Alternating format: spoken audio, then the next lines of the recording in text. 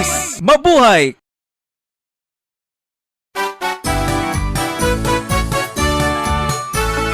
Tulong sama-sama para tayong umunlad sa pagsasaka.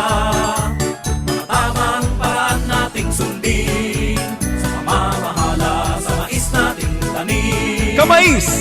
Tulong sama-sama sa bandang huli mas tataas ang kita. Gaganda ang ating pamayanan, tiyak na unlad ang ating bayan. Kamais! Mabuhay! Kamais!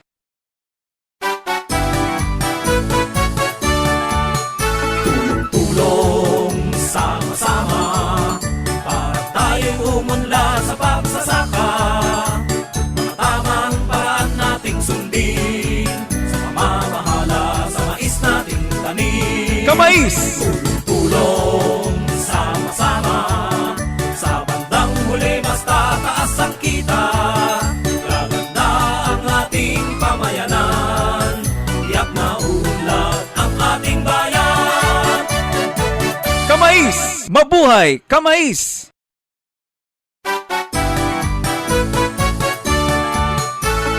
Tulong sama-sama para tayong umunlad sa pagsasaka. Ang sundin sa mais na tanim. Tulong sama-sama sa bandang huli mas tataas ang kita. Gaganda ang ating pamayanan, tiyak na unlad ang ating bayan. Kamais! Mabuhay! Kamais!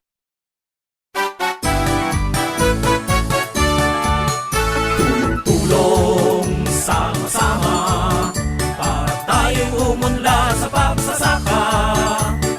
Tamang paraan nating sundin sa pamamahala sa mais nating tanim. Kamais! Tulong sama-sama sa bandang huli mas tataas ang kita. Gaganda ang ating pamayanan, tiyak na unlad ang ating bayan. Kamais! Mabuhay! Kamais!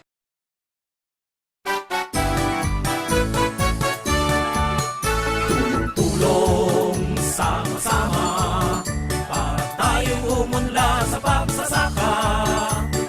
Tamang paraan nating sundin sa pamamahala sa mais nating tanim. Kamais! Tulong sama-sama sa bandang huli mas tataas ang kita. Gaganda ang ating pamayanan, tiyak na unlad ang ating bayan.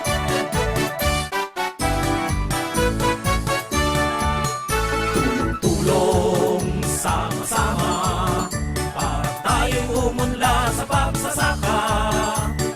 Tamang paraan nating sundin sa pamamahala sa mais nating tanim. Kamais!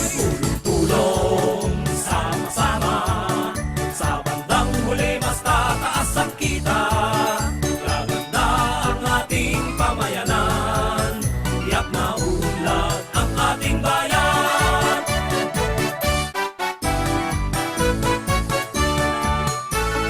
Tulong sama-sama para tayong umunlad sa pagsasaka. Tamang paraan nating sundin sa pamamahala sa mais nating tanim. Kamais! Tulong sama-sama sa bandang huli mas tataas ang kita. Gaganda ang ating pamayanan, tiyak na unlad ang ating bayan.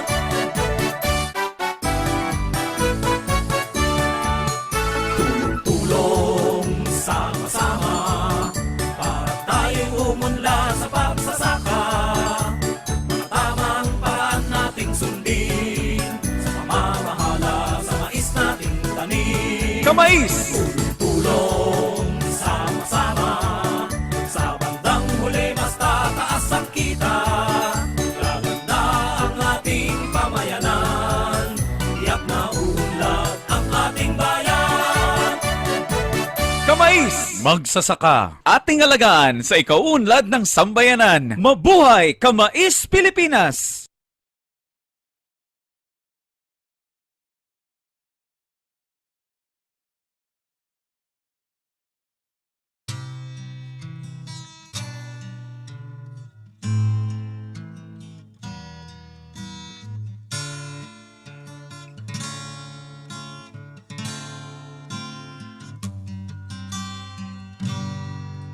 Sikoy ko kamighimo to langit.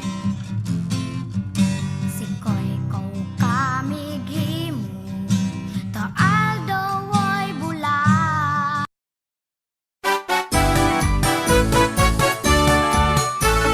Tulong sama-sama sa pagsasaka. Tamang paraan nating sundin sa pamamahala sa mais nating tanim. Kamais! Tulong sama-sama sa bandang huli basta taas ang kita. Gaganda ang ating pamayanan, tiyak na uunlad ang ating bayan. Kamais! Mabuhay Kamais!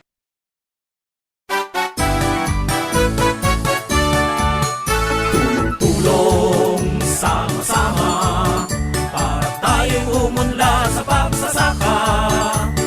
Tamang paraan nating sundin sa pamamahala sa mais nating tanim. Kamais! Tulong sama-sama sa bandang huli basta taas ang kita. Gaganda ang ating pamayanan, tiyak na uunlad ang ating bayan. Kamais! Mabuhay Kamais!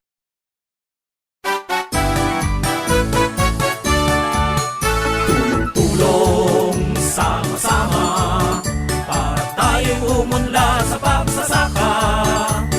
Tamang paraan nating sundin sa pamamahala sa mais nating tanim. Kamais!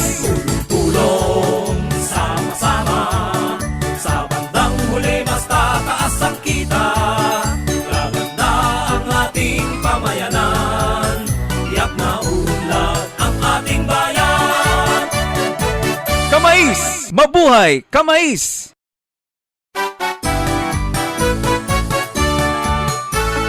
Tulong sama-sama para tayong umunlad sa pagsasaka. Tamang paraan nating sundin sa pamamahala sa mais nating tanim. Kamais! Tulong sama-sama sa bandang huli basta taas ang kita. Gaganda ang ating pamayanan, tiyak na uunlad ang ating bayan. Kamais! Mabuhay Kamais!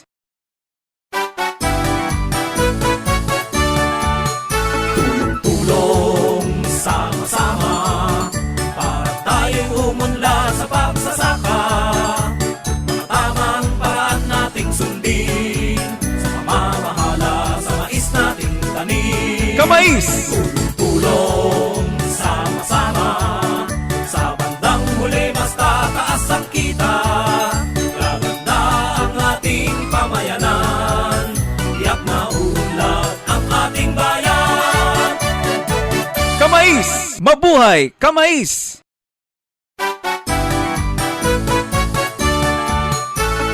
Tulong sama-sama para tayong umunlad sa pagsasaka.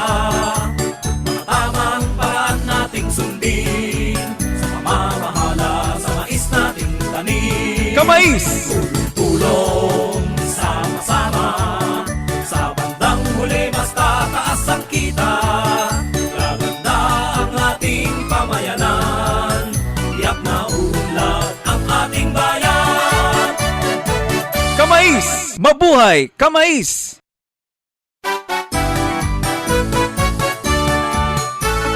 Tulong sama-sama para tayong umunlad sa pagsasaka. Tamang paraan nating sundin sa pamamahala sa mais nating tanim. Kamais! Tulong sama-sama, sa bandang huli basta taas ang kita. Gaganda ang ating pamayanan, tiyak na ulan ang ating bayan. Umunlad sa Kamais! Mabuhay! Kamais!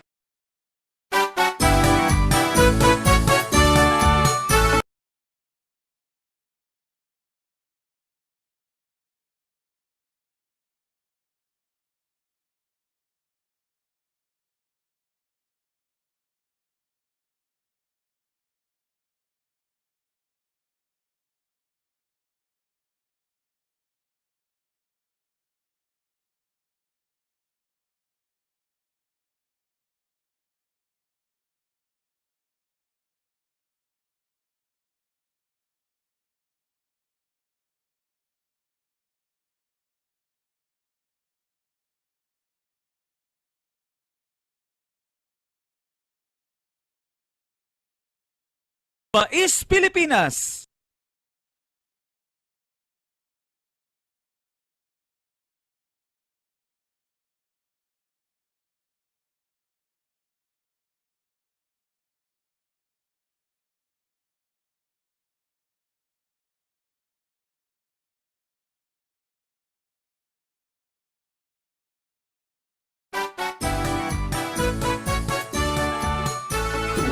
tulong sama-sama, para tayong umunlad sa pagsasaka. Tamang paraan nating sundin, sa pamamahala sa mais nating tanim. Kamais! Tulong sama-sama, sa bandang huli basta taas ang kita. Gaganda ang ating pamayanan, tiyak na unlad ang ating bayan.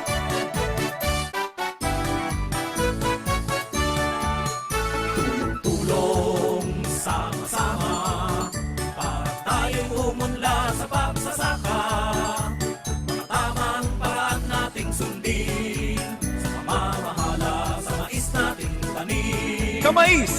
Tulong sama-sama, sa bandang huli basta taas ang kita. Gaganda ang ating pamayanan, tiyak na unlad. Tulong sama-sama, para tayong umunlad sa pagsasaka. Tamang paraan nating sundin, sa pamamahala sa mais nating tanim. Kamais! Tulong sama-sama, sa bandang huli basta taas ang kita. Gaganda ang ating pamayanan, tiyak na unlad ang ating bayan. Kamais! Mabuhay! Kamais!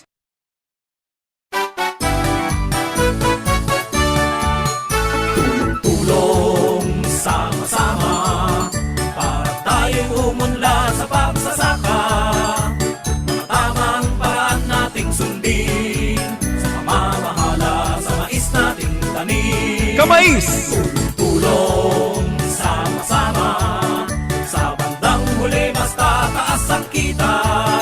Gaganda ang ating pamayanan, tiyak na unlad ang ating bayan.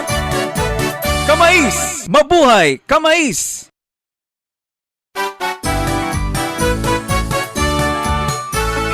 Tulong sama-sama, para tayong umunlad sa pagsasaka. Tamang paraan nating sundin, sa pamamahala sa mais nating tanim. Kamais! Tulong sama-sama, sa bandang huli basta taas ang kita. Gaganda ang ating pamayanan, tiyak na unlad ang ating bayan. Kamais! Mabuhay! Kamais!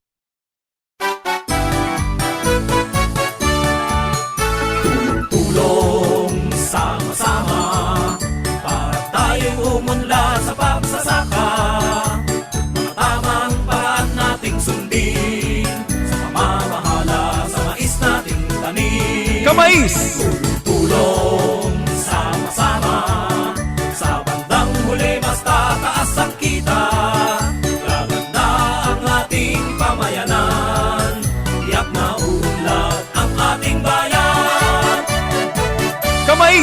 Mabuhay Kamais!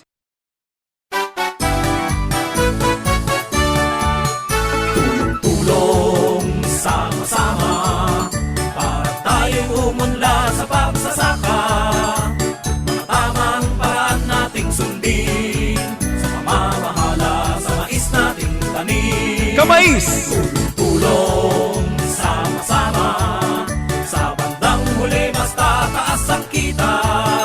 Gaganda ang ating pamayanan, tiyak na unlad ang ating bayan. Kamais! Mabuhay Kamais!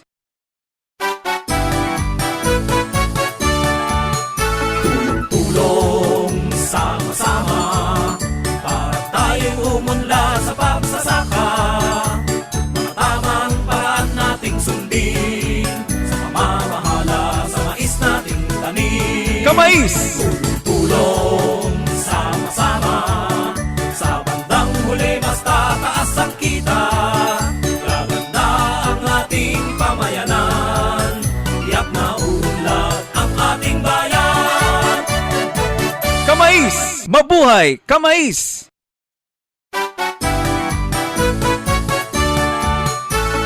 Tulong sama-sama para tayong umunlad sa pagsasaka.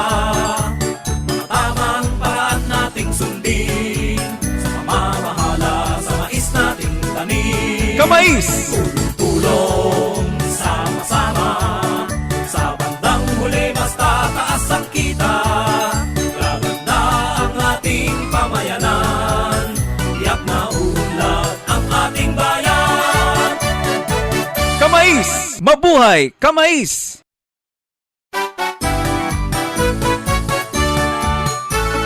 Tulong sama-sama para tayong umunlad sa pagsasaka.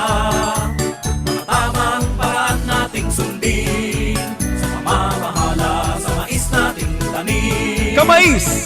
Tulong sama-sama sa bandang huli mas tataas ang kita. Gaganda ang ating pamayanan, tiyak na unlad ang ating bayan. Kamais! Mabuhay Kamais!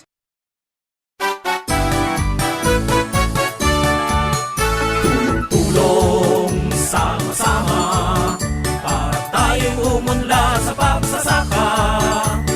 Tamang paraan nating sundin sa pamamahala sa mais nating tanim. Kamais! Tulong sama-sama sa bandang huli mas tataas ang kita. Gaganda ang ating pamayanan, tiyak na unlad ang ating bayan. Kamais! Mabuhay Kamais!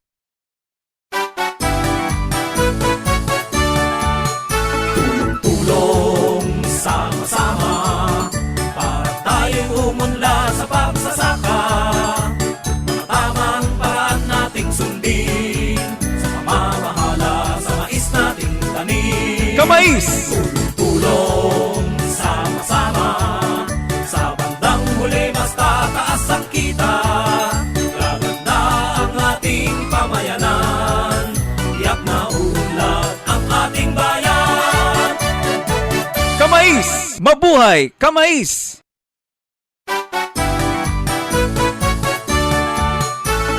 Tulong sama-sama para tayong umunlad sa pagsasaka. Tamang paraan nating sundin sa pamamahala sa mais nating tanim. Kamais! Tulong sama-sama sa bandang huli mas tataas ang kita. Gaganda ang ating pamayanan, tiyak na unlad ang ating bayan. Kamais! Mabuhay Kamais!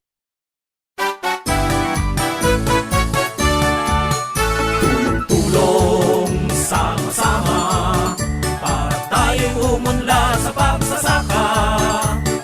Tamang paraan nating sundin sa pamamahala sa mais nating tanim. Kamais! Tulong sama-sama sa bandang huli mas tataas ang kita. tiyak na unlad ang ating bayan. Kamais! Mabuhay! Kamais!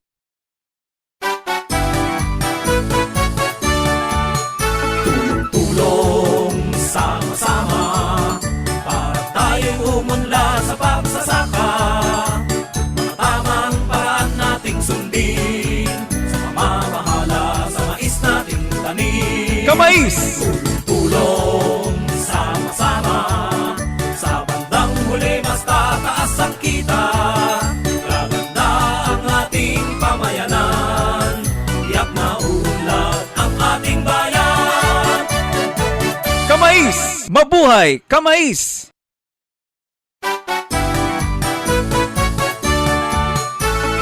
Tulong sama-sama para tayong umunlad sa pagsasaka. Mga tamang paraan nating sundin sa pamamahala sa mais nating tanim. Kamais! Tulong sama-sama sa bandang huli mas tataas ang kita. Gaganda ang ating pamayanan, tiyak na unlad ang ating bayan. Kamais! Mabuhay! Kamais!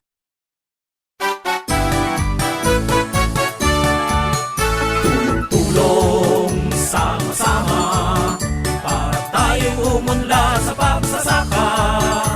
Mga tamang paraan nating sundin sa pamamahala sa mais nating tanim. Kamais!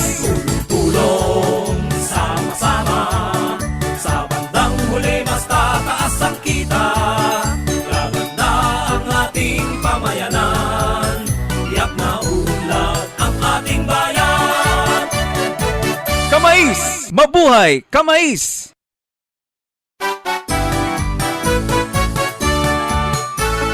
Tulong sama-sama para tayong umunlad sa pagsasaka.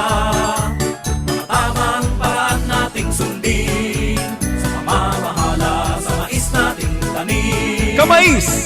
Tulong sama-sama sa bandang huli mas tataas ang kita.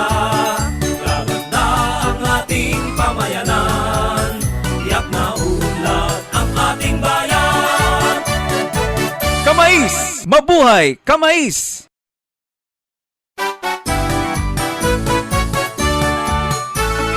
Tulong sama-sama para tayong umunlad sa pagsasaka. Mga tamang paraan nating sundin sa pamamahala sa mais nating tanim. Kamais! Tulong sama-sama sa bandang huli.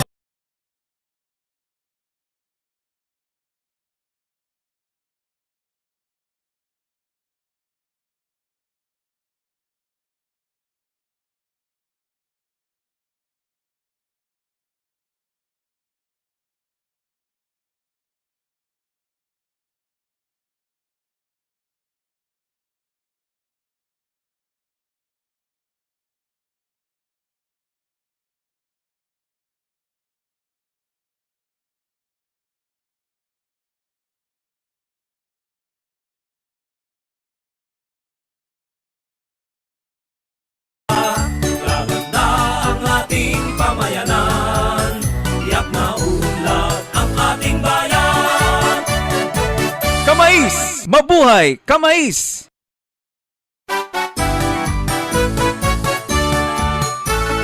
Tulong sama-sama para tayong umunlad sa pagsasaka.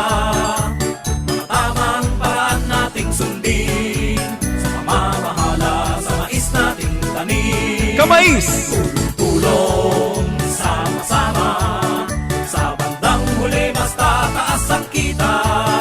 Gaganda ang ating pamayanan, tiyak na unlad ang ating bayan. Kamais! Mabuhay! Kamais!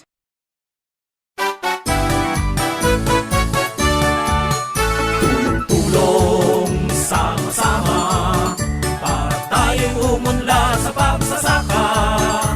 Mga tamang paraan nating sundin sa pamamahala sa mais nating tanim. Kamais! Kamais! Tulong sama-sama, sa bandang huli mas tataas ang kita. Gaganda ang ating pamayanan, tiyak na unlad ang ating bayan. Kamais! Mabuhay! Kamais!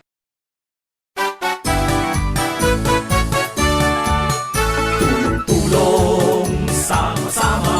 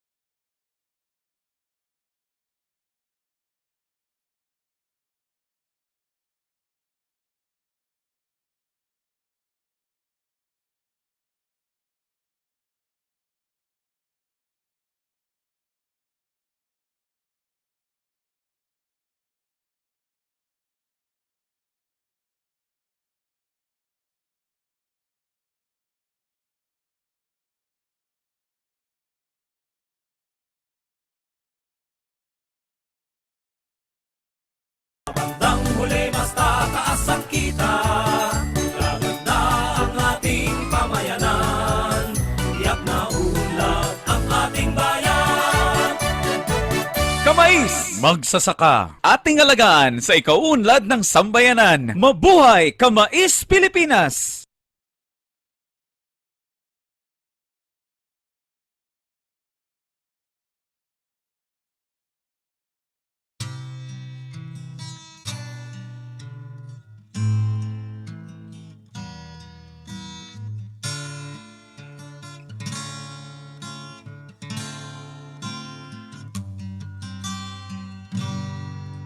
Sikoy ko kamighimo tola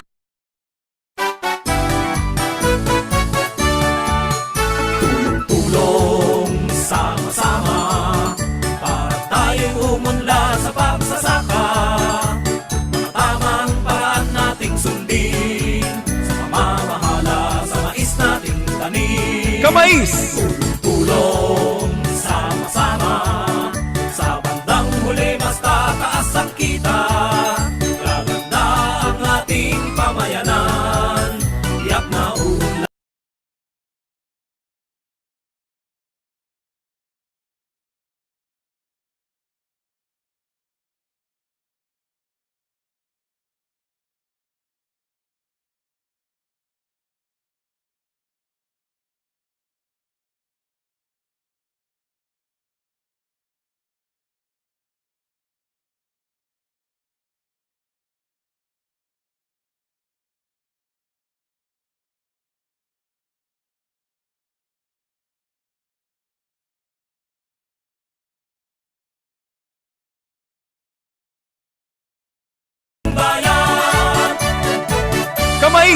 Mabuhay Kamais!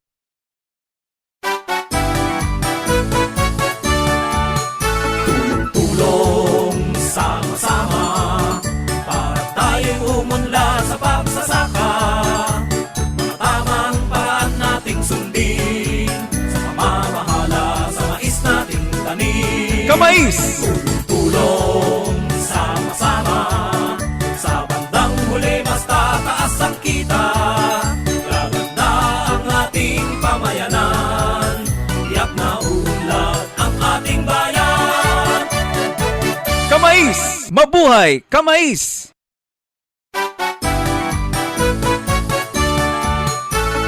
Tulong sama-sama para tayong umunlad sa pagsasaka.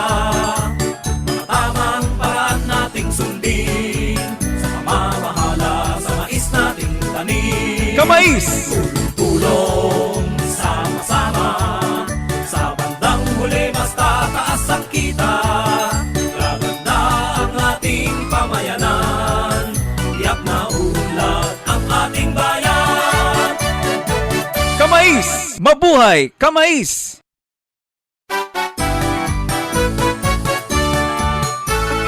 Tulong sama-sama para tayong umunlad sa pagsasaka. Mga tamang paraan nating sundin sa pamamahala sa mais nating tanim. Kamais! Tulong sama-sama sa bandang huli basta taas ang kita. Gaganda ang ating pamayanan, tiyak na uunlad ang ating bayan. Kamais! Mabuhay Kamais!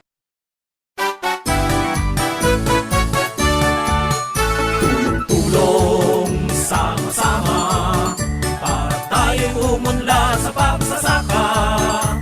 Mga tamang paraan nating sundin sa pamamahala sa mais nating tanim. Kamais! Tulong sama-sama sa bandang huli basta taas ang kita. Gaganda ang ating pamayanan, tiyak na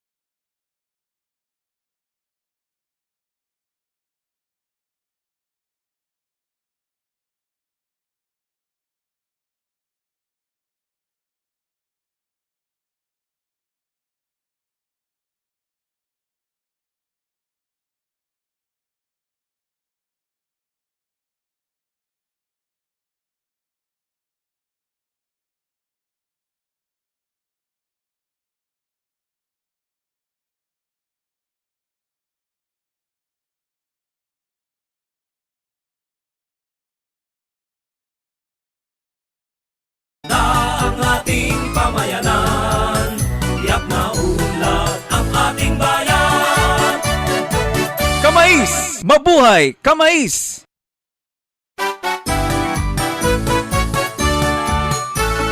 Tulong sama-sama para tayo'y umunlad sa pagsasaka.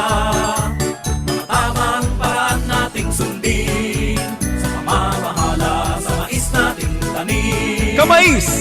Tulong sama-sama sa bandang huli basta taas ang kita.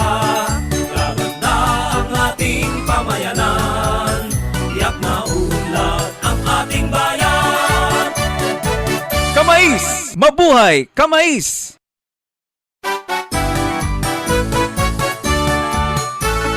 Tulong sama-sama para tayo'y umunlad sa pagsasaka.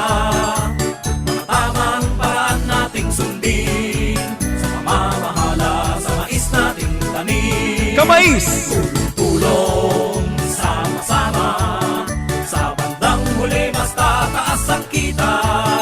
Gaganda ang ating pamayanan, tiyak na unlad ang ating bayan. Kamais! Mabuhay Kamais!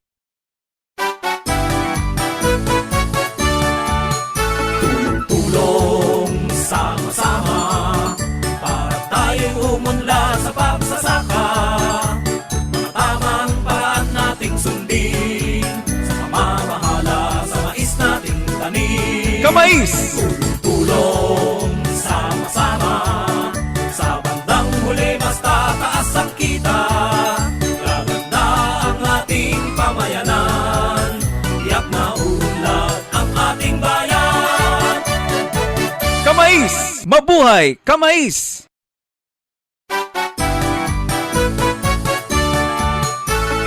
Tulong sama-sama para tayo'y umunlad sa pagsasaka. Mga tamang paraan nating sundin sa pamamahala sa mais nating tanim. Kamais! Tulong sama-sama sa bandang huli basta taas ang kita. Gaganda ang ating pamayanan, tiyak na unlad ang ating bayan. Kamais! Mabuhay Kamais!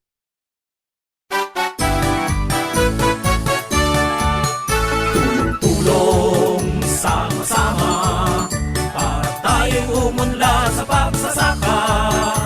Mga tamang paraan nating sundin sa pamamahala sa mais nating tanim. Kamais! Tulong sama-sama sa bandang huli basta taas ang kita.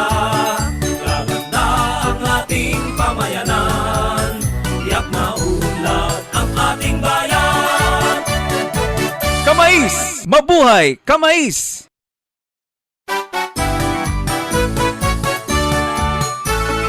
Tulong sama-sama para tayo'y umunlad sa pagsasaka. Mga tamang paraan nating sundin sa pamamahala sa mais nating tanim. Kamais! Tulong sama-sama sa bandang huli basta taas ang kita. Gaganda ang ating pamayanan, tiyak na unlad ang ating bayan. Kamais! Mabuhay Kamais!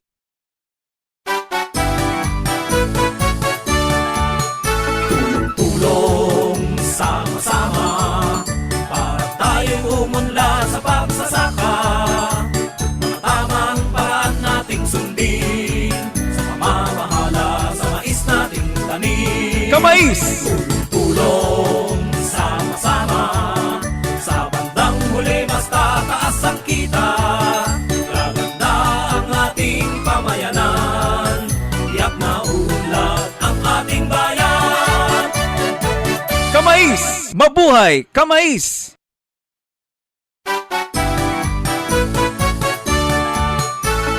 Tulong sama-sama para tayo'y umunlad sa pagsasaka. Mga tamang paraan nating sundin sa pamamahala sa mais nating tanim. Kamais! Tulong sama-sama sa bandang huli basta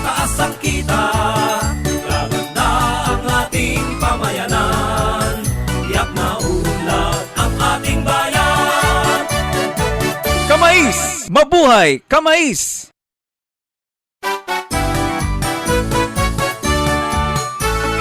Tulong sama-sama para tayong umunlad sa pagsasaka. Tamang paraan nating sundin sa pamamahala sa mais nating tanim. Kamais! Tulong sama-sama sa bandang huli mas tataas ang kita. Gaganda ang ating pamayanan, tiyak na unlad ang ating bayan. Kamais! Mabuhay Kamais!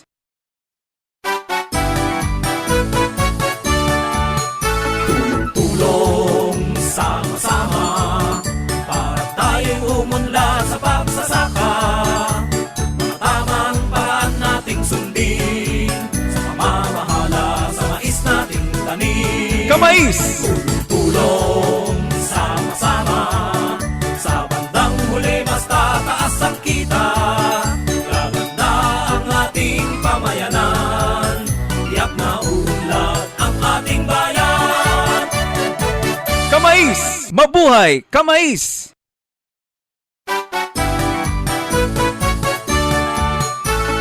Tulong sama-sama para tayong umunlad sa pagsasaka. Tamang paraan nating sundin sa pamamahala sa mais nating tanim. Kamais! Tulong sama-sama sa bandang huli mas tataas ang kita. Gaganda ang ating pamayanan, tiyak na unlad ang ating bayan. Kamais! Mabuhay Kamais!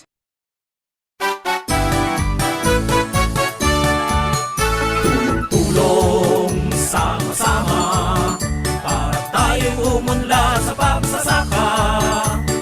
Tamang paraan nating sundin sa pamamahala sa mais nating tanim. Kamais! Tulong sama-sama sa bandang huli mas tataas ang kita. Gaganda ang ating pamayanan, tiyak na unlad ang ating bayan. Kamais! Mabuhay Kamais!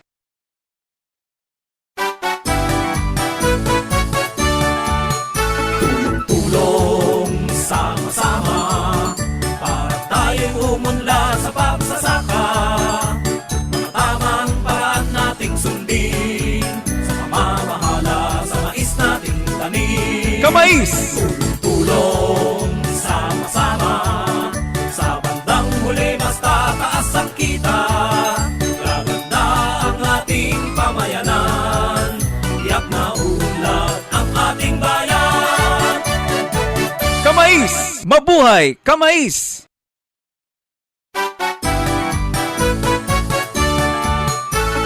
Tulong sama-sama para tayong umunlad sa pagsasaka. Tamang paraan nating sundin sa pamamahala sa mais nating tanim. Kamais! Tulong sama-sama sa bandang huli mas tataas ang kita. Gaganda ang ating pamayanan, tiyak na unlad ang ating bayan. Kamais! Mabuhay Kamais!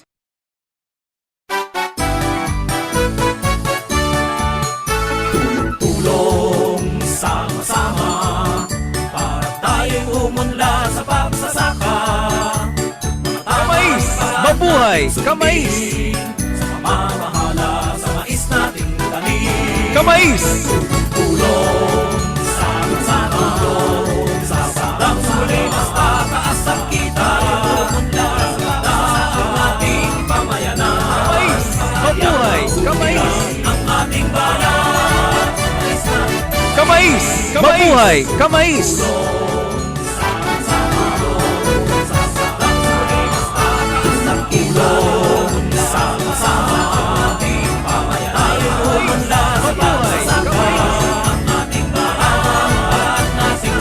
Kamais! Mabuhay Kamais! Kamais!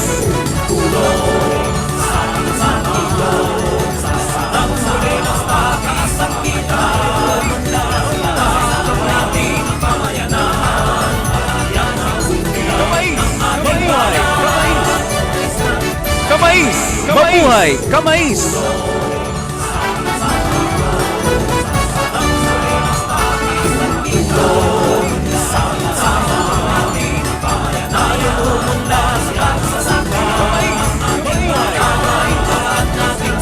Kamais! Mabuhay Kamais!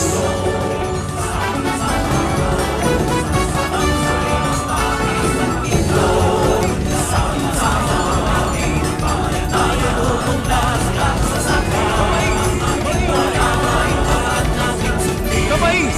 Mabuhay Kamais!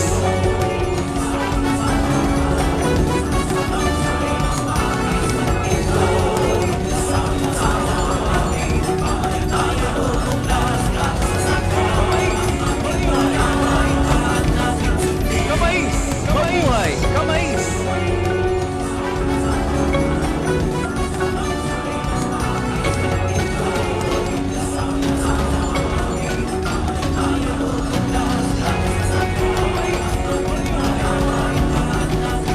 Kamais!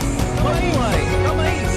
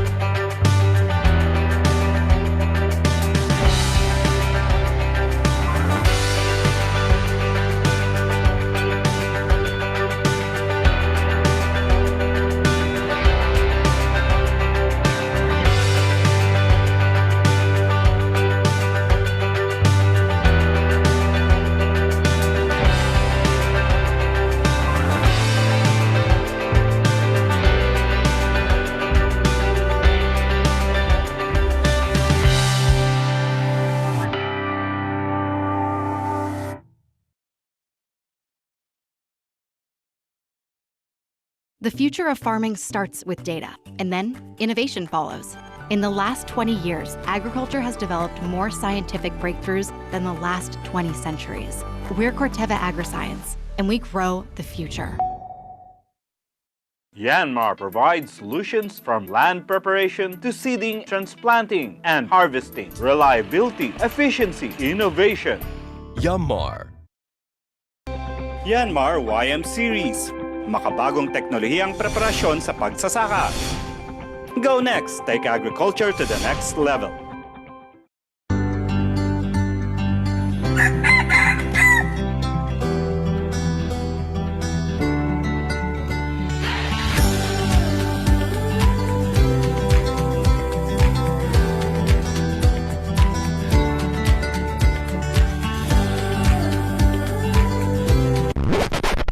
Paano kaya kung ordinaryong binhi lamang ang pananim kong mais? May panglaban din kaya sa fall armyworm? Sa isang iglap ay pwedeng maglaho ang mga pangarap at pinaghirapan mo kapag napabayaan ng fall armyworm o FAW sa iyong maisan. Ano ang FAW? Ang fall armyworm o Spodoptera frugiperda na mas kilala sa tawag na FAW ay isang bagong species ng mapaminsalang peste na nanggaling sa Katimugang Amerika at kasalukuyang lumalaganap at naninira ng mga pananim sa iba't ibang panig ng daigdig, kabilang na ang Pilipinas. Ang pangunahing pagkain ng FAW ay mais, bukod pa sa ibang uri ng pananim tulad ng palay, tubo, bulak, patatas at marami pa. Kung mapapabayaan, maaari itong magdulot ng 60% yield loss o higit pa. Ayon sa mga eksperto, ang fall armyworm ay may kakayahang magparami sa mabilis na panahon. Ang isang adult FAW ay nanganganak na mahigit 100 hanggang 200 itlog na kadalasang makikita sa ilalim ng mga dahon o sanga ng mais na pinakamalapit sa lupa. Matapos mapisa ang mga itlog, ito ay nagiging higad at nagsisimulang umatake sa mga dahon at unti-unting gagapang sa mga bunga hanggang tuluyan ng kainin ang pananim na mais. Pagmasdan ng time-lapse video na ito kung gaano kabilis sirain ng FAW ang pananim sa loob lamang ng ilang oras. Ang mga adult FAW ay nagiging gamo-gamo at may kakayahang lumipad ng 100 kilometro kada gabi at nagpapalipat-lipat at naninira ng ekta-ektaryang taniman. Dahil kadalasan gabi ang pag-atake nito, lubhang mahirap ang pagkontrol ng fall armyworm. Sa pag-aaral ng mga dalubhasa, may iba't ibang paraan ng pagkontrol sa fall armyworm. Cultural control. Ito ay ginagamitan ng kombinasyon ng biological, mechanical at natural na pamamaraan upang kontrolin ang pagdami ng populasyon ng FAW. Chemical control. Ito ang paggamit ng mga rehistradong kemikal mula sa Fertilizer and Pesticide Authority o FPA bilang pamuksa sa fall armyworm. Varietal control. Ito ay tumutukoy sa pagtatanim ng mga resistant hybrids na may kakayahang labanan ng mga peste at iba't ibang sakit ng halaman. May tuturing itong praktikal at madaling pamamaraan laban sa FAW. Nandito na ang iyong tagapagtanggol laban sa FAW. DeKalb VT Double Pro Rip Complete. Ang VT Double Pro ay ang kauna-unahang produkto ng bioteknolohiya sa buong mundo at tanging Plant Incorporated Protectant o PIP na aprobado ng Fertilizer and Pesticide Authority at matatagpuan sa mga DeKalb hybrids. Ang taglay nitong dalawang protina na Cry-1A.105 at Cry-2AB2 ay may kakayahang protektahan ng mais laban sa fall armyworm, pati na rin ang iba pang insekto katulad ng corn earworm, Asian corn borer, at common cutworm. Ang ibig sabihin nito, ang pagtatanim ng DeKalb ang pinakapraktikal at epektibong paraan upang labanan ng fall armyworm na hindi na nangangailangan pa ng dagdag gastos para sa mga kemikal na pangkontrol. Base sa aktwal na pagbisita at pagsusuri sa mga maisan, makikita ang higit na pinsala ng FAW sa mga pananim na mais na hindi nagtataglay ng VT Double Pro. Kumpara sa halaman ng DeKalb na malinis sa mga dahon at bunga, palatandaan na hindi ito inaatake ng FAW. Sa DeKalb VT Double Pro Rib Complete, kitang-kita ang pagkakaiba at siguradong makakatulog ka na mahimbing ng walang alalahanin para sa iyong mga pananim. Dahil sa DeKalb, FAW ang aayaw. Buyer.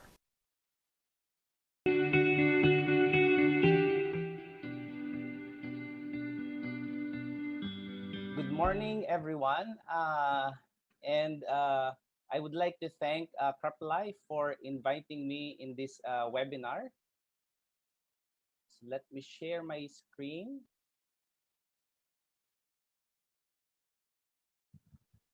I will be discussing fall armyworm and insect resistance management. Brian, can you confirm?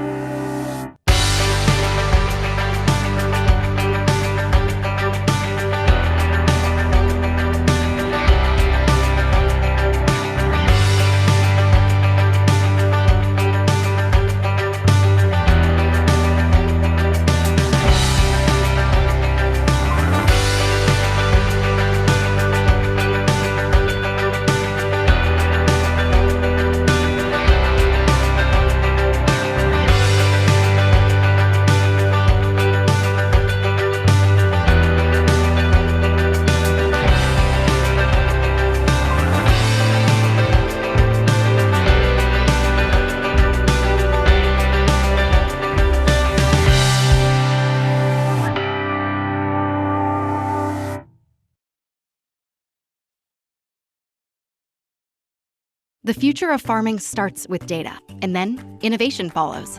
In the last 20 years, agriculture has developed more scientific breakthroughs than the last 20 centuries. We're Corteva Agriscience, and we grow the future. Yanmar provides solutions from land preparation to seeding, transplanting, and harvesting. Reliability, efficiency, innovation. Yanmar. Yanmar YM Series. Makabagong teknolohiyang preparasyon sa pagsasaka. Go next! Take agriculture to the next level.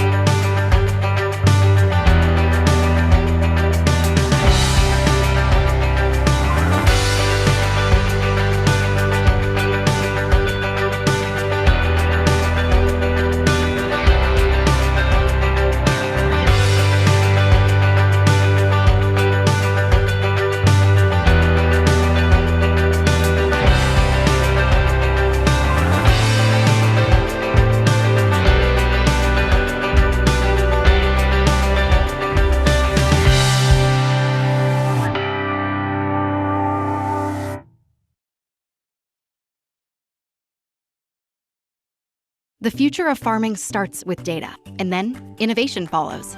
In the last 20 years, agriculture has developed more scientific breakthroughs than the last 20 centuries. We're Corteva Agriscience, and we grow the future.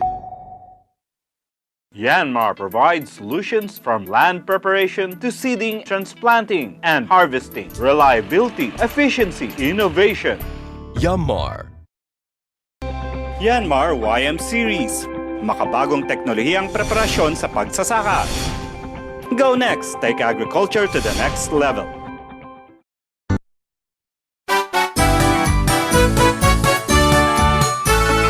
Tulong sama-sama para tayong umunlad sa pagsasaka.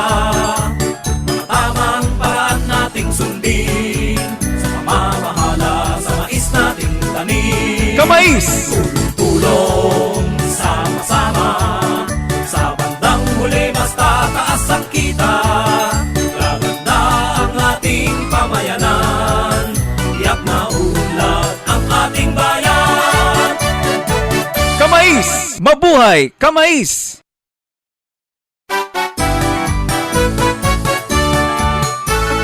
Tulong sama-sama para tayong umunlad sa pagsasaka. Tamang paraan nating sundin sa pamamahala sa mais nating tanim. Kamais! Tulong sama-sama sa bandang huli mas tataas ang kita. Gaganda ang ating pamayanan, tiyak na unlad ang ating bayan. Kamais! Mabuhay! Kamais!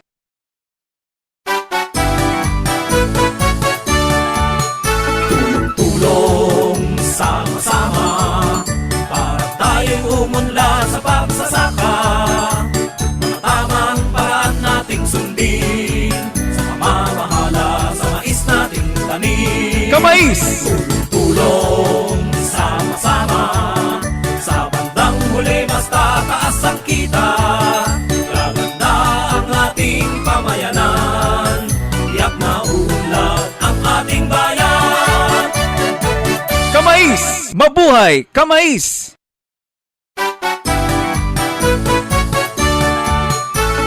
Tulong sama-sama para tayong umunlad sa pagsasaka.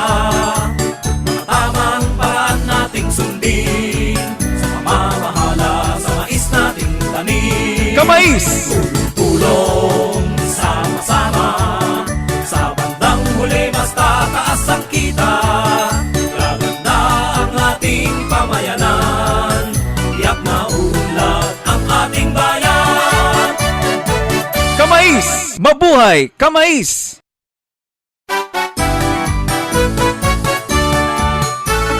Tulong sama-sama para tayong umunlad sa pagsasaka. Tamang paraan nating sundin sa pamamahala sa mais nating tanim. Kamais! Tulong sama-sama sa bandang huli mas tataas ang kita. Gaganda ang ating pamayanan, tiyak na unlad ang ating bayan. Kamais! Mabuhay! Kamais!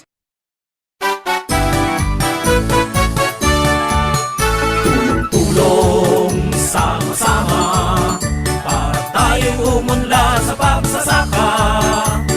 Tamang paraan nating sundin sa pamamahala sa mais nating tanim. Kamais! Tulong sama-sama sa bandang huli mas tataas ang kita. Gaganda ang ating pamayanan, tiyak na unlad ang ating bayan. Kamais! Mabuhay! Kamais!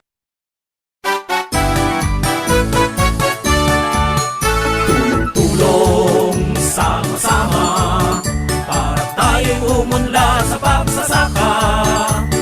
Tamang paraan nating sundin sa pamamahala sa mais nating tanim. Kamais! Tulong sama-sama sa bandang huli mas tataas ang kita. Gaganda ang ating pamayanan, tiyak na unlad ang ating bayan. Kamais! Mabuhay! Kamais!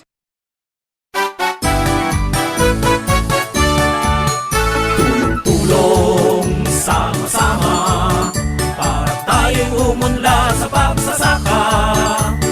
Tamang paraan nating sundin sa pamamahala sa mais Kamais! Tulong sama-sama sa bandang huli mas tataas ang kita. Gaganda ang ating pamayanan, tiyak na unlad ang ating bayan. Kamais! Mabuhay! Kamais!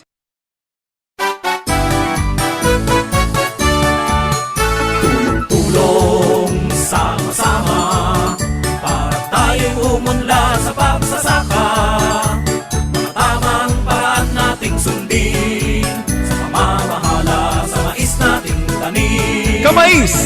Tulong sama-sama sa bandang huli mas tataas ang kita. Gaganda ang ating pamayanan, tiyak na unlad ang ating bayan. Kamais! Mabuhay! Kamais!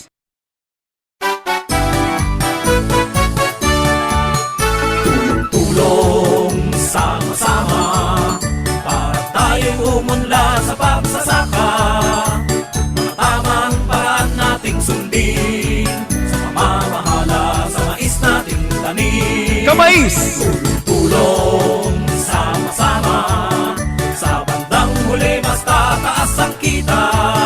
Gaganda ang ating pamayanan, tiyak na unlad ang ating bayan.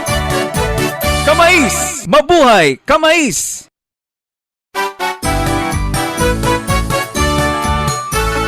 Tulong sama-sama para tayong umunlad sa pagsasaka. Mga tamang paraan nating sundin sa pamamahala sa mais nating tanim. Kamais! Tulong sama-sama sa bandang huli mas tataas ang kita. Gaganda ang ating pamayanan, tiyak na unlad ang ating bayan. Kamais! Mabuhay! Kamais!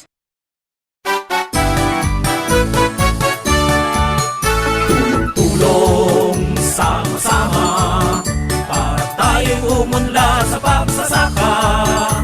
Mga tamang paraan nating sundin sa pamamahala sa mais nating tanim. Kamais! Tulong sama-sama sa bandang huli mas tataas ang kita. Gaganda ang ating pamayanan, tiyak na unlad ang ating bayan. Kamais! Mabuhay! Kamais!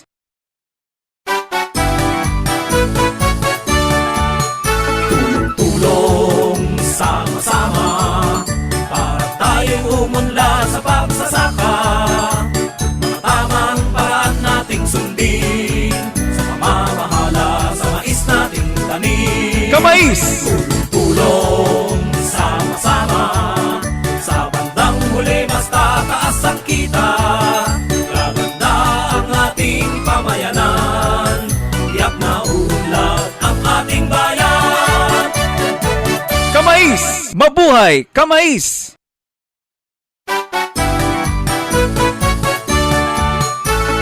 Tulong sama-sama para tayong umunlad sa pagsasaka. Mga tamang paraan nating sundin sa pamamahala sa mais nating tanim. Kamais! Tulong sama-sama sa bandang huli mas tataas ang kita. Gaganda ang ating pamayanan, tiyak na unlad ang ating bayan. Kamais! Mabuhay! Kamais!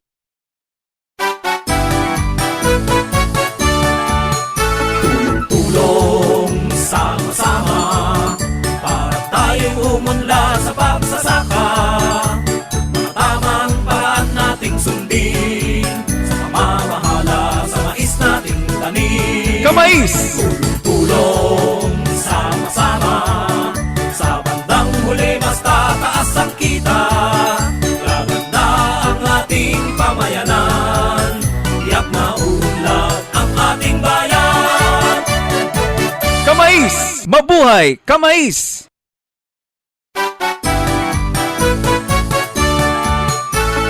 Tulong sama-sama para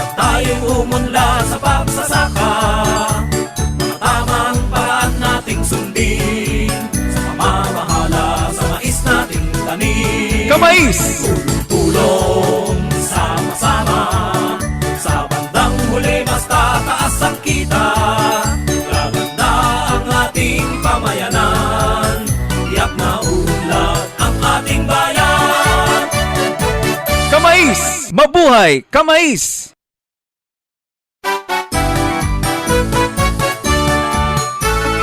Tulong sama-sama para tayong umunlad sa pagsasaka. Mga tamang paraan nating sundin sa pamamahala sa mais nating tanim. Kamais! Tulong sama-sama sa bandang huli basta taas ang kita. Gaganda ang ating pamayanan, tiyak na unlad ang ating bayan. Kamais! Mabuhay! Kamais!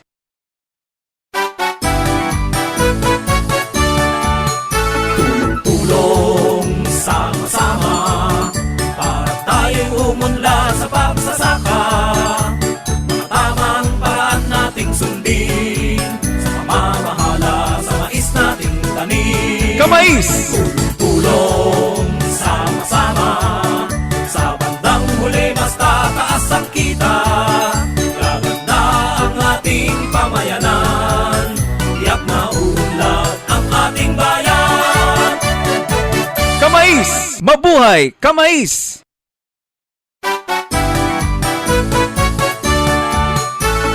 Tulong sama-sama para tayong umunlad sa pagsasaka. Mga tamang paraan nating sundin sa pamamahala sa mais nating tanim. Kamais!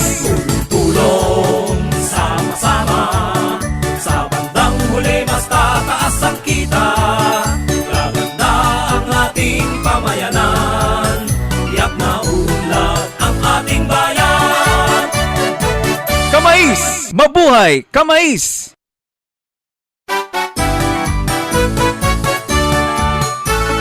Tulong sama-sama para tayong umunlad sa pagsasaka. Mga tamang paraan nating sundin sa pamamahala sa mais nating tanim. Kamais! Tulong sama-sama sa bandang huli basta taas ang kita. Gaganda ang ating pamayanan, tiyak na unlad ang ating bayan. Kamais! Mabuhay! Kamais!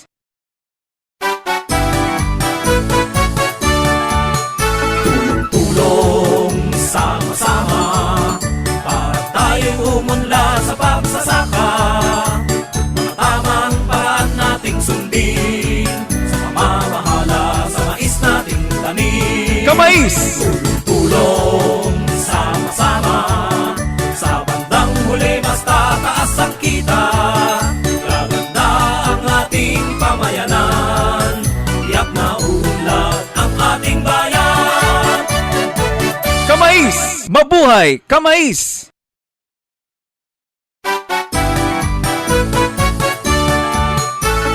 Tulong sama-sama para tayong umunlad sa pagsasaka. Mga tamang paraan nating sundin sa pamamahala sa mais nating tanim. Kamais! Tulong sama-sama sa bandang huli basta taas ang kita. Gaganda ang ating pamayanan, tiyak na unlad ang ating bayan. Kamais! Mabuhay! Kamais!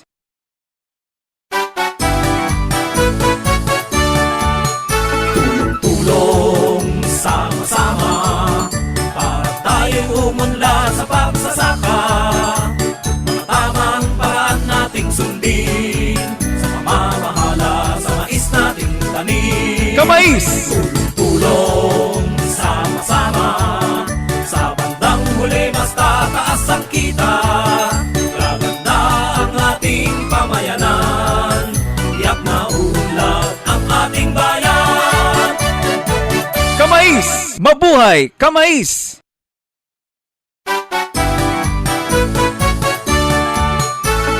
Tulong sa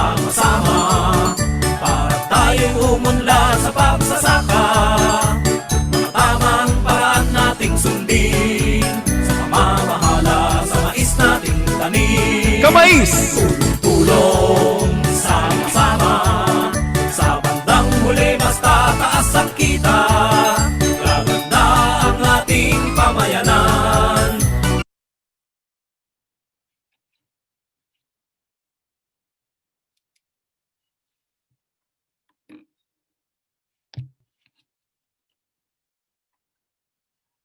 Welcome po sa ating 16th Philippine National Corn Congress.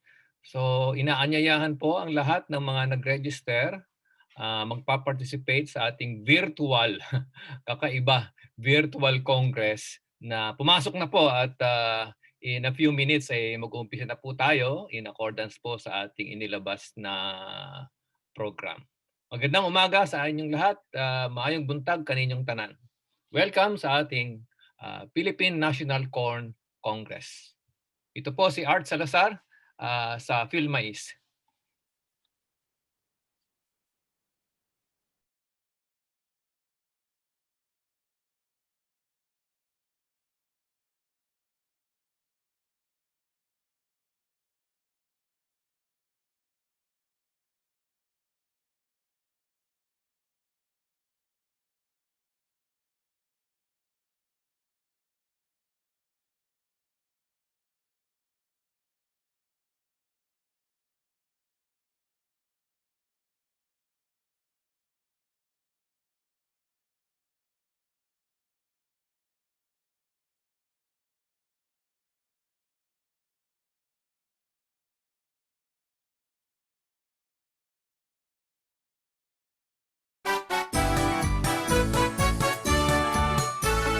Tulong, sama-sama.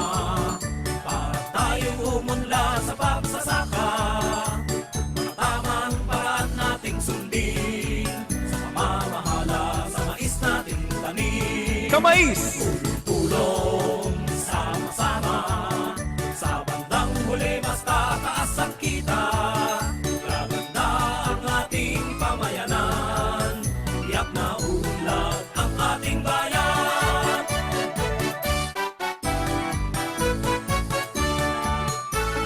Tulong, sama-sama. Para tayong umunlad sa pagsasaka. Mga tamang paraan nating sundin.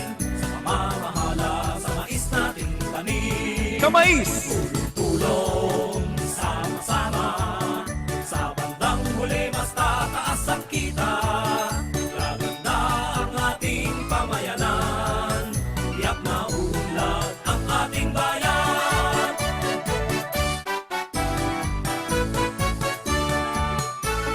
Tulong, sama-sama. Para tayong umunlad sa pagsasaka. Mga tamang paraan nating sundin. Sa pamamahala, sa mais nating tanim. Kamais! Tulong, sama-sama. Sa bandang huli, basta taas ang kita. Gaganda ang ating pamayanan. Tiyak na unlad ang ating bayan.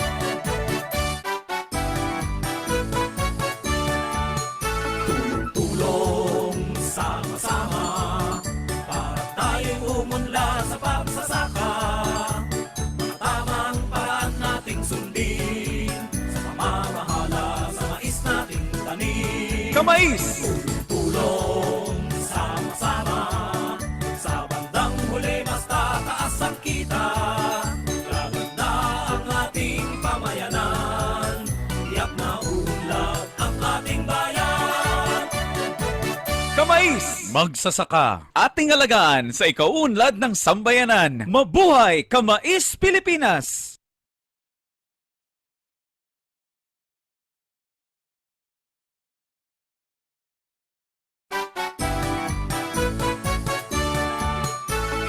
Tulong, sama-sama. Para tayong umunlad sa pagsasaka. Mga tamang paraan nating sundin. Sa pamamahala, sa mais nating tanim. Kamais! Tulong, sama-sama. Sa bandang huli, basta taas ang kita. Gaganda ang ating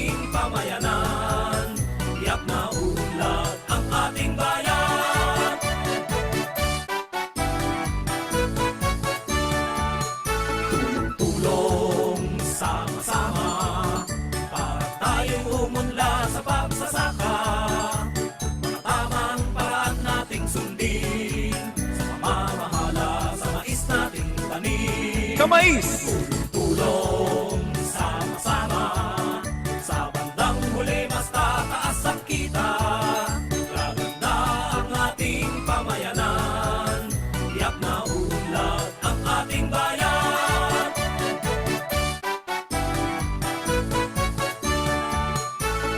Tulong sama-sama, para tayong umunlad sa pagsasaka. Mga tamang paraan nating sundin, sa pamamahala sa mais nating tanim. Kamais! Tulong sama-sama, sa bandang huli mas tataas ang kita. Gaganda ang ating pamayanan, tiyak na unlad ang ating bayan.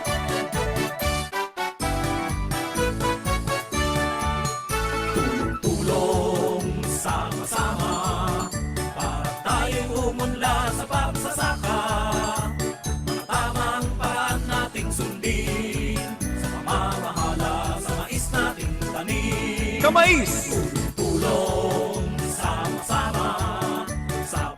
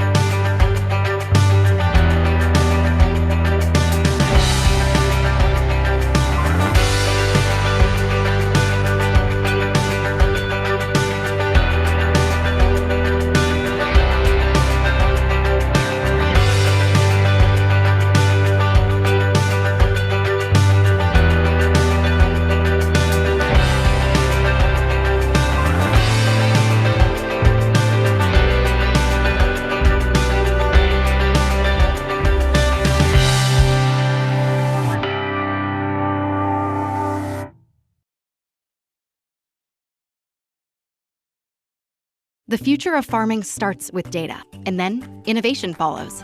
In the last 20 years, agriculture has developed more scientific breakthroughs than the last 20 centuries. We're Corteva Agriscience, and we grow the future. Yanmar provides solutions from land preparation to seeding, transplanting, and harvesting. Reliability, efficiency, innovation. Yanmar. Yanmar YM Series. Makabagong teknolohiyang preparasyon sa pagsasaka. Go next, take agriculture to the next level.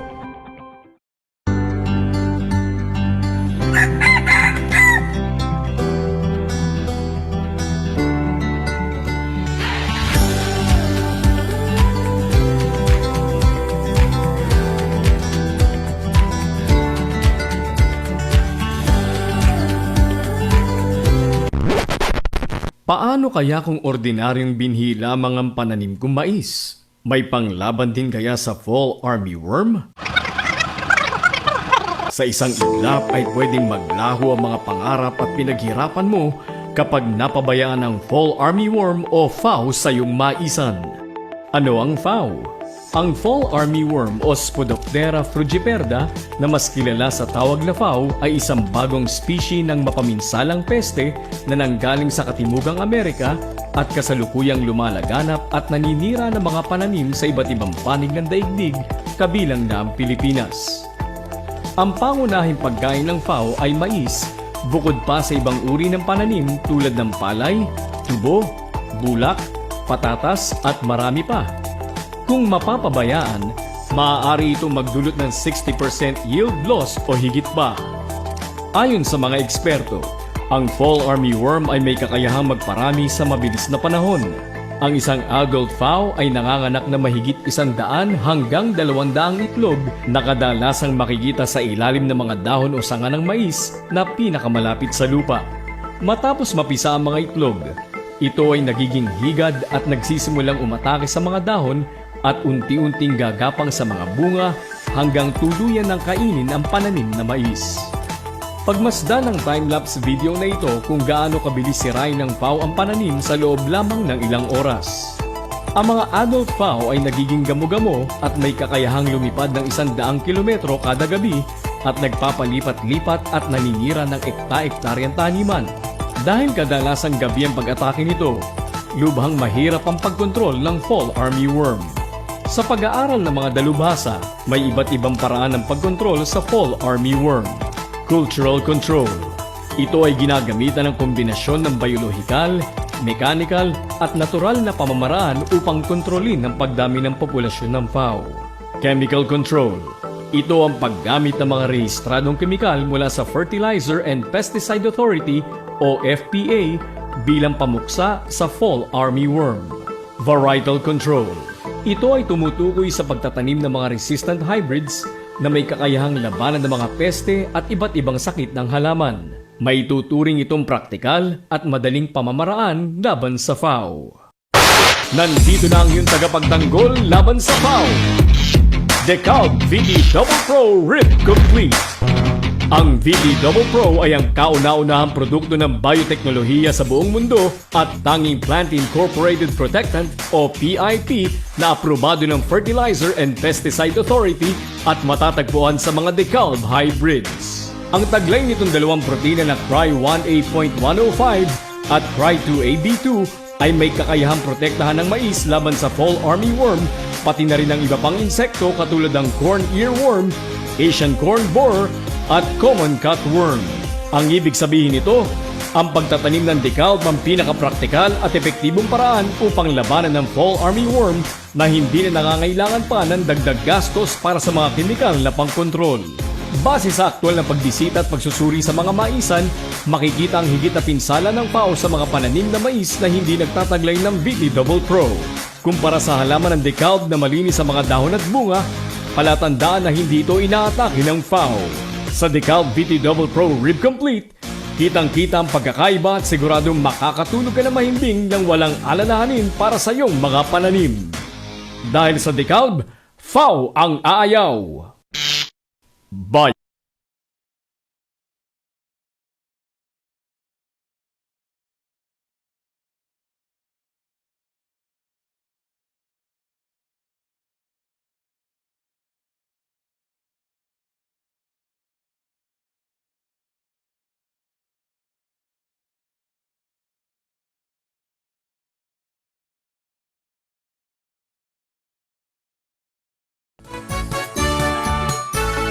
Tulong sama-sama para tayong umunlad sa pagsasaka. Tamang paraan nating sundin sa pamamahala sa mais nating tanim. Kamais! Tulong sama-sama sa bandang huli mas tataas ang kita. Gaganda ang ating pamayanan, tiyak na unlad ang ating bayan.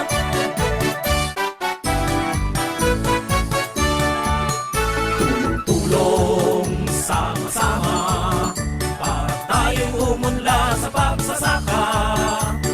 Tamang paraan nating sundin sa pamamahala sa mais nating tanim. Kamais! Tulong sama-sama sa bandang huli mas tataas ang kita. Gaganda ang ating pamayanan, tiyak na unlad ang ating bayan.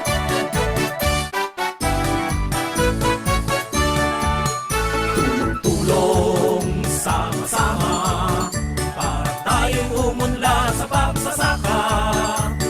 Tamang paraan nating sundin sa pamamahala sa mais nating tanim. Kamais! Tulong sama-sama sa bandang huli mas tataas ang kita. Gaganda ang ating pamayanan, tiyak na unlad ang ating bayan.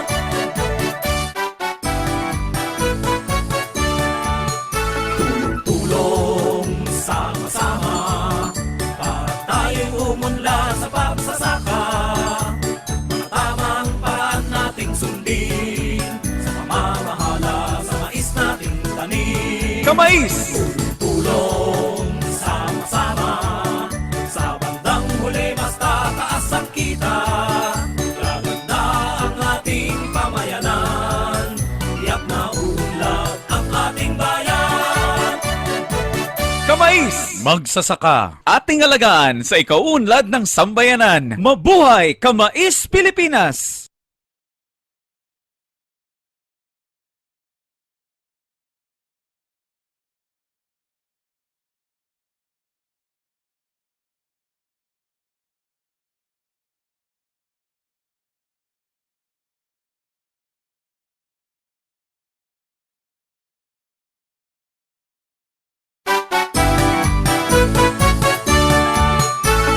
Tulong sama-sama para tayong umunlad sa pagsasaka. Tamang paraan nating sundin sa pamamahala sa mais nating tanim. Kamais! Tulong sama-sama sa bandang huli mas tataas ang kita. Gaganda ang ating pamayanan, tiyak na unlad ang ating bayan. Kamais! Mabuhay Kamais!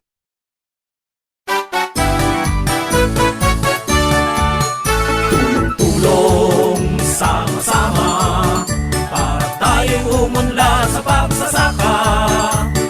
Tamang paraan nating sundin sa pamamahala sa mais nating tanim. Kamais! Tulong sama-sama sa bandang huli mas tataas ang kita. Gaganda ang ating pamayanan, tiyak na unlad ang ating bayan. Kamais! Mabuhay Kamais!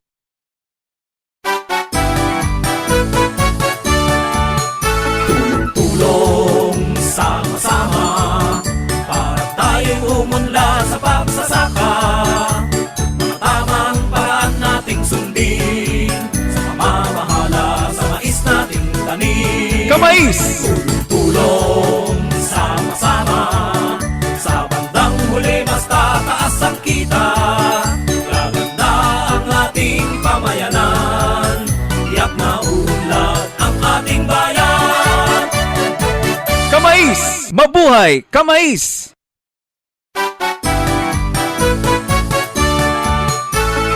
Tulong sama-sama para tayong umunlad sa pagsasaka. Tamang paraan nating sundin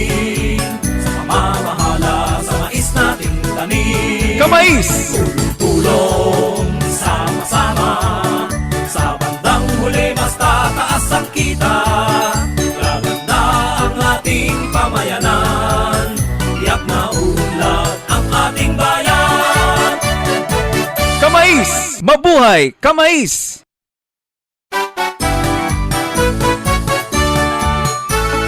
Tulong sama-sama para tayong umunlad sa pagsasaka. Mga tamang paraan nating sundin sa pamamahala sa mais nating tanim. Kamais! Tulong sama-sama sa bandang huli basta taas ang kita. Gaganda ang ating pamayanan, tiyak na unlad ang ating bayan. Kamais! Mabuhay! Kamais!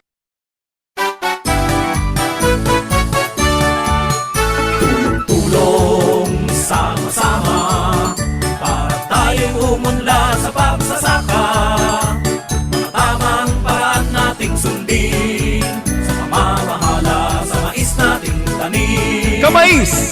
Tulong sama-sama sa bandang huli basta taas ang kita.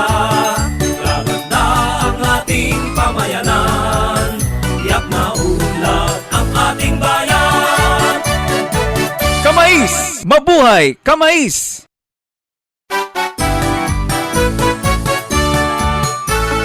Tulong sama-sama para tayong umunlad sa pagsasaka. Mga tamang paraan nating sundin sa pamamahala sa mais nating tanim. Kamais! Tulong sama-sama sa bandang huli basta taas ang kita. Gaganda ang ating pamayanan, tiyak na unlad ang ating bayan. Kamais! Mabuhay! Kamais!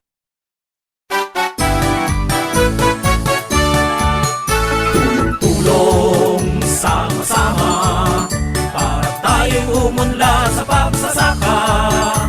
Mga tamang paraan nating sundin sa pamamahala sa mais nating tanim. Kamais! Tulong sama-sama sa bandang huli basta taas ang kita. Gaganda ang ating pamayanan, tiyak na unlad ang ating bayan. Kamais! Mabuhay! Kamais!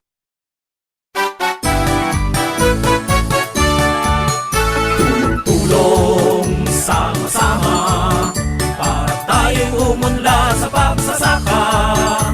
Mga tamang paraan nating sundin sa pamamahala sa mais nating tanim. Kamais! Tulong sama-sama sa bandang huli basta taas ang kita. Gaganda ang ating pamayanan, tiyak na unlad ang ating bayan. Kamais! Mabuhay! Kamais!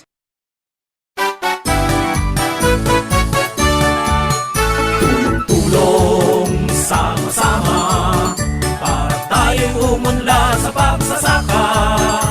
Mga tamang paraan nating sundin sa pamamahala sa mais nating tanim. Kamais! Tulong sama-sama sa bandang huli basta taas ang kita. Gaganda ang ating pamayanan, tiyak na unlad ang ating bayan. Kamais! Mabuhay! Kamais!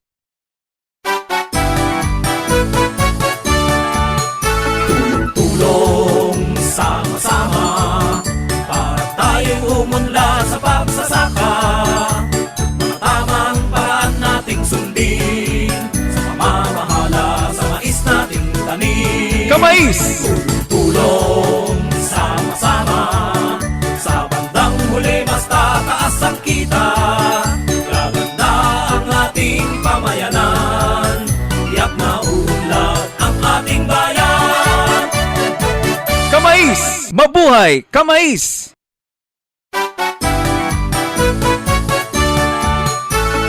Tulong sama-sama para tayong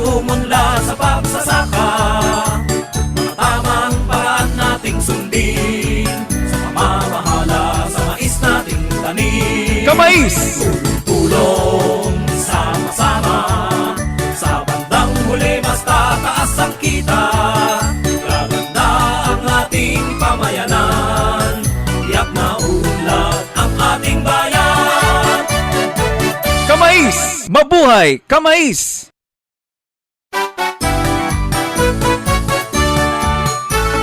Tulong sama-sama, para tayong umunlad sa pagsasaka. Tamang paraan nating sundin, sa pamamahala sa mais nating tanim. Kamais! Tulong sama-sama, sa bandang huli mas tataas ang kita. Gaganda ang ating pamayanan, tiyak na unlad ang ating bayan. Kamais! Mabuhay! Kamais!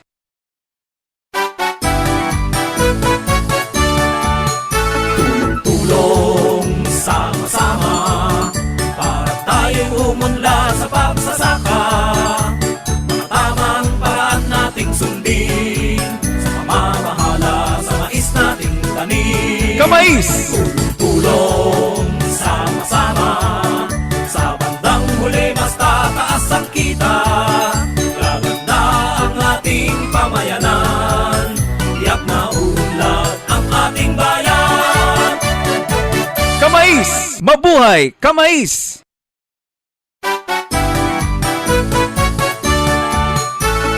Tulong sama-sama, para tayong umunlad sa pagsasaka.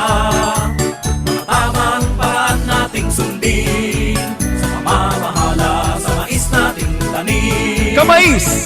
Tulong sama-sama, sa bandang huli mas tataas ang kita.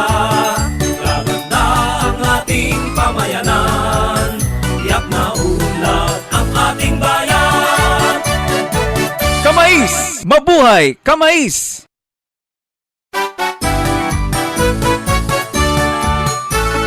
Tulong sama-sama, para tayong umunlad sa pagsasaka. Tamang paraan nating sundin, sa pamamahala sa mais nating tanim. Kamais!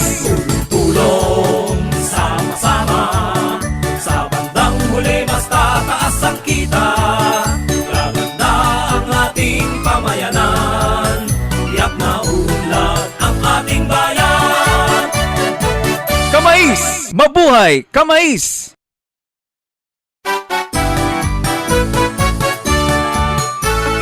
Tulong sama-sama, para tayong umunlad sa pagsasaka.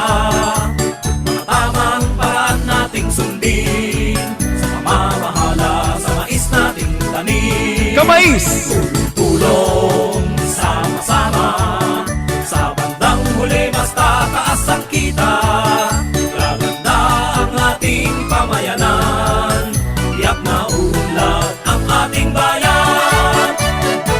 Kamais! Mabuhay! Kamais!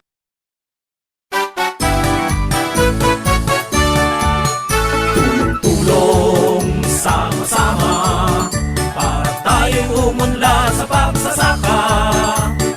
Tamang paraan nating sundin, sa pamamahala sa mais nating tanim. Kamais! Tulong sama-sama, sa bandang huli mas tataas ang kita. Gaganda ang ating pamayanan, tiyak na unlad ang ating bayan. Kamais! Mabuhay! Kamais!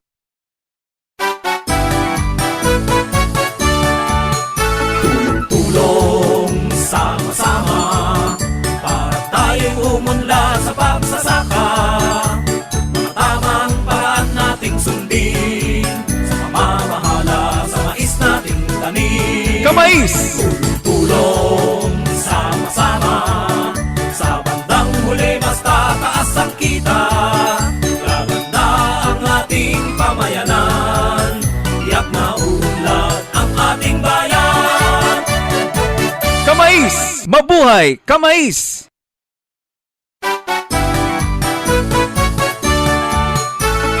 Tulong sama-sama,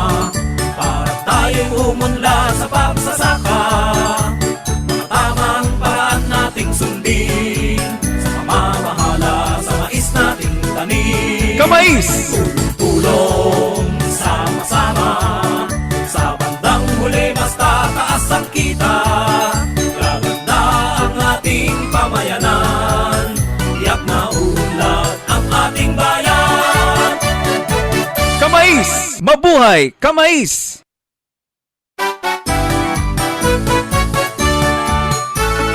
Tulong sama-sama para tayong umunlad sa pagsasaka. Mga tamang paraan nating sundin sa pamamahala sa mais nating tanim. Kamais! Tulong sama-sama sa bandang huli basta taas ang kita. Gaganda ang ating pamayanan, tiyak na unlad ang ating bayan. Kamais! Mabuhay! Kamais!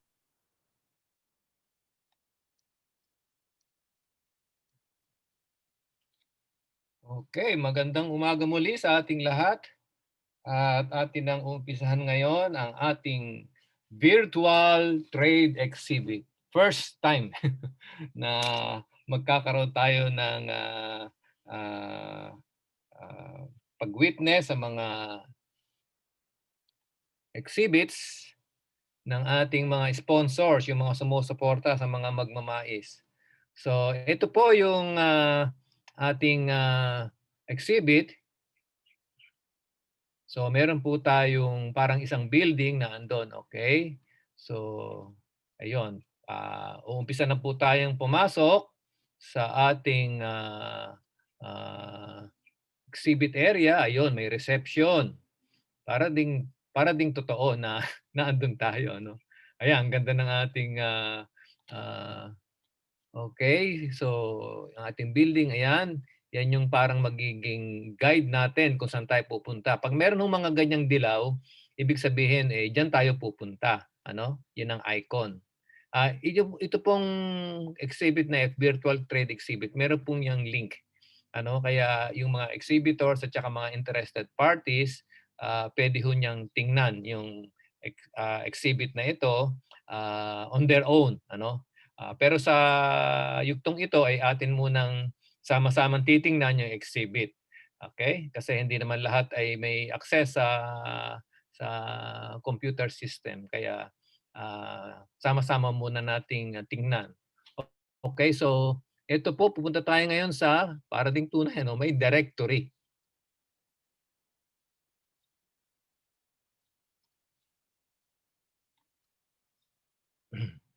Ayan. O, bakit may Tony Gonzaga doon? Ayan, okay. So, diyan po makikita sa directory kung saan-saan tayo pupunta. Mapapansin niyo sa kaliwa sa kanan, nandiyan yung mga companies na nag-support sa atin. At ayan, so pupunta na po tayo sa mga exhibit areas na yan. Pero bago po yun, atin munang titingnan siyempre kung sino ba yung magbibigay sa atin ng mga mensahe. So nandiyan po lahat ng mga magbibigay ng kanilang messages sa atin lahat. Mapapansin ninyo ating ex-secretary Pino. Ayan, at siyempre yung ating ama ngayon ng ating Philippine Agriculture, si Secretary Dar, yan, si Jose Kayanan, Congressman Enverga, yan, nandyan. So, kung gusto nyong makita yung kanilang mga information, yung kanilang messages, inyo lamang pong i-click yung icon doon sa ibaba ng kanilang figure. Ayan, so nandiyan pong lahat. Ayan, yung ating presidente. So madali pong tingnan yung ating mga information tungkol sa ating speakers at saka sa ating mga exhibitors. So balik to tayo sa ating directory. At yan, tingnan natin yung Myanmar. Okay, ito yung kanilang exhibit.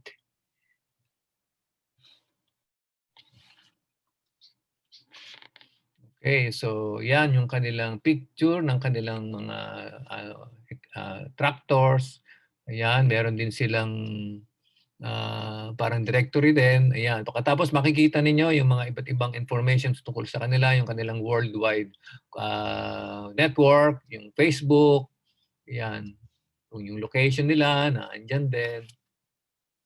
Ayan. Kiklik lang ninyo ng kiklik. So, simple lang. Basta't naandyan yung picture, click doon sa icon na kulay dilaw, pasok kayo doon sa loob. Pagkatapos, pwedeng lumabas, punta naman sa iba. No? So, ito po yung sa Myanmar. Okay, so balik tayo doon uli sa directory. O, saan naman tayo pupunta ngayon, Rosel?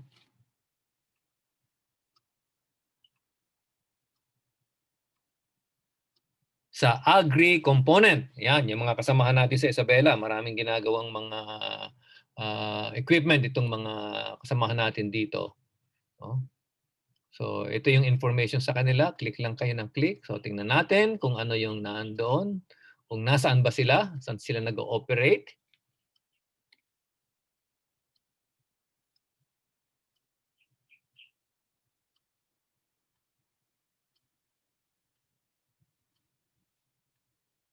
Ano pala, may COVID-19 kaya hindi basta-basta makalipad. Sige, Rosel, saan pa tayo pupunta? Ayan, makita tayong mga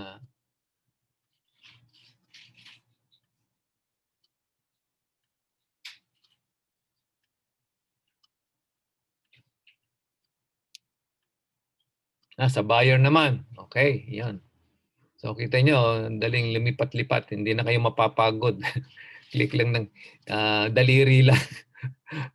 Okay, so ito yung kanilang information katulad nung nakita natin kanina sa Myanmar at saka sa agri-component. So click lang kayo ng click. Ito yung kanilang Facebook page, yung kanilang network, worldwide network connection. Yan. So buyer global, no? So ito yung mga produkto nila ng buyer Germany.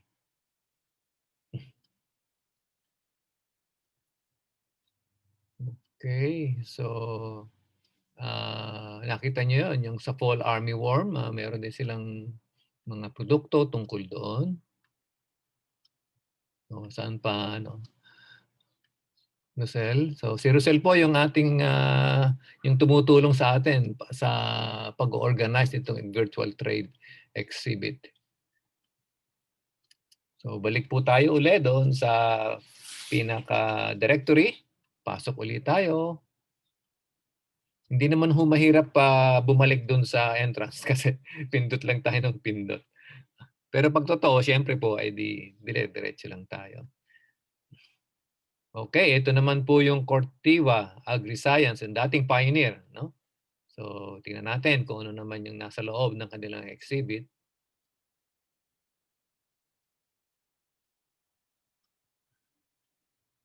Chararan! Yan. So, paano sila makokontak? Importante yan.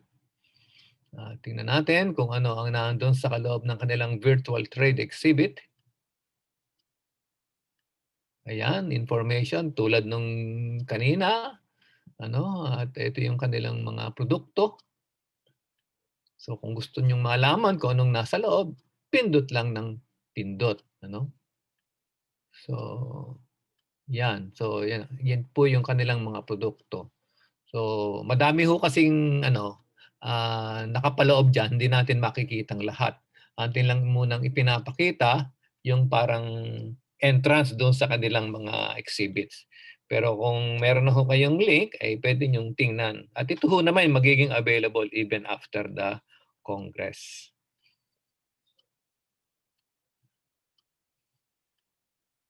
Yan. Okay. So, ano susunod, Rosel? Punta naman tayo sa Adamco. Ayan. Ayan. Magaganda rin yung kanilang mga ginagawa para sa agrikultura. So, tingnan natin yung mga information na nandito. Ayan. At ito naman yung kanilang mga produkto. Yan, yung mga traktor, mga mga implements that go with the tractor. Yan. So, kada exhibit area ho, may labas. Pag lumabas tayo, pupunta ka ulit dun sa directory para makapasok ka naman sa iba. Ito lang ho yung parang kumbaga arrangement sa virtual trade exhibit. Medyo kakaiba doon sa actual trade exhibit. So titingnan natin saan tayo dadalhin ngayon ni Rosel. Tayo po ay pupunta sa Grainsco. Ayan, maganda rin. Matitindi rin ang mga produkto nitong Grainsco. Ano? Grains natin. Okay. Tingnan natin. Ayan, uli yung information. So napakadali ho naman kasi titingnan lang natin yung information. Click lang tayo ng click doon. Pasok ka na doon sa kung anong nasa loob ng kanilang virtual trade exhibit. So makikita natin dito sa kaliwang wall yung picture ng kanilang mga produkto. Yan. So kung gusto nyo makita yon ng in detail ay di pasok lang kayo. Pero titingnan ho natin ngayon yung iba kasi medyo mabilis ang takbo ng oras. Okay, so tingnan natin kung saan tayo dadalhin ngayon ni Rosel. Sa ating mga exhibitors, punta naman tayo sa Syngenta. Ayan, ako. Maraming nakakaalam niyang produkto ng Syngenta. Maraming nagtatanim ng kanilang seeds. So tingnan natin yung kanilang information dyan sa kaliwa. So meron silang Facebook page. At ito naman sa kaliwang wall yung kanilang mga outstanding hybrids, ano? Ayan. So kung gusto niyo malaman 'yon, di pasok lang kayo. Okay, so exit muna tayo. Punta ulit tayo naman sa directory, general directory upang tingnan yung mga iba pang mga exhibitors. Punta naman tayo sa susunod, RJR. So itong isang local seed producer diyan sa Bukidnon. So tingnan natin yung kanyang mga contact information. Ayan. So meron siya sa Facebook page. At ayun, kung gusto niyo makita yung kanilang yung detalye ng kanilang ginagawa, ay di click lang kayo ng click. So ito yung kanilang latest na release. Okay, so tingnan uli natin naman yung iba na nag-support. Ito tayo sa Rosel.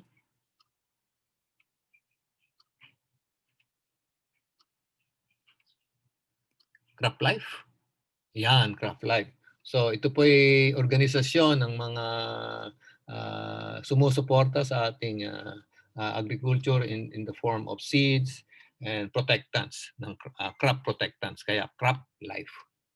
So makita natin dito sa left wall uli yung information sa kanila, yung kanilang global connection, at saka yung sa Facebook page, saka yung locations ng kanilang operations.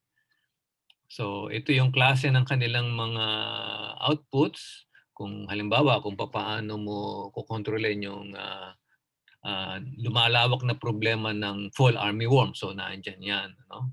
Tapos gumagawa din sila ng mga training materials para sa mga farmers natin. Okay, so tingnan natin. Ang susunod, medyo nakakatuwa naman at maraming sumuporta sa ating Corn Congress na ito na galing sa private sector. Yan, abono. Yan, di pwedeng walang abono, hindi tataas ang ani. So, fertilizers go with the seeds. Ano? So, ito, La Filipina Uigong ko naman. Ano? So, silang gumagawa ng Amigo brand na fertilizer. So, tingnan natin yung kanilang contact information. Ayan, so yun, yung kanilang network at saka yung kanilang Facebook page. Katapos, ito yung kanilang mga products, ano? Ayan, yung kung ano-ano mga fertilizers sa iba't ibang grades na good quality, ano? Sigurado kayo na hindi yan adulterated pag Amigo, ano? So talagang epekto yan sa halaman. Okay, so tingnan pa natin uli yung iba pa nating mga supporters from the private sector. Ayun, pupunta na tayo ngayon sa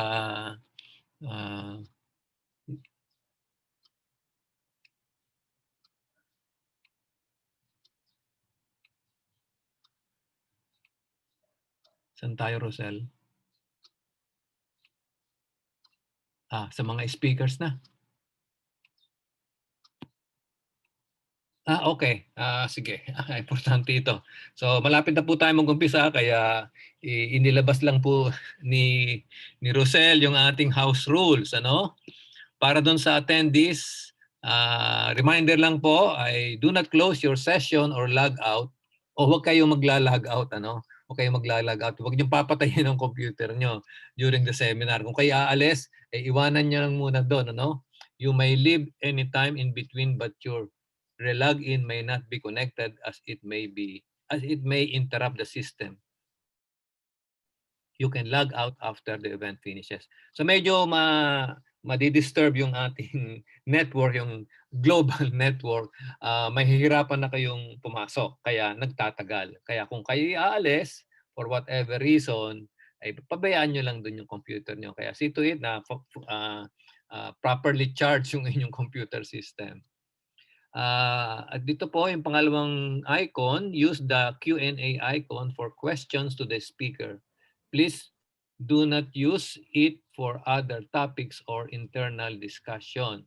So kung meron hong presentation, halimbawa si Congressman Enverga mag-message at meron kayong tanong, doon po kayo, i-click nyo yung Q&A. Merong icon dyan po sa baba. Meron nakalagay doon, Q&A. So doon nyo po ibabato yung inyong tanong para maparating po sa speaker. So kung si Congressman Enverga, matatanggap niya yun. So sasagutin. So ang amin lang po sanang suggestion, kung meron kayong tanong, itanong nyo kaagad.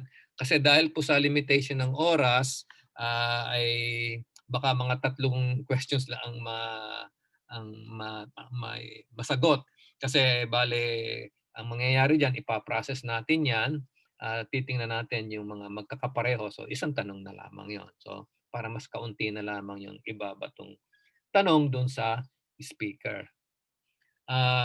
At ito po, pwede nyo rin pong itong mabasa yung mga hindi nakapasok sa Zoom. Pwede rin itong mapanood sa Facebook Live. Pupunta kayo doon sa Philmates Federation page. Pag nandun po sa Facebook Live, pwede rin kayong maglagay ng tanong doon. At yung pong pagkainano sa Facebook Live, paki-like naman po yung ating okay.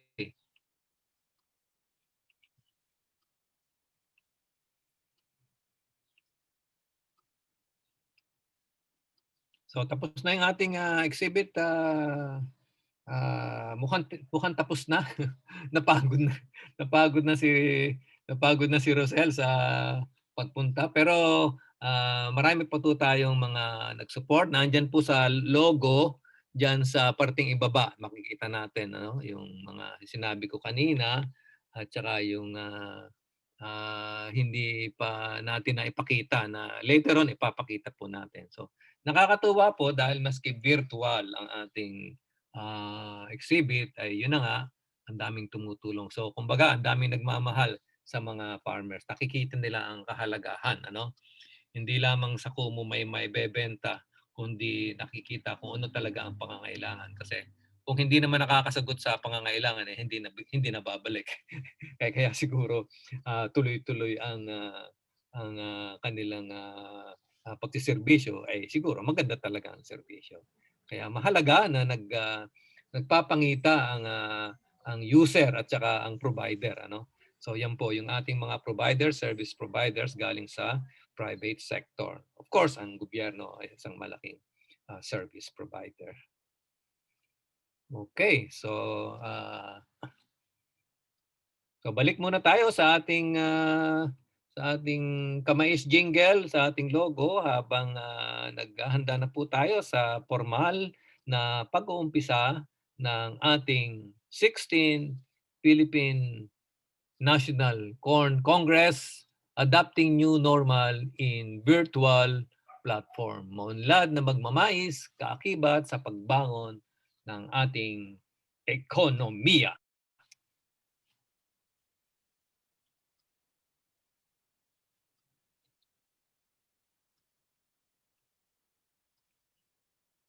Sel, yung ating masiglang kamais jingle. Tulong sama-sama para tayong umunlad sa pagsasaka. Mga tamang paraan nating sundin sa pamamahala sa mais nating tanim. Kamais! Tulong sama-sama sa bandang huli mas tataas ang kita. Gaganda ang ating pamayanan, tiyak na unlad ang ating bayan.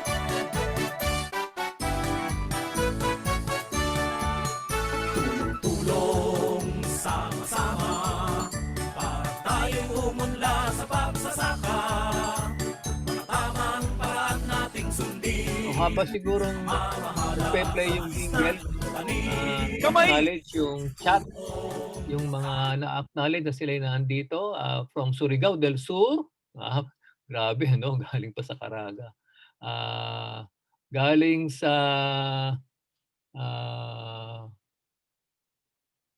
galing pa sa Isabela, yun, the both ends. So, meron tayong Bicol, ano? Meron tayong Mindulao Farmers, Magsaysay, Misamis Oriental, ano? So from Impasugong sa Mahangnayon, from San Pascual, from Region 10, from Mimaropa, from Pasig, of course, nandito lang tayo, no? From Batangas, okay? From DA Region 10, Region 7, okay, yan. Cebu area, no? From LGU General Santos City, yan, sa lugar ni Manny Pacquiao, ano? From Mansalay, Oriental Mindoro, talagang ano, Caraga, ano? Yan. So, yan. Marami na pong narating at ine-expect natin na marami pa ang makikisama, ang sasama sa ating exhibit na ito. Okay, kamais jingle uli.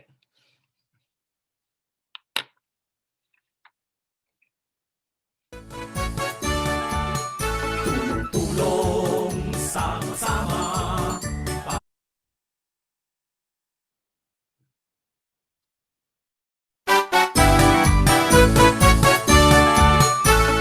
Tulong sama-sama para tayong umunlad sa pagsasaka.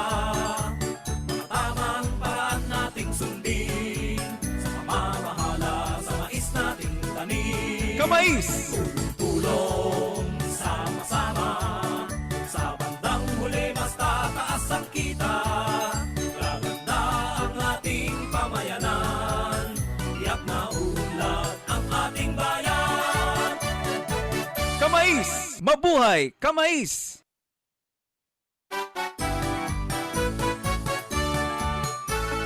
Tulong sama-sama para tayong umunlad sa pagsasaka. Mga tamang paraan nating sundin sa pamamahala sa mais nating tanim. Kamais! Tulong sama-sama sa bandang huli mas tataas ang kita. Gaganda ang ating pamayanan, tiyak na unlad ang ating bayan. Kamais! Mabuhay! Kamais!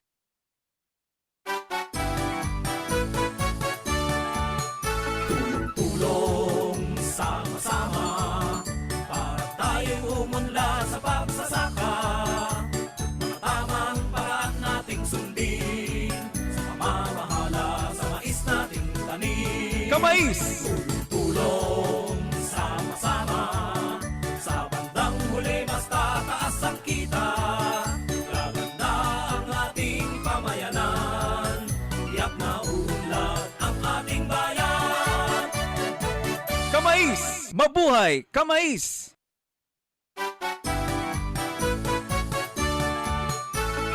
Tulong sama-sama para tayong umunlad sa pagsasaka.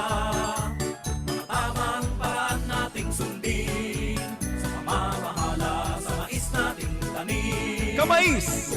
Tulong sama-sama, sa bandang huli mas tataas ang kita. Gaganda ang ating pamayanan, tiyak na unlad ang ating bayan. Kamais! Mabuhay! Kamais!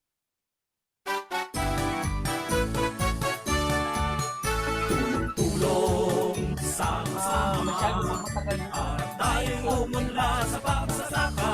Ulitin natin yung Tamang paraan nating sundin, sa pamamahala sa mais nating tanim. Kamais! Tulong sama-sama, sa bandang huli mas tataas ang kita. Gaganda ang ating pamayanan, tiyak na unlad ang ating bayan. Kamais! Mabuhay! Kamais!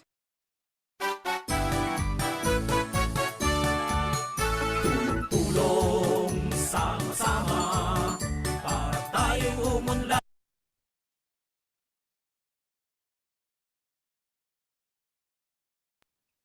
So habang naghihintay po tayo ng pagpasok pa ng iba, we will give justice doon sa ating mga exhibitors. So kanina po medyo nagmamadali tayo.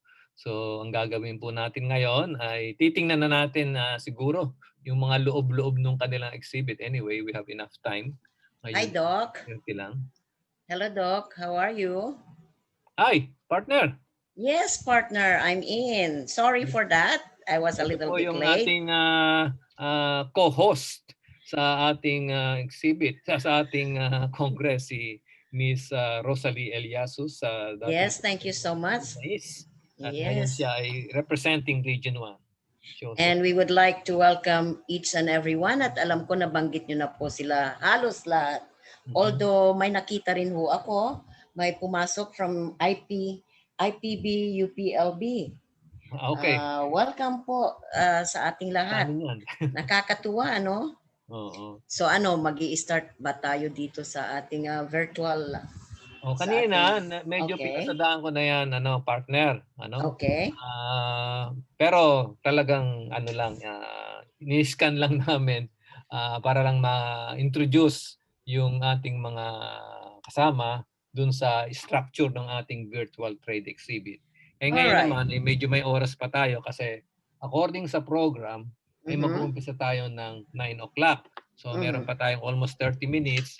Ang gagawin siguro natin, nandiyan na ang ating mga kasamahan, ay iisa-isahin natin ng medyo matagal-tagal yung kanilang exhibit. Kasi hindi na natin napasok yung mga exhibit eh. So Okay. siguro, kayo na lang ni Rosel yung magsama dito. Partner, Napagod gusto na ko ako eh. partner, gusto ko lang ma-emphasize na itong virtual PNCC venue po natin, itong Philippine National Corn Congress venue natin, merong reception, di ba? Tapos merong area ng mga speakers hall, yun yung mga makikita nila, at saka directory of our sponsors. Kasi marami tayong sponsors dito sa trade exhibits na ito. At gusto natin na maliwanagan na pag tayo ay umiikot na mamasyal dito sa napakabonggang venue natin, at least makakasunod itong mga participants natin ngayong umaga. At nakikita ko dumadami na rin ang nag-i-in. So anyway, maybe you could help me still, Doc? Sige, oo. Okay, Rosel. Tulungan tayo. Sige, Rosel. So would you like that we will restart again this virtual Oo. Mas partner, exhibit? mas detalyado, mas matagal-tagal. Papasukin na natin yung kanina hindi napasok kasi nga parang surface scan lang. So ngayon, Okay. may oras Welcome then from those farmers from Marinduque. Nakita ko rin po sila rito. Galing sila ng Marinduque. At welcome ho. Andyan na ang mga Arlan and Company. Welcome din po mga OPAG from Cavite. Sa mga taga Cavite. Welcome po tayong lahat. Maraming salamat po sa pag-attend dito ngayong araw na to. Okay, Rosel, can we... Uy, my gosh. There is a streaming live from New York City, USA. Galing, no? And even to Sarangani Province, andyan na po sila lahat. Welcome po. Welcome. You're all welcome. Butuan City. Nakakatuwa. I'm so happy this morning. It's so nice seeing you all here, all around the world. We are now all around the world.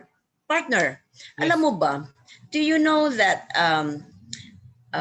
the thing is, ang pagkakaiba, the difference between yung face-to-face, no? Which is, we are all missing that. The virtual is something imaginative. We have to imagine everything. For example, I have to imagine na nandyan si Sir Rod, na nakikita ko yung mukha niya na tuwang-tuwa. And even our president na very busy, naglalakad kung saan-saan. Di ba nakakatuwa din? Ano? Welcome from Moncada Municipal Agriculture Office. Welcome po from Tarlac. Okay, so okay, Rosel, let's do it. Shall we go? Okay, this is the directory for our sponsors. Siguro sa iyo at saka sa mga participants nating mga lalo na mga farmers. Yes, from Cebu City, welcome. Tayo. Kasi Yes, of course. Meron mga from USA. You remember I saw there's New York. from New York, yes, and even from, tayo po. From Africa, ha? Okay. Meron pa. Okay. Good. Sige. Take it away. So this is the directory of our sponsors. We have the RJR, the Syngenta, the Yanmar, and Yanmar. Okay. And this one is medyo may nahirapan. PNCC booth. Yan po yung sa atin. Okay, help me, Rosel. Right, let's go on. The Bayer, nakita ko rin, no? DACVRCRFO2. Welcome po. So this is now, welcome to the trade show. So these are all our Philippine Maize Federation Incorporated officers. Our Chairman Emeritus, of course, Rod Bioco. And we from Camiguin, andyan. Our President, Roger Navarro. We have also our officers, our si Sir Sid. We have Sir Sid Isidro Acosta, the secretary, and the treasurer, of course, is Susan Lau and Mario James. Secretary pala si Mario James, Vice President si Sir Isidro. Our auditor, of course, is si Ate Lucia. And here are the board of directors. We have from the Region 1, all the way from the Region 1, we have Isidro Cabantac from Ilocos, and from Pangasinan, that's me, Rosalie Eliasus. From Region 2, of course, our Vice President, Isidro Acosta. From Region 3, we have Juanito Rama. 4B, Elinita Oracion. From 4A, we have Romualdo, Region 5, Romualdo Elvira, the Bicol region. Region 6, Delson Sonsa, and Region 7, Adriel Dave Alvarez. From Region 9, we have Cesar Malinao. And Region 10, medyo malaki-laki ito kasi marami sila. We have Sir Mario James, Oliver Aldovino, and Madam Ellen Mamawag. The Region 11, we have Miss Susan Lau, the Dorian Lady, and Region 12, Noli Haligado. Caraga, we have our Region 13, Renato Frias, and the BARM, the late Mando Giwan. Ayan po, at ang ating staff, of course, we have Ching Macasado, and we have also Rosel Buenaventura. Yan Okay, po. sandali lang. Okay. Ano, may Tingnan ako, nakalimutan? partner. Oh, At, sure. i-acknowledge lang natin yung mga dumating na mga main support, isang malaking supporters natin, ano, si yung director, regional director ng 4B, si Director Hirunjo, ano? So, wow, welcome po. Welcome, Director. And we have also, I've seen Car is there. We have Car from Car Cordillera. Nandyan na po sila ngayon. pati Ano pa? ang taga Region 11. Region 11, may nakita ako, Misamis Oriental, Gintong Araw Agriculture, Ginongoog, Cornucopia, ano to? Coffee mais. Wow, we love that coffee mais. How we wish we can have that coffee right now. Lahat yata medyo nagising ng maaga. So we need that coffee mais. Natikman ko na yan. Last ano natin. Okay. Saan na tayo ngayon? So we are entering the big hole. This humongous hole ng ating PNCC venue ng ating trade show. Okay, Bali, ang Rosel. sistema natin dito pala, partner, Ano? pag nakapasok ka sa isang exhibit area, mag-exit ka uli, katapos pasok ka uli. Eh, sabi ko Ganun nga, ba ay, yun? okay lang naman yun kasi virtual lang naman, di tayo mapapagod. Hindi, alam mo, ito natataon sa pandemic. Hindi pa pwedeng maraming exit, maraming entrance. Talagang ganyan. Isang entrance, isang Tama. exit. Kasi dapat may social distancing. And we are all doing that right Check now. ang body temperature. Exactly. Yun lang. Hindi natin check ang kanilang mga temperature, body temperature. At maybe doon sa mga nagsasama-sama ngayon, I know like kina Susan Lau, andyan po yung mga farmers sa kanyang napakagandang kitchen, nakita ko po yan. At siguro naka-face mask ang mga yan at nag-alcohol na rin, di ba? Yeah, okay. So let's go on. Go ahead, partner. At titingin ako, bakit di po nyo masolve yung problem? Oh, naku, meron isang ano dito Bakit di po nyo masolve yung problems naming mga farmer na tuwing harvest time, bagsak presyo ang mais. Saka lang po nila mahal ang presyo pag walang harvest at may tara pa. Talagang ang sakit po para sa amin. Alam nyo, Miss Mylene, pare-pareho tayong mga farmers at ito ay pagtutulong-tulungan po natin. No? O sige. Kaya Ano nga pa?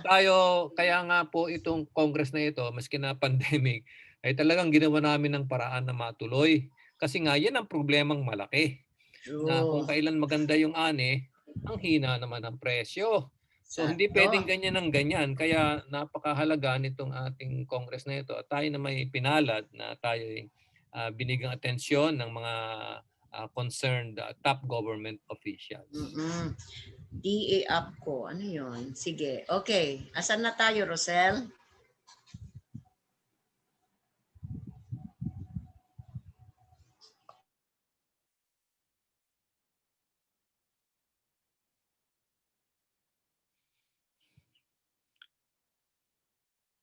Message lang ni Rosel na ni King pala, isa rin nating kasama dito, na pwede nilang ma-access sa cellphone nila itong virtual trade exhibit. Ano ka mo? Pwede ma-access sa cellphone nila. Kasi yung iba okay. mayroon silang common view screen Pero kung meron silang cellphone, pwedeng ma-access din daw ito sa cellphone nila. Partner, I would like to welcome Sir Ed De Luna, ang CropLife Philippines director po natin na dati natin ding National Corn Coordinator, Program Coordinator. Welcome, Sir Ed. Welcome. Okay. Salamat po sa pagpunta, Dr. Ed. Okay. Ano na? Next na tayo. Ano na? From Calaca. Okay. From Batangas. Calaca, Batangas. Calaca, Surigao del Sur. All right. Okay. Ayan na. Ito. Sige. Paano na ito? The tour is secured. Okay. Ano to? Pasok. Pasok uli. Isa lang ang labasan, isa lang pasukan. Isa lang pasukan. Maraming labasan, pero isang pasukan. So these are our dignitaries na kung i-imagine natin nasa presidential table sila ngayon.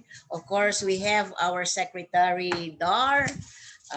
We have also the Honorable Wilfredo Mark Inverga, ang chairman ng Committee on Agriculture and Food sa House of Representatives. Our National Corn Coordinator po ngayon, si Dr. Lorenzo Karangyan. Oh, sorry, Doc Enzo, wag ka magalit okay. And our president, definitely, walang iba ang napakasipag na si Engineer Roger Navarro, ang president ng PhilMais. And we have our former secretary. Of course, we have here secretary pa rin hanggang ngayon, actually, Honorable Emmanuel Piñol. And our our engineer Ariel Kayanan, who is the USEC for operations sa Department of Agriculture. So yun yung mga dignitaries natin. Okay, exit. Amigo, Brainsco. We have Adamco. Ito yung mga sponsors natin. Oo, mga supporters natin yan. Imagine nyo na lang, nandyan yung mga malalaking tractor. We have all those big tractors. We have the mechanized harvester. We have all sorts of pump, water pump, sprayers, etc. Parang nai-imagine ko talaga na napakaganda pag nandyan tayo sa venue na yan. Pasok, Rosel. Exit, pasok.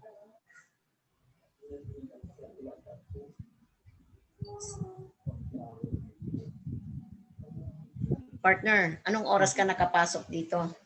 Aba, bago mag 7:30 tayo dapat. 7:20, nakapasok na ako.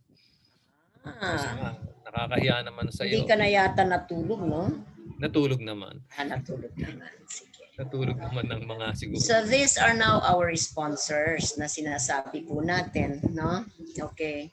We have in here, partner, pag hindi ko nabasa dahil medyo... South Cotabato, Coronadal, good morning. We have Crop Life. We have next, Rosel, the Crop Life, of course, Philippines, Crop Life Philippines. We have Amigo Planters Fertilizer. We have Grainsco, Apnon, Syngenta. Syngenta, we have RJR. In between Crop Life and RJR is, ano to, Loza? Sa taas. Losatec? Lozatec. Okay. Lozatec. Okay, yan yung sa nasa... silang gumawa. Thank you very much, Lozatec. At ito yung sa Hall A natin. We are in the Hall A. Okay. Move tayo, Rosel. Move tayo. We have here in the Hall B, yung Yanmar.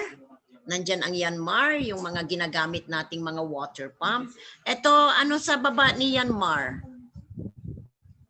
Baba ni Yanmar is, ilaki mo ng konti para, ano yan, partner, yung baba ng Yanmar.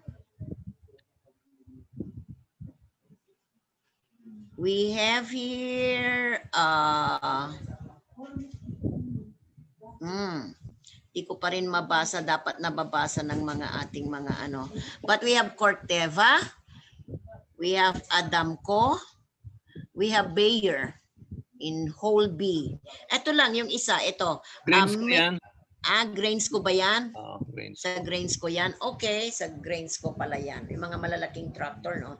Okay, those big tractors that they have. Yeah, okay. Whole B na tayo. Now, we are going to the, okay. We have, of course, definitely kanina nasabi ko na, we have the reception area and the speakers hall. Ano yan, i-exit ka na ba? Hindi, pumasok sa Yanmar. Yan ang Yanmar. Meron silang forward tractors. Ang gaganda, no? Pag ito is nasa talagang Corn Congress tayo, meron nang sumakay dyan na farmer nagtitake ng picture. Oh, ano pa? Ito yung kanilang, pwede nyo silang tawagan, contact numbers, at saka email ad po nila. You know, itong mga farmers po natin, yung mga tumitingin dito sa ating trade show, tumingin na kayo pag iniikot na ng ating mga staff, no? Makikita nyo na kung what would you really like na i-purchase ng ating government para doon sa ating kanilang programa para sa mga corn farmers that they can even give to us for free. And thank you very much po sa ating mahal na presidente at sa ating secretary kung na nag-umpisa nitong programa na ito for the mechanization of the farmers in the Philippines. So this Yanmar, the transplanters of Yanmar, Rosel, paki-move mo ng konti para makita nila yung transplanter ng Yanmar. Galing, no? Ganda. Okay. And they have, of course, the water pump, the Ayan, galing ng transplanter. transplanter. Parang mukhang aerospace, no, partner? Oh. Hindi. Yung isa is a rice planter. And the other one is a harvester. Sa rice yan. Planter, no, corn planter and rice planter. Yan, okay. Nadidistinguish ko na rin. I like the water pump, yeah. Yan, okay, yan. Reliable talaga yan. Opo. Durable. There is diesel, meron din po silang gasoline type. Okay. Next, Rosel. Pasok. Ito yung combine harvester ng Myanmar. Laki, no? Can I have one of that? Andyan naman si andyan ba si Doc Enzo? Doc Enzo, pakisabi sa aming director, ha? Okay. virtual lang na. Virtual lang. Virtual. Virtual, pwede pag virtual. Nga, virtual nga virtual. And here are some of their implements. They have variety of choice for the tractors and everything. So anyway, these are their implements. Yung nakakasama sa isang malaking mechanization. So meron sila lahat. Very reliable talaga itong Myanmar na to. Okay, exit tayo. Gusto ko lang sabihin ito dahil baka magka-problema tayo. 'Di ba sabi natin kanina, pwede nilang makita yung exhibit nila na itong mga exhibit na ito using their cellphone at binigyan natin sila ng link. Sa Facebook. Sana po during the Congress ay wag muna natin pong pagbubuksang lahat kasi baka maghang yung ating system kasi sabay-sabay. Kung may 200 bukas yun lahat yung virtual trade exhibit, wala nang natira para doon sa mismong Congress. Kaya atin na mong i-reserve yung pagpupunta dyan sa mga exhibit na yan. Okay, sige po. Welcome, Impasugong Samahang Nayon Multipurpose Cooperative of Impasugong Bukidnon. Also sa DA Caraga, APCO Agusan del Sur. And we have also the Municipal Agriculturist OIC ng LGU na Sipit Agusan del Sur. Welcome po sa ating virtual corn congress ng National Corn Maize. Ng Philmaize. May dagdag pang rejoinder si Sultan Kudarat, Surigao del Sur. Yes, sino? Ano 'yon? Si Rosel sabi, 1 taon pala na pwedeng i-access itong trade exhibit na ito. Kaya wag tayong madali. Wag nating competition. Okay, sa LGU Lagunglong, andyan po ang kanilang MAU. Si Sir Albert Gabutan at saka si Michelle Andinoy. Yan, andyan po sila. Sige, pasok tayo uli sa ating other exhibit. Rosel?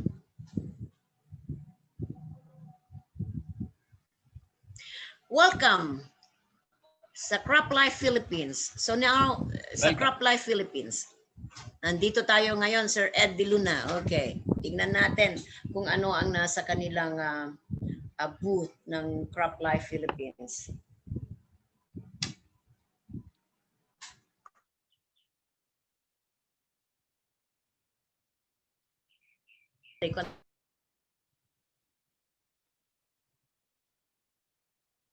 Okay. So now,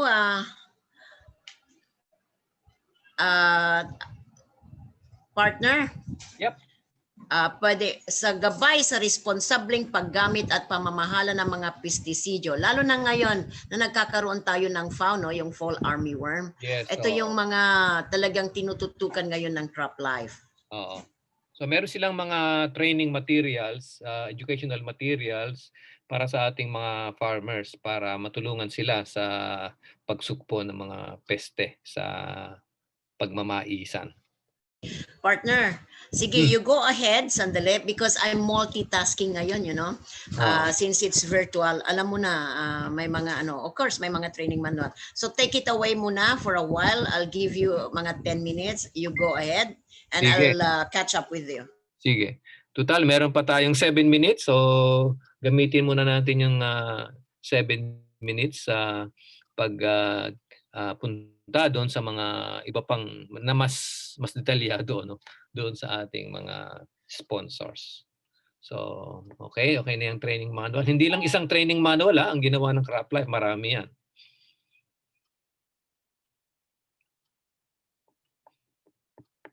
So yan, insect resistance management para hindi masira ang effectivity ng BT corn. Hello, Doc. Yes. Si Rod Bioco to, no? Oo. Si Rod po yung ating emeritus chairman. May update na ba tayo? As of last night, we have more than 700 already na naka-register through Zoom. Hindi pa yan kasama doon sa mga kasamahan natin na nakakatuwa nga. Ang dami-daming napasok. Hindi ko lang alam yung exact number, no? Pero from far north hanggang far south. At meron pa tayo from New York. International tayo ngayon. Hindi lang local. No? So, nakagandaan ng virtual. Baka mangyari ito na yung pinaka most widely attended kasi all over the world, which we could not do kapag yung physical. So blessing in disguise din to. So 16th Corn Congress na to, no? For 15 Corn Congresses, physical yung Corn Congress natin, no? All lipat-lipat tayo, no? First time itong virtual. And nakakatuwa kasi ang una nating Corn Congress in 2001 ba yun o 2002, nakakalimutan ko na sa katagal, no? Matagal na kasi ang PhilMais, almost mag 20 years na tayo, no? Ang PhilMais. We will celebrate next year our 20th founding anniversary. And tawag nito, we started with the first Corn Congress sa Malaybalay, no, where we had only 500 delegates, no, coming from all over the Philippines. So nakakatuwa, tawag nito, and we have grown, no, to even more than 3,000 delegates sa recent Corn Congresses natin, no. Unfortunately ngayon hindi tayo makakonduct ng physical, no, so virtual ang Corn Congress natin. Pero ang maganda rito, Rod,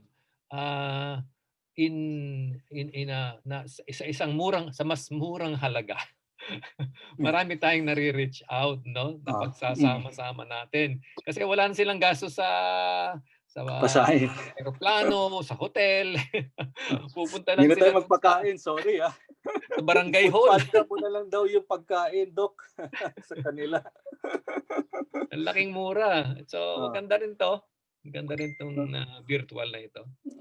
Tapos, sa mga naka-register sa atin, marami sa kanila na sa isang registration. Actually, ang nanonood sa atin ngayon, nagpa-participate is more than one, no? So may mga grupo-grupo, maliliit na grupo, hopefully mag-exercise kayo ng social distancing. Pero may mga kasamahan tayo na mayroong mga 10 o 20 sila sa isang kaya miski na isang pangalan lang yon, actually baka yung isang pangalan yun may kasama pang iba.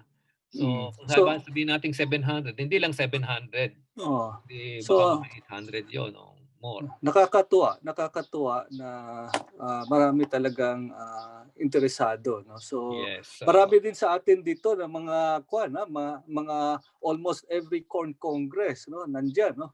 Especially yung mga leaders natin at mga partners natin sa Department of Agriculture. Naalala ko yung mga farmers natin na mahihirapang mag-flight at mag-hotel dahil kulang ang pondo ay makakapunta na ngayon kasi pupunta ka lang sa barangay hall ay di accessible yon. So mas marami tayong nare-reach out na farmers. So actually yun naman ang talagang gusto natin Actually yung Corn Congress natin lately, no, so in the last 2-3 Corn Congresses na yata na naka-link tayo via Facebook, no, live, no. So kahit na ako lang ang nakakapunta sa Corn Congress, hindi kasama yung asawa ko. Pero yung asawa ko nakaka-monitor sa Corn Congress mismo live, no? Kasi through Facebook. So, but eventually, of course, we will institutionalize this more. We will use the social media to expand our reach, no?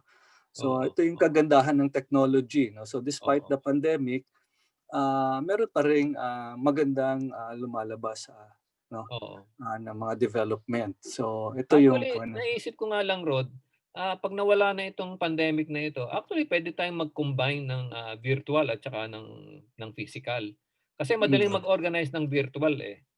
Pero yung physical ang napakahirap talaga at napakagastos. So kumbaga yung ating communication sa ating target sector mas malimit-limit ngayon. Mas pwede nang gawing mas malimit-limit. So we could get our acts together, and for our policymakers to really listen to the problems and concerns of our farming sector. Okay. We still have 2 minutes now before we will start. But I'll take this opportunity also na in many of our activities, na whether regional or very specific, let's say Makinasaka, things like that, we should work closely with our partners in government, sa local government units and the national agencies, especially with DA, na we'll use this platform. No? So we already started with this virtual exhibit. Napakaganda. No? I'm amazed dun sa nagawa ng secretariat natin for this Congress in a short period. Thank you, Rosel and Ching. Rosel and Ching and Roger, no, to making this possible, no.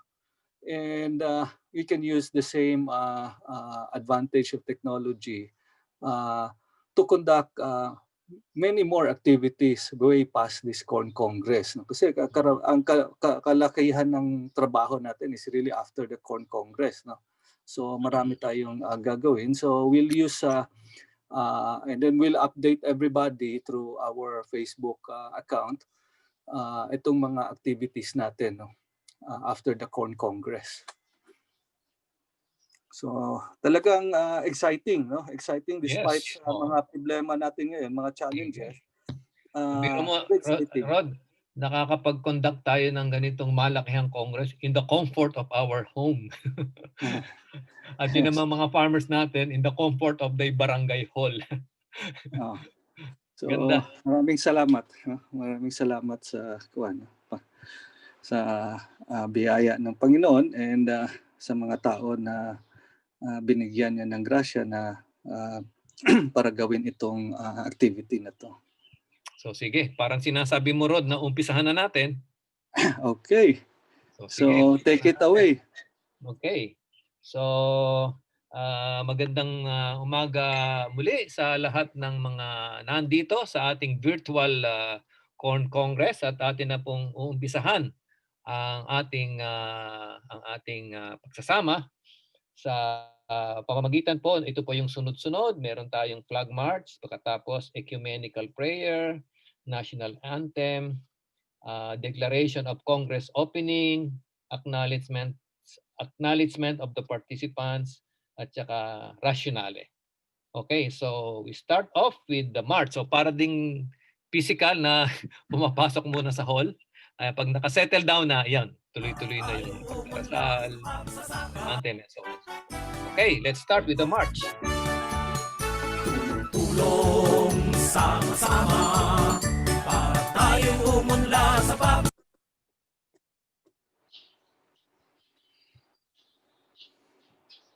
Okay, so yan. Tulong sama-sama para tayong umunlad sa pagsasaka. Mga tamang paraan nating sundin sa pamamahala sa mais nating tanim. Kamais! Tulong sama-sama sa bandang huli mas tataas ang kita. Gaganda ang ating pamayanan, tiyak na unlad ang ating bayan.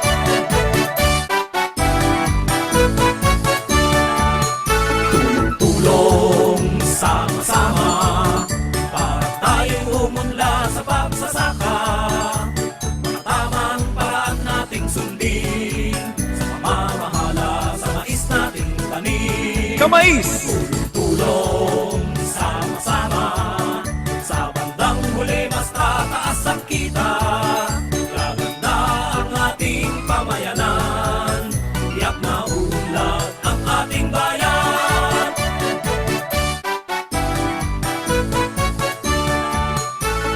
Tulong sama-sama para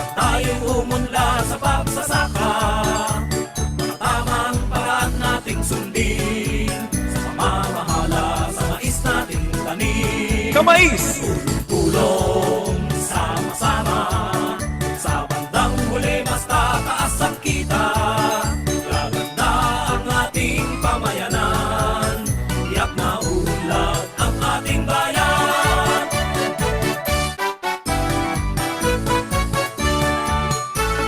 Tulong sama-sama para tayong umunlad sa pagsasaka.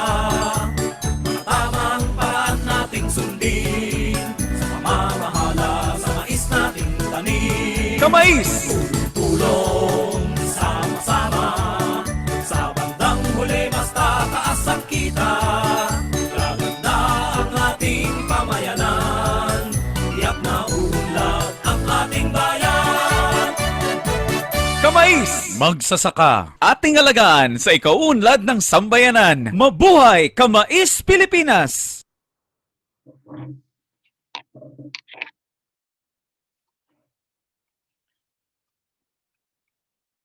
O partner, Yes, partner. sa ating pananalangin at saka yung susunod Okay. pa. So, first and foremost, magandang umaga po sa ating lahat uli na nandirito na ngayon. We have around 800 na registrant po natin. At sa ngayon, nakikita ko ang participants natin ay umaabot na ng 200 plus. So, let us start. Are we ready to start the program, partner? Yes, so siyempre panalangin and then yung ating national anthem. Okay.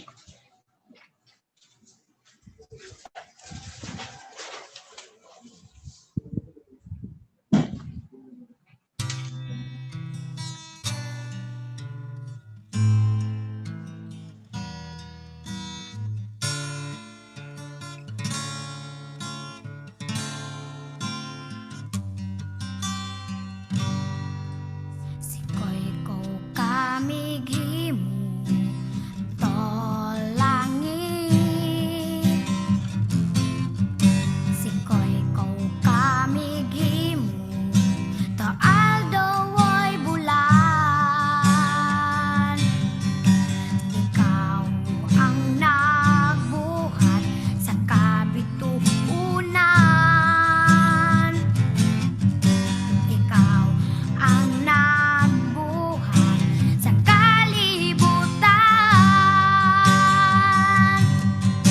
Manama, mawantog ka. Warag po ko ilingkoy ko. O Diyos, kahibulungan ka. Busa ikaw lang ang simbahon ko.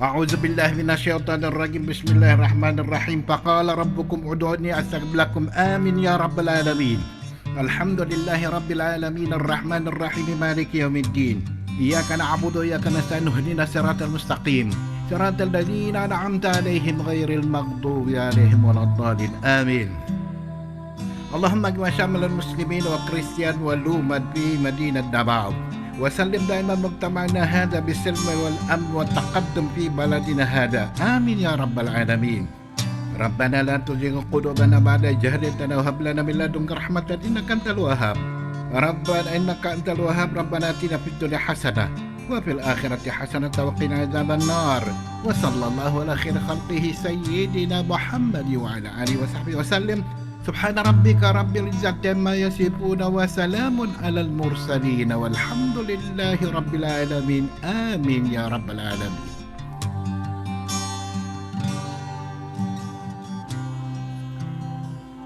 In the name of the Father, Son, and Holy Spirit.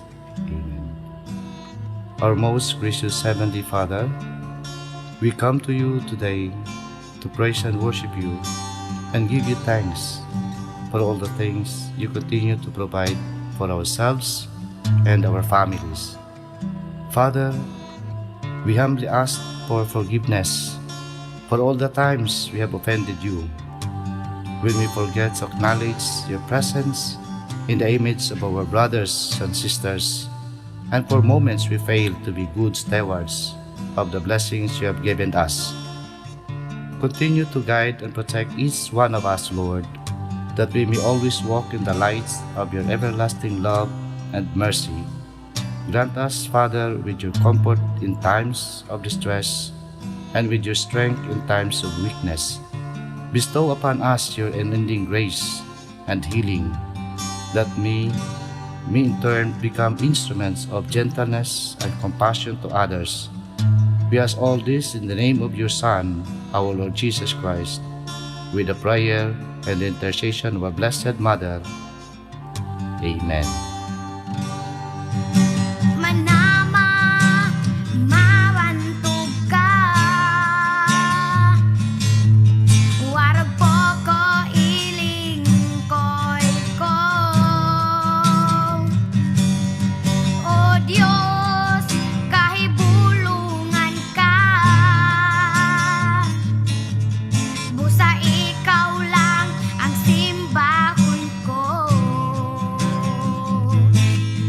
Busa ikaw lang ang alagaran ko.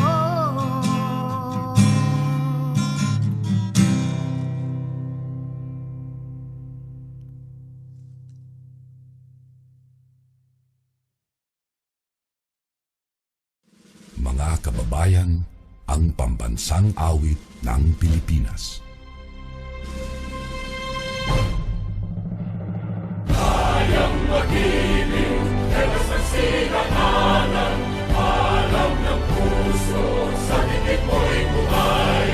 Lupang hinirang, kuya ka ng magiting, sa manlulupin, di ka pasisigil, sa nagatak tutok sa simoy at sa langit mong pagaw, ay tinatang tulad awit sa pagkayang minamahal. Ang isang ng matawad mo'y tagumpay na nagtitindig, ang bituin at araw niya kailan pang ay di magtitindig. Lumalang araw ng walhaging pagsinta, buhay langit sa piling ko. Ang hindi kaya na pagkay mga amin, ang mamatay ng dahil sa'yo.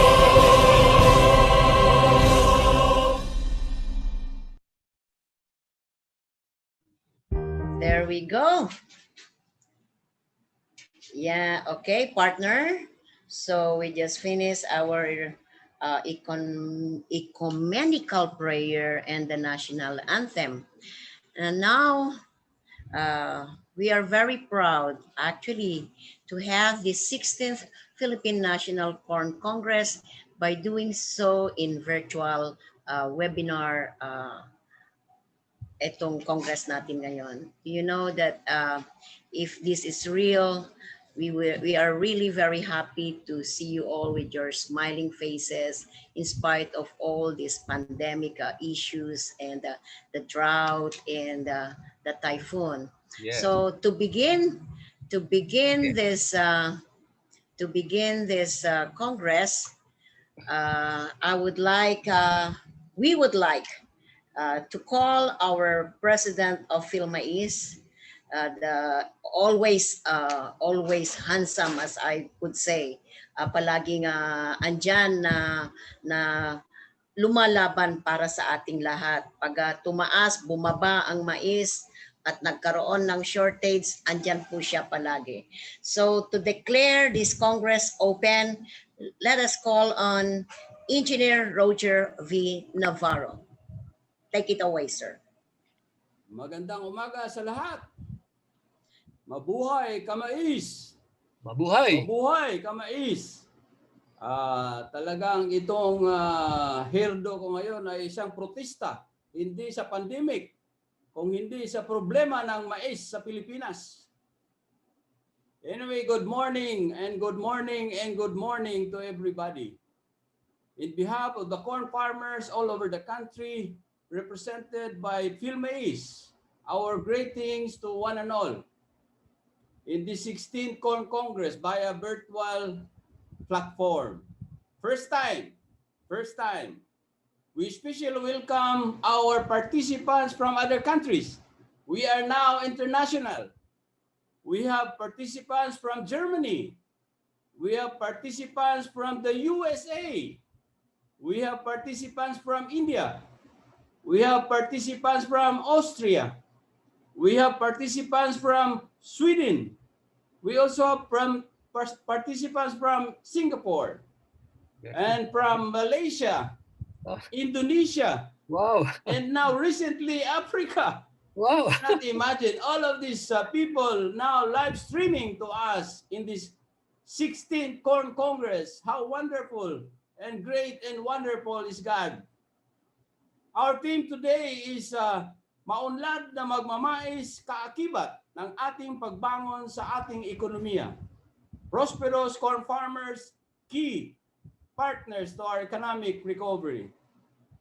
Our team or this team is our inspiration as we are experiencing this pandemic 19 and a series of typhoons that hit our country, destroyed our lands, destroyed our farms, destroyed our properties, destroyed our livelihoods. Our team will rally us together to show our resolve as we stand as one people, one resilient Filipino people, united for the purpose of progress and prosperity for corn farmers. Amidst this trial, surely we'll bring the best among of us as we are inspired to do more progress for prosperity together and rise above from all of these challenges. Working hand in hand, bringing our economy to stability, showing to the world that we Filipino corn farmers are the true partners of progress as we strive to contribute big time to stand for the betterment of our country. As the Apostle Paul aptly put it, even as we find ourselves in the situations that causes us to despair, when life knocks us down, we may be afflicted, but we are not constrained, perplexed, persecuted, but not destroyed nor abandoned. As we look up in heaven, we see and we are reminded that somebody up there is more powerful and he is in control in our lives, in our situations today. With the grace of God, as we go through all these storms in our lives, our struggles, our sufferings, surely as the sun rises in the east, we too will rise above all these challenges and victorious. Today, as we celebrate the 16th Corn Congress, we're going to discuss many issues. Our problems. What are the problems of the corn farmers? Prices. When there is harvest, prices is in the graves of the farmers. Inputs. The prices of inputs, the prices of seeds, the prices of fertilizers, and all of these things are the problems of the farmers. Pest controls, diseases, climate change, so much rain, and there is no rain, sometimes drought. Problems of the farmers. There are no post-harvest facility that will cover our harvest during wheat season crop. Mechanization that we do not have. Budgets that we do not have. Marketing platforms, enabling policies, insurance, farmers' welfare, all of these things are problems of the farmers until today. And our government has not been able to address all of this. And we hope that through this Corn Congress that we have been celebrating for so many years, and now we're in the 16th Corn Congress, we will be able to contribute by way of saying that we, one Filipino people, one corn farmer, is the key partner of our country for economic recovery. So now, as we formally open our Corn Congress, let me proclaim, as the power vested upon me as the President of the Philippine Philmais Federation Incorporated, representing the corn farmers all over the country, I hereby declare and call the 16th National Corn Congress open. Let us enjoy this virtual meeting and make this a fruitful one. Thank you for our speakers who have given their time and their talents. And thank you for our sponsors for always there supporting us. May God bless our country. May God bless our farmer. Mabuhay! Kamais! Mabuhay! Mabuhay! Wow! Thank you very much to our President. Prepared as in, partner. Oh, tsaka talagang he leaves his message. He leaves his message.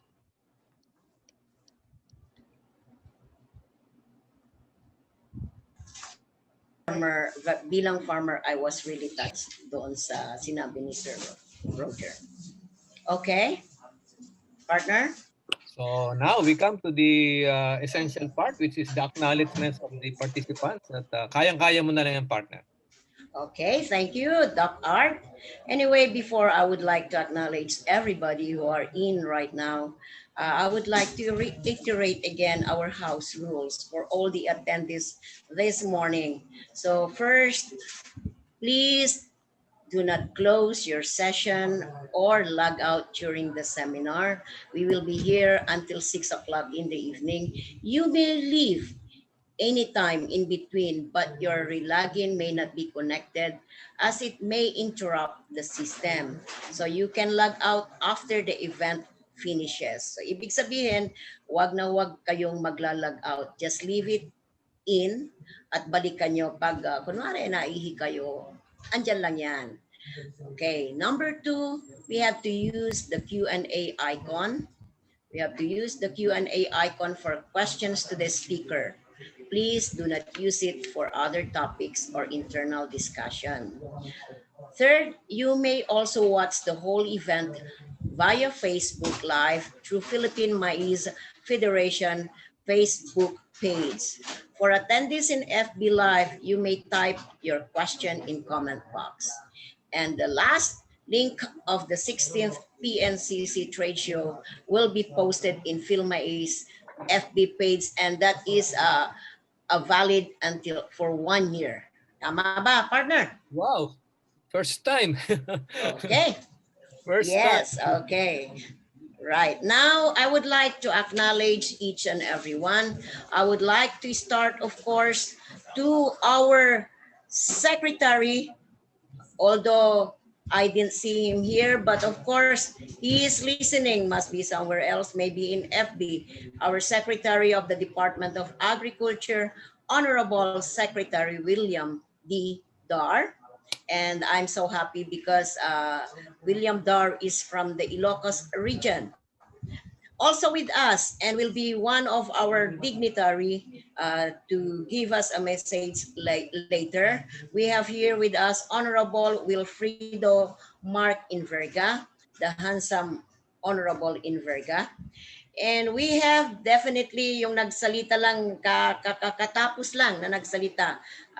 Of course, our President Engineer Roger Navarro, the Chairman Emeritus ng PhilMaize. Wala itong PhilMaize kung hindi po sa kanya. Ito yung tao na from the very start na nagsama-sama po tayo. If I remember it right, it started in the year 2000.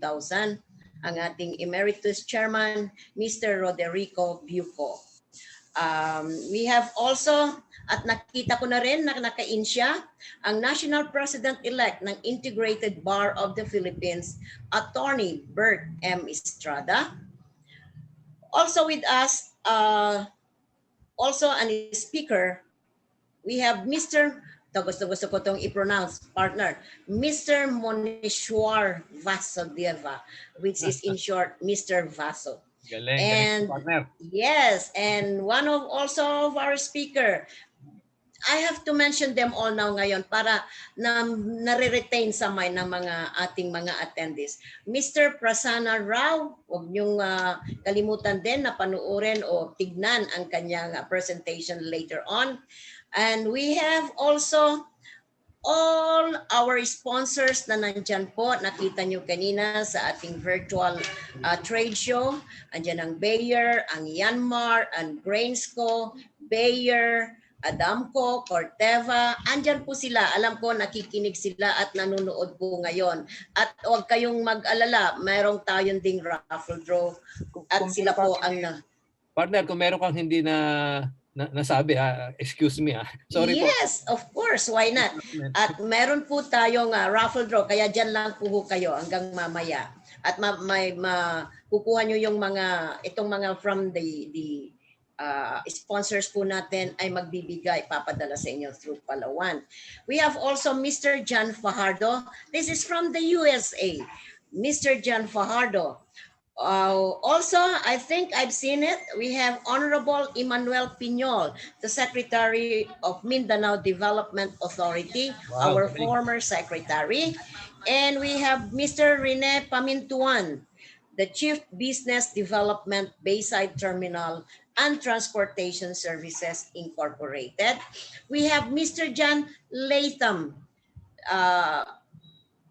of course, the Mr. Klaus, Santa Claus, I don't know. Klaus. Mr. Klaus Ferg, Klaus. Okay, thank you for correcting me with that. And all the way from Germany, the Lemken, Germany, all from the Europe, Lemken, Germany. Kung meron silang nandyan na nanonood sa atin ngayon. Also, we have our National Corn Program Coordinator, Dr. Enzo. Thank you very much. Thank you. Kailangan po namin kayo dito sa ating Corn Congress. Dr. Lorenzo Carangian, the PACMI President and Vitarich EVP. We have Miss Stephanie Nicole Sarmiento. And I saw right now, just now, kanina nakita ko na rin si Mr. Raul Montemayor, the National Manager Federation of Free Farmers. We have also Honorable Orlando Ravanera, the Chairman of Cooperative Development Authority, and he will be one of our presenter tomorrow on cooperative. And huwag kong kalilimutan ang ating napakasipag din na USEC for Operation of the Department of Agriculture, the Engineer Ariel T. Kayanan. At iisa-isahin ko huwag kayong aalis. Alam ko, anyway, dapat nandito tayong lahat. Umpusahan natin sa ating mga Department of Agriculture. Nakita ko maraming nandyan sa ating mga regional directors ng iba't ibang region from car all the way to farm. At ang kanilang corn program coordinators and their staff, hindi ko kayo maisa-isa pero nandyan na po kayong lahat. Maraming salamat. At also yung staff ng ating National Corn Program, nandyan din po sila. Sa mga provincial agriculturists na nakita ko rin, na nakain na rin po sila. At sa kanilang mga staff, mga municipal agriculturists at yung kanilang mga corn coordinators and other staff. We have also students na nandyan po ngayon, yung mga estudyante. Nakita ko rin po may estudyante dyan sa academe, sa media. Did you see any media around, Doc? May mga wala. Okay. I know there are some in there. Sa mga suppliers, sa mga sponsors, lahat po welcome po. Ang ATI kaya nandyan din kaya ang Training Institute? Baka nandyan po. And even the National Food Authority. Welcome po. Kanina nga nakita ko ang IPB, UPLB, meron pong participant at hindi ko rin makakalimutan ang dating National Corn Coordinator Program natin na ngayon ay nasa CropLife Philippines, Mr. Ed De Luna. At syempre, para ma-recognize din po natin lahat ang mga farmers with their leaders from CAR. From CAR, we have the leader from CAR or the board of director, Jose Benemerito. Asan kayo? Pwede ba silang makita yung mga taga-CAR? Sir Region 1, are you there? Sir Isidro Cabantac with your farmers. Of course, nandyan po sila, andyan po kami. Kasama ako dyan sa Region 2, headed by, of course, Sir Isidro Acosta, the Vice President as well of PhilMais. Region 3, asan ang mga Region 3? Hindi ko maisa-isa ha, kasi talagang magtatagal tayo kung iisahin ko kayo, but we can see you all there. Region 3, headed by Mr. Juanito Rama, ang ating Board of Director. Sa Calabarzon, sa 4B, Elenita Oracion. And we have the Region 5, Romualdo Elvira. Nakita ko na din dyan yung mga grupo ni Sir Romualdo Elvira. Sa Region 7 or sa Region 6 muna, are you there, Sir Delson Sonsa, with all your corn farmers at lahat po ng mga coordinators? Nakita ko na rin sila, Sir Doc Art. The Region 7, headed by our Board of Director, Adriel Dave Alvarez, and the Region 9, Cesar Montano. Sa Region 10, kasama yan ni Sir Rod, andyan si Sir Mario James, Oliver Aldovino, and Ellen Mamawag. Region 11, asan na? Ma'am Susan Lau, asan ka na? Nandun ka ba? Alam ko nandyan ka sa kusina with all your farmers. And the Region 12, Noli Haligado. From Caraga, Mr. Renato Frias at ang kanyang mga farmers, ang kanyang mga asosasyon, mga cooperative, at saka sa farm. It's so sad na hindi natin makakasama ngayon, but ang kanyang pamilya ay nandyan na nanonood din po sa atin, na ang dati nating Board of Director, si Sir Mando Giwan. Alam ko maraming nasa NCR, from NCR po ngayon, nandyan po sila. Kagaya ng nasabi ni Sir, from the USA, Sweden, Austria, India, Germany, Singapore, USA, Indonesia, Africa, Malaysia, at lahat po ng stakeholders na nandyan po ngayon. Welcome, welcome, and welcome, and thank you and more thank you po sa inyong lahat na nandirito po ngayong araw na ito. Let us stay until tomorrow. Ngayon hanggang 6 o'clock, and we have another one by tomorrow. Thank you very much and good morning again. Magandang umaga po. Maganda talaga ang umagang ito, so yun po, makita natin yung expanse, yung coverage. We have seen the coverage of our Congress, not only nationally but even other countries, and that's something, that's something that this is the first time it happened. And so now we come to the very substantive part of our Congress. We listen to, pakinggan po natin ang dahilan bakit ba natin ito ginagawa. Let's listen to Rod Bioco for the rationale in terms of conducting this Congress. Let's welcome Mr. Roderico Bioco, the Chairman Emeritus of PhilMais. May I request our Secretariat to allow me to share my video?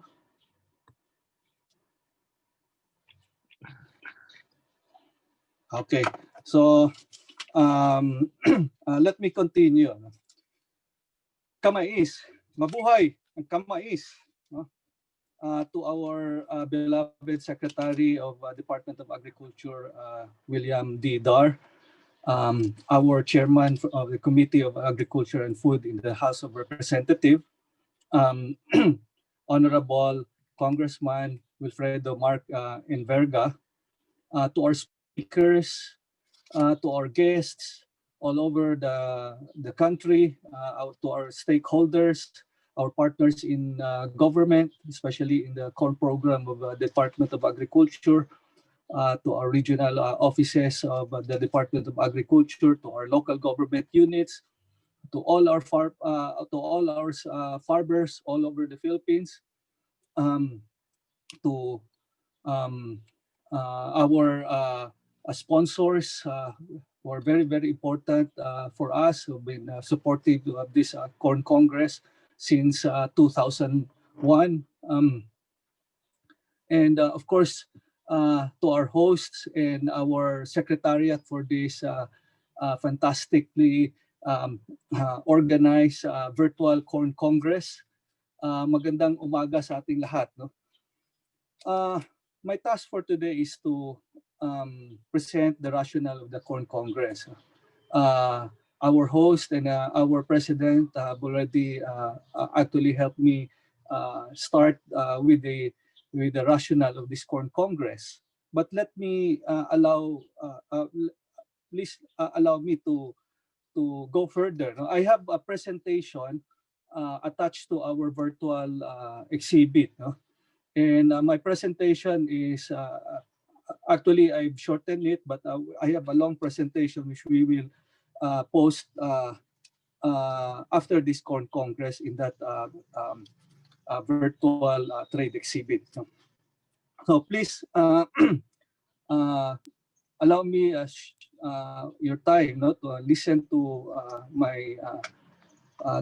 my message for today. I would like to start that what's our universe right now, no, for the corn industry. No?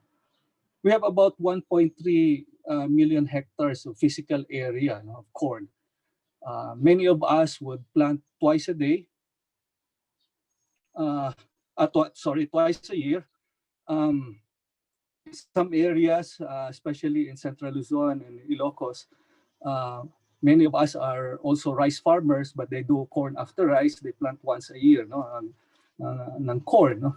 So more or less, we have about 1 million hectare of physical area that is planted to corn every season. We have about we produce about 2.2 million metric tons of white corn and about 5.8 million metric tons of yellow corn. And altogether, we produce about 8 million metric tons per year, no? Plus or minus, depending on the intention of the plant of the farmers and the weather.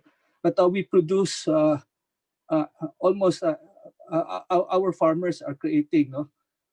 Sharing about 106 billion pesos per year. No? This is based on the value of corn exposed harvest, no? At around 13.25 per kilo. Although prices of corn now has gone down significantly, according to PSA, it's gone down for about 15% in value. No? So unfortunately. So with this, we look back on how we should be supporting our corn farmers, especially the stabilization of the price and bring about decent income from farming corn, not to support the family of our corn farmers. And of course, share in the rural economic activities, which is very critical, especially that we're coming from pandemic, and we need to hasten our economic recovery. And our farmers will be playing a critical role. That's why we put our theme for this year's Corn Congress, Prosperous Corn Farmers, key partner to our economic recovery. Now, given this, I would like to, for this Corn Congress, I asked our leadership in PhilMais to focus on our role with the Department of Agriculture. PhilMais and the DA has been working closely together and for the past 20 years. And we need to review again, no? Especially now that there are landmark policies that is actually influencing the way our industry is moving. No?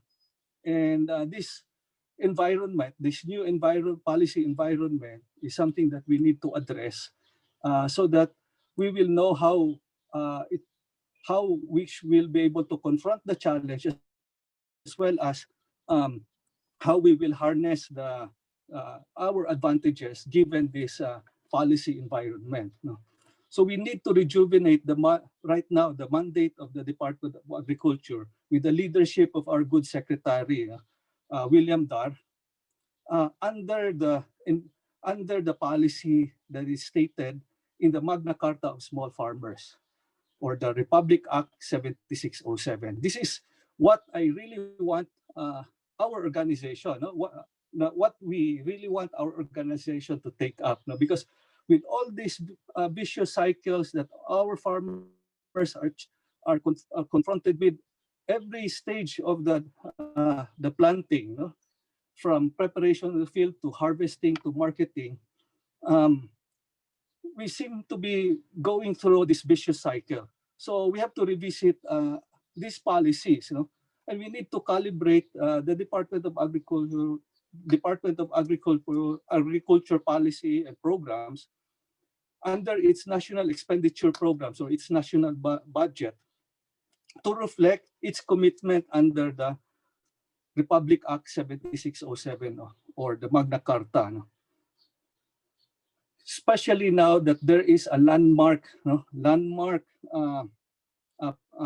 no? With the passage of the rice tariffication law or the RA 11203 in February 2019. No? It may be referring to the rice tariffication law, but it actually tackles critically the functions of National Food Authority. No? RTL removed most of the function, the regulatory and the intervention functions of NFA, no? Because of this rice tariffication law. But it doesn't mean that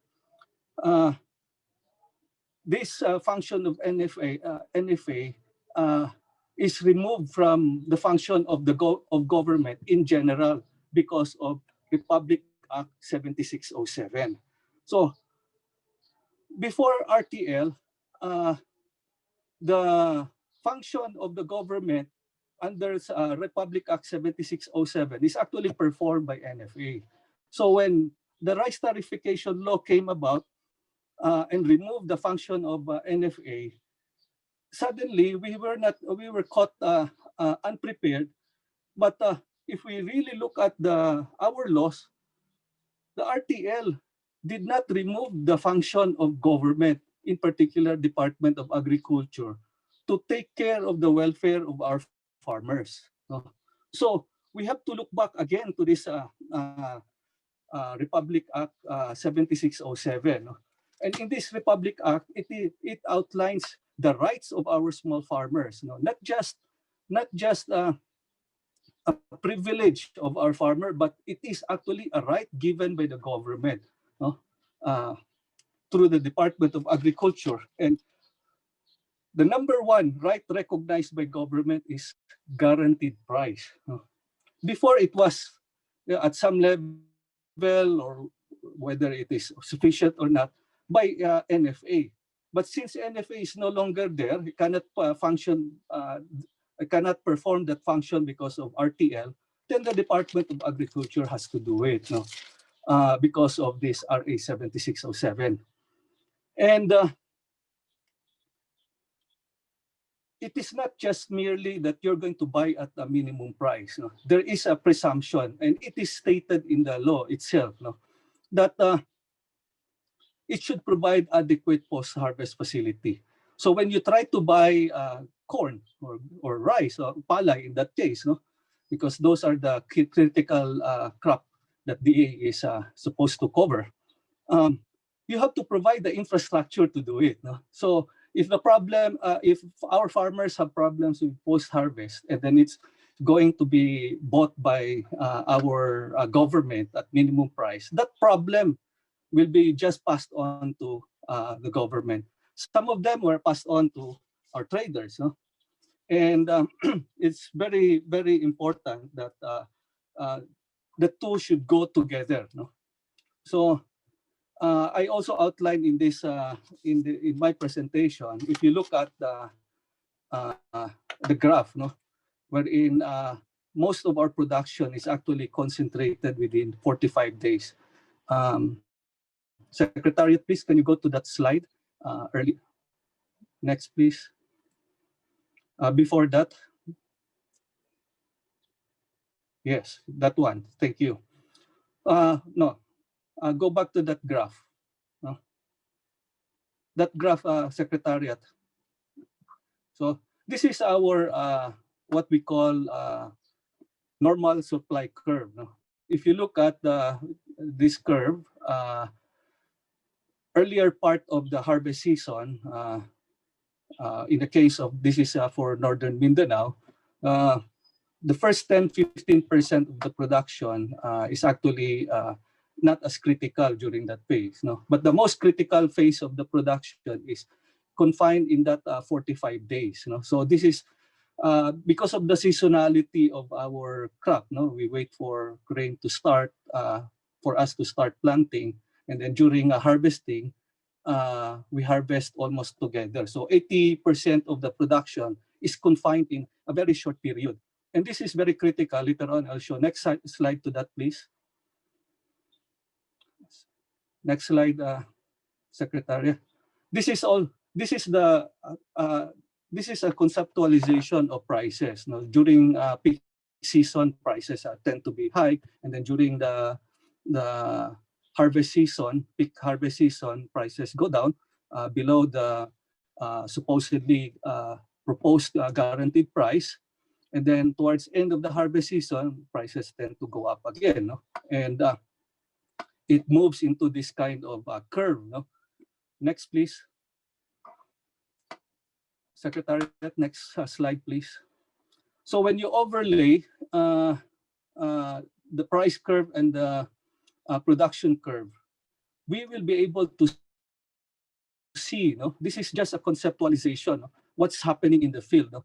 So when peak season production occurs, no? 80% of the production, prices tend to go down below the 1325 that we hope that we can maintain. No? And this is what we try to flatten that curve. No?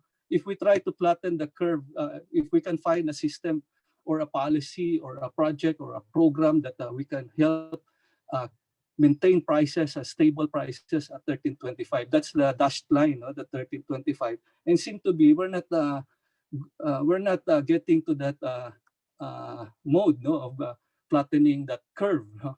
Kumbaga, no? And that's why it's critical that we come up with the proper projects, programs to flatten that curve, because that period is very, very short period. And this is the period that under that bell curve, or what we call the supply curve, wherein most of our farmers sell their corn. No? And during that period, as we see, prices are below the desired prices. No? So that's the time that most of our farmers are vulnerable. So, and during that period, many of our end users cannot buy all the corn that we produce during the peak period.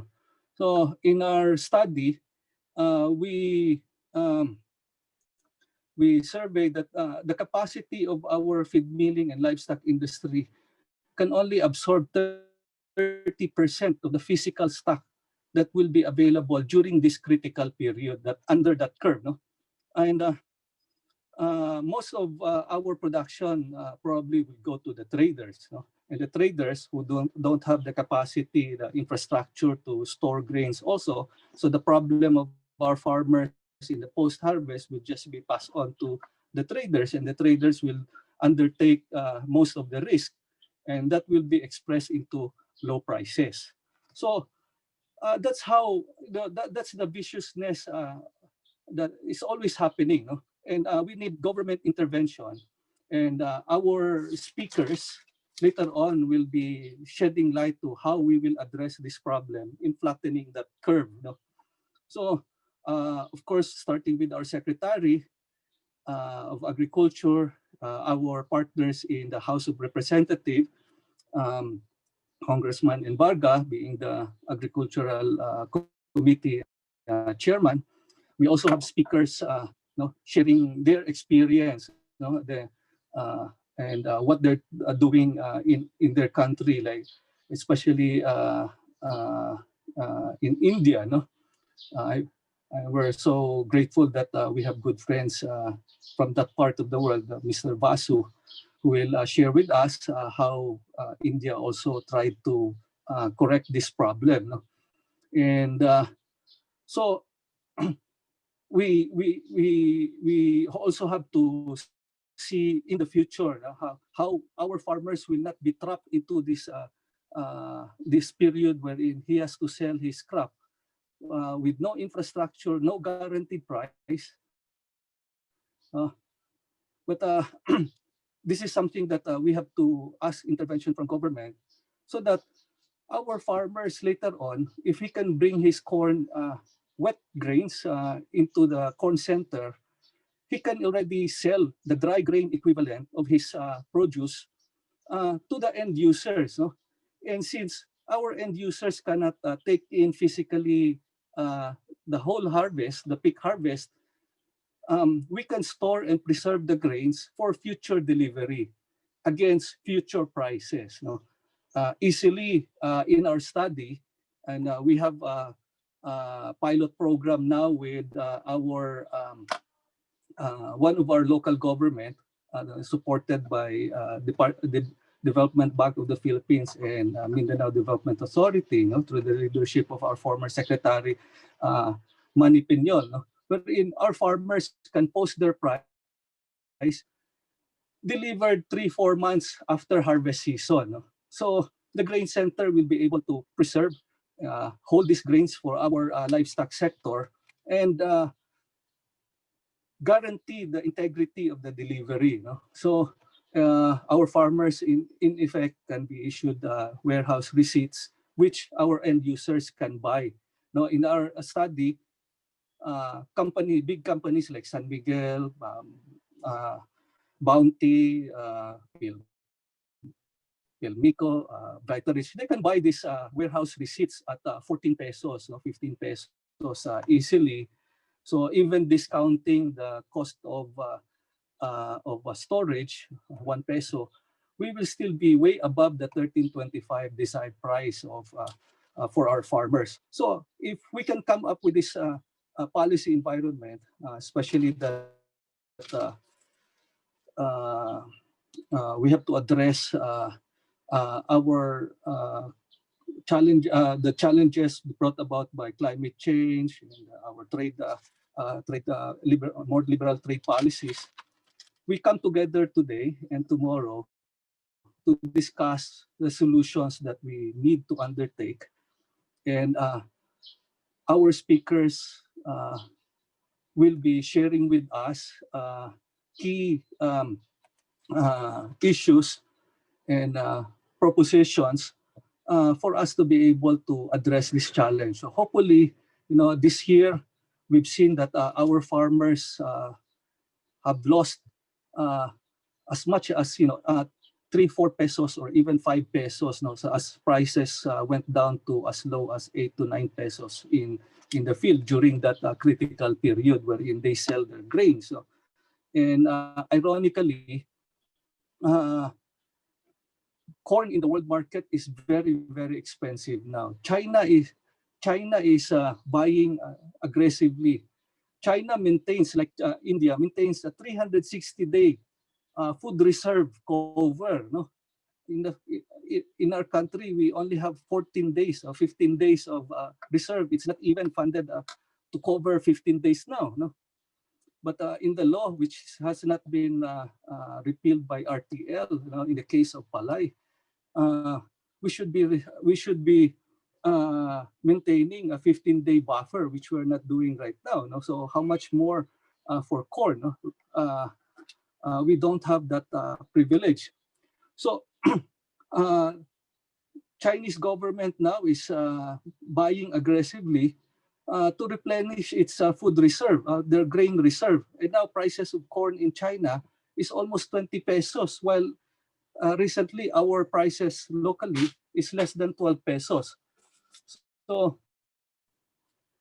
okay, so I hope this will be, the direction that we're trying to take during this Corn Congress, and we're very, very grateful. Again, I would like to express my gratitude to our speakers who will be sharing with us during this Corn Congress. So again, if there will be additional discussion, we will have towards the end of this Corn Congress, we will open up more debates on what was transpired during this early part of the discussion the Corn Congress. Thank you and good morning. Mabuhay ka mais. Mabuhay ka mais. Thank you very much, Sir Rod. Very, very clear po sa mga magsasaka at nakikita po na sinasabi po nila ay kailangan daw po ng mga mamamais ang post-harvest facilities. Okay, let's move on. And for the next presenter, napakagwapo ng ating presenter. Although nababasa nyo na rin po dyan, but I would like to emphasize na itong next next na magme-message po sa atin na magmamais, tayo ay very lucky to have him with us here this morning. Is a three-termer son of a distinguished line of public servants in Quezon Province. So he's from Quezon Province. His grandfather is also a congressman before 1953 until 1966, and that is Congressman Manuel S. Inverga. And he is a descendant of Jose Maria Panganiban, a patriot and one of the founders of the La Solidaridad. Kaya naman pala parang mistizo ang ating next speaker. He is the son of former Quezon Governor Wilfredo or Willie Enverga, a three-termer as well, and was also a member of the House of Representatives 1987 to 1998. During his first term as a lawmaker, he is a vice chair of the Committee on Economic Affairs of the House of Representatives, and he authored a lot of House bill. To mention one is yung Skills Training Center for out-of-school youth. This handsome guy also allotted his congressional fund this term for the proper cultivation of high-value crops and other livelihood projects for his constituents. I hope he will extend further these funds para sa ating mga magmamais, and infrastructure projects remain to be on top of his priorities, as well as financial assistance to indigent patients and allocated substantial funds for his scholarship programs. Pwede ba ang Region 1 dyan, sir? And in 2015, this guy received the Golden Globe Annual Awards for Filipino Achiever in the field of public service. Wow, congratulations for that. So, ladies and gentlemen, our guest, a very special guest for today, with his 18th Congress and as elected chair of the Committee on Agriculture and Food in Congress, along with various measures filed before the committee. Let us all welcome with a warm of applause, no other than Honorable Wilfredo Mark M. Inverga. Take it away. Hi, sir. How are you? Ma'am, thank you so much for that very kind introduction. You're most Salamat po na welcome. marami. Napaka-special ko pala ho rito. Thank you so much po, Ma'am Rosalie. But beforehand, I wish to express again my deepest thanks for the invitation extended to me. Isang napakalaking karangalan po para sa akin na maging bahagi ng programa po nga natin ngayon sa pagkilala ng 16th National Congress po ng CORN.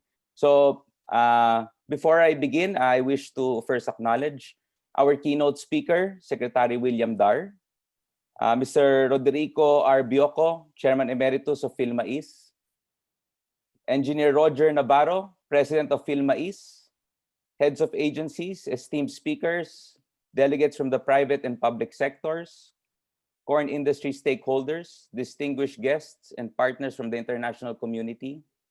Ladies and gentlemen, a safe and productive day to all of us. Mabuhay po, kamais. First of all, I wish to extend my greetings of congratulations. Your untiring efforts to help improve the plight of our corn farmers despite the pandemic and the recent typhoons that has greatly affected our farmers are truly remarkable. Today is also dedicated to honor our farmers, the stewards of agriculture. They are our heroes. They supply the food that we all need to live. And now considered as the true COVID-19 heroes, despite the threats of COVID and difficulties brought about by many factors, they continued to toil the farm to bring food to our tables. Corn is the second most important crop in the Philippines. It is used not only for human consumption, corn is also used for animal feeds and industrial uses. We recognize the invaluable contribution of the industry to the country's economic recovery as we continue to persevere the face of the biggest challenge brought about by the pandemic and the successive storms that hit our country. It is always our farmers who are truly hardly hit by the weather disturbances, and yet they continue to plant. Taos-puso pong ang aming pong pasasalamat pinaabot po sa ating mga magsasaka. We assure you that in Congress is working closely with the Department of Agriculture in finding ways to address, among others, the declining prices of rice and corn, as earlier mentioned by our dear Chairman Emeritus. Measures are being studied with regards to the timing of importation. We have to ensure that importation should not be allowed during the harvest season. The interests of our farmers should come first.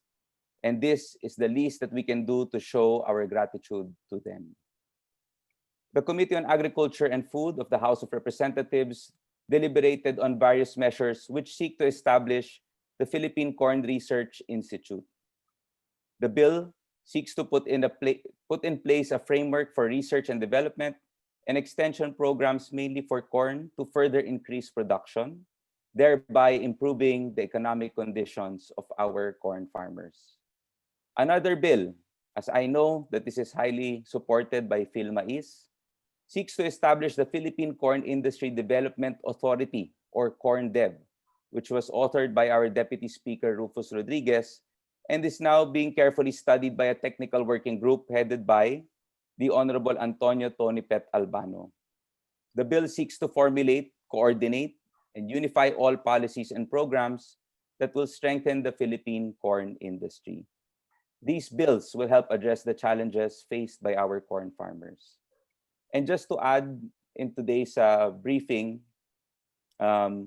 we have been receiving resolutions and inquiries with regards to, as mentioned by our Chairman Emeritus earlier, the review of the Republic Act 7607, which we do have our champions also, our co-legislators, who have expressed their sentiments and have realized the true difficulties of our farmers in their respective districts, particularly to Bukidnon.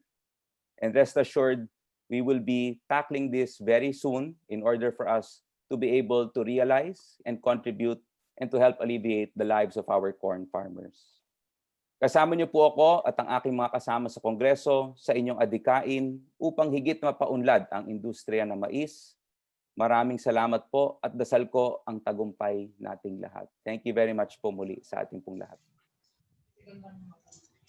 Maraming salamat po, Congressman Inverga. At kami umaasa na kayo po ay makakatulong po sa aming binabalak o kaya andyan na, alam ko nandyan po tayo noon regarding the CornDev at ang ating presidente at ang ating chairman emeritus na si Rod Bioco ay talagang ipupurso po natin ito. Please Kong, we need you and the corn farmers really need you. Lahat po ng nasabi niyo po sa amin ay ikinagagalap po namin at maraming salamat na nandito po kayo sa amin ngayong umaga. Thank you very much. Salamat po, Ma'am Rosalie. Rest assured. Partner, ano masasabi mo kay Congressman? Kailangan bang mag-throw ng question na yung mga ano natin, mga farmers natin? May oras pa ba? May oras pa ba si Congressman? Alam ko maraming meeting siya. Yan, maraming nagpapasalamat sa iyo, Congressman. At sana hindi ito huli at pag nawala na itong pandemic, please call us, we will be there. And please help us again once and for all. Thank you. So siguro lang post PS. Post question kay Congressman. Ano yan? Kasi Congressman, usually yung ating harvest, dumarating yan ng mga August. Ano? So ngayon ay malapit na mag-January. So maya-maya August na naman. So sana yung inyong sinasabing review noong 7607 at saka yung Corn Industry Development Authority ay ma-take up habang tuyo pa ang panahon. Kasi baka abutin na naman tayo ng ng anihan ng bagyo baka tapos yung mga policies na yon ay hindi in place. Ang hindi lang kami sigurado ay in terms yung timing kung kailan ba magre-recess, kailan papasok para talagang makita kung talagang ma-address ng Congress yung sinabi ninyo na pagtulong sa farmer na pagdating ng ng harvest ay hindi merong support price ang farmer. Sir Art, may I respond? Yeah. Yes po, sure po. Yes. Anyway, Sir Art, with regards dito sa Corn Dev Bill na na-file po na ni Deputy Speaker Rufus Rodriguez, ready na po ito for deliberation sa committee proper ng Committee on Agriculture and Food. And as I may recall, I think it was Engineer Roger that attended, who expressed his support, particular po rito sa Corn Dev, Corn Development Authority to be established. Tama po, di ba, Engineer Roger? Tayo po yun. Yeah, tayo to. You preferred this one, as I may recall. Yeah. So this is already ready for deliberation sa committee level. Okay. Definitely, as you mentioned earlier, napaka favorable din naman ng ganito pong pasinaya, using the technology of Zoom. Yeah. So kahit po may recess, we can continue to work. So we will be working even kahit po abutin po tayo ng recess. But we hope before we close, we can tackle the Corn Development Authority. And as I've committed to our fellow members, particular po si Congressman Keith Flores of Bukidnon, as he has raised this in the budget deliberations, yung corn prices at saka yung support for our corn farmers. Na dapat nandyan from the Department of Agriculture. And I think si Secretary Dar can elaborate on this later on the interventions that they will be doing, particular to the issues at hand. So we will also be tackling this soon. We're not limited to having only committee hearings na dati kasi twice a month lang po kami, pero ginagawa na po namin na 2 days in a week. We are working on various crop issues na we are facing po ngayon. So rest assured po, we will be working on this and will be given the prior importance needed. Kasi nga, napakaraming problema na po ng corn industry, yung fall armyworms, even may supply po tayo, napakababa po ng presyo. Yeah. So again, makakaasa po kayo dito na tututukan po natin ito. Kung mayroon kami bigay sa iyo pero siyempre online tayo pero yes, sir. Papadala namin ito sir. Thank you sir. Thank you po. Thank you so much. Maraming salamat po sir. Salamat po. Maraming salamat talaga. Thank you sir Art. Congressman, at sana maumpisahan na talaga yung mga dapat gawin itong dry season para pagdating ng wet season ready na tayo kasi baka naman pagdating ng wet season sakalang uusad, nako kawawa naman. Lalong-lalo na po ang Quezon. So meron po kaming data ng rainfall diyan sa Quezon. Talagang matindi rin diyan ang problema ng rainfall at harvest time. So hindi lamang corn ang problema, pati rice at mga upland crops. So sana po matingnan talaga yon at magbigyan ng kaukulang suporta ang ating mga farmers para magkaroon ng post-harvest facilities.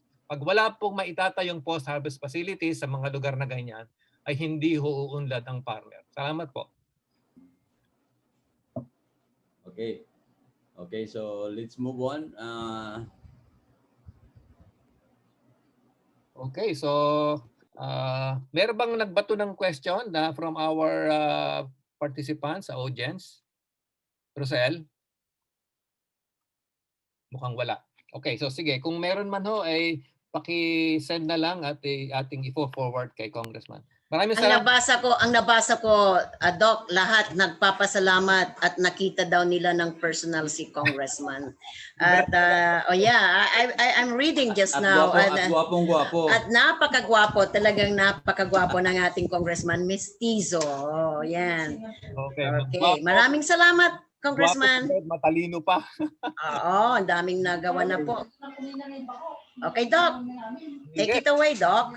Sige, okay. So now we move on to another very important presentation. At ang ating susunod na magsasalita, ay alam niyo na, si Secretary. At konting intro lang kay Secretary. So si Secretary ay kababayan ng ating partner. Kababayan. Yes, from Ilocos. Kababayan siya ni partner Rosalie, okay? From Ilocos region. Oo. So, pero ano siya, kabaro ko rin siya kasi he completed his doctorate in horticulture from UP Los Baños. Alam mo ba, Doc, na meron from San Jacinto rin si Secretary? Okay, oo. Ang blood niya, oo. So talagang talagang dugong Ilocano. But he got his BS and his masters in masters in agronomy and BS agricultural education from MSAC pala, doctorate sa horticulture. He was born to a farming family from Santa Maria, Ilocos Sur. He worked his way up, up talaga, from a budding researcher at Mountain State College, Agricultural College or MSAC, or VSU ngayon, to becoming a globally recognized expert in steward in agriculture. So pag sinabi nating local, ay siya naging director ng Bureau of Agricultural Research, naging director din ng PICARD sa DOST. And also steward in agriculture, international pati, siya yung naging director ng International Crops Research Institute for Semi-Arid Tropics. 3 terms, So usually dalawa lang, pero siya tatlo, And now mahaba yung kanyang lista ng mga nagawa, but then we could say that Dr. William Dar is a man of science, a servant leader in agri-fisheries sector, and a global Filipino from Ilocos, whose heart and passion belong to the countryside. Let us welcome our Secretary, William Dolente Dar.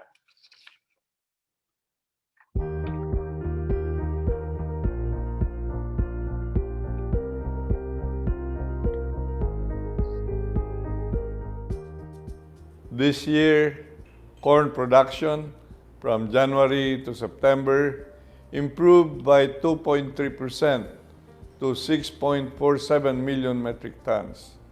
Prices, however, are at 12 pesos 31 centavos per kilogram, or 0.6% lower than in the comparable period last year.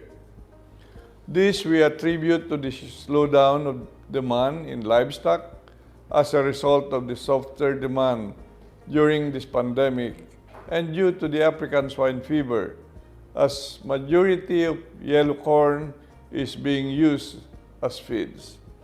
As you reel from this negative impact, we at the Department of Agriculture are looking at the possibility of providing a mandated support price for yellow corn to somehow ease the plight of corn farmers.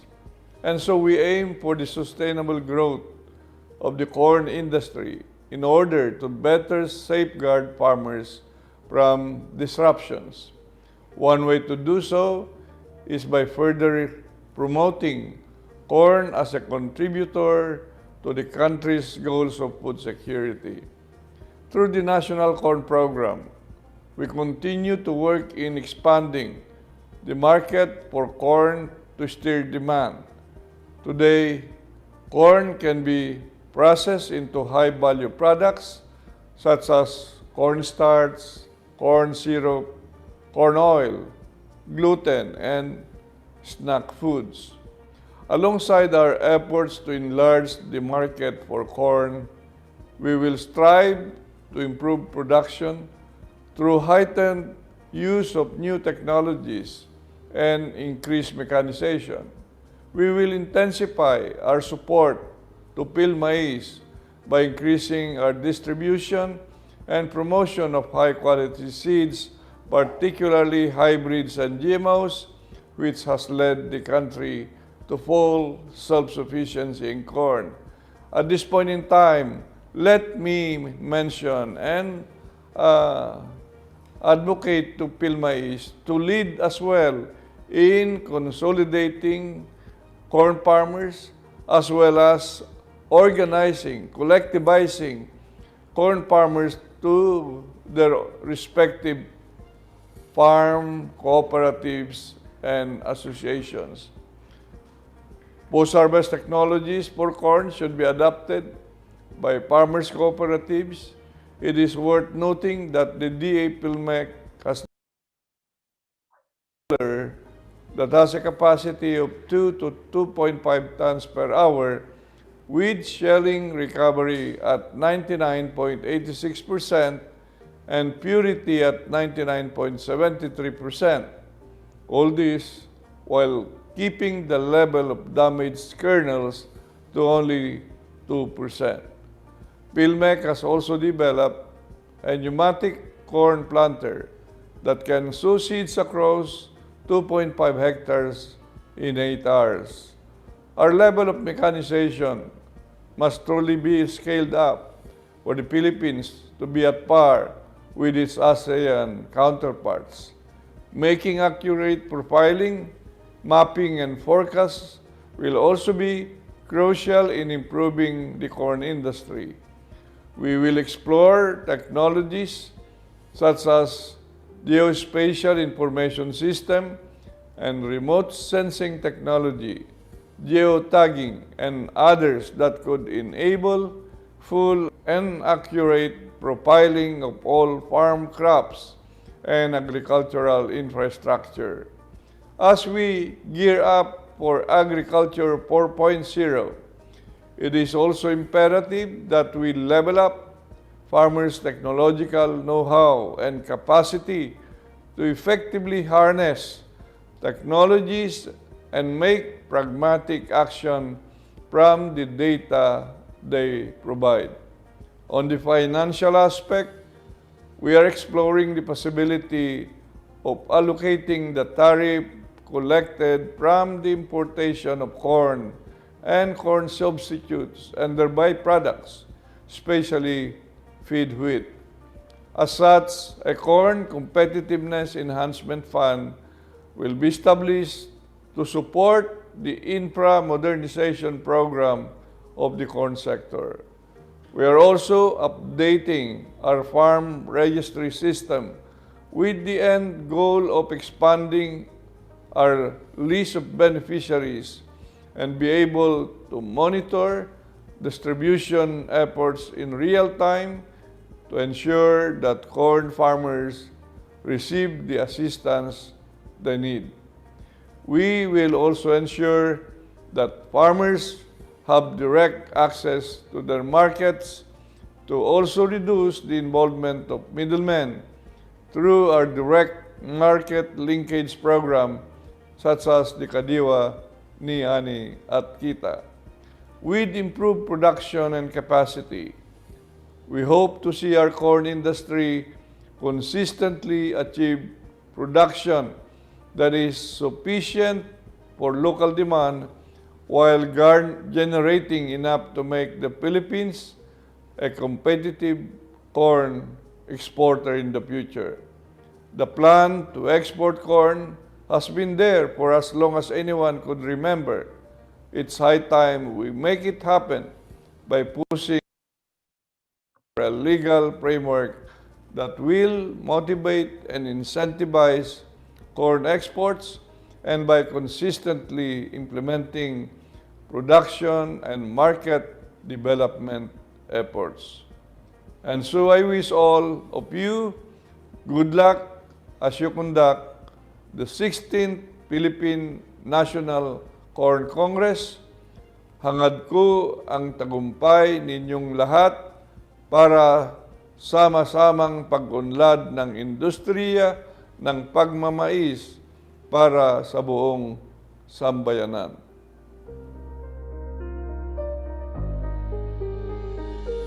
Partner, ang ganda. Ang ganda partner ng message. Ang ganda ng message ni Secretary Dar at pusong magsasaka ang ating Secretary. At sana lahat po ng na i-contribute o kaya na i-share sa atin ngayong umaga ni Secretary Dar ay magaganap sa lalong madaling panahon. Maraming salamat muli, Secretary Dar. Although partner, inaasahan pa lang talagang tayo mag-export ng corn ngayon, ano? So hopefully maka-export tayo at yan ang dream ng ating organisasyong Philippine Mais. May support yung may support ang government, yung mga enabling policies, bakit ba hindi kung talaga namang marami? Yes, opo. Okay, sa sunod na tayo sa susunod na. May nagsabi nagmimerienda na daw sila ng purple na mais. Oo, diyan sa kina Ma'am Susan Lau. Pahingi naman pero mas gusto ko yung durian. Naiiba din. Durian with mais. Yan Ma'am Susan Lau ha. Okay, let's move on. At talagang ang timing natin, Doc, tignan mo yung sa programa natin, nakikip natin yung sa oras natin.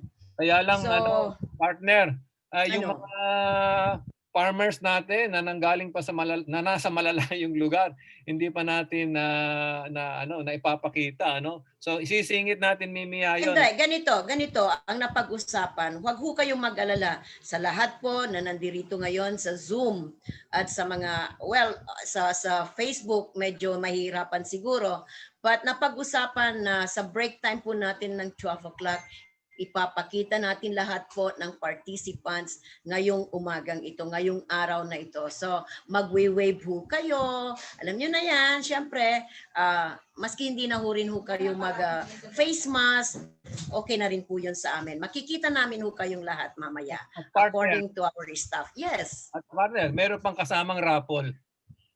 May raffle, maya-maya ng konti. Mag-raffle tayo siguro later on, mga before 12 o'clock para naman sumaya ang ating Okay, for the next part of our program is a presentation of Lifetime Award para kay Doc Antonio Mercado. Am I right, Doc? Yes, oo. Okay. At ito ay a PowerPoint tribute na si Doc Art ang talagang nag-craft ng PowerPoint na ito with the video pictures, PowerPoint, and congratulations to Doc Antonio Mercado. So take it away, my dear staff. Mga nandyan po sa likod ng ating virtual, the presentation of Lifetime Award to Dr. Antonio ito ay Mercado. ginagawad ang pagkilala sa ginawa sa kanyang buong pagsiservisyo, ang tinatawag nating Lifetime Award sa isa sa mga nauna nag-umpisa ng local hybrid corn seed industry. At ito po ay si Antonio C. Mercado o Tony ng ACM Hybrid Corn Seeds. Si Tony po ay pinanganak noong 1934, December 17, at nagtapos ng Bachelor of Science in Agriculture sa UPLB noong 1958, 10 years after Master of Science naman. Siya ay principal corn breeder noon ng open pollinated varieties at hybrids sa College of Agriculture UPLB at later on sa Institute of Plant Breeding 1973 to 1980. Nagkaroon siya ng karagdagang experience noong siya ay naging isang visiting scientist sa CIMMYT, sa International Maize and Wheat Improvement Center sa Mexico noong 1971 to 1972. Nagtrabaho din siya sa private sector doon sa Pioneer Seed Pioneer Hybrid Philippines noong 1981 to 1988. Pero nung nasa UPLB, siya ang nag-coordinate ng tinatawag nating National Cooperative Testing for about a decade. Ang ACM po ay nagde-develop ng open-pollinated varieties and hybrids na talagang maganda ang ani at ang tinitingnan lagi ay yung kita ng ating Filipino corn farmer. Ang kanilang presyo po ay kanilang talagang inilalagay sa tamang level para masigurado na ang ating mga magsasaka ay kikita. At yung kaniyang mga hybrids po ay kanyang tinetesting sa iba't ibang lugar. At ang kanilang primary research station ay sa Banga, South Cotabato.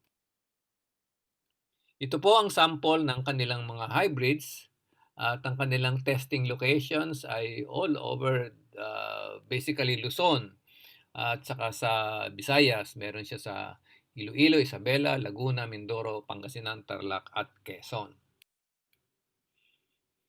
Tunay pong masasabi natin ang ACM Hybrid ay isang Filipino company. Filipino-owned and Filipino-managed. At ang kanyang lakas ay nakasalig sa almost 50 years na tuloy-tuloy na pagde-develop ng mga corn varieties and hybrids in the service of the Philippine corn industry. Yes, the Filipino can. In behalf of the Filipino corn farmers who have benefited and will continue to benefit from his rigorous and committed service to the corn sector, PhilMais proudly grants this year's Lifetime Award to Antonio C. Mercado, ACM.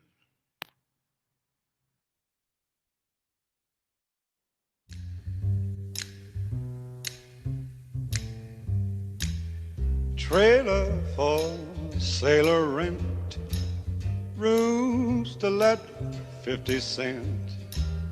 No phone, no pool, no pets. Ain't got no cigarettes, but 2 hours of pushing broom buys a 8 by 12 4-bedroom. I'm a man of means, by no means king of the road. 3rd boxcar, midnight train, destination Bangor, Maine. Old worn out suit and shoes, don't pay no union dues. I smoke old stogies I have found, short but not too big around. I'm a man of means, by no means king of the road. Gonna build a mountain from a little hill. Gonna build me a mountain, at least I hope I will. Gonna build a mountain, gonna build it high. I don't know how I'm gonna do it, I only know I'm gonna try. Gonna build me a daydream from a little hope. Gonna push that daydream up the mountain slope. Gonna build a daydream, gonna see it through. Gonna build a mountain and a daydream, gonna make them both come true. Gonna build a heaven from a little hell. Gonna build me a heaven, and I know darn well, if I build my mountain with a lot of care and take my daydream up the mountain, then heaven will be waiting there. When I build that heaven, as I will someday, and the Lord sends Gabriel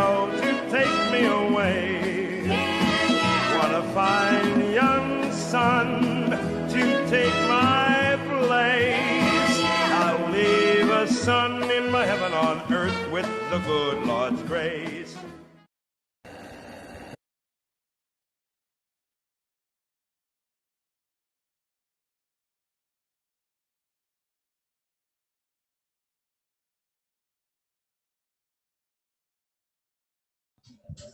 Basa.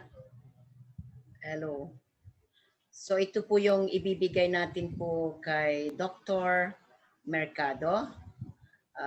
Let me read. 2020 Kamais Lifetime Award.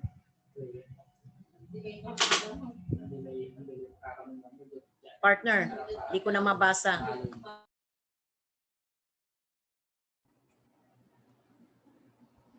Nakamute pala ako. Sige, ako na ang babasa. Kamais Lifetime Achievement Award is given to Antonio C. Mercado, actually junior yun, no? Junior, in recognition of his outstanding and significant contribution in the development of the Philippine corn industry. Given this third day of December 2020, during the 16th Philippine National Corn Congress virtual program platform, signed by Engineer Roger B. Navarro, President of PhilMais, and Yusek Ariel T. Kayanan, Undersecretary for Operations, and Mr. Rodrigo Bioco, Chairman Emeritus. So, yun po ang ating token of our appreciation for all the services of Tony Mercado. You know what, partner? Ito pa, okay. Recipient of the Lifetime Achievement Award. I know you're more than deserving to get that award. Good luck. And well-respected person what I was then until I retired in office. I owed it partly to him being my best mentor, my best friend, and second father. Again, thank you very much, sir, and congratulations. I wish you good health always. Okay, so yun po ay si Greg Villegas. Siya yung naging coordinator ng National Cooperative Trial hanggang sa inabot siya ng retirement. So para din si Tony nag-serve for a long time sa NCT. Partner, yes. Alam mong napansin ko kay Doc Mercado. Cowboy yata, no? Ganda ng mga cowboy na cowboy. Nakakapatayo yung kanyang background music yung una King of the Pero I was really I did enjoy so much yung presentation. Congratulations and thank you very much, Doc Mercado, in spite of. Rest well where you are, and we love you all from Magmamais, PhilMais Incorporated. Okay, so Doc, what's next? So now tayo ay kumbaga tumitindi ang ating level. Kumbaga lagi tayo nagle-level up Kasi ang pag-uusapan natin dito ay malalim pero napaka-importante. Ang ating pag-uusapan ay tungkol sa Magna Carta for Small Farmers na siyang kumbaga siyang nagtulak kung bakit nagkaroon tayo ng masidhing naisin na gawin ito. So ang ating speaker para pag-usapan itong Republic Act 7607 or Magna Carta for Small Farmers ay isang member ng Integrated Bar of the Philippines. 2007 hanggang sa ngayon, siya ay National Executive Vice President and Governor for Eastern Mindanao Region, July 2019 hanggang sa ngayon. And he is the incoming partner IBP National President, July 2021 to July 2023. Ang interesting dito, farmer, ay hindi siya taga Manila. Hindi siya galing sa Imperial Manila.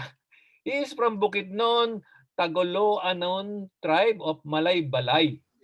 Galing diyan Sir Rod, from Bukidnon. Ayan, mga emeritus na chairman natin at presidente. Oo, at saka siya ay ano, kumbaga he is a manobo, ano? So sabi ko nga, pag ako ay nagtuturo ng plant breeding, ano, yung galing, hindi nakikita yan kung saan ka nakatira. Ano?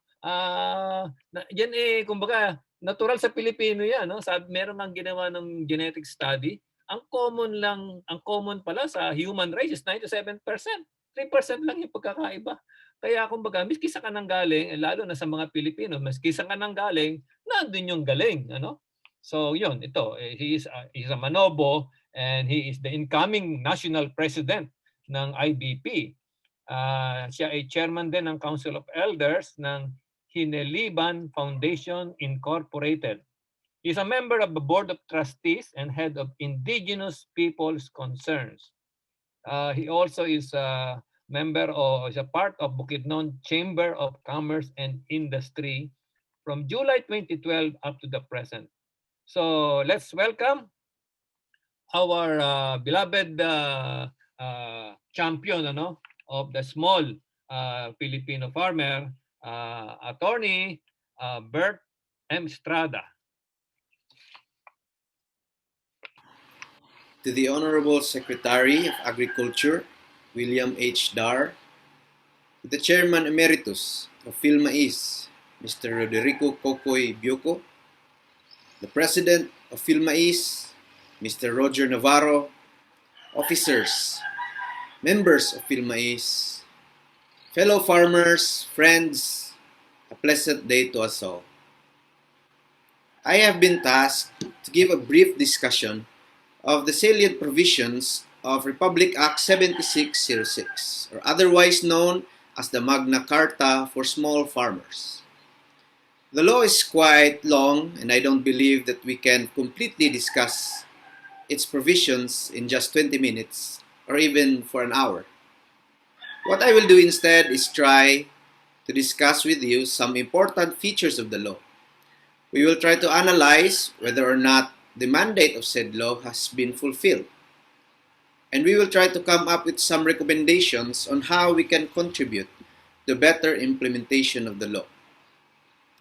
The Magna Carta for Small Farmers is what is called a social legislation, as compared to general laws like the Revised Penal Code that applies to everyone in the Philippines. Social legislations are a piece or a species of law that seek to promote the common good generally by protecting and assisting the weaker members of society. These laws are enacted to provide particular benefits to the underprivileged or marginalized sectors of society in order to uplift the conditions of such sector in order to ultimately promote the general welfare. I'm sure most of you have seen this image in your social media feeds.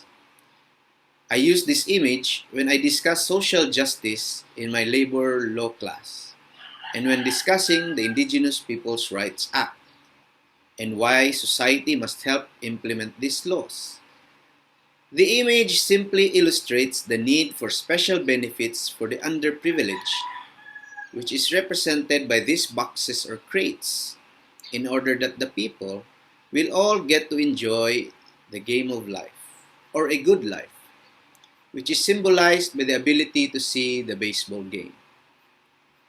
Marginalized sectors are considered as less privileged, so they are the short people who will not be able to see the baseball game unless there is enough crates provided. The tall person represents the privileged members of society. The average height person is the middle class. The common understanding of justice is equality, or everyone being given the same. If this were so, everyone will be given the same treatment at all times. The result could be that the privileged gets unnecessary help, the middle class gets enough help, but the poor does not get sufficient help. Under this situation, the poor still cannot have a good life, and there is a possibility that he might be constrained to get the other boxes from the other people in order to get to see the game. that would result in chaos. If the law is given more to those who have less in life, then everyone has the opportunity at the good life, and ultimately, society is peaceful and progressive. The general welfare is ultimately promoted. It is a mystery to many why farmers in our country are still considered poor if they are the backbone of our economy. Why are farmers still considered as marginalized? In an October 28, 2020 editorial commentary in the Philippine Daily Inquirer, such long-standing mystery has been reiterated. The article begins with the phrase, and I quote, "It is a constant irony that Filipinos who produce food for the nation are also among the most impoverished, and that agriculture, a sector most crucial to nation well-being, is also among the most neglected by government." Unquote. Let us now examine a few of the provisions of the Magna Carta for small farmers to see what is in the law that can help farmers. Bear in mind that this law was enacted way back in 1992, or 28 years ago. Try to ask yourself if the lives of farmers has substantially changed for the better since then. Firstly, the policy or the mandate of the law is clear. Section 2 provides, "It is the declared policy of the state to give the highest priority to the development of agriculture, such that equitable distribution of benefits and opportunities is realized through the empowerment of small farmers. While the state recognizes the fact that the welfare and development of the small farmers is their primordial responsibility, the state shall provide the necessary support mechanism towards the attainment of their socio-economic endeavors." With such a declared policy, one would think it is impossible for farmers to be still poor after 28 years.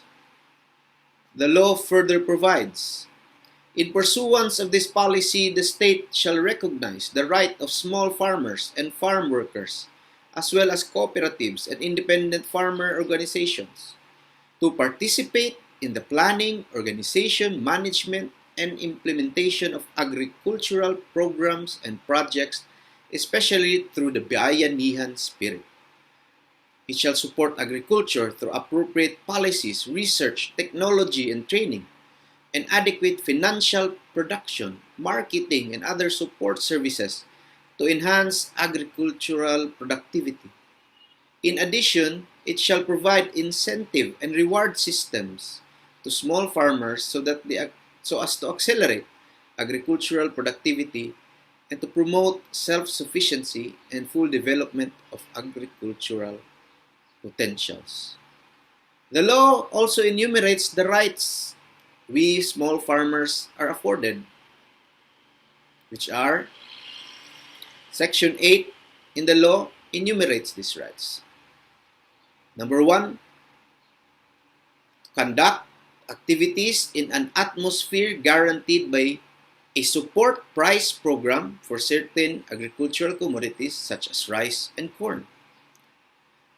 Number 2, participate in a market free from monopoly, cartel, or any other situation which may suppress prices or to their disadvantage. Number 3, to be covered by Social Security to serve as protection from events such as calamities, death, sickness, and the like. 4, to avail of credit at a minimal interest rate with a minimum of collateral requirement for their farm and basic household needs. Avail of and distribute farm inputs and services, and many more other rights enumerated under the law. From those provisions alone, I can say that the major concerns are already obvious. First, access to farm inputs and services.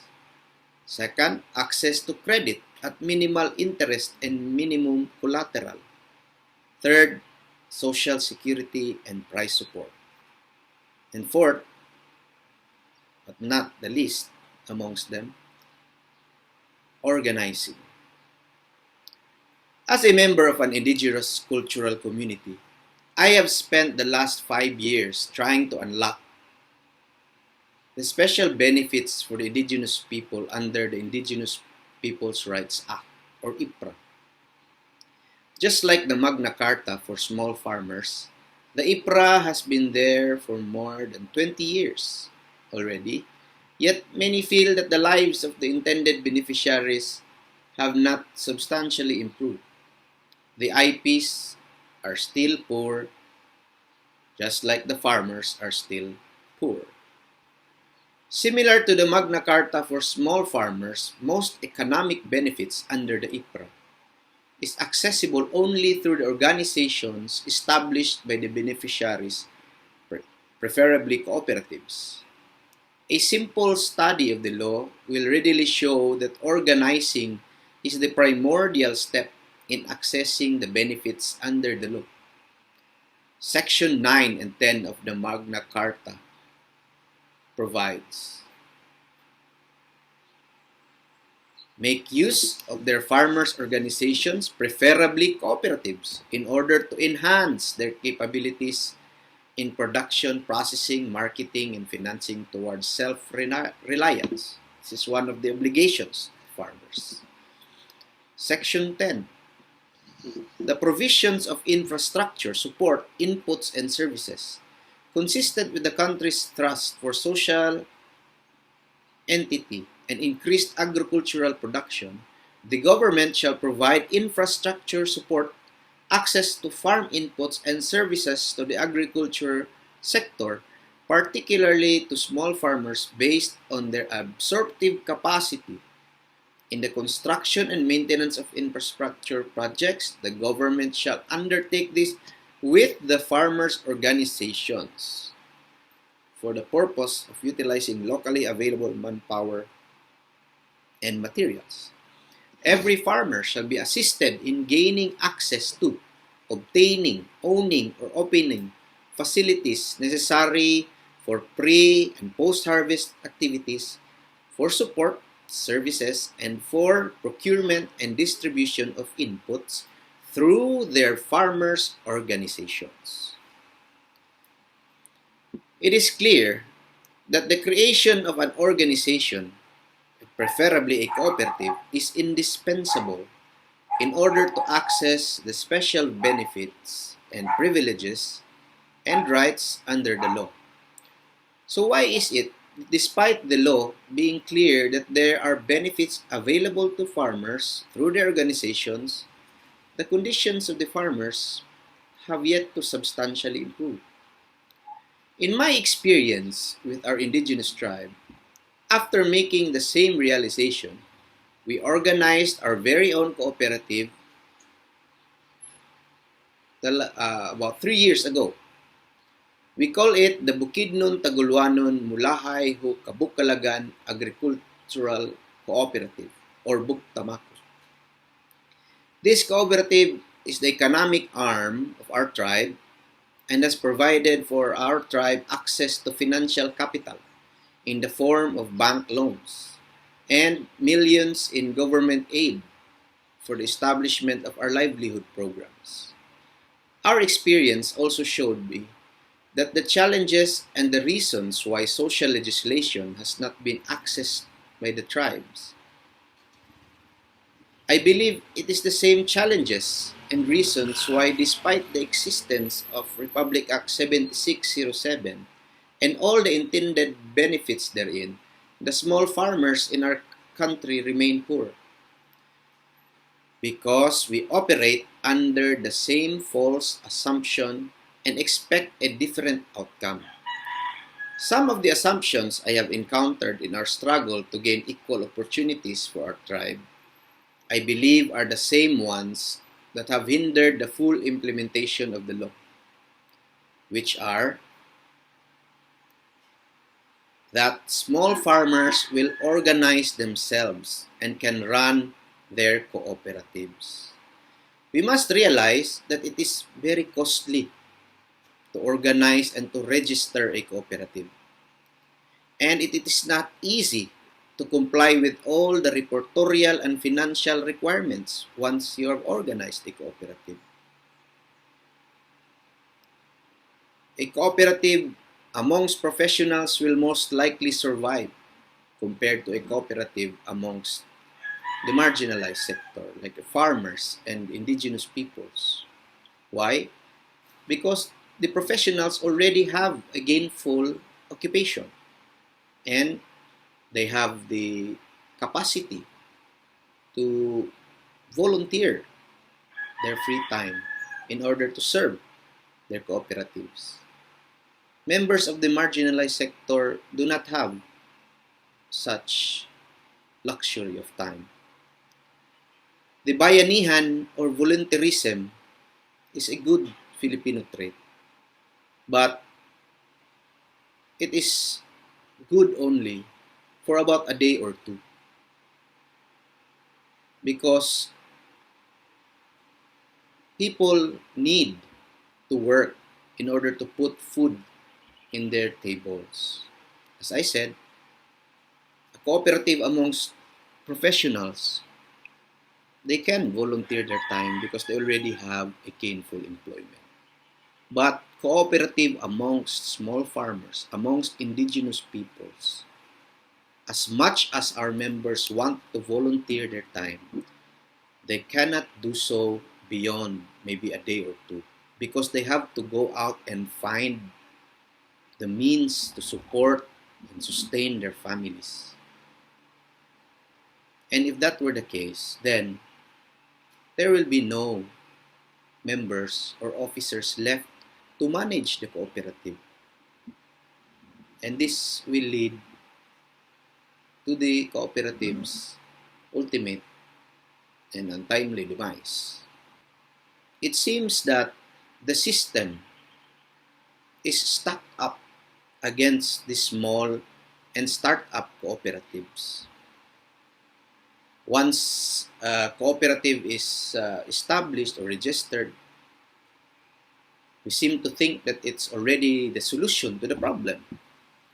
Our experience taught me that it is not so, because most of the programs of government and even private sector which seek to help cooperatives have certain requirements which start-up and small organizations cannot avail of such services.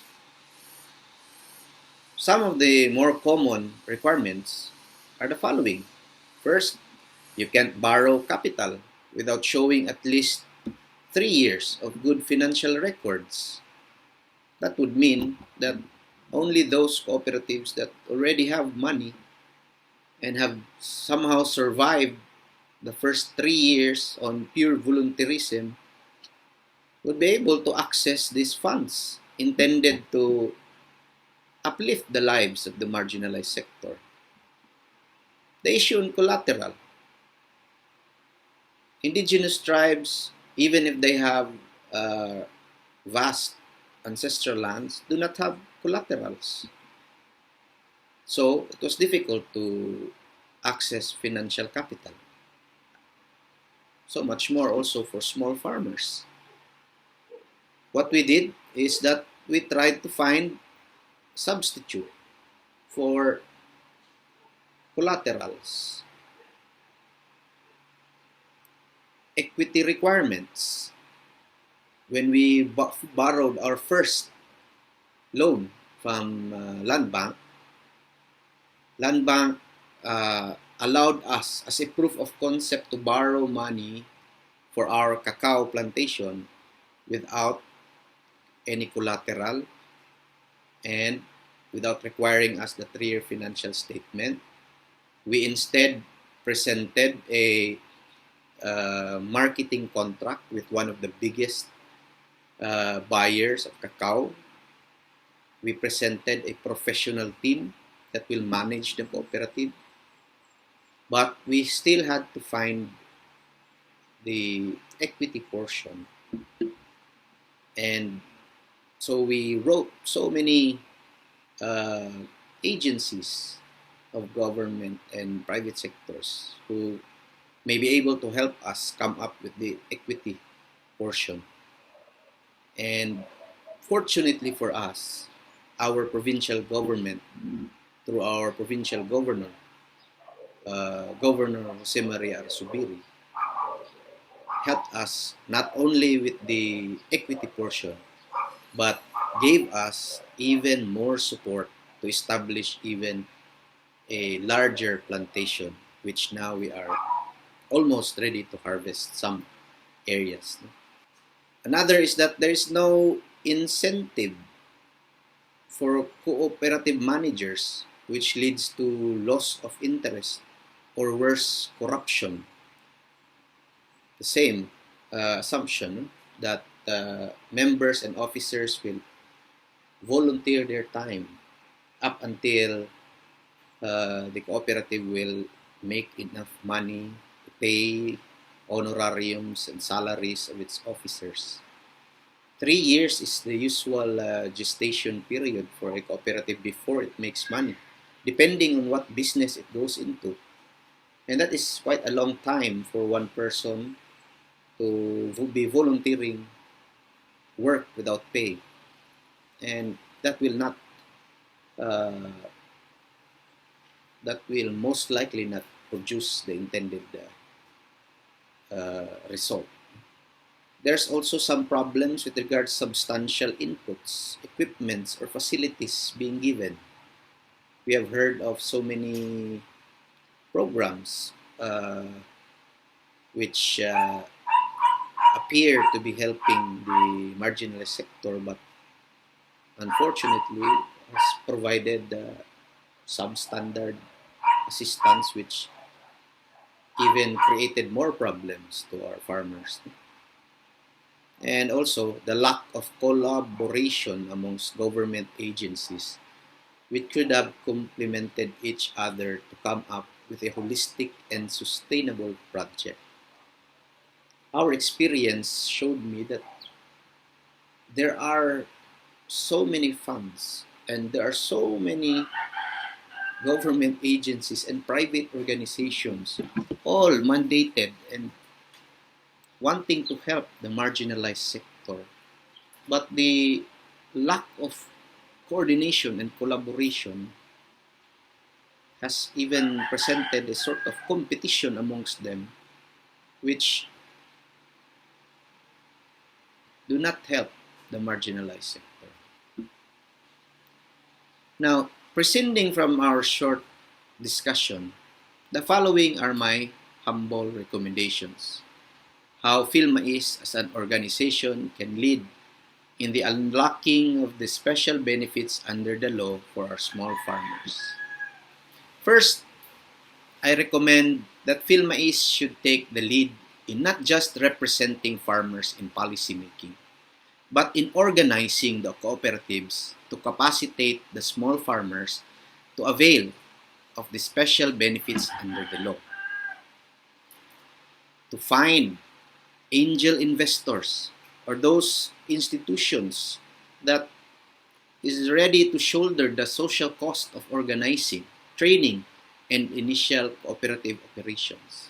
In our case, we were very fortunate to have had the assistance from the USAID program, who provided us the logistical support to organize, to train, to register. There are so many other institutions that can provide the same kind of angel investment, so to speak. There we have to find ways to compensate cooperative workers. If we want our cooperatives to sustain itself and to last and to be able to really be able to access those intended benefits under the law. In our case, we were very fortunate for the full support of our provincial government when our 20 of our members, 10 office and administrative workers, and 10 field workers were made as job orders of the province. And so we were able to really implement the program because they can give their time, their full time, in performing their work for the cooperative. Lastly, we have to lobby for policy shifts at bank level and the local government unit level on things that they can change. Like, for example, when we went to Land Bank, I realized that even at the regional level, they can waive or do away with certain requirements in order that we can avail of loan facilities. With regards our local government units, it is important to coordinate and collaborate with them and study the different pertinent laws on how they can help the marginalized sector. Thank you for this opportunity, and may God bless us all, and may God bless the small farmers of our nation.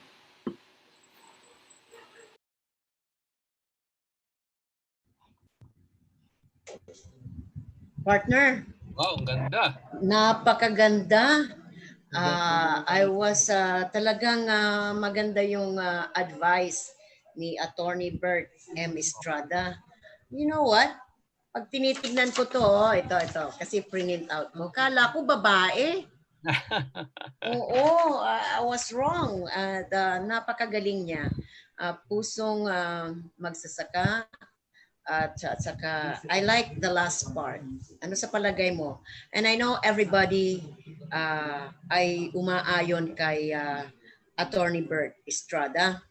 It's regarding, sabi niya, PhilMais should not only represent farmers in policy making. O ayan, President Roger at saka si Sir Rod, not only daw in policy making, and in which right now actually on the road na rin po tayo dito sa nagli-lead na rin ng PhilMais in organizing a cooperative. At nagkaroon ng meeting noon but I was not there dahil nga ito, multitasking nga ako, ano? Dahil daw, did you hear that word, angel investors?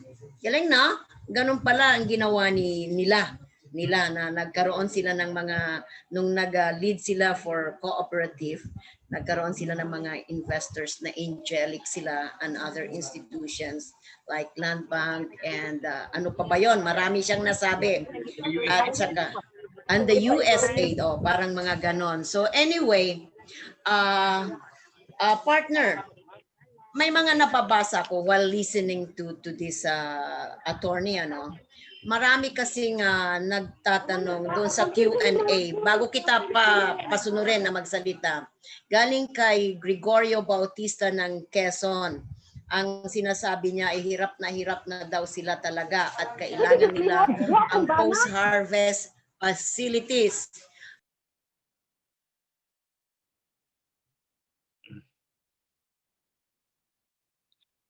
Wala. Wala ang sound mo, partner. At including, ayan, naririnig mo na ako. At including kay yung mga question, kasi maganda yung sinabi nga ni Attorney Bert, no? Na magkakaroon nga tayo ng cooperative. So siguro yung question ni Sir Gregorio Bautista from Quezon na kailangan hirap na daw sila sa post-harvest facilities. Ayan. Si Madam Elenita Oracion from Mimaropa, ano daw ang maaasahan nila na magmamais dahil hirap sila dahil natamaan sila ng bagyo na sunod-sunod. Si Samakami Gloria, ang kailangan din daw nila ay support price ng government at from Oriental Mindoro yan. Si Henry Lariosa, financing and support price, including machine or post-harvest facilities. Ganon din si Teng Singapore. But I think listening to Attorney Bert Estrada will answer everything. No? Lalo na itong Magna Carta for young farmers. Like me, I'm a farmerette nga, and I'm aging. I'm now 60 years old, but I don't look like 60 years old anyway. So, yung mga susunod na lang, yung mga nag-react ako kagad kasi alam ko sasabihin ng mga kasama ko niyan, nakita ko maraming taga Pangasinan, taga Ilocos, nakikita ko yung mga ano nila eh. But anyway, well, you can add in pa rin, partner, kung ano yung magandang ano. Kasi aantay na rin si waiting po si Mr. Prasanna Rao. At meron po silang nasabi kanina, si Mr. Shenoy, na naghihintay din sila. At ang next na presenter po natin din. So, ano, may maidadagdag ka pa ba doon sa sinabi ni Attorney Bart? Wala na akong maidadagdag. Talagang hinimay-himay niya yung problema at ano ang konkretong gagawin. At merong, kumbaga, example how to go about it. Sa madaling salita, hindi pwedeng, kumbaga, parang isang biyayang galing sa langit na pupunta. On your cam, Doc. Hello? Yes, on your cam. Hindi ka wala ka sa camera. Ayaw ko bigyan Kita yung tagupuhan mo. Sige. Oh. Pero nahimay-himay nga niya talaga yung mga problema ng mga farmers. Lalo na yung mga aging farmers, mga middle-aged farmers. At incoming in are mga young farmers. At alam ko, mahirap talaga na hikayatin itong mga young farmers to go on farming dahil nga dito sa mga hinaharap natin. I hope at alam ko itong mga attendees po natin ay sumasang-ayon sa nangyayari sa panahon ngayon. Not only we are facing all these climate change, typhoons, storm surge, drought, ang dami pa, low prices, the quality ng ating produce, tapos wala pa nga pamuhunan, ang baba ng price, pagdating ng anihan. So, Mr. President and Mr. Rod Bioco, our Chairman Emeritus, please let us proceed and let us religiously continue doing this cooperative for the sake of all the Filipino farmers. Alam mo, okay. Siguro napakaganda ng sunod-sunod na topics ng ating mga invited speakers, ano? So, parang naandyan na yung mga basic components eh. So, bubuuin na lang eh. Yung mga problema nila nasusolba, no? Pagkatapos tayo as a filmmate, 'di ba, nagpo-form na tayo ng cooperative. So, dapat siguro yes po. Patuloy 'yon para magawa na talaga tayo ng specific program pagkatapos i-sustain 'yon. So, dapat talaga yung government ay talagang magbigay ng substantive support sa mga nakalagay na pala sa batas eh, as old as 28 Meron years. na kasi, I heard that also from my district congressman Purito na talagang naaprubahan na yata yung Magna Carta. So, and it was crafted by Attorney Bert Estrada. And I'm waiting for that. Am I included with that? Buhayin talaga ang Magna Cartang ito. Sir Rod, I am included. Ang Magna Carta, nandiyan na yan. Kaso lang, sa sinabi ko kanina na ang nagpe-perform yan, whether underperform o overperform, yung NFA under PD4. Kaya taken for granted, no? So pero ang NFA, I've been working with NFA as PhilMais representative, no, for a long time. Every time na gumagawa sila ng budget, ini-invoke nila yung Republic Act 7607. So pinaglalaban nila sa Kongreso na kung kine-question yung budget nila, kung bakit ganito karami ang bibilhin nila, sasabihin nila na obligasyon namin yan under Magna Carta na magbigay ng minimum price. Minsan nasusuportahan sila ng Kongreso, minsan hindi, no? Pero pinaglalaban niya ng NFA. In fairness sa NFA, no? So tawag nito itong mga post-harvest ganon. So hindi ko lang nasabi kanina na we have to cover about 1 million hectares of to do post harvest, no. Ang cost natin to do post harvest is around 75,000 pesos per hectare. Ibig sabihin, ang universe ng kailangan natin sa post harvest is 75 billion, no. 75 billion of investment. Sa ngayon, laki pala, no? Ang post-harvest capacity natin wala pang 20%. So more than 60 billion yung backlog ng investment natin para ma-cover yung post-harvest ng corn industry, no? So kaya nga ito, ang problema, ang corn program natin, ang allocation for post-harvest is less than 1 billion a year. So kung aasahan natin yung government to cover at least 20% ng post-harvest capacity, no? Baka abutin tayo ng 25-30 years bago maka-deliver ng 20% capacity ang government. That's why we're looking at other options like sa local government, baka sila ang mag-invest, pwede naman sila umutang sa DBP, pwede nilang ipamanage sa PhilMais kasi hindi naman alam ng local government paano mag-manage ng post-harvest. So marami tayong dapat gawin na program, and this is what we're trying to discuss now during the Corn Congress. Actually, Rod, yun yung idea behind yung Philippine Corn Industry Development Administration. Talaga yung post-harvest at tutukan. Yeah, precisely. Yes, precisely. So dapat i-kuha natin to, i-rationalize natin, and then we should have a proper roadmap towards this, no? Kasi ang goal natin, even sa minimum price, no, we should be hitting at least 15% ng production. Dapat bilhin yan through government effort, no? So that hopefully it will also influence the 85%, no? So kahit na hindi siya nakapasok doon sa post-harvest facility, kung may stability ng price, nagawa na rin yung mandato ng gobyerno, no? So hindi naman kailangan. So sa National Expenditure Program dati ng NFA, hindi naman nila sinasabi bilhin namin lahat yung palay, bilhin namin lahat yung mais. So kailangan mo lang bilhin at a certain level na ma-influence mo yung hindi mo nabili, no? So and that is about 10-15% lang na participation, or even 20% if you use Pareto principle, no? So ganun ang dapat ganun ang direction na pupuntahan natin, strategic direction ng government. Hindi naman to bago, no? Ginagawa na to ng ibang bansa, no?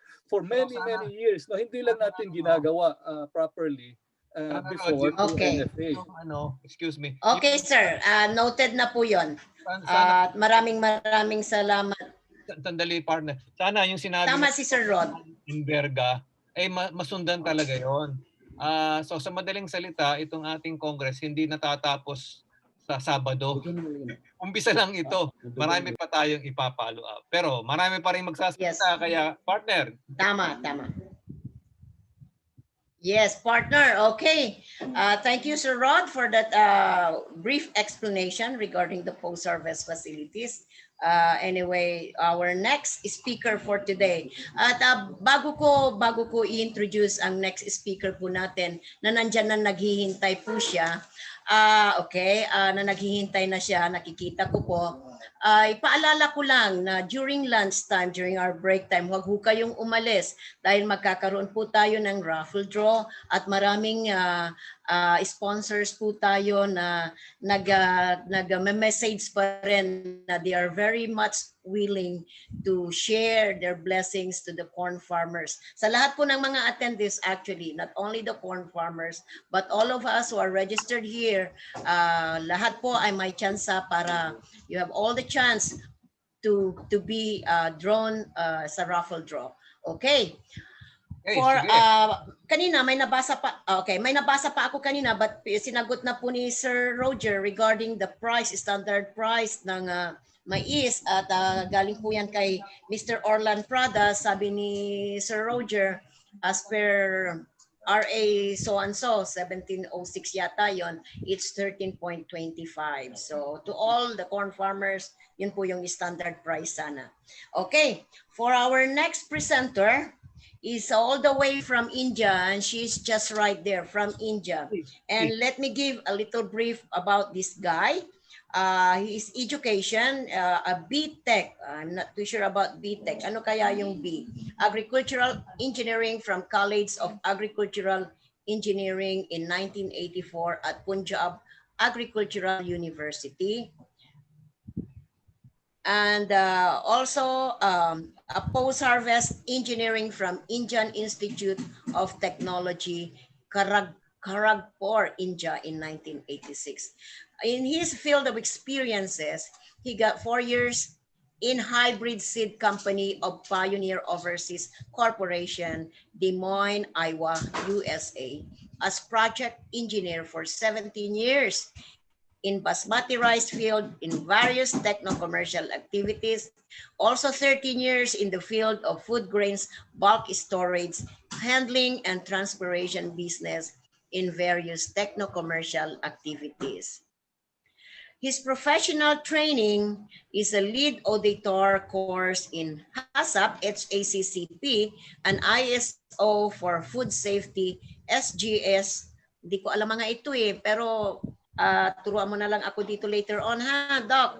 In SGS, India Grain Quality Management from Purdue University, USA. Wow, what a big man this is. And let us all welcome with a warm applause no other than Mr. Munishwar Vasudeva, the Managing Director of Lotus Harvestech Private Limited in India. In short, Mr. Vaso. Take it away, Mr. Vaso. Yeah, can I speak now? Yes. Yeah. Please. Yes, So, please. Namaskar from India. Yes, please. Yes. Namaskar from India to a beautiful country which is very close to my heart, that is Philippines. Thank you. Today is my fourth interaction. 3 were physical in last 7-8 years. And thanks to Rod, thanks to Roger, and thanks to now Mr. Salazar, Dr. Salazar, for giving this opportunity to showcase to showcase and suggest few things on post-harvest engineering, which is field very close to my heart. And I love to share it wherever it is possible, and I'm given the opportunity. And I would like to say, express my gratitude to Mr. Dr. Dhar, Secretary, Department of Agriculture. And I've listened to Antonio Mercado, Mr. Estrada. It has given me a lot of socio-political stuff, which is essential part of it. I will express it in my next slides coming. Next, please.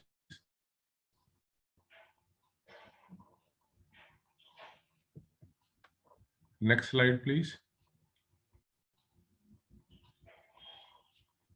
Yeah. Now next. Now I see that post-harvest and storage is a service provided to the farming community and the end users. According to me, that farming community and the end users are intrinsically correlated with each other. We cannot separate both of them. So if we want to see food security, then it has to be in correlation with the pre-harvest, which is farming. So now giving a service providing to the farming community and user for stable remunerative farm income. So that is the foremost duty of post-harvest and storage. And obviously when we have a sufficient storage, then it leads to low food inflation at national level. And we have a good post-harvest activities like drying, removing the trash from the healthy seeds. So for hygienic and safe farm produce for healthy populations, so basically both are vulnerable for overwetting, especially paddy as well as corn. So it has a lot of issues on aflatoxins, and aflatoxins issue can only be tackled by drying it immediately. I will show you, how it influences it and within how many days of harvesting in data coming. And we must have, Philippines is very, very unique. My three visits and interaction with Rod and Roger and all, I've learned, it has to have both backward and forward integration. Port to the farm to the consumer, farm to the consumer, or maybe exports and all. So it has to be really smart to have ease of backward and forward integration. And secondly and foremost, post-harvest major responsibility is optimization of post-harvest logistics, spoilage, and storage losses. So this storage losses is every grain saved is a kind of a grain produced. So it is criminal to waste any kind of harvested crop due to bad post-harvest practices. And I had seen, and I'm so sorry to observe and listen on the TV channels about the latest typhoons and natural disasters which Philippines frequently faces it. So it is more essential that grain availability is available during natural disasters. Next, please. Next slide.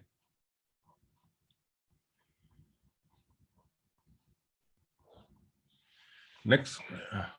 So post-harvest solutions at the macro levels are easy to categorize for corn, crop drying at community level and industrial scales. At community level, we can have our 2 ton per hour, because crops are harvested generally between 30 to 35%, and which cannot be immediately shelled, so it has to be dried.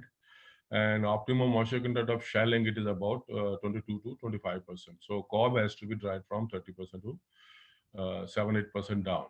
And corn shelling, after shelling, again, it has to be dried to the level of 12 to 13%. So we can have industrial scale, this thing. I've seen in Canada, that we would, Mr. Estrada was discussing about cooperatives and all. Canada has its own kind of unique cooperatives who owns a very big silo infrastructure as well as processing. So they hire professionals to manage their post-harvest this thing where farmers can give it as a warehousing receipt as well as his quality is measured given the receipt for the weight.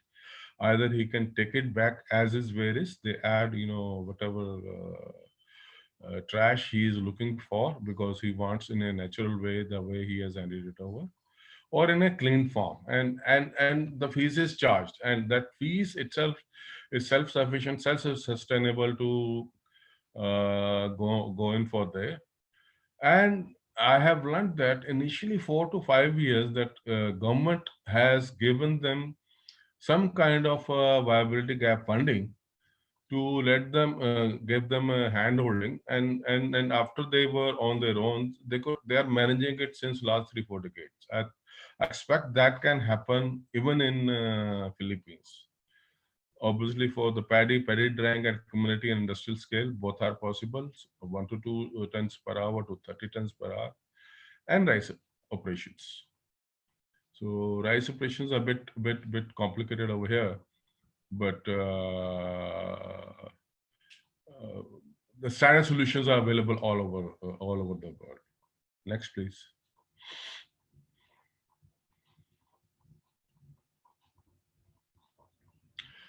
So drying is utmost important, as I was emphasizing in the last slide.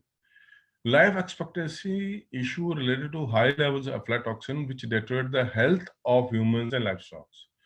I think livestock are more vulnerable to higher level of aflatoxins.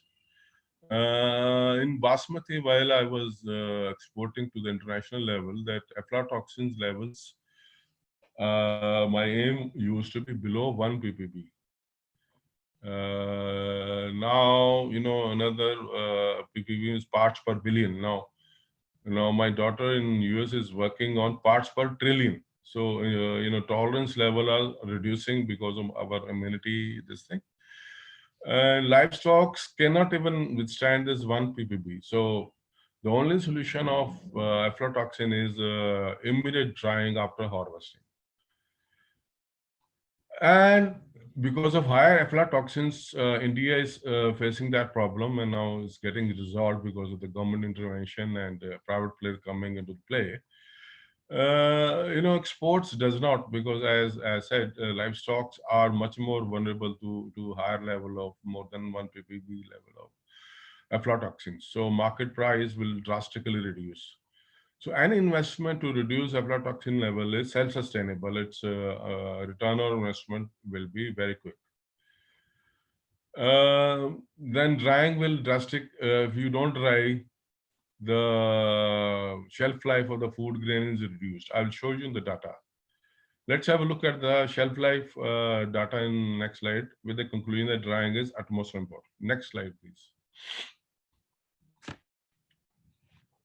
If you see this, this is the data on the y-axis as moisture. On the x-axis, this is temperature. If you see that, I foresee that average temperature would be 30 degree. And, when we're shelling the grains at 25%, from 35% to 35% from the cob drying, at 20 degree itself, the shelf life is just 3 days. And when we say shelf life, that quality of, physiochemical characteristics are changing. Physio is that a starch value is degrading, proteins are degrading, and chemical part, especially is aflatoxin, is getting inflected upon, and which will be very difficult to be eliminated at a later stage. So removable moisture 13% at 30 degree, you will have at least 90 days of shelf life. That is about 3 months. And if you reduce it further, you can have it a little more.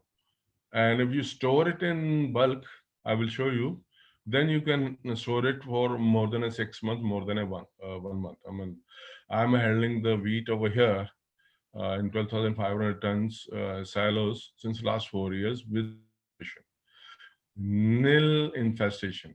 So if you can say that, storage losses are reduced, and I can use it at any given point of time, my heavy capital cost on silos has been self-sustainable. Next slide.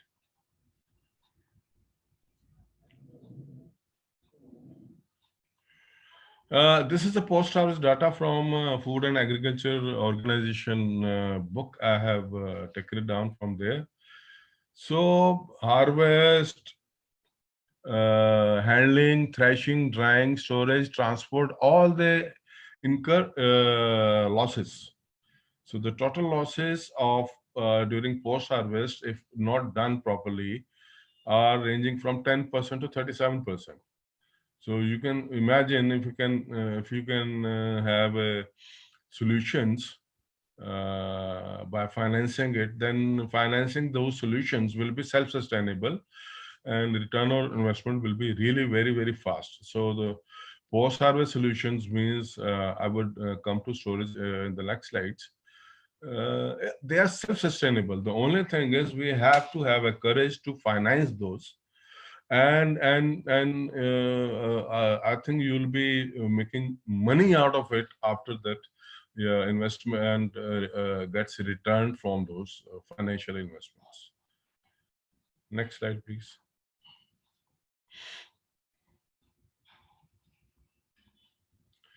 Now I'm coming to storage. Important. Due to self-reliance in case of man-made disasters, by storing grade equivalent, I mean, we should have at least a stock from season to season. I had seen there are 2 seasons of paddy as well as for the corn. So and the duration is 6 months. So at least we should have 6 months between both harvesting seasons for paddy requirement as well as for corn. So 6 months corn consumption, 6 months of rice consumption, we should have at least minimum possible. And I would say that because Philippines is susceptible for natural disaster, they should have at least 1 year of it. I mean, it may, the cost of not feeding the populace is huge, politically huge price, once in 20 years, once in 30 years will, it can disturb the whole country. So it is very important we should have a storage of at least 6 months. And storage also helps us. Once I was advising World Bank through World Bank that government of Bangladesh for increasing the capacity of silos in their port silos from 1 lakh tons. So port silos thumb rule is that it should handle 20 to at least 20 times the storage capacity. So they were hardly handling 800,000 tons instead of 2 million tons. So I found out and I gathered the figures of last 5 years of international prices of wheat. They were importing and distributing the wheat at a wrong time. I mean, in the sense, their storage operations and their policymakers for import clearance, they were not talking to each other. They were not, the trader used to say, oh, this is very cheap wheat.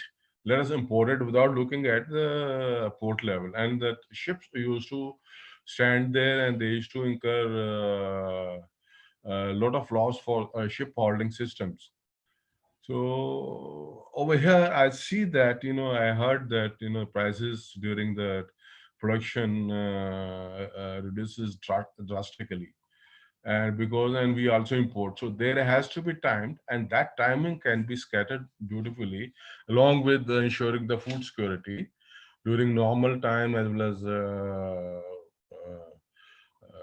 disaster time, natural disaster time. The storage is of 6 months is at least expected. If we have a proper storage, then obviously I've shown you the 10 to 37% losses. Any investment is worth it.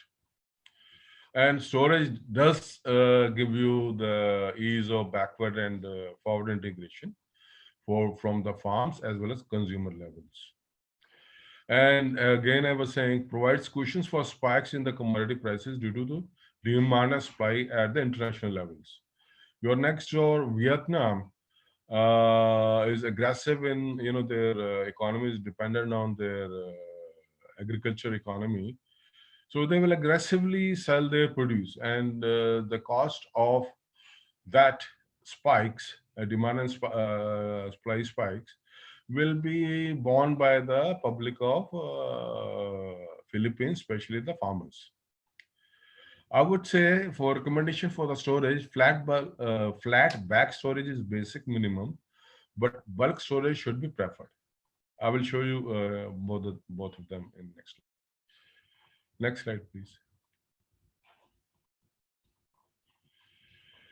See, to decide what kind of this thing is there, I would say the country of high moisture level country, like I would say natural 90% above is the Philippines. They should have bulk storage. The shelf life of food grains I've shown you in my previous slide of shelf life duration of moisture versus temperature, ambient temperature. So 12 to 13% is the best for long-term storage of the grains. And here humidity is I would say is a culprit in reducing the shelf life, because EMC, equilibrium moisture content, comes into play. You will see that maize at whatever you dry, it will come down to 19.6%, thereby making sure that your shelf life is reduced. So I would prefer bulk storage in silos over the flat back storage, because flat bulk back storage will react to the temperature and moisture level. Next slide, please.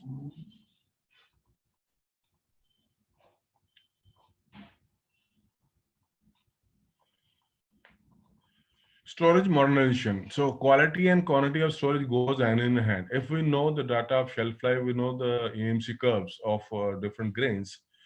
So then we cannot compromise on the quality of storage. And the best quality available as of today is bulk storage.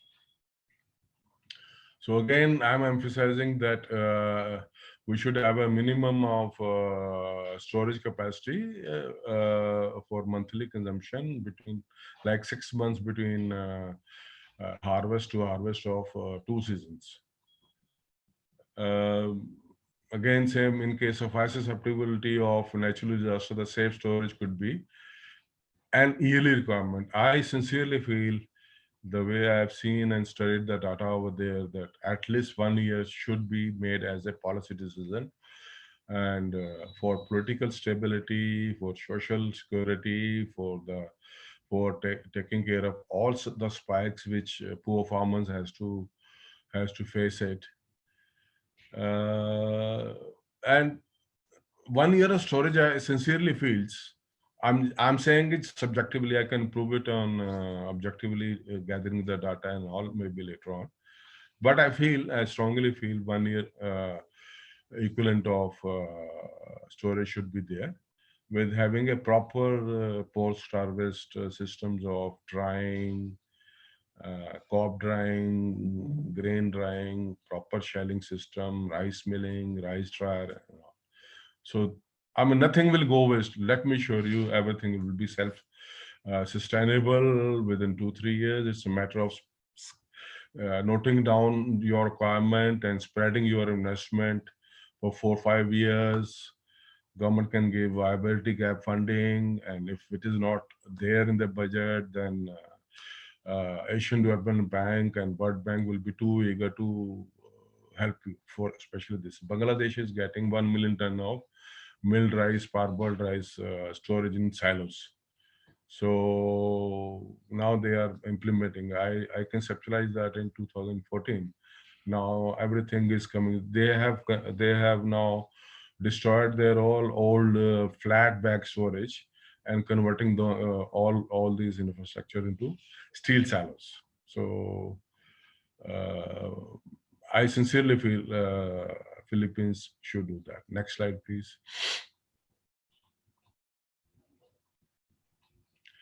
So storage modernization, types of storage: flat bag storage, vertical storage like steel silos, and there is a kind of bulk storage also.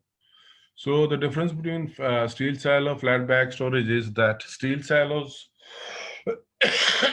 is a vertical silo, but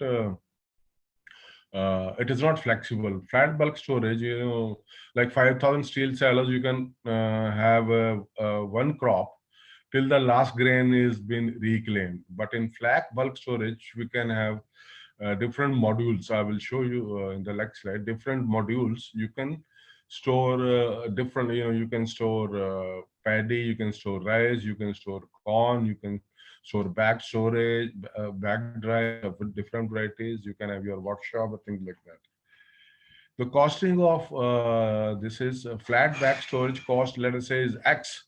Steel silo is 1.75x, and flat bulk storage is about 1.25 times X.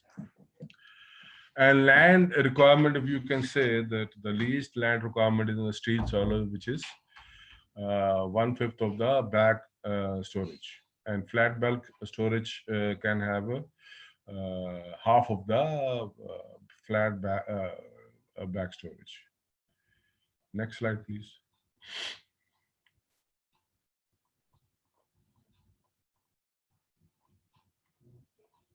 Next slide.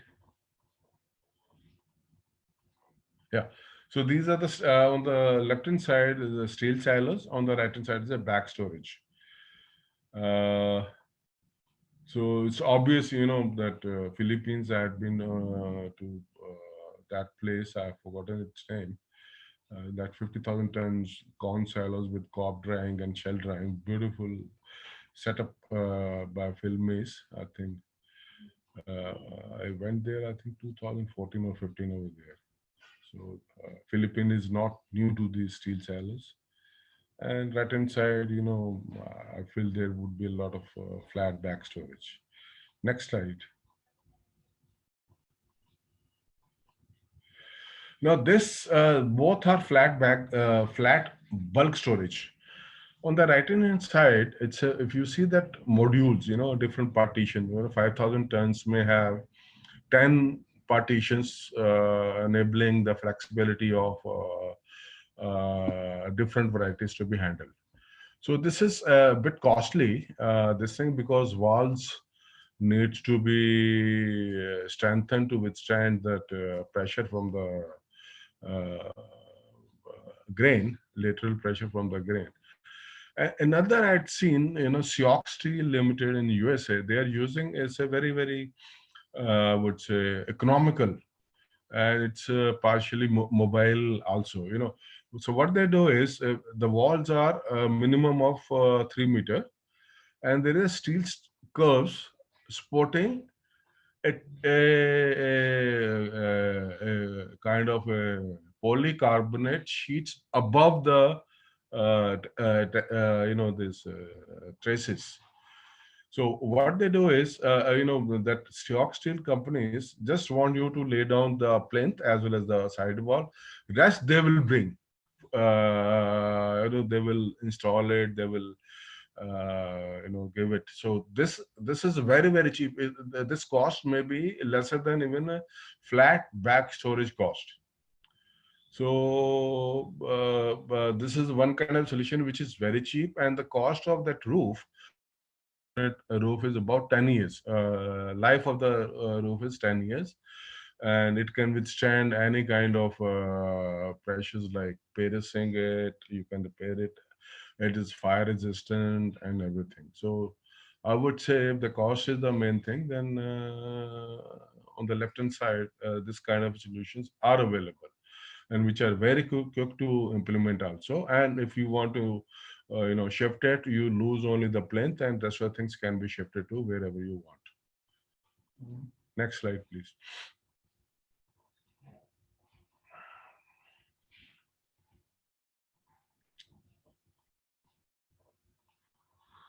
My conclusion. Conclusions are: food security, farmers' income securities are interdependent. So both politically sensitive issues are not independent, are not in isolation. They are correlated. And I'm making this conclusion after critically analyzing the food security and USA, Canada, China, Bangladesh, India. So they have their own different kind of strategies to make sure that farmers don't get below their minimum support price, and they subsidize for consumer that various kind of subsidies to the various kind of economical strata of their populace. Farm sector generate maximum employment, so obviously the government's politics should be interested in knowing it and making sure that their populace is taken care of. And farmers are the most vulnerable of the whole society, because they are struggling in the farm, they are facing the natural calamities, and they are facing the international spikes in the rates and this thing. So obviously that government has to do handholding. Ensure food for all ensures good governance and political stability. It goes without saying. I mean, I don't have to sell that idea. Investment for post-harvest storage infrastructure to be spread over 5 years, and it can have a hand holding by government by financing a viability gap funding, doing public-private partnership. So I mean, it can be public-private partnership or government 100% this thing. So if government can help in viability gap funding, so that would be a great hand holding for 3, 4, 5 years. Then later on, it will be self-sustainable. If government lacks fund, then ADB or World Bank can be asked for long-term loans. Next slide. Thank you very much for the opportunity once again, and my gratitude and thanks to all of you for patient listening. Thank you very much. Namaskar. Thank you. Thank you so much, Mr. Vaso. And that's an excellent presentation. It will really aid or help the marginalized or the poor farmers in the Philippines. But of course, we all knew that investment for post-harvest facilities, like what you are doing right now, is still something like a dream for us. As I was taking note, actually, the biggest problem in the corn industry in the Philippines is the post-harvest facilities. Okay, Sir Roger, parang nakikita ko you're about to give something to Mr. Vaso. Yeah, I like your name, Basu. sir. Yeah, Basu, thank you for accorded to us your time and talent. Yeah, we My pleasure, understand. sir. Yeah, we really appreciate what you have given us today, as you have given us before. These are the assignments that we're going to do for the country, and we will do this wholeheartedly for the Filipino corn farmers. Right now, if you have listened to the remarks of the DA Secretary and also the Congressman who is the Chairman for Agriculture, they were saying that they're going to pass the Philippine Corn Development Industry Authority or Administration. By then, if they're going to pass this administration or the Corn Dev, there will be Good. a so-called funding support. No, as Secretary Dar was saying, that they're going to consolidate the collections of importations of corn substitute by way of importation of feed wheat and other corn substitute DDGS, and they're going to put it in the CCF or the Corn Competitiveness Enhancement Fund.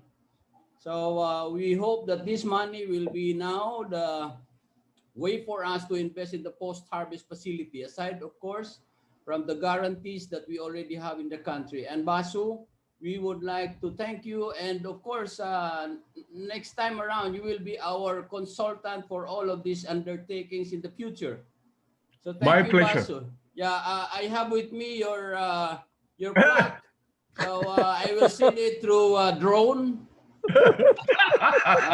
And thank you, Basu. And I think Rod is going to say something. No, but Basu, from the bottom of my heart, thank you, thank you, thank you. Thank you, sir. Thanks for the point. Basu, I cannot thank you enough. No? You know very well. We've been very, very happy for your participation. I just would like to emphasize what you said earlier about food security and the sharing what you think for the Philippines, considering that we're very vulnerable to the calamities and spike in the prices of world market. The world market is very, very vicious. It can be very, very cheap and then next time it's gonna be very, very expensive. No, especially that like countries like India and China are very, very serious in addressing their food security, and they don't want as much as possible to get into the world market. They don't want to depend on the world market because anything that they will touch, may it be sugar, corn, or wheat in the world market or rice, it becomes gold. So, and I think the 2008-2009 world food crisis is an indicator of that. No, when starting with Typhoon Nargis in Myanmar that destroyed 1.5 million hectares of rice that was about to be harvested, and that caused a big storm surge in prices that we as a country ended up paying $1,000 per metric ton for rice. No? And in the future, that can be exceeded easily if there will be an event that will happen like that. No? So it's going to be more and more vulnerable, no, for us to be in that situation. And you emphasize very well that we should have at least 6 months, if not 1 year, no, of food security Start with the supply. 6 months at least. Yes, 6 months at least. We're fortunate because basically we have two harvest seasons per year. No, in some countries like China, US, even a lot of areas in India, you can produce some grains only once a year. No? And so it's very critical that you succeed in your production so that you will have enough for the rest of the year. No? So, and that implies more serious level of storage capacity. And for us, unfortunately, the rice tariffication law actually, I would like to share and emphasize again, especially to our government planners, it did not repeal the whole PD4, no, the Presidential Decree number 4, which created NFA, no, and NFA is still obligated to do buffering stock, and in that law, it may be laughable for some countries like no, to see that we only maintain by policy 15 days of No. consumption Very during risky. normal supply, and then 30 days during Very low risky. supply. And that Risky. puts, our country in a very, very vulnerable situation. No? And the world market as our supplier of last resort, no, is going to penalize us seriously, no, like what happened in 2009. No? And that's So going to you happen are again. basically, you don't have any negotiation handle when you are importing it. Yeah. You don't have, you don't have, everybody knows you are coming here empty handed. So you'll be you'll be taken care of so nicely that taken care of means you will be exploited to the lowest level. So storage level gives you that negotiation handle also.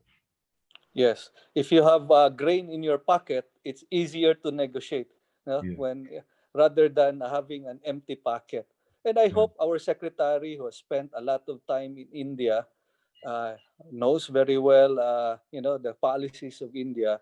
He can share that to the Philippines. So we need to support our secretary. It takes a lot Sure. of political support to get the financial backing that our secretary needs to negotiate with Congress so that we can bring our food security to the level that is more or less at the comfort level that countries like India is also trying to implement.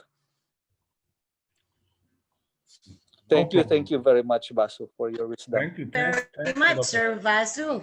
So again, once again, our humongous thanks to Mr. Monishwar Vasudeva from India for sharing with us the post-harvest and storage modernization. So I hope all the farmers watching now and other stakeholders are happy and would love to have all this post-harvest be in the Philippines soon. Okay, partner, next na tayo bago tayo magra-raffle draw. Kasi ano na tayo, ha? Malapit na tayo Okay? sa raffle draw. Okay, so Yes. sabi nga, if I could summarize yung presentations ni Baso, post-harvest or bust.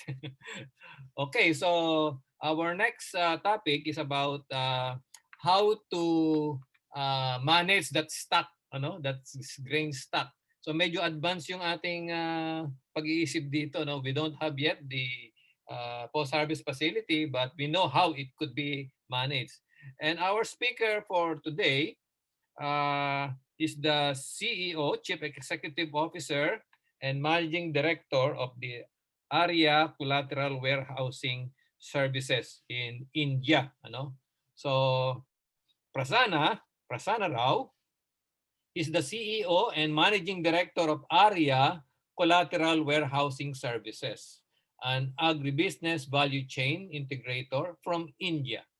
ARIA manages more than 1,400 agri-warehouses in India. Kasi nga, meron silang 1 year, 1 year stock. Those warehouses are spread across its 20 regions and is the largest agri-warehousing player in the country. It is associated with more than 400 farmer-producer organizations in providing them sustainable market access through a suite of post-harvest interventions.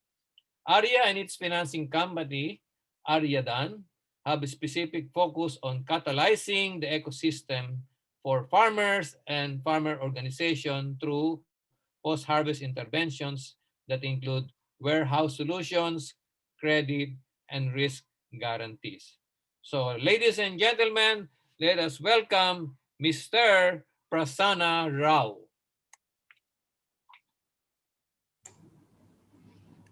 Good morning, ladies and gentlemen. I would like to thank Philmaze for giving me this opportunity to come and share our experiences in commodity collateral financing in India, and also to learn from this August gathering in this very important seminar and workshop.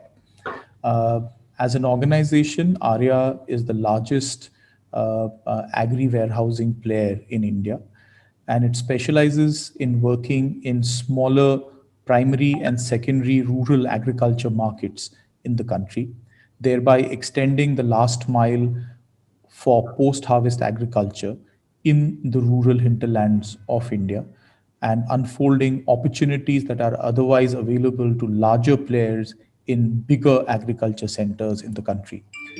As an organization, we work as a post-harvest value chain integrator, bringing together a integrated suite of services starting from aggregation of produce for FPOs that we do for on behalf of their members.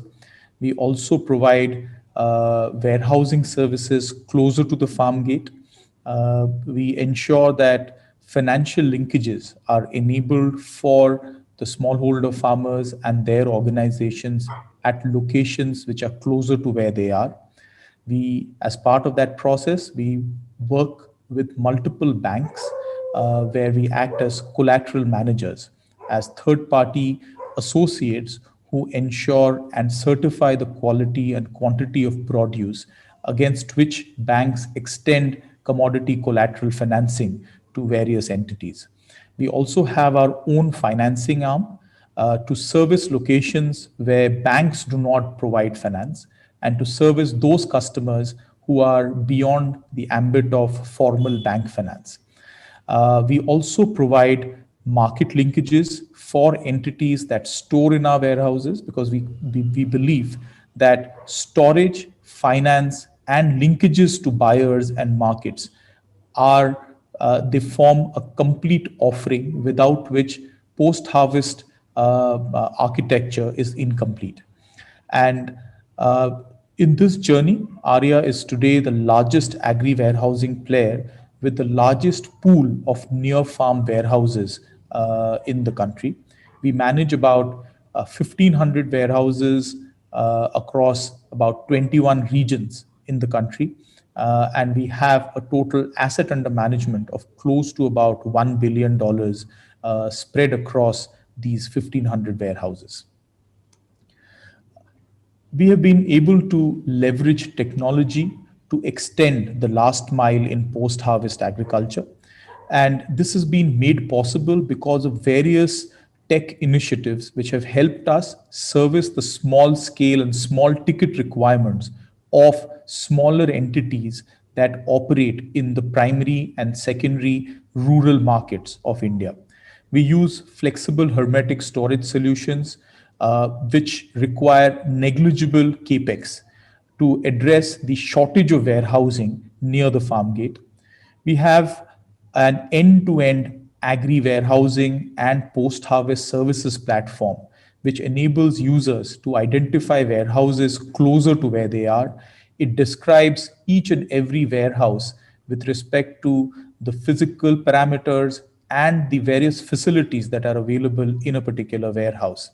It also bundles services of finance, insurance, logistics, and market linkages on one digital platform.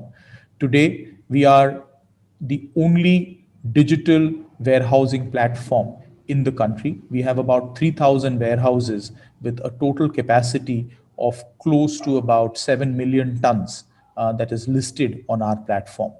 We use artificial intelligence to assess the quality of the produce. As I said, when you service smaller customers in smaller locations with much smaller lot sizes and ticket sizes, we need to be efficient and cannot be working only on a physical infrastructure. So we use artificial intelligence to assess the quality of the produce against which we issue warehouse receipts and also enable finance. We operate an assisted fintech platform, which is completely automated, where commodity collateralized loans are sanctioned in less than 5 minutes to customers on the basis of an automated credit decisioning engine, which is inbuilt into the fintech platform. And with a good combination of agri-tech and fintech models, we have been able to scale up quite drastically to become the largest agri-warehousing player in the country today. I would be talking about commodity collateral financing as a tool for irreversible smallholder prosperity. This is a challenge that not only India, but all countries across the developing nations face. And we believe that in order to solve for the problems of smallholder farmers in the country, commodity collateralized financing is a very, very effective tool. If you were to look at any traditional commodity value chain, we find that closer to the harvest, the prices are the lowest and there is a glut in the market. Now, the farmers are forced to sell in distress because they do not have access to cash flows at that time. And there we find excessive exploitation of farmers. Similarly, it all other stakeholders are also not immune to these realities.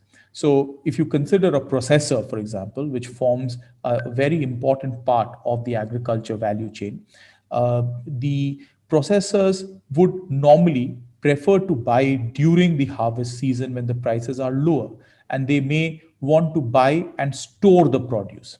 But if effective financing tools are not available, they are forced to either procure only low quantities during the harvest season and purchase commodities at later stages at much higher costs, thereby increasing inefficiencies. Thus, it is extremely important to find a solution which helps farmers to store when the prices are low so that they don't sell at distress values and sell the produce when the prices actually move up and generate maximum returns. Similarly, for processors, they should be in a position to procure commodities when the prices are low, store and use it throughout the processing season or throughout the rest of the year. And one of the core solutions which enables and addresses these issues for farmers, for traders, for processors, and all stakeholders involved in post harvest agriculture is collateralized commodity financing. The farmer can store the produce and avail of finance to meet the cash flow requirements without getting into a debt trap and avoiding distress sale. A trader can store at the time of harvest and sell it at a later time when the prices appreciate. Similarly, a processor could procure more raw material closer to harvest and use it throughout the rest of the year. And this product also provides and offers a great amount of comfort to the lending institution, a bank, a non banking financial organization, whichever entity extends finance against commodity as a collateral is actually shifting credit risk to commodity risk, which is much more defined. And liquidation of commodities is much simpler as compared to any other risk mitigation mechanism. And it is from this background that we say that collateralized commodity financing is a very, very effective tool. Now, if you were to look at the Philippines market, uh, we've just taken two commodities where we feel there is a significant possibility of rolling out collateralized commodity financing. Uh, be it rice or corn. If you look at from the period of around September to November, December, and in case of rice, maybe up to January, the prices are at the low because these are the main harvesting seasons for the crop. And if you see the prices of corn around August and September to the prices of corn in the month of February or March, there is a clear upside of about 12 to 13% in a matter of 4 to 5 months, which means an annualized increase of about 25% or more. Similarly, if you were to look at rice as a commodity, the prices during the peak harvest season, which is towards October, November, and December, and the prices during the off season, which is around June, July, we find a similar temporal arbitrage which exists. And hence, if there is a product, if there is a mechanism to help farmers and other entities to store the produce closer to harvest, that could enable an increase of about 25% on an annualized basis. So this particular product is as a very, very effective tool which can be used to alleviate the concerns of small farmers and their organizations. In India, we disburse more than about 9 to 10 billion dollars every year against commodities. And this is a product which can address the needs of farmers who have nothing else but their own produce to offer as security to lenders. In India, the operating model operates between a lender, which is a bank, and a borrower, which could be a farmer organization, or a processor, with the comfort of a third party agency, which is called the collateral management agency. Now, this agency is a third party agency that certifies the quality and quantity of produce which is offered as collateral to the bank and takes the produce in its own custody so that the bank has the required assurance to extend loans to borrowers. And this model works beautifully because it ensures that the bank takes a commodity risk, which is in the possession of a collateral management agency that acts as a third party agent on behalf of the bank to manage the collateral.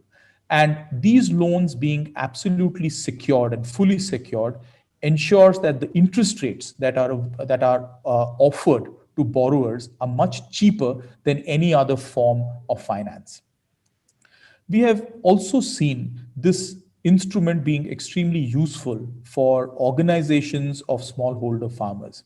Now, in this illustration that we show, farmer organizations could procure the produce of their farmer members, store it in a warehouse closer to where they are, and the farmer organization could avail of a loan against the produce. Now, when the producer organization procures the commodity from the farmers, it insulates the farmers from any price risk. And subsequently, when the producer organization actually goes ahead and sells the produce to a commodity buyer, to a corporate, to a processor, the price rise comes to the producer organization as profit, which can then be distributed amongst its members as dividend. And this is a very, very effective mechanism to manage the risks for smallholder farmers while ensuring that their cash flows are maintained and the upside on the commodity value is available to them on a real time basis. Now, having said that, we believe that Collateralized commodity financing is a tool which can transform agriculture value chains to the benefit of smallholders, their organizations, and other smaller players in the ecosystem. The product ensures that there is development of a robust storage infrastructure in the ecosystem. It ensures that the post-harvest losses, which I'm told currently in Philippines is in excess of about 15%, is controlled to a very large extent. It also helps prevent distress sales and losses for farmers by leveraging on the temporal price arbitrage which is available in the commodities. And we've seen that for corn and for rice, so far as Philippines is concerned. And similarly, it also builds a robust and a secure mechanism to ensure access to finance for smaller entities who are otherwise excluded from financial inclusion. And with this, I would like to stop my presentation and I would be open to questions. This is in brief what I wanted to share with you in terms of the concept of commodity collateralized financing and the ability of this particular tool to alleviate the concerns of smallholder farmers, their organizations, and other small players in Philippines and in similar countries. Thank you.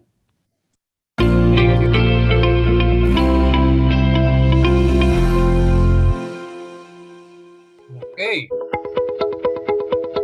Isang sustainable future, yan ang misyon ng Myanmar para mapagaan ang buhay. At dahil sa misyon na ito ay nabigyan ng solusyon ng Okay, so thank you, Prasanna, for that very enlightening presentation and something to look forward to in the Philippines.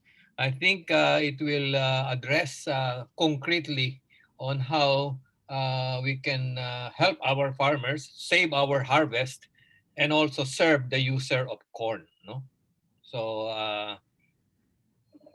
Right. Thank you so much, sir. It's a pleasure. Thanks so much for providing me this opportunity to also come and share our experiences here. Sorry, I was not able to read through the whole of your of your information, but I noticed that in the later part, you have worked on specific projects, big projects funded by, is that by World Bank or international institutions? So just like Basu, these things are already happening, no? Not only in India, but in different countries. And this thing we could also avail of. I remember the comment by Basu that in Bangladesh they are already doing it. So we have a much ground to cover. So do you think this could be done in the Philippines in the shortest possible time? Yes, it will. If there is already corn dev, right, President, or a cooperative, it might. It's not. It might. This is a big dream, and it should be done in the Philippines. Yeah, Prasanna, we would like to thank you for the opportunity to be with us. No, so this experience of yours, we would like to do it here also. No, so this is really a great challenge. Although we still need to legalize and put the necessary policy for the collateral warehousing, although it is now pending in Congress that we have a warehouse bill, no, that will more or less guarantee our warehouse collateral engagement for people and for consumers and for banks.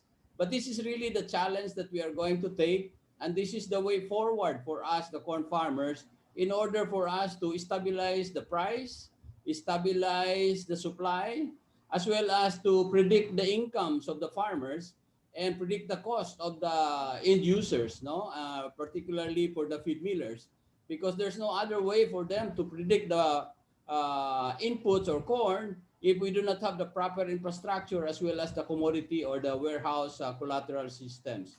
So thank you, Prasanna, for presenting to us all of this, and we look forward for the next time that we are going to call you. Actually, we are prepared to give you this plaque, But just the Thanks same so much. with Basu, maybe we will send it to you through drone.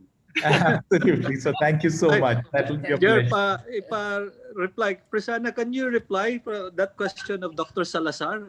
If we can already, how fast you think that the Philippines can adopt your system?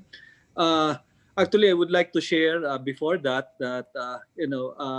I and Roger were part of the team in the National Food Authority studying these financial options and infrastructure options. You know, um, in particular, we saw a very good model from South Africa. No? South Africa during that time, 11 years ago, they went through a lot of change in their agricultural policies. They transformed the counterpart of National Food Authority, like your Food Corporation of India, and transferred the assets to their farmers' organizations, to manage their assets, and came up with their own commodity exchange. And during that time, it was also Kenya and a lot of the East African countries were trying to come up with their own commodity exchange. And of all places, Ethiopia started their commodity exchange. And actually, the commodity exchange of Ethiopia was actually started and managed by professionals from India. And at that time, India was also trying to come up the early stages of what you're doing right now. And so we were very, very excited during that time. But unfortunately, we did not get the political support to implement that program. So it needs, of course, essentially the infrastructure first, to modernize the infrastructure, and then come up with enabling policies so that we can securitize the marketing of our grains. That's our dream. And we're very, very happy to hear from you that all these efforts to modernize, help our small farmers get into the mainstream of business, and at the same time address the issues of our end users, the processors, the feed millers, that they can already lock in their cost by buying the grains from the warehouses for future deliveries. And in fact, we're trying to do that. My company was trying to do that, and enabling big companies like San Miguel to already lock in their prices, pay a certain premium to cover the cost of storage and cost of storage for the next 3, 4, even 6 months. And that enabled our company to buy at fair prices to our farmers, that are sustainable prices to our farmers, because we already locked in our marketing of the grains with big end users. And at the same time, of course, we have the infrastructure to do it, and to preserve the grains, especially the aflatoxin concerns that Vasu mentioned earlier. Basu knows very well. He has visited our facilities. And it's something that we should emulate. And we were just waiting for the proper policy environment or the enabling laws so that we can sell securitized instruments, like warehouse receipts. And unfortunately, as I've said, we did have the political support, but now it is pending in Congress.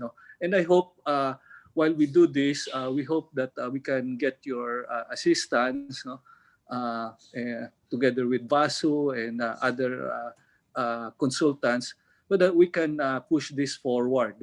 And we're looking at also a big transition, as I presented earlier. The National Food Authority, by law, because of the rice tarification law, is already most of its function has been stopped already. So a lot of those studies are still still with NFA, right now, and But in the same law, no, in the same law of RA 7607, the Magna Carta of Small Farmers, there's a specific provision in the law that eventually the marketing and processing function of the government will be passed on to the farmers organization. So as early as 28 years ago, it was already envisioned that these functions will be privatized, no?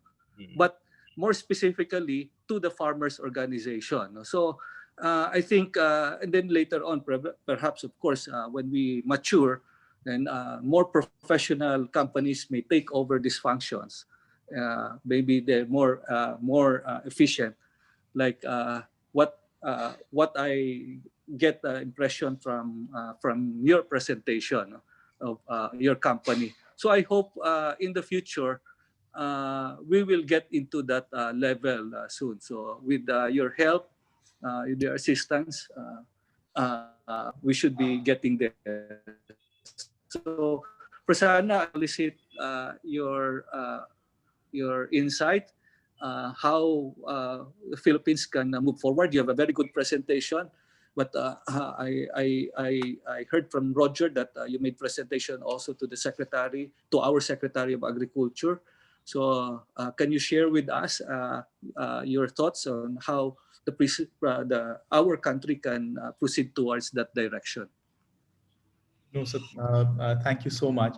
I would say that the things that probably can enable this a faster rollout of something like this is a clear policy framework which defines the applicability of instruments like warehouse receipts, and which also enables proper safeguards for lenders as they come in, and has certain guidelines around the storage of commodities.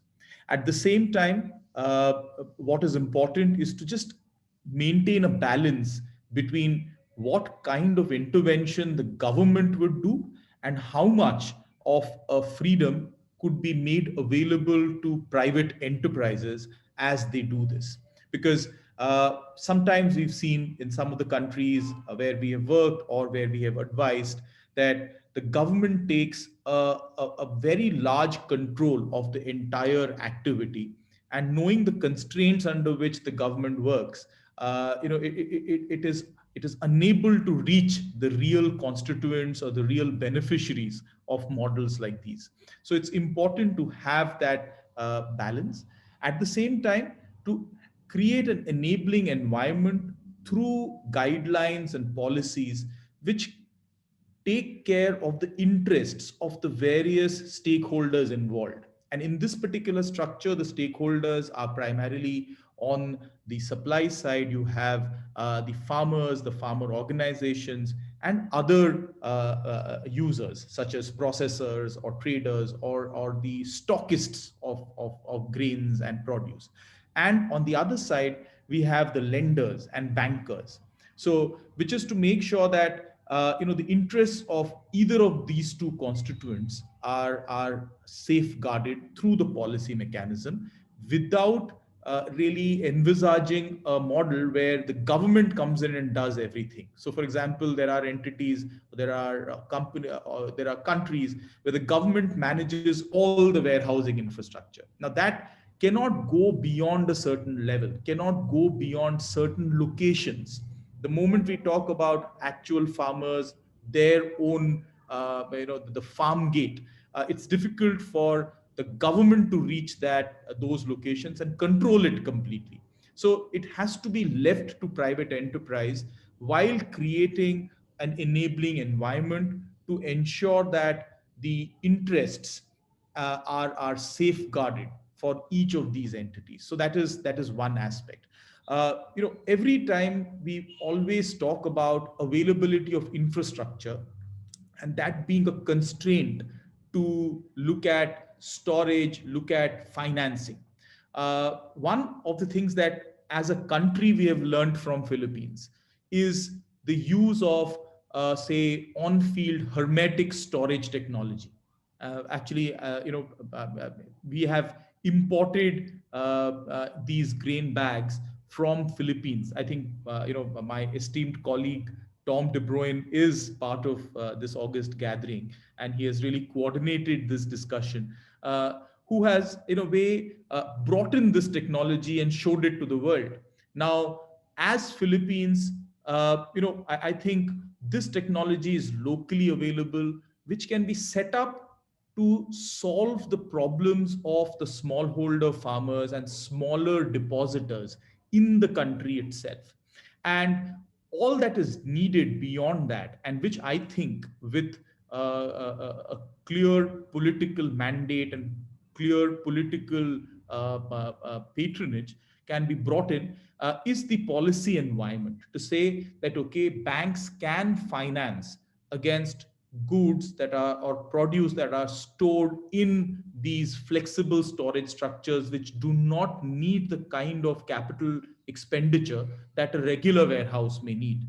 Mr. Vasu also spoke about other technologies which are very low in terms of expenditure and investment. These are beginnings which need to be done, and there are a lot of such technologies which are available, which do not need the kind of capital investment that is otherwise understood to be taken.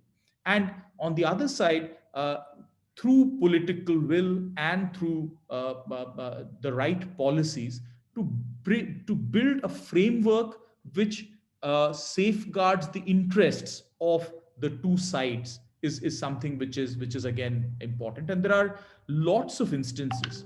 India is one. We've seen similar instances, as you mentioned, sir, in South Africa.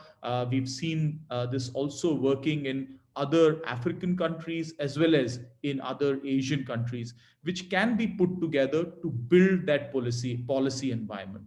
And to my mind, if I were to just give you an example of India, when we actually started out on warehouse receipt financing as a commercial structure, this was around the year 2002, 2003.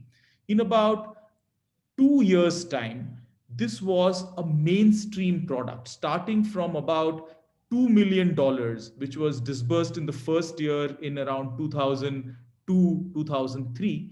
We reached close to about $1 billion in less than 2 years' time, 2 to 3 years' time. So, this is a highly scalable model. This is a model which can be put in place without too many challenges. The only thing that is needed is to have an enabling policy framework to ensure that the interests of the two segments, that is the depositor, which actually then acts as the borrower, and the financier, which is the lender to the structure, can be put in place. Secondly, the entire model around the commodity futures and the commodity exchanges. What we've seen is a model like this, where the idea of deposit during the time of harvest comes in. It also builds a very strong foundation for more evolved structures like the futures contracts or the forward contracts in commodity trade.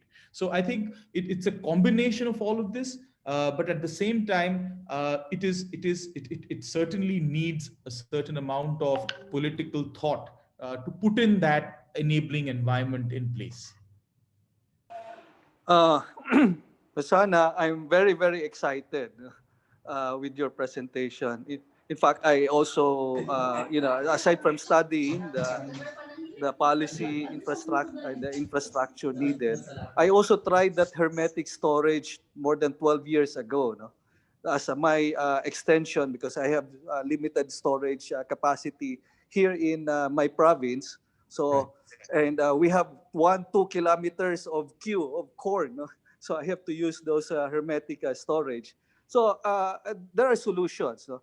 But there are also sensitivities, and that's a part of the challenge. And I think we should be aware, and to my colleagues in PhilMais, what are the challenges that we are facing here, the enabling policies seem to be very, very workable for our farmers, very beneficial. But we suffered a very bad experience. The Philippines used to be very, very dynamic and very ahead in types of this sophistication. In fact, we had a commodity exchange before until it was rocked by controversies. No, so we in the late 80s we have we encountered a problem wherein the banks lost a lot of money because there were traders, no, traders and players, sugar mills selling sugar with sugar warehouse receipts, and the physical back assets are actually not there, no. That's right. So yeah, and because of that experience, it's very difficult for us, no, to come up with these enabling policies. As we said, that there should be an assurance that some safety, some guarantee to our financial system. So we suffered this setback, and it's going to be a long battle for us to get this enabling environment because of our bad experience. So, but anyway, that should not stop us, from pushing forward. So I hope that our policy makers, decision makers, should not be discouraged by by our problems before, no. And I do not know how our leadership will push forward, because up to now that warehouse receipt laws has been pending in Congress, and every 3 years you have to refile the bill if it's not taken up, and it has taken several years already. So those are just the sensitivities. On the technical side, I'm very, very happy. A lot of those things, I myself personally, or Roger, and many of us in the industry have already tried, and it's just a matter of scaling it up. And as I've said, and that's very inspiring that it can be scaled up easily, and I believe so. So I hope that we will be part of this journey together. Thank you, Prasanna. Thank you. Thank you so much. Thank you. Just Thank you, one- Prasanna, for that. We're saying something? Yeah, it's just one point, as you mentioned, about the different kind of misappropriations which may have happened in the past, where without physical commodity, say a warehouse receipt was issued and banks faced losses. One of the very core mechanisms of doing away with those risks is to have a third party agency, like a collateral management agency, as I was mentioning in my presentation as well, to safeguard that interest, so that it's an independent party which certifies the availability of the stock, and it is that party that issues the warehouse receipt. So this is something that has been tried, tested, scaled across multiple countries to a very, very large extent. So my only sort of an input here is that there are mechanisms to address that, and which is where I think a policy environment that safeguards these some of these matters on all sides is extremely helpful in scaling this up. Okay, so Thank you. Thank you. Be assured that we will call on you. Okay, now, maraming salamat. I hope you do understand. Thank you very Namaste. much. Namaste, Mr. Prasanna. Thank you so much. That was excellent. Another excellent presentation. Okay, I heard from our staff right in there, somewhere else, na ready na raw ang camera, partner, sa mga ating mga attendees, participants. And to update you, para ma-update ko po kayo, meron tayong registrants na 893 at Wow. at sa Facebook merong 74. Mas marami rito. Ang farmers ay 24.4% at ang DA mismo, ang DA is 25.7%, mas malaki sa mga LGUs, in which I know very well that these LGUs, nandun yung mga farmers po nila ay around 372, mga ilang percentage yun. Medyo cut kasi. But anyway, meron tayong academe and others. May student na 7, may media rin po tayo.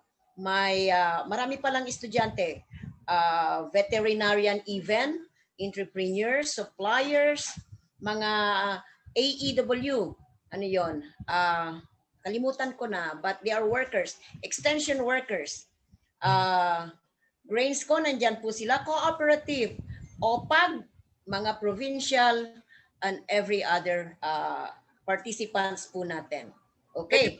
Partner, mabigyan ng may pakita sa video yung makakaway naman yung mga farmers natin? Yes, ready na po sila. Makakuha sila ng AX, no? SAP, AX, ano pa?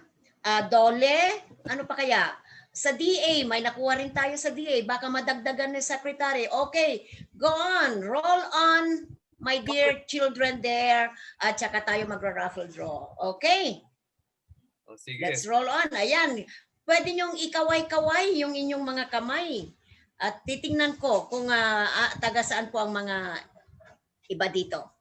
Okay, corn program ng Cavite. Cavite ba yan? Okay. May sina Susan Lawa, ang dami nila talaga. Okay. Hindi ko sila... DA10, nandyan po. Hello, mga taga-DA. Sir Region 10, kumusta po kayo dyan? Sir Susan, Ma'am Susan, pakain naman kami rito. Tumataba ka na. Kailangan namin ng durian. At saka yung purple na corn mo dyan. Sa DARFO3. Okay, nandyan ang taga-region Field Office 3. Ang corn... Talaga nga naman RFO5, DARFO5. Hello po.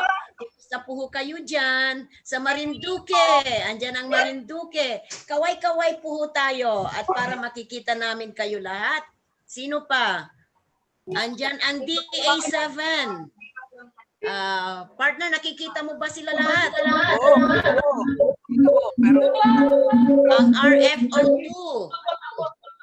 Siguro pakipatay lang muna yung mga microphone ninyo habang pinapakita ko kayo.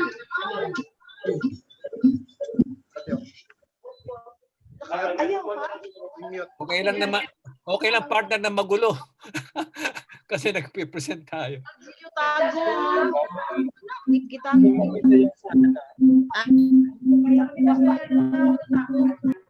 Wala na si Rosalie.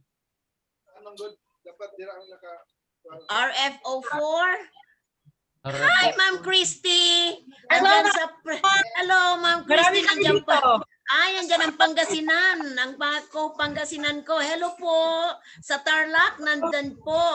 Ilocos, Corn, Ilocos Regional, ano yan? Mga RAFC siguro ito. Teka nga. Ito. Sino mga ito? Sa Ilocos Region. Mga corn, sina ma'am, ano siguro to? Sa Corn, Ilocos Region, sa Rosario, andyan po. Tarlac, Marinduque. Nara. Santo Tomas ng Batangas siguro yan. Yung Nara sa Palawan, yung Nara, Palawan. Ay, yung Nara. Ang Nara is Palawan. Okay, help me out here. Davao, ayan si Susan.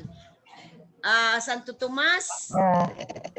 Etong Santo Tomas, saan ito? City of Santo Tomas, baka Batangas yan, ano? Hello. Hello po. Okay. Nakita ko may Palawan dyan eh. Palawan, Surigao, Marinduque, Oriental, Mindoro Oriental. Okay, uulitin ko uli. Siguro ganito. Ching at saka Rosel. Tingnan natin. Asan ang taga-car? Asan ang mga taga-car? Rosel, mga car, asan sila? Pakita ang mga taga-car. Okay. How about Region 1? Ilocos Norte, Ilocos Sur, La Union, and Pangasinan. Wave! Yan, mag-shoutout kayo. Marinig. Oh, sige, sumigaw kayo hanggang marinig, hanggang car, hanggang barn. Ayan. Ang Region 2, nandyan si Sir Sid. Kasama ni Sir Sid ang mga taga Region 2. Sa Region 3, asan ang Tarlac? Region 3, of course. Hello po. Yeah, ay, ang dami nila. Tarlac, ay, ang dami nila. Ang saya talaga. Oh, sige, humanda kayo at meron tayong raffle, ha? 893 na tayo rito. Sa Calabarzon, asan ang mga taga 4A, 4B? Asan po kayo? Ayan ang OPAG SK, RFO1, nandiyan ang RFO1. Andiyan siguro si Sir Dumenden, no? Si Sir Nestor. Tapos si Ma'am Roda. At mga kasama niya sa corn program. Sa PREC, andyan si Ma'am Christina, ang Provincial Corn Coordinator ng Pangasinan. Region 5. Asan na ang Region 5? Bicol. Oh, sigaw na tayo. Ang Region 7, 6, 7, asan sila? Hello po. Aha. Ay, hello. Ang 7, nandyan po ang Region 7. Kumusta po? Region 8. Okay. Region 9. Under ng kay Cesar Malinaw. Asan ang Region 9? Hello. Okay. Region 6. Ito, malaki ito.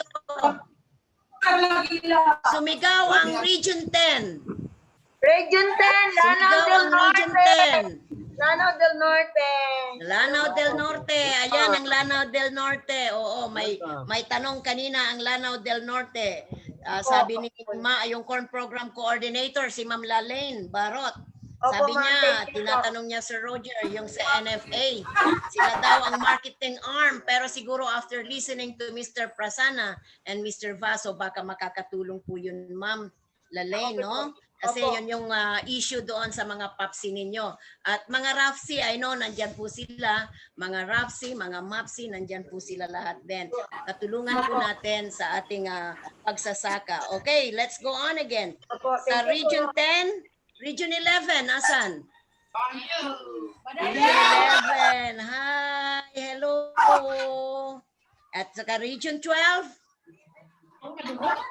Region 12. Andyan sila. Okay, Caraga. At saka Sabayan. Hello, mga taga Caraga. Ang saya-saya. Okay, nice to see you all. Ito yung kaibahan kasi noon ay nagkikita-kita tayo. At this time, kumakain na tayo. O mamaya, pupunta na tayo sa ating mga rooms. Mayroong taga Bukidnon, taga Alubihid. Region 10 yon. Diba? Bukidnon. Ayan ang Provincial Agriculture ng Bukidnon. Okay, tulungan niyo ako. Hindi ko masyado makita na. Alubihid. Nandyan yung Alubihid. Alubihid. Okay. Davao Sur. Ang Davao Sur. Dapat siguro Kamais. Kamais. Oh, ready? Ready na ba tayo sa raffle draw? Mayroon tayong 770 registrants. No, you're wrong. It's 893 registrants. Wow, 893. Tapos 74 ang shares ng Facebook. Ng Facebook, right. Wow, andyan ang India, nandyan na rin ang Austria, nandyan ang Europe, nandyan ang USA, Singapore, Malaysia. Yan po, ang mga audience po natin. Hindi lang tayo-tayo lang. Okay, so girls, are you ready for the raffle draw? Davao Sur. Okay, sige. Okay, after this, magkakaroon tayo ng raffle draw. Tatlo muna ang uunahin natin. After ng raffle draw ay magkakaroon po tayo ng technical presentation at yun ay sunod-sunod na rin na makikita po natin. And while you are eating your lunch or nakakain na kayo? Hindi pa. Kasi enjoy po tayo sa presentation. Hindi po ba? Okay. So, Rosel, time to roll. Raffle time, raffle. Tutok sa Filmais. 6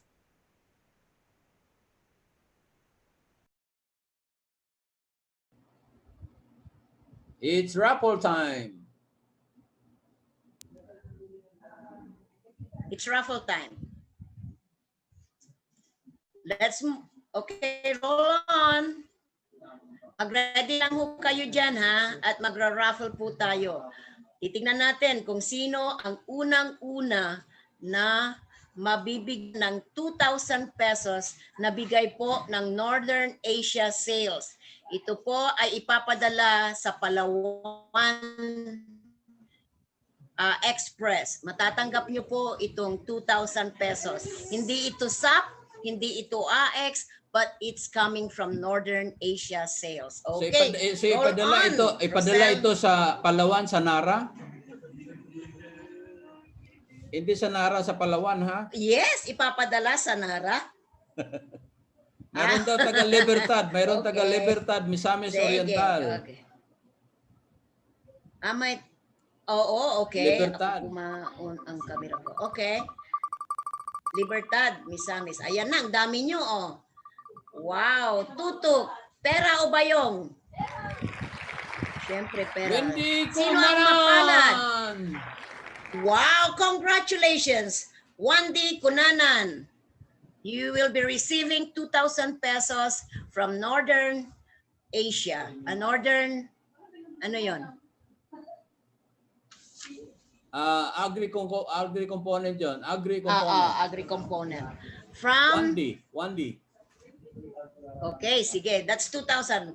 Congratulations once again. Wandi Kunanan. Yay! Okay. May dalawa pa tayo. Ayan, pati dito. Gusto na rin nila ng AX dito. 2,000 kasi eh. Alright. Roll on. Pera o bayong? Pera o bayong? Oh, kapatid Itaas, ni raise. Oh, kapatid raise ni Bruce Willis ito. Kapatid ni Bruce Willis. Paki-raise daw ang hand pag kayo ang nabunot. Ellen Flor Willis. Madam Ellen Flor Willis, kayo po ay makakatanggap ulit ng another 2,000 pesos. Ito ba ay from still the same company? Yeah. Okay, still from Northern Asia. Ano? Oh, kapatid ni Teka, Bruce Willis ito. Nawawala yung aking mga yung aking kodigo, sir. Okay. So, tandaan ninyo, Ma'am Ellen Flor Willis, kayo po ay tatanggap ng... Mayroon daw tayong from Dubai.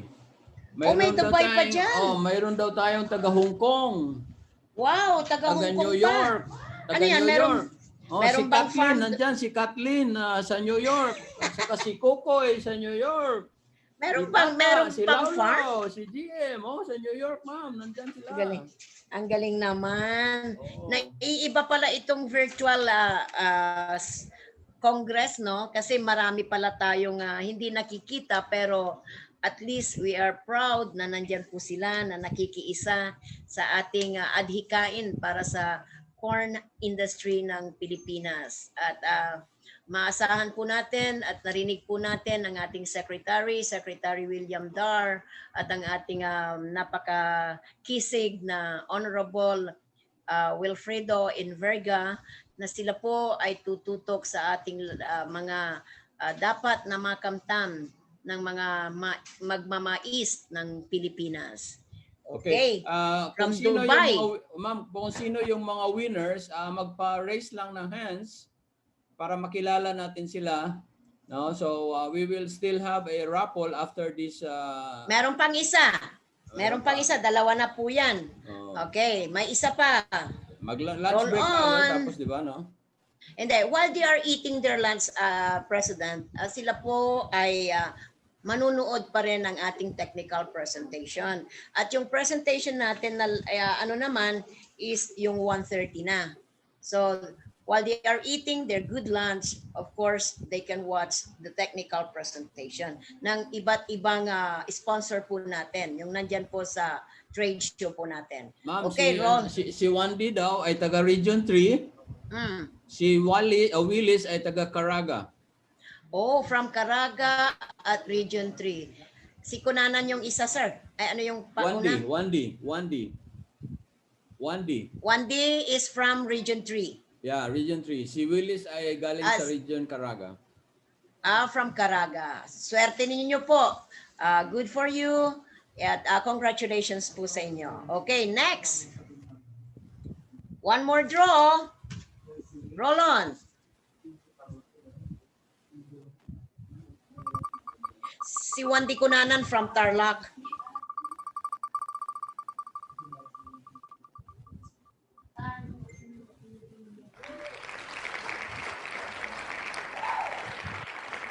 Merjam Atienza. Yoo-hoo! Galing! Congratulations! Another 2,000 for Miss Ann Mirjam Atienza. Okay, from where naman si, taga saan naman? Si Miss Ann Atienza. From Batangas. Sir Roger, from Batangas, si Ann Atienza. Wow. Very good. Okay. So tandaan ninyo po, kayo po ay tatanggap ng inyong 2,000 pesos. So, bakit Region 1 yung Batangas? Hindi, ang hindi po Region 1. Ang Batangas. That's Calabarzon yata. Region 4, Region 4. Region 4, okay. Sige. Okay, now to our staff, take it away for the technical presentation while everybody is busy eating and watching the presentation.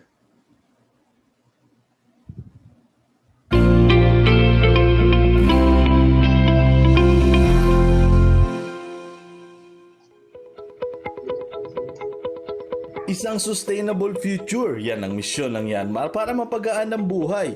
At dahil sa misyon na ito ay nabigyan ng solusyon ng pagpapabilis ng trabaho ng mga magsasaka sa tulong ng makapagong sistema sa pagsasakahan.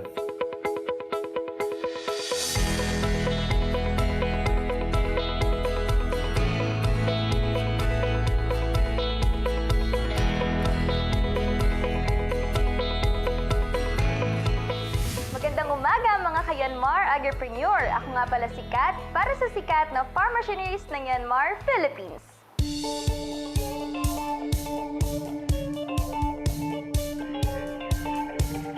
At simula ngayon, ako na rin ang inyong magiging ka-Myanmar Agripreneur. Welcome sa aming newest venture, ang Myanmar Agripreneur sa Facebook at YouTube. Bakit nga ba Myanmar Agripreneur? Dahil dadaling namin kayo sa iba't ibang farm machinery activities, successful agripreneurs at mga certified Myanmar users na makakapagpatunay sa kagandahan nito. Pero bago ang lahat, ipapakilala ko muna kayo sa Team Myanmar Philippines. Sino nga ba si Myanmar at paano ito nakapunta sa Pilipinas? Ano nga ba ang naging role nito sa agrikulturang Pinoy? Sasagutin niya ng ating presidente, kaya tara, samahan niyo ako.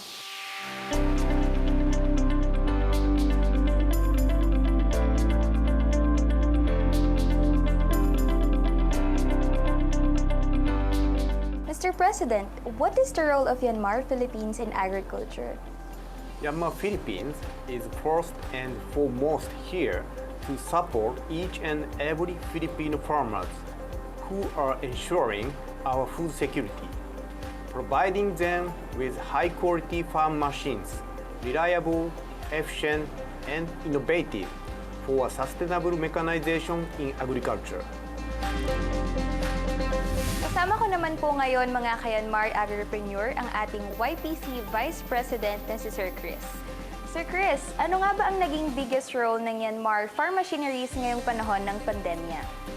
Hangad ng Myanmar ang mas maunlad na agrikultura.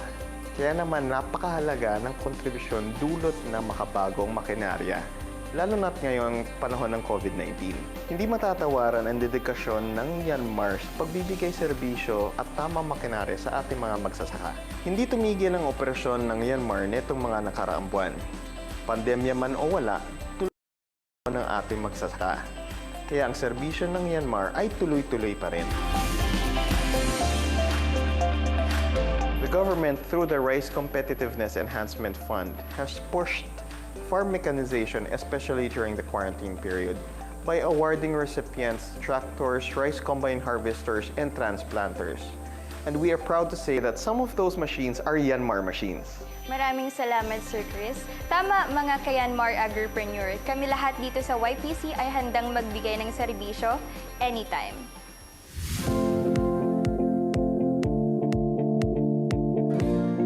Yanmar Agripreneur, I'm now here with Matsuda-san to talk about Yanmar's reliability and durability. So sir, how is Yanmar farm machinery's technology? Yanmar is indeed giving the best of technology through our farm machinery from land preparation to transplanting and harvesting. In particular, SAR system using GPS used in our combine harvesters, YM3 tractors, and EF725 tractors allows machine owners to check the status of machines on their smartphone, anywhere, anytime, without going to the site. Detailed features of each machine will be introduced at any time through our website and Facebook. Thank you so much, Matsuda-san.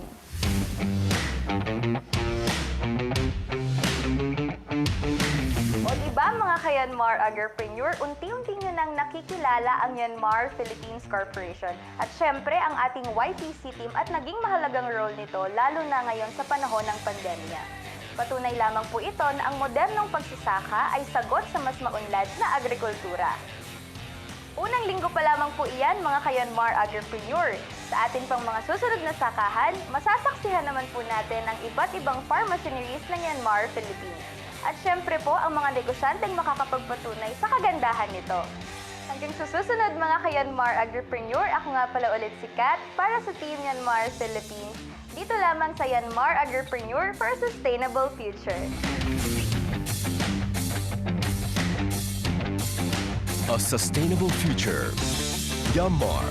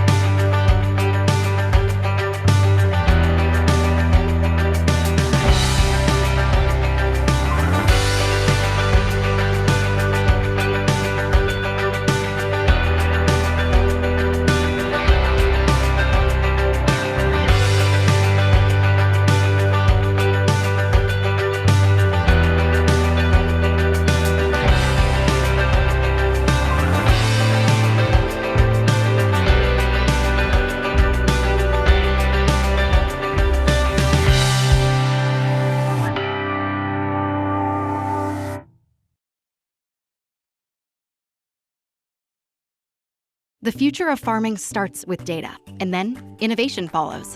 In the last 20 years, agriculture has developed more scientific breakthroughs than the last 20 centuries. We're Corteva Agriscience, and we grow the future. Yanmar provides solutions from land preparation to seeding, transplanting, and harvesting. Reliability, efficiency, innovation. Yanmar. Yanmar YM Series. Makabagong teknolohiyang preparasyon sa pagsasaka. Go next! Take agriculture to the next level.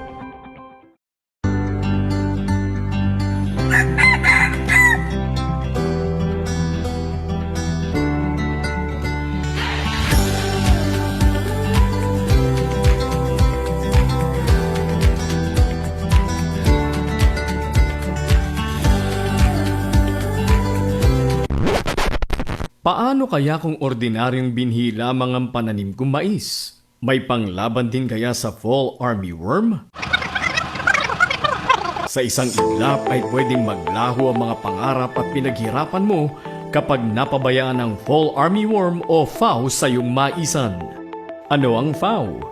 Ang fall armyworm o Spodoptera frugiperda na mas kilala sa tawag na FAO ay isang bagong species ng mapaminsalang peste na nanggaling sa Katimugang Amerika at kasalukuyang lumalaganap at naninira ng mga pananim sa iba't ibang panig ng daigdig, kabilang na ang Pilipinas. Ang pangunahing pagkain ng FAO ay mais, bukod pa sa ibang uri ng pananim tulad ng palay, tubo, bulak, patatas at marami pa. Kung mapapabayaan, maaari itong magdulot ng 60% yield loss o higit pa. Ayon sa mga eksperto, ang fall armyworm ay may kakayahang magparami sa mabilis na panahon.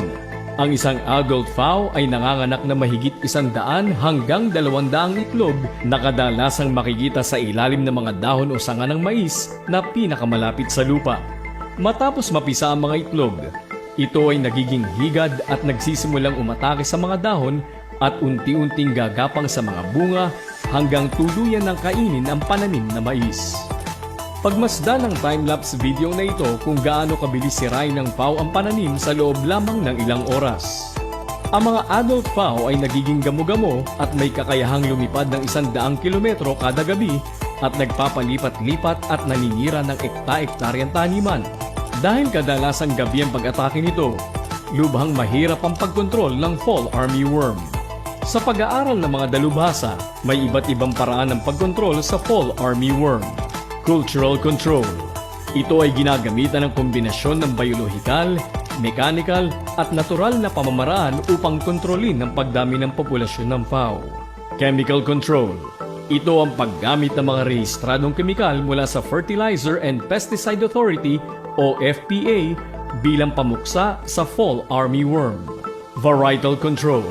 Ito ay tumutukoy sa pagtatanim ng mga resistant hybrids na may kakayahang labanan ng mga peste at iba't ibang sakit ng halaman. May tuturing itong praktikal at madaling pamamaraan laban sa FAO. Nandito na ang iyong tagapagtanggol laban sa FAO. DeKalb VD Double Pro Rip Complete. Ang VD Double Pro ay ang kauna-unahang produkto ng bioteknolohiya sa buong mundo at tanging Plant Incorporated Protectant o PIP na aprobado ng Fertilizer and Pesticide Authority at matatagpuan sa mga DeKalb hybrids. Ang taglay nitong dalawang protina na Cry1A.105 at Cry2AB2 ay may kakayahang protektahan ng mais laban sa fall armyworm, pati na rin ang iba pang insekto katulad ng corn earworm, Asian corn borer, at common cutworm. Ang ibig sabihin nito, ang pagtatanim ng DeKalb ang pinakapraktikal at epektibong paraan upang labanan ng fall armyworm na hindi na nangangailangan pa ng dagdag gastos para sa mga kemikal na pangkontrol.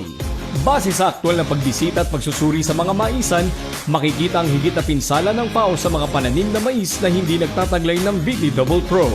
Kumpara sa halaman ng DeKalb na malinis sa mga dahon at bunga, palatandaan na hindi ito inaatake ng FAO.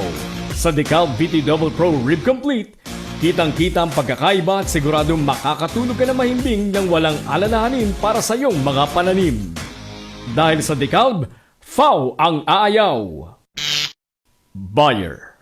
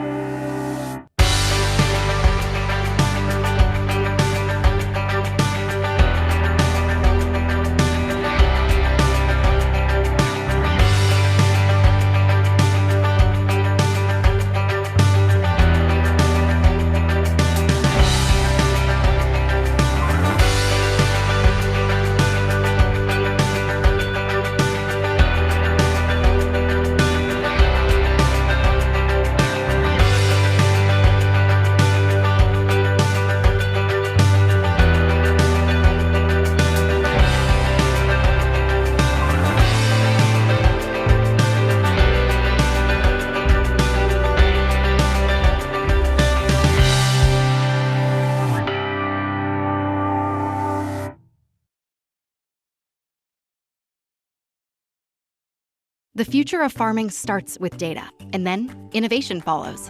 In the last 20 years, agriculture has developed more scientific breakthroughs than the last 20 centuries. We're Corteva Agriscience, and we grow the future. Yanmar provides solutions from land preparation to seeding, transplanting, and harvesting. Reliability, efficiency, innovation. Yanmar. Yanmar YM Series. Makabagong teknolohiyang preparasyon sa pagsasaka. Go next! Take agriculture to the next level.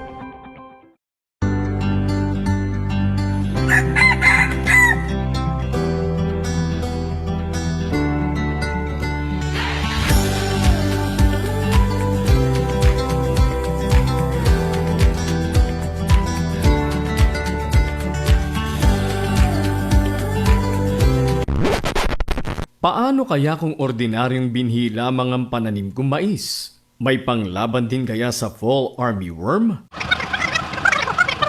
Sa isang iglap ay pwedeng maglaho ang mga pangarap at pinaghirapan mo kapag napabayaan ng fall armyworm o FAO sa iyong maisan.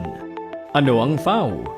Ang fall armyworm o Spodoptera frugiperda na mas kilala sa tawag na FAO ay isang bagong species ng mapaminsalang peste na nanggaling sa Katimugang Amerika at kasalukuyang lumalaganap at naninira ng mga pananim sa iba't ibang panig ng daigdig, kabilang na ang Pilipinas. Ang pangunahing pagkain ng FAO ay mais, bukod pa sa ibang uri ng pananim tulad ng palay, tubo, bulak, patatas at marami pa. Kung mapapabayaan, maaari itong magdulot ng 60% yield loss o higit pa. Ayon sa mga eksperto, ang fall armyworm ay may kakayahang magparami sa mabilis na panahon. Ang isang adult FAO ay nanganganak na mahigit 100 hanggang 200 itlog na kadalasang makikita sa ilalim ng mga dahon o sanga ng mais na pinakamalapit sa lupa. Matapos mapisa ang mga itlog, ito ay nagiging higad at nagsisimulang umatake sa mga dahon at unti-unting gagapang sa mga bunga hanggang tuluyan ng kainin ang pananim na mais. Pagmasdan ng time-lapse video na ito kung gaano kabilis sirain ng FAO ang pananim sa loob lamang ng ilang oras. Ang mga adult FAO ay nagiging gamo-gamo at may kakayahang lumipad ng 100 kilometro kada gabi at nagpapalipat-lipat at naninira ng ekta-ektaryang taniman. Dahil kadalasang gabi ang pag-atake nito, lubhang mahirap ang pagkontrol ng fall armyworm. Sa pag-aaral ng mga dalubhasa, may iba't ibang paraan ng pagkontrol sa fall armyworm. Cultural control. Ito ay ginagamitan ng kombinasyon ng biyolohikal, mechanical at natural na pamamaraan upang kontrolin ang pagdami ng populasyon ng FAO. Chemical control. Ito ang paggamit ng mga rehistradong kemikal mula sa Fertilizer and Pesticide Authority o FPA bilang pamuksa sa fall armyworm. Varietal control. Ito ay tumutukoy sa pagtatanim ng mga resistant hybrids na may kakayahang labanan ng mga peste at iba't ibang sakit ng halaman. May tuturing itong praktikal at madaling pamamaraan laban sa FAO. Nandito na ang iyong tagapagtanggol laban sa FAO. DeKalb VD Double Pro Rip Complete. Ang VD Double Pro ay ang kauna-unahang produkto ng bioteknolohiya sa buong mundo at tanging Plant Incorporated Protectant o PIP na aprobado ng Fertilizer and Pesticide Authority at matatagpuan sa mga DeKalb hybrids. Ang taglay nitong dalawang protina na Cry-1A.105 at Cry-2AB2 ay may kakayahang protektahan ng mais laban sa fall armyworm, pati na rin ang iba pang insekto katulad ng corn earworm, Asian corn borer, at common cutworm. Ang ibig sabihin nito, ang pagtatanim ng DeKalb ang pinakapraktikal at epektibong paraan upang labanan ng fall armyworm na hindi na nangangailangan pa ng dagdag gastos para sa mga kemikal na pangkontrol. Base sa aktwal na pagbisita at pagsusuri sa mga maisan, makikita ang higit na pinsala ng FAO sa mga pananim na mais na hindi nagtataglay ng VD Double Pro. Kumpara sa halaman ng DeKalb na malinis sa mga dahon at bunga, palatandaan na hindi ito inaatake ng FAO. Sa DeKalb VT Double Pro Rib Complete, kitang-kita ang pagkakaiba at siguradong makakatulog ka na mahimbing ng walang alalahanin para sa iyong mga pananim. Dahil sa DeKalb, FAO ang aayaw!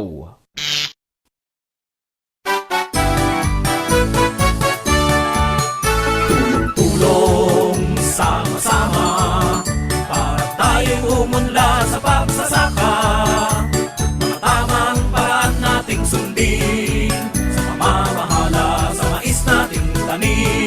Kamais!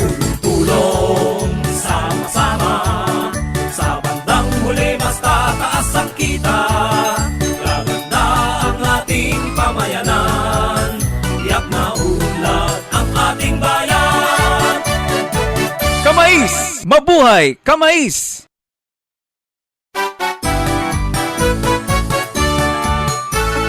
Tulong sama-sama, para tayong umunlad sa pagsasaka. Mga tamang paraan nating sundin, sa pamamahala sa mais nating tanim. Kamais! Tulong sama-sama, sa bandang huli mas tataas ang kita. Gaganda ang ating pamayanan, tiyak na unlad ang ating bayan. Kamais! Mabuhay! Kamais!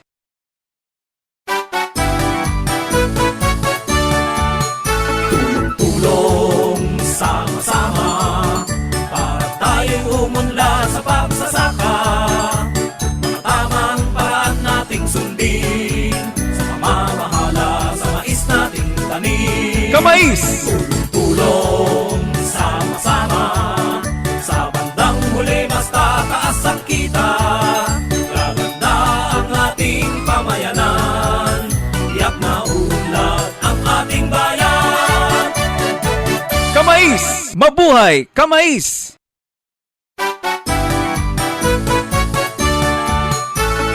Tulong sama-sama, para tayong umunlad sa pagsasaka. Mga tamang paraan nating sundin, sa pamamahala sa mais nating tanim. Kamais! Tulong sama-sama, sa bandang huli mas tataas ang kita. Gaganda ang ating pamayanan, tiyak na unlad ang ating bayan. Kamais! Mabuhay! Kamais!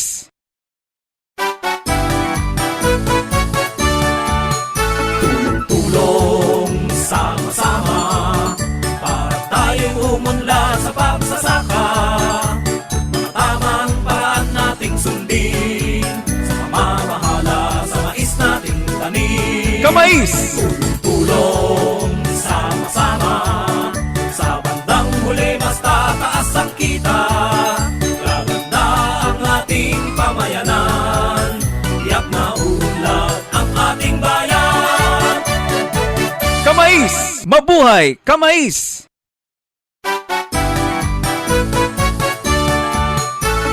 Tulong sama-sama, para tayong umunlad sa pagsasaka.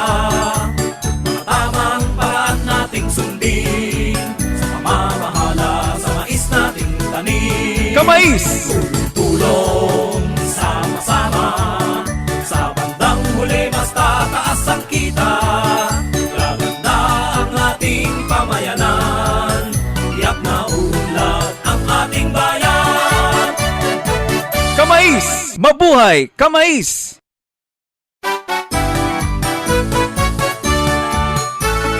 Tulong sama-sama, para tayong umunlad sa pagsasaka. Mga tamang paraan nating sundin, sa pamamahala sa mais nating tanim. Kamais! Tulong sama-sama, sa bandang huli mas tataas ang kita. Gaganda ang ating pamayanan, tiyak na unlad ang ating bayan. Kamais! Mabuhay! Kamais!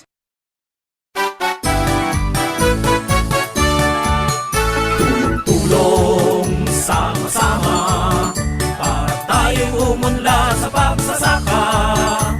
Mga tamang paraan nating sundin, sa pamamahala sa mais nating tanim. Kamais! Tulong sama-sama, sa bandang huli mas tataas ang kita.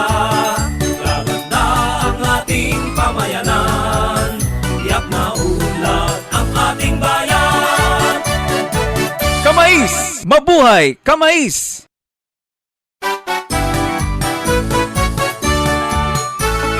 Tulong sama-sama, para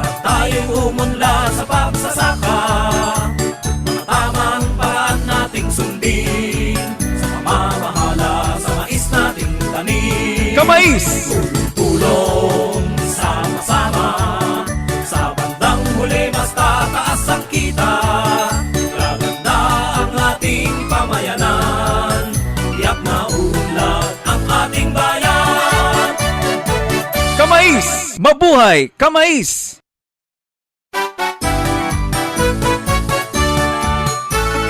Tulong sama-sama, para tayong umunlad sa pagsasaka. Mga tamang paraan nating sundin, sa pamamahala sa mais nating tanim. Kamais! Tulong sama-sama, sa bandang huli mas tataas ang kita. Gaganda ang ating pamayanan, tiyak na unlad ang ating bayan. Kamais! Mabuhay! Kamais!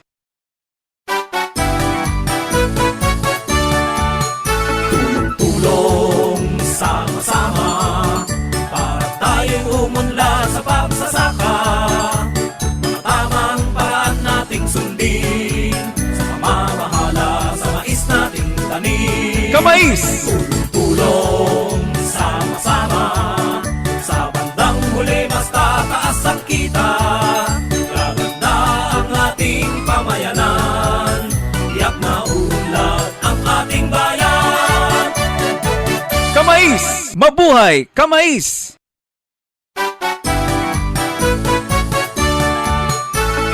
Tulong sama-sama, para tayong umunlad sa pagsasaka.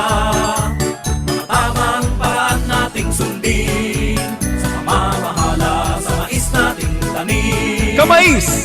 Tulong sama-sama, sa bandang huli mas tataas ang kita.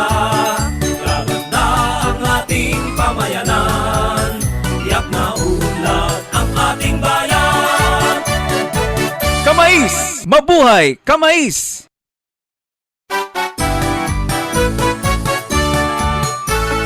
Tulong sama-sama, para tayong umunlad sa pagsasaka. Mga tamang paraan nating sundin, sa pamamahala sa mais nating tanim. Kamais! Tulong sama-sama, sa bandang huli mas tataas ang kita. Gaganda ang ating pamayanan, tiyak na unlad ang ating bayan. Kamais! Mabuhay! Kamais!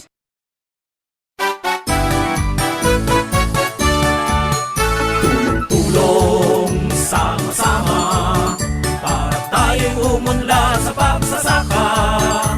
Mga tamang paraan nating sundin, sa pamamahala sa mais nating tanim. Kamais! Tulong sama-sama, sa bandang huli mas tataas ang kita.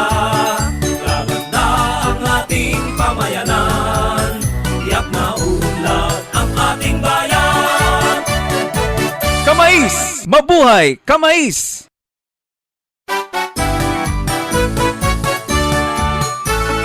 Tulong sama-sama, para tayong umunlad sa pagsasaka.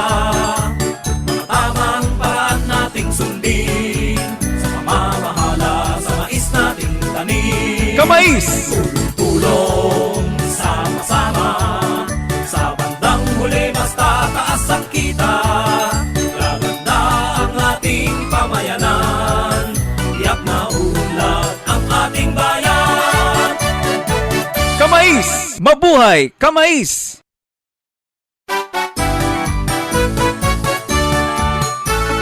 Tulong sama-sama, para tayong umunlad sa pagsasaka. Mga tamang paraan nating sundin, sa pamamahala sa mais nating tanim. Kamais! Tulong sama-sama, sa bandang huli mas tataas ang kita.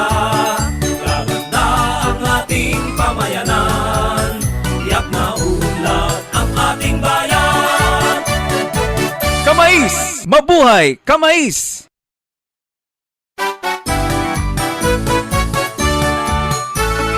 Tulong sama-sama,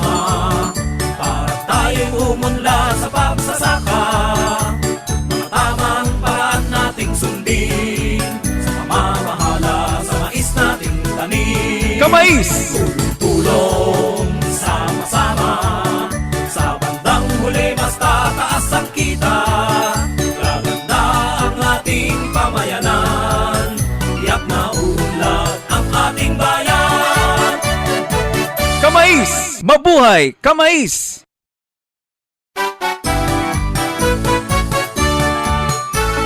Tulong sama-sama para tayong umunlad sa pagsasaka. Mga tamang paraan nating sundin sa pamamahala sa mais nating tanim. Kamais!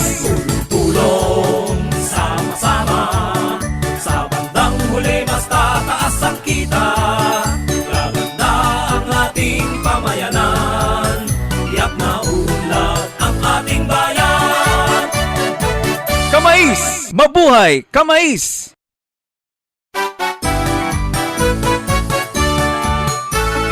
Tulong sama-sama para tayong umunlad sa pagsasaka.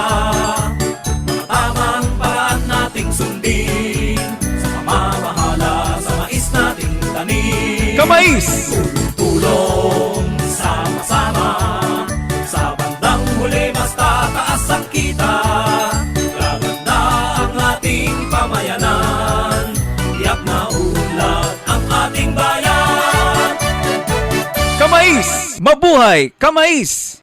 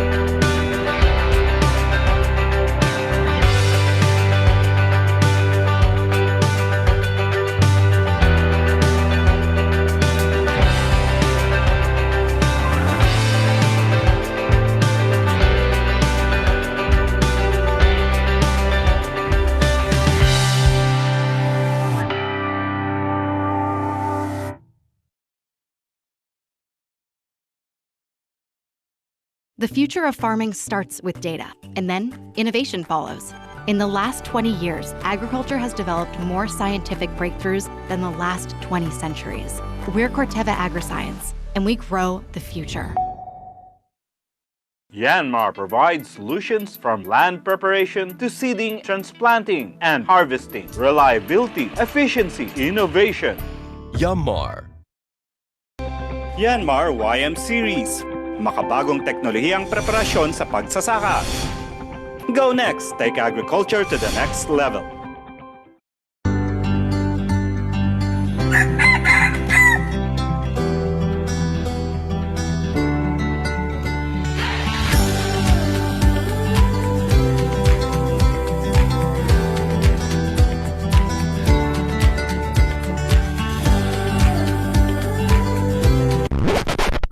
Paano kaya kung ordinaryong binhi lamang ang pananim kong mais? May panglaban din kaya sa fall armyworm? Sa isang iglap ay pwedeng maglaho ang mga pangarap at pinaghirapan mo kapag napabayaan ng fall armyworm o FAO sa iyong maisan. Ano ang FAO? Ang fall armyworm o Spodoptera frugiperda na mas kilala sa tawag na FAO ay isang bagong species ng mapaminsalang peste na nanggaling sa Katimugang Amerika at kasalukuyang lumalaganap at naninira ng mga pananim sa iba't ibang panig ng daigdig, kabilang na ang Pilipinas.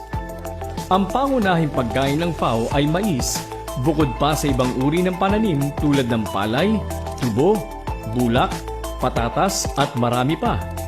Kung mapapabayaan, maaari itong magdulot ng 60% yield loss o higit pa. Ayon sa mga eksperto, ang fall arm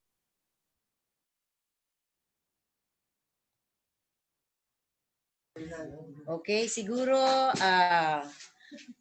natapos na rin yung ating napakasarap na lunch, right? Our next speaker, yes, our next speaker is already, I can see him already. Naka-ready na rin po siya. At paano ko kaya sila gigisingin? It's about time na ito yung time na pagbusog ka is inaantok ka, di ba partner? Okay, But with mag-raffle tayo para magising.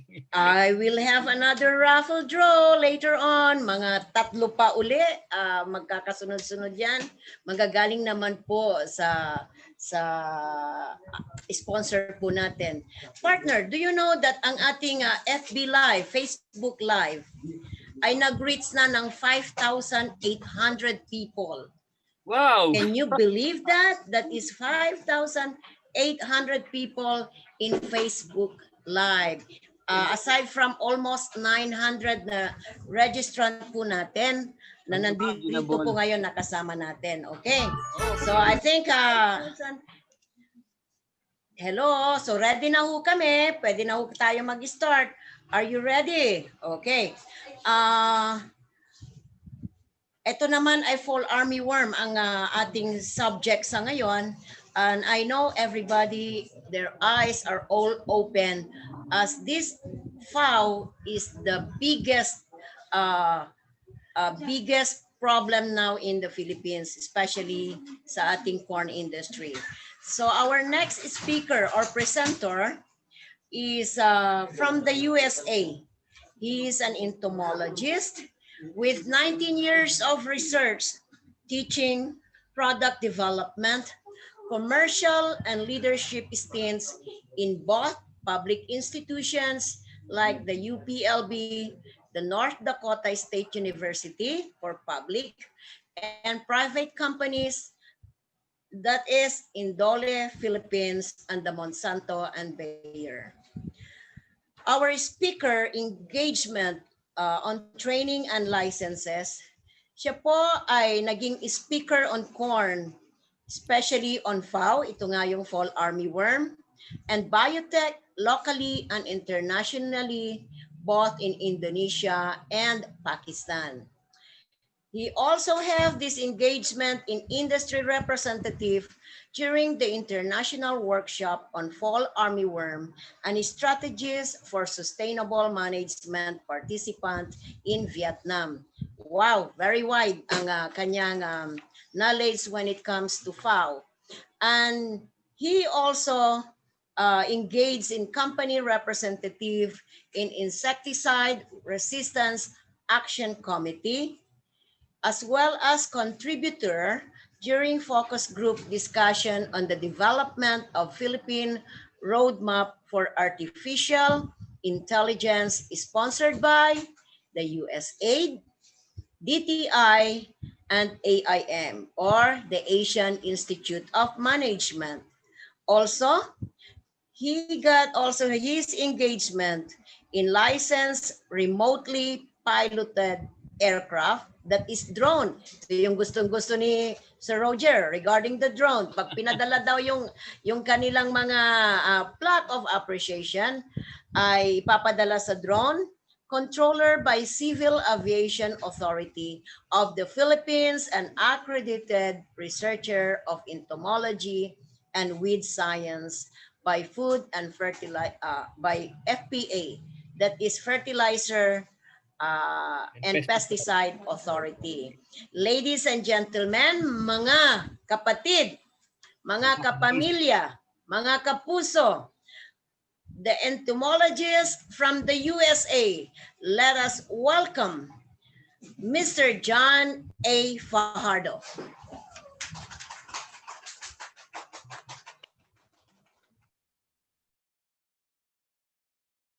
Good afternoon, everyone. Good morning, good evening. Can you hear me? Very well. We can hear you, Sir Fajardo. Yes, we could hear you. Okay, so let me present my slide.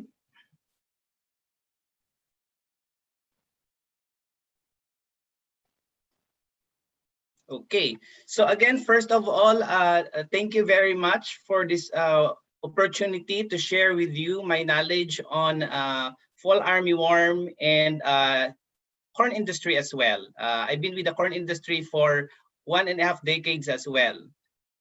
Okay, so let's start. I will be your dessert. I hope you had a good lunch, and I will give information on the importance of fall armyworm, as well as broadly how to protect, the products that we have in order to have a sustainable and productivity of our corn. Okay, so next slide, please. Okay, so just a quick recap on fall armyworm. You have seen this in the earlier video. It is a native pest to tropical and subtropical regions of the Americas. So that means this is imported in the Philippines or in Asia. So that's why the devastation of this insect pest is actually significant.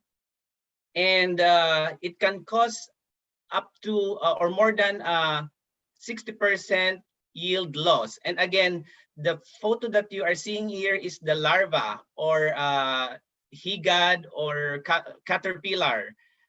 So this is the damaging stage of this insect. And it was first observed in our country, in the Philippines, last June 2019 in Cagayan. And corn is actually the favored plant in terms of food, but it feeds on more than 300 plant species. But again, as mentioned, corn is the most favored crop. Next slide, please.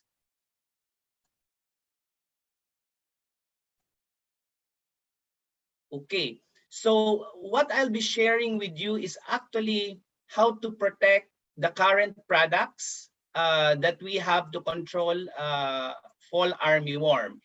And that is called insecticide resistance management, or IRM.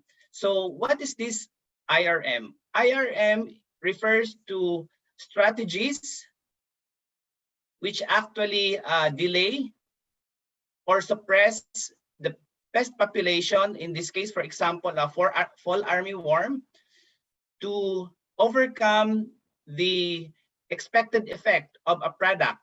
A product can be an insecticide or plant incorporated protectant or PIP. So PIP is actually the BT corn products that we have. Next, please. So why is this insecticide resistance becoming a problem?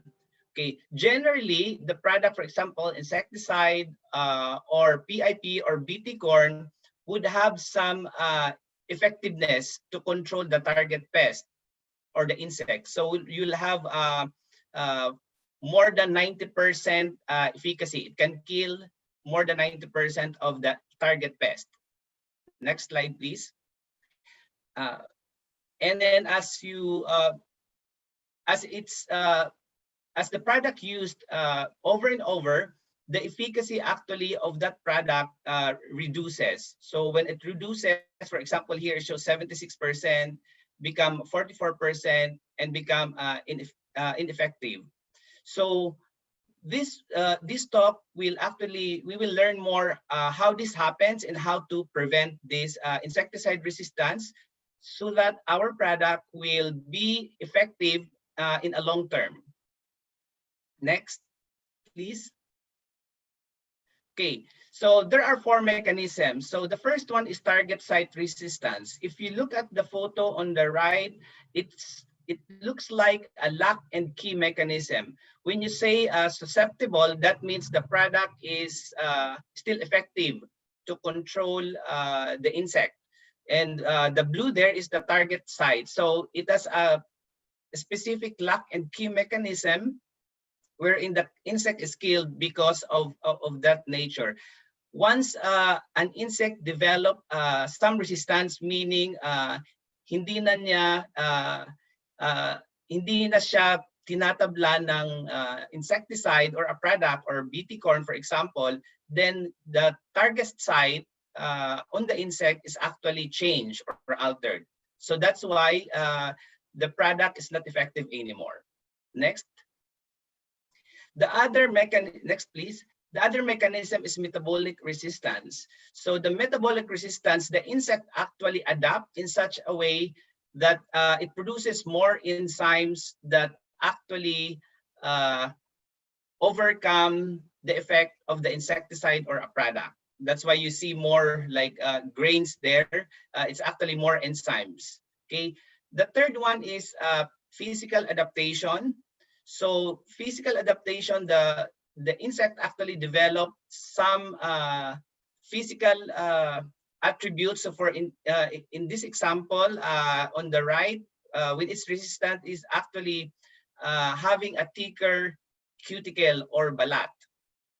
So that means it is somehow protected with the insecticide. And the last mechanism, number 4. Next, please. Is the behavioral adaptation. So the insect generally changes its behavior. So it hides for example, it hides the insecticide in terms of its behavior, so that it will not be affected. Okay, next slide, please. So the advantage really why we need IRM is actually it saves us money, it saves us time, it enhances safety of our produce, and of course it protects our health and the land. As an industry, as some or if not all of you are aware, it takes long time to develop a product. It costs millions of dollars and take 10 years to develop. So what the industry wants is actually to safeguard the product and to have it usability in a long period of time. Okay, and as a regulator or as a researcher extension agent, I know a lot of participants here as well are actually from the provincial agriculture office or municipal agriculture offices. So our intention is for us to have a product that we can recommend to the farmers that are actually looking for products against fall armyworm. And the last part, next please, is if we are the farmers, we have I've heard earlier 25% farmers in this forum, and for us, what is important is our crops should be protected from the pest or fall armyworm. Next, please. So in insecticide resistance management, you can just click everything. Okay, so the critical piece is actually insecticide or integrated pest management. So we have to develop or use all existing procedures in controlling the pest. As shown at the bottom, there are, for example, host plant resistance, crop rotation, cultural practices. Monitoring and scouting is also very critical. Okay, in the case of which we have been used to and most widely used as well, we are using insecticides or BT corn. In the case of insecticides, we should use different mode of action and follow the label used based on the recommendations from the companies. Okay, in the case of BT corn, the BT protein or the which is actually the insecticide component, should express that effectiveness on the plant to kill the insect. Next, please. And at the same time, that's actually high dose. And at the same time, we should have what we call this refuge. Refuge is actually non-BT. This serves as the house of insects that are actually susceptible. Susceptible, again, as I've said, can be killed by the product. Okay, later on, I'll show you additional more information on the refuge aspect. Of course, very important is the monitoring as well as the actions needed. Next, please, as well as education and training. Okay, so IRM can be achieved using these 4 key factors. Okay, so the first one is killing, so or redundant killing, meaning that as much as we can, the pest should be killed through mixtures or sequential or subsequent application of different mode of action. Okay, so dapat mamamatay yung insect. If there are survival, that's where those survival insects could be the potential reason to actually develop more population that are resistant. Okay, so the first objective is to kill the insect. However, if there are potential survivors, the next one is preserving susceptible genotypes. So for this one, the approaches that we can do are using the threshold, reducing application rates, using refuge, as I've mentioned earlier as well. Okay, and then this susceptible insect will actually be the reason as well of the third one, the third factor, which is the it removes the potential resistant allele or resistant insects. Again, this can be done by increasing the dose and using other synergies or mixtures of insecticide with different mode of action. Next, please. Okay, this is the registered insecticides approved by Fertilizer and Pesticide Authority. So I just want to highlight that if you are looking at the label of the product, pay attention on the active ingredient, okay? Not only that, the second thing to do is, even if we have the active ingredient, we have to also look for its mode of action grouping. So in this case, there are 2 active ingredients, 1 and 2, thidicarb and carbosulfan, for example. They actually belong to the same mode of action. So that means these 2 active ingredients are actually have the same mode of action of the same way of killing an insect, and should not be done or should not be used continuously. Okay, that's an example. So again, pay attention on the mode of action, not just on the active ingredient. Okay, next, please. Next, please. Okay, so we should follow the label recommendations. And as I mentioned, it should be not based on the active ingredient, but based on the mode of action. So very important here is actually the application window. We are saying here we should use different mode of action for a 30-day application window. Why 30 days? It's 30 days because this is based on the life cycle of the insect. So that means our fall armyworm actually developed from an egg to an adult within 30 days. So 30-day window is actually the generation of the insect. Okay. So for example, we applied, there are also approved seed treatment, active ingredients. So we can actually apply a seed treatment to control fall armyworm. So some of the seed treatments are incorporated in the seeds already. Some can be applied on farm as well before planting. Okay, so for example, we have one mode of action of the seed treatment. Next, please. And then on the next slide, please. Okay, so within the 30-day period, we should have a different mode of action already.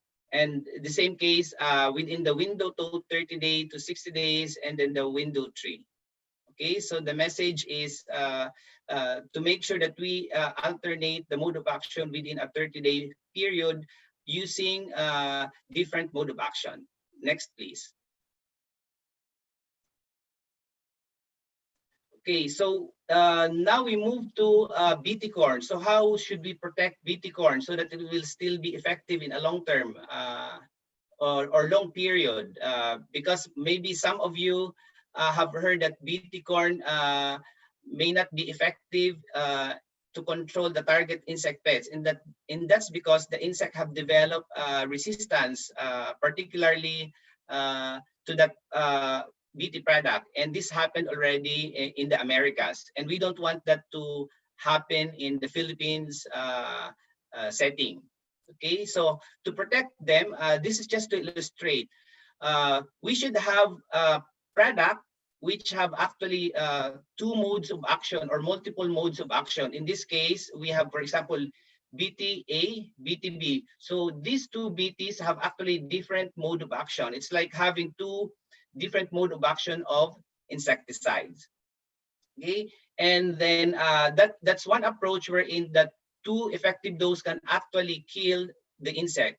However, there's a possibility of survival. Okay, survival insect that can potentially be resistant, which is actually the 4 R's there. R stands for resistance. So 1 in a trillion, there's potential survival. Okay, next slide, please.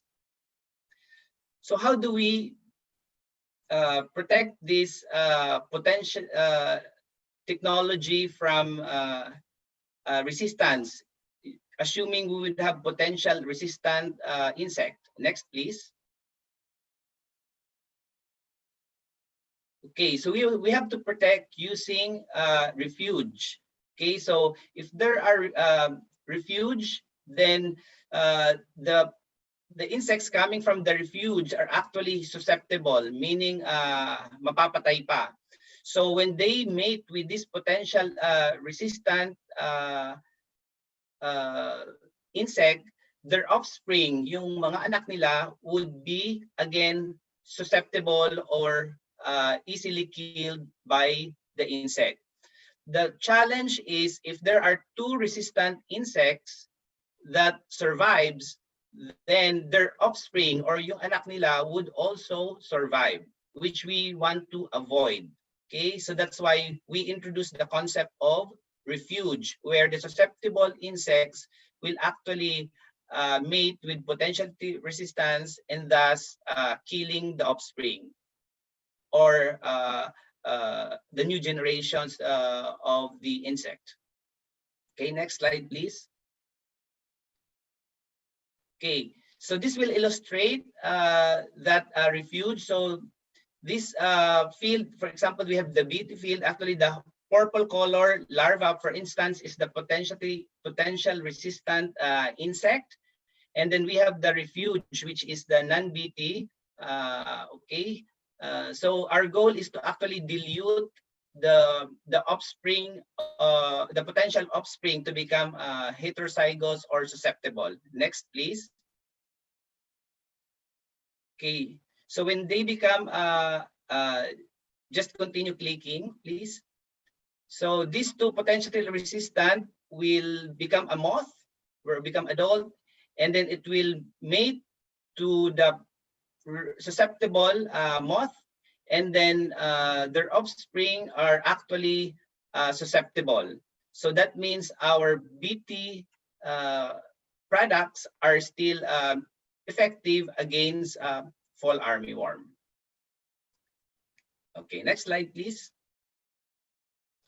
Okay, so let's take an example of what have been done in the Philippines. So I would like to really acknowledge the efforts of Bureau of Plant Industries and Fertilizer and Pesticide Authority, and ensuring that the IRM strategy for BT corn as well as for insecticide products are in place. So in the case of BT corn, these are some of the strategies that have been done in collaboration with government agencies, research institutes, as well as industries, and definitely CropLife is on top of this as well. So first is on the dose and refuge, which I've explained earlier. Okay, resistance. The second one is resistance monitoring. So until now, the government and company or industries are still monitoring on the field every season to make sure that the products will not develop or will have a delayed resistance to a particular insect pest. And then we have also surveys and outreach, which good to note that this, that these are whole industry efforts, not just individual companies, which is, I think, a very good example of collaboration to ensure IRM strategy will be effective in the country. And as per research, of course, we don't dwell with the existing strategies. So as a result, there should be continuous modeling or stakeholders trainings and meetings to ensure that these products are still protected and still be effective against the insect. Next, please. Okay, so these are just some of the examples of multi-stakeholder activities that have been done. Again, I'm acknowledging the BPI and FPA for leading these efforts on IRM strategies. Next, please. Okay, so if you want to know more about resources, particularly on the mode of action of insecticides, you can actually refer to the IRAC website and these references. I know that there have been trainings also, and with the Department of Agriculture and PAO, so I'm sure they will be able to also provide information to our farmers, okay, as well as research universities and agencies, and of course company representatives. Next, please. Okay, so to end my presentation, here are some of the recommendations that we are thinking to ensure successful IRM. Next, please. Okay, it should be holistic, and I'm sure there's a lot of efforts that are ongoing that should actually cover both the insecticides as well as the PIP or BT corn. And then in terms of the risk assessment, it should be based on pest biologies and habits as well as the products. And then the next one is to continuously do the information dissemination and monitoring. In fact, we can utilize new technologies, digital tools, so that the information will be disseminated to the farmers. Okay, and then if we are farmer, we should always follow the IRM recommendations on the label to ensure that these products will still be effective, and thus we can protect our corn crop. With that, thank you very much to Phil Mays, Crop Life, and Bayer Crop Science as well for allowing me to talk with all of you. Thank you very much, and good afternoon.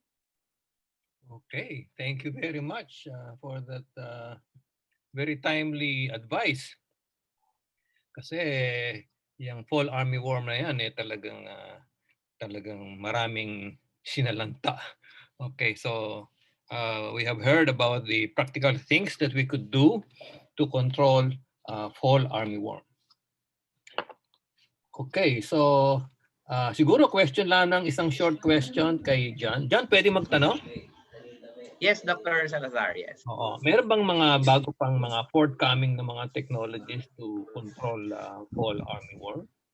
Besides what you have, kumbaga in the pipeline, meron bang mga bago pa o masyado pang malayo para i-mention?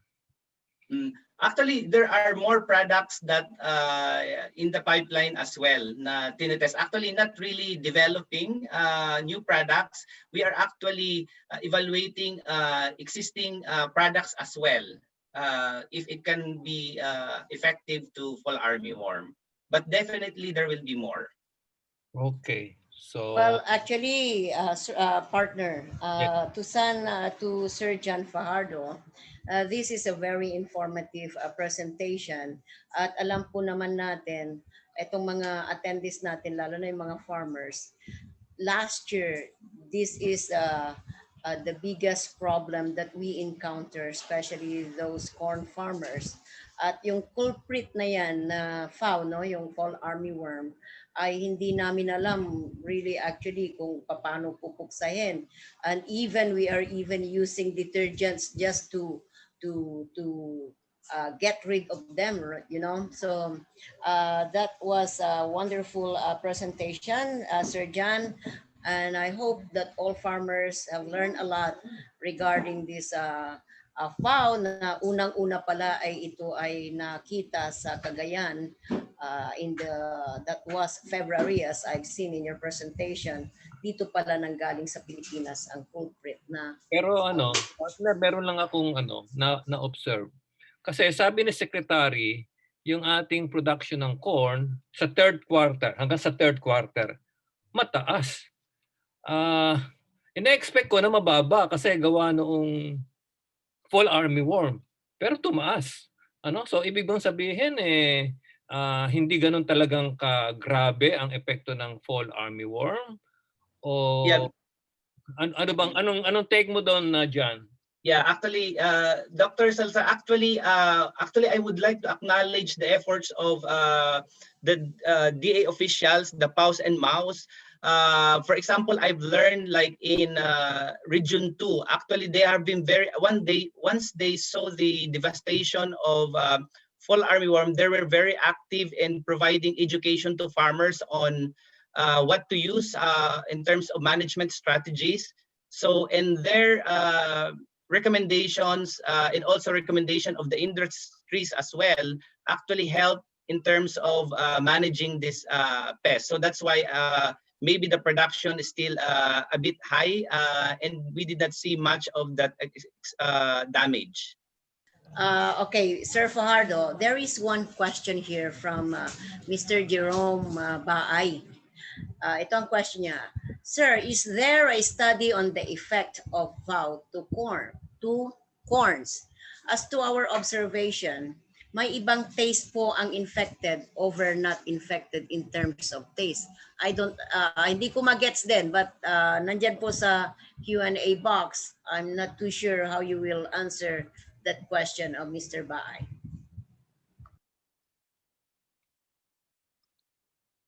Yeah. So actually, in terms of, as I've mentioned, it's more on corn relative to other crops. So corn is preferred. But in this case, to your question, may ibang taste po ba ang affected or not infected? No, actually, it's the same.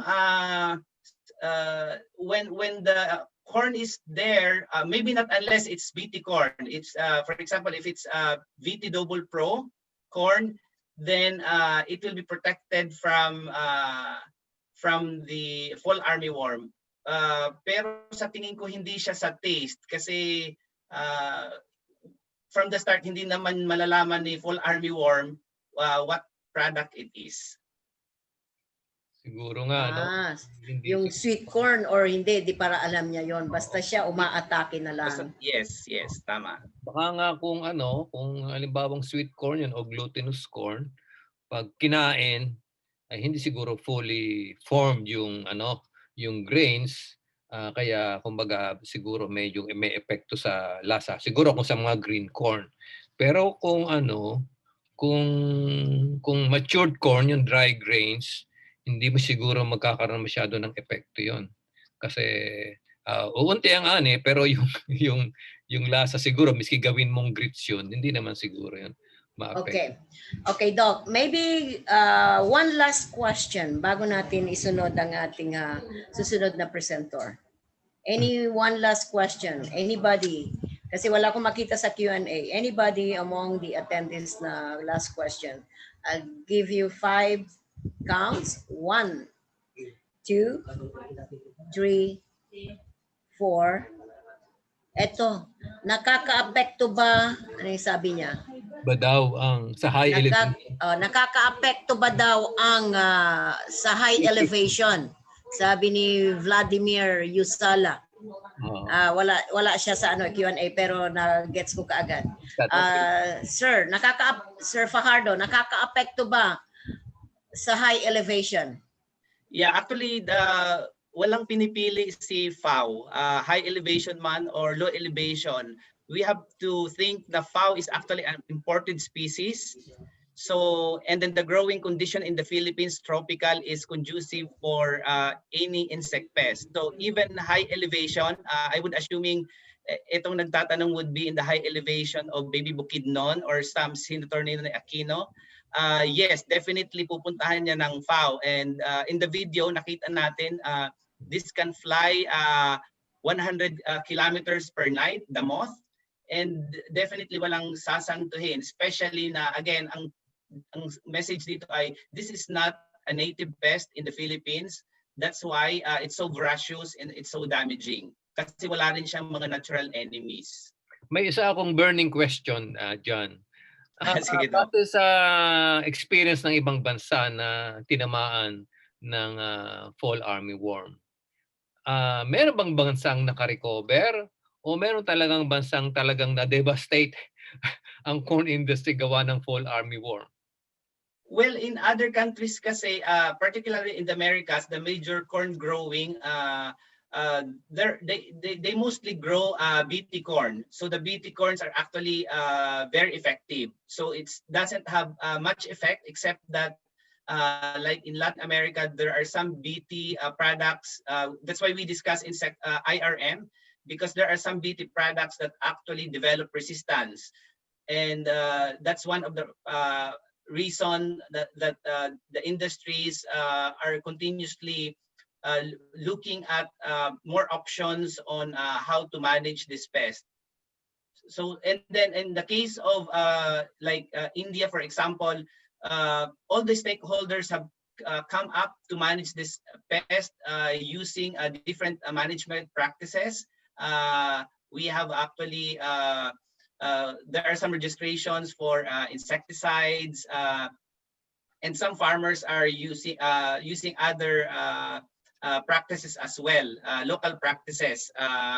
Even in Thailand, for example, just to kill also the moth, not just the larvae, just to reduce the population. So far, looks like with the multi-stakeholders efforts, this pest are somehow managed, and it's because of the good practices as well as collaboration of different stakeholders. Siguro last comment. Okay. Ito pa, isa na lang.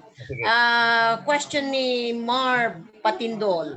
Meron ba daw calendar ang pag-atake ng FAO? At isa pa from ni Camel Badjao, ang problema daw nila ay brown leaf hopper. Kapareho ba yan ng FAO na yan? Yeah, magkaiba yung FAO. Ang plant hopper is actually different insecticide also ang ginagamit against plant hoppers. Ang FAO, because it belongs to a different order of insect. And then ito namang FAO is Lepidopteran insect pest. So generally magkaiba yung for Hemipterans insect na order and Lepidopterans. Yung isang question, Ma'am Rosalie, yung isa? Sabi niya, isang question is, may calendar ba ang pag-atake? Actually, walang calendar. Unfortunately, because of favorable conditions in the country, there's no calendar. But as a guidance, generally, they attack during the early stage of the corn plant. So generally, we can see them from 14 days to 21 days. So kahit bawa nagtanim ka in South Cotabato ng October, and then nagtanim din ang mga farmers sa Bukidnon ng November, pwede siyang mag-transfer. So any time of the month, we can see. Again, ang guidance lang natin is to be proactive in monitoring at that stage yung corn plants natin, 14 days to maybe 40 days. Doon talaga siya umaatake. Pero walang calendar, anytime of the month. So, any preventive measures for FAO galing ng LGU Misamis Oriental Corn Program? At pwede ba from Pas Kutamora, Chan, is it possible to use metarhizium? Metarhizium ba to? Metarhizium anisopyle. Yes. So actually, preventive, kung yellow corn ang ginagamit mo, not necessarily preventive, you can use actually VT double pro technology ng DeKalb. So yun ay mayroong built-in protection from fall armyworm. Kung halimbawa non-VT naman like white corn or sweet corn, ang preventive naman dyan is actually medyo mahirap kasi dapat monitoring pa lang ng generally neighboring farms. Yun ang tinitingnan natin. If we have neighboring farms, pag may population, that means pwede tayong actually mag-spray even 7 days after emergence nung mais natin, para meron na siyang protection. Pwede tayong mag-spray ng insecticide. Yan, may urgent question ako dyan related dyan. Hindi ba natin pwedeng buhayin yung trichogramma? Kasi pareho namang Lepidopteran yan. Kasi effective talaga ang trichogramma. Kaya yes, lang, wala. Actually, a lot of research right now kasi nga bago lang to na pest. In CPC, I know they're doing a lot of studies. So it could be trichogramma, metarhizium also, yung fungus na biological control. I think all of those can also be used, and we have seen the effectiveness of those. The challenge really is in terms of large-scale production of biological control. Hopefully that can be addressed. Okay. Merong curious question dito sa Facebook. Paano daw nakarating ng Cagayan yung fall armyworm na yan? Samantalang Pacific Ocean yung pinag-uusapan dito. Yeah, so actually yung sabi natin yung moth niya, there are different means. Pwede siyang sumama sa hangin kasi 'di ba, bago siya pumunta ng Pilipinas, galing siya sa Africa, pumunta ng India, pumunta ng China, pumunta ng Southeast Asia, ng Thailand and Vietnam. Nauna actually sila hanggang siyempre sa hangin, or not even sa hangin, halimbawa tropical cyclone, pwedeng maisama siya, or pwede siyang sumasama sa ilaw sa mga barko, which yung kaya potentially yun yung mga modes of transfers. So matindi. Okay, sige. Thank you very much. Okay, maganda yun. Okay, thank you very much, Sir John Fajardo. So anyway, before na-introduce ni Doc Art yung ating next presenter, meron pa ba dyan? Magbigay tayo ng trophy award. Oo nga pala, may trophy nga pa pala. Sige sir, sige, okay. Take it away. Makita ba tayo dyan? At ibibigay natin ito kay John. Via drone. Via drone. Ako na yung magiging pilot. Sir. Jan, maraming salamat Jan. It's been a while na hindi kita nakita. No? So makita mo nga naman na maraming questions sa'yo. Ibig sabihin, ang dami talagang natamaan ng PAO, no? Ang dami talaga natamaan ng PAO, not only probably in Cagayan but also here in Mindanao, no? Maraming mga questions, so we really need to answer all of those, and bibigyan talaga natin sila ng mga impormasyon paano natin gagawin at saka mapuksa yung PAO, no? So mahirap lang kasi maraming PAO din na sa probinsya ng mga agriculture officer, no? So yan ang isang problema natin. Baka ma-confuse sila, no? Dapat MAO at saka PAO, no? So PA na lang. Yeah, anyway, ito yung yung award mo, papabigay namin sa iyo kay si Asik Ed de Luna, ha? Maraming salamat, Yes. John. Thank you, Maraming Engineer. salamat. God bless, Yes. God bless. Thank you. God bless. Mabuhay ang Filmaze. At Thank you so PNCC. much again. Thank you. Okay, Doc, before you will introduce the next presenter, andyan po si Sir Pamintuan. Shout out muna ito. Mag-shout out po ako. It's not because I'm from Pangasinan, but I love Pangasinan. I love Region 1. I will shout out to DA Prec sa Santa Barbara, Pangasinan. Where are you guys? Shout out yan sa inyo. Thank you so much for being with us from the DA Prec. Kumusta po kayo? And also, shout out din po lahat ng nanonood sa Facebook. And now we are reaching 6,000 plus lives sa Facebook. Yes, ganun na po karami. At nagna 900 plus na po ang ating registrants. Okay, so lahat po kayo, again, wag po kayo magsawa. Meron po tayo hanggang bukas. Alright, take it away, Doc.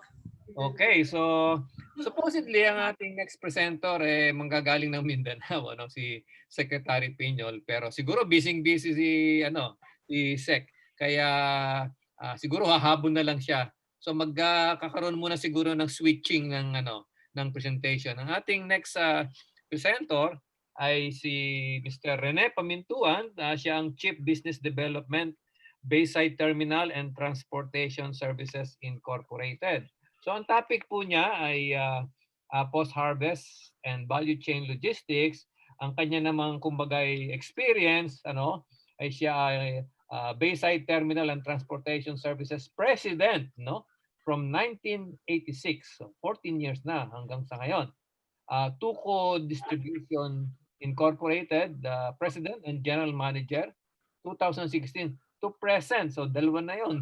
Pagkatapos Sierra Madre Cocoa Company Vice President Logistics. So pag-uusapan kung paano ita-transport yung ating grains ay we have no better local talent to explain to us the ins and outs of post-harvest and value chain logistics. Let us welcome Mr. Rene Pamintuan. Good afternoon po. Good afternoon. Yeah, we could hear you. Can you hear me?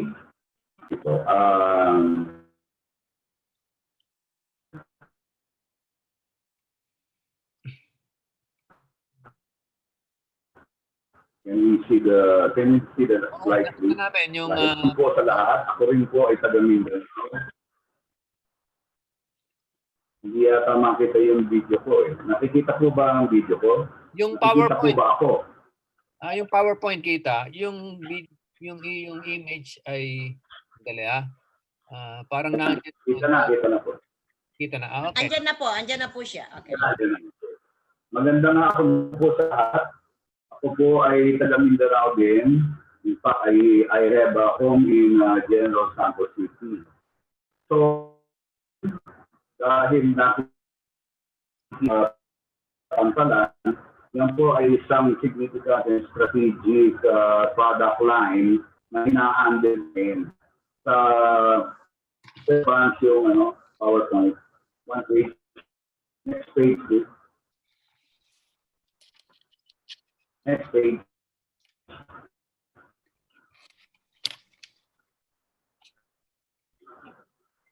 Na-introduce na rin lang ho ako, dalawang kumpanya namin. And Incorporated is a international and shipping agent. Kami po ay matagal nang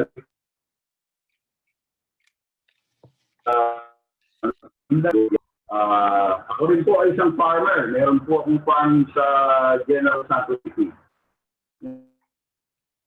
Next page, please. Next page.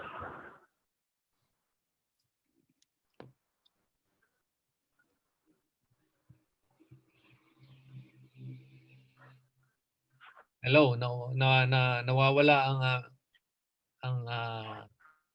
Presidente po ako ng Natural Farming Movement of the Philippines. At nagtutulak ng natural farming at Jeddah. Ito yung pinupush namin because it is the cheapest way for farming. Ang nagtuturo, mga kaibigan natin Koreano, ginagamit it happen.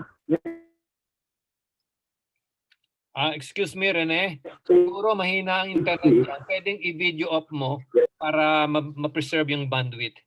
At least maliwanag naman yung boses mo. What do you mean by the... Ayun. Ano ba? Yan, okay. Yan, at least rinig naman yung boses mo. Go ahead, please. Sige po, sige po. So, next page, please. Yata ako naririnig nung narinig ko. PowerPoint. Next page, PowerPoint. So, yung kumpanya namin, ang Bayside po ay nag-handle ng iba't ibang logistics, no? Nagta-tracking kami, chassis operations, kami ay nag-booking para sa inyo sa mga shipping lines, nag-import handle po kami ng maraming agricultural produce dyan sa Mindanao. Kami rin po ang nag-import ng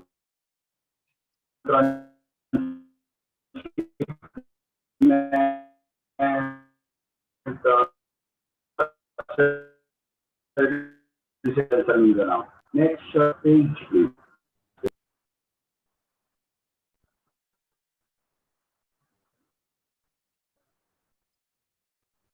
Yan po ang mga ports na hinahandle namin. Manila, Jensan, Davao, Cagayan de Oro, Zamboanga, Cebu, Bacolod, Iloilo, Butuan, Subic, Batangas, Iligan, Palawan, Dumaguete, lahat.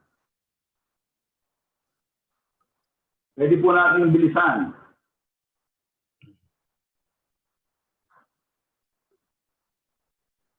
Next. Ang pangalawa po namin kumpanya, kailangan i-introduce ko itong dalawang ito para maintindihan niyo kung saan kami nagagaling. Kami po ay green company. Ang ibig sabihin nito, we promote farming and organic farming. Bakit to ang tawag namin sa kumpanya namin? Kasi lalo na sa mga taga Mindanao, alam natin ito. Hanggat may tuko ka sa farm mo, ang ibig sabihin nito, green ang farm mo. Hindi ka gumagamit ng mga pesticido, hindi ka gumagamit ng mga chemicals, and consequently, yung tuko, insectos na kakain. Next, please. Next page is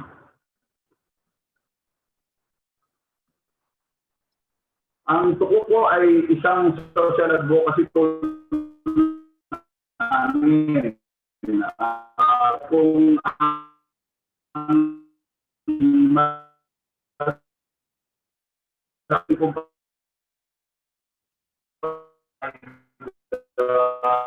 transportation and terminal services, dito po ang market linkage ay mangyari. So ano-ano yung mga nililipat at dinadala namin mga kagamento ngayon. So marami pong fresh sa buong Mindanao, dinadala namin sa Metro Manila. Nag-handle din po kami ng mga frozen meat, processed meat, products and juices. So ito po ay may dinideliver ito through Grab, Mr. Speedy, Lalamo, Bedberry. Makikita ninyo under the name tuko na po ang lumalabas sa you can check this on Facebook, makikita po ninyo ito sa Facebook. Tuko na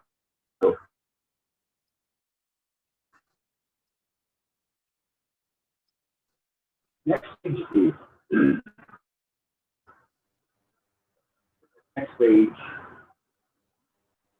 So para mabilis po ang pag-uusap natin, i-detalya ko lang yung mga kailangan natin. Pagdating sa farm operations, kailangan natin ng land, kailangan natin ng labor, technology transfer, seeds, water, management, cultural and scientific.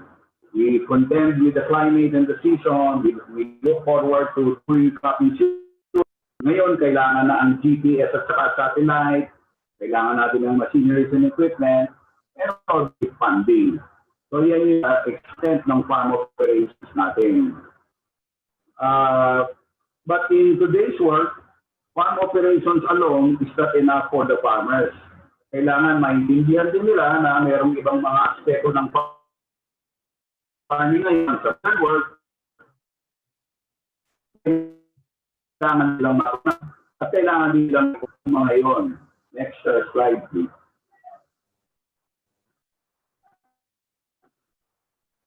Next slide. Okay, so sa harvest at post-harvest, marami pong so ang harvest natin, may cultural practices, may conventional,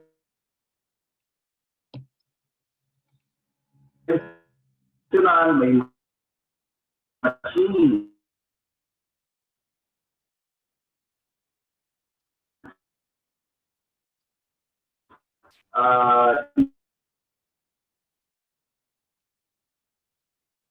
In the Philippines, karamihan sa atin,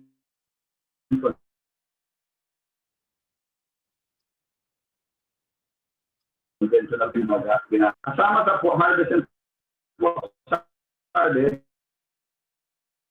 is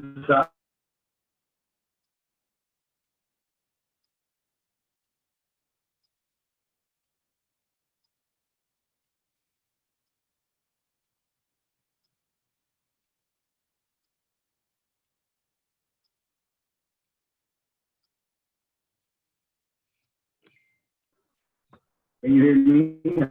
Hello?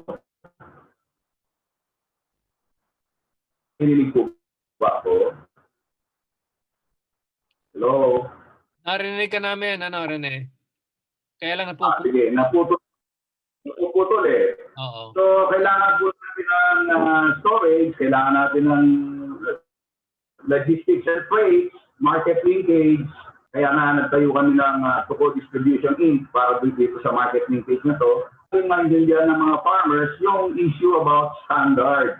In the Philippines, napakababa ng ating appreciation nitong standards na to. Because matagal tayong natuto na tinatanggap naman ng buyer ang mga produkto. Yun nga lang, tinatanggap nila at reduced prices. And obviously, funding is... Next page, please. Next page.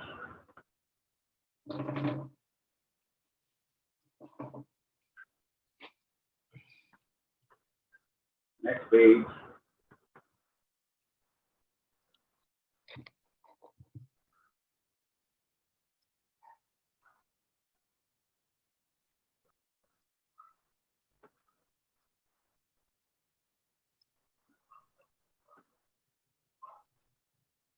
Pagkatapos po ng harvest and post-harvest, ito ay magpuproceed sa processing and manufacturing.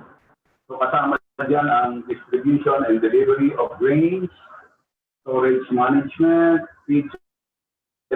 Again, papasok na naman ulit yung standards, pricing, funding, value adding, and eventually sales and distribution. Sige po, next page ulit.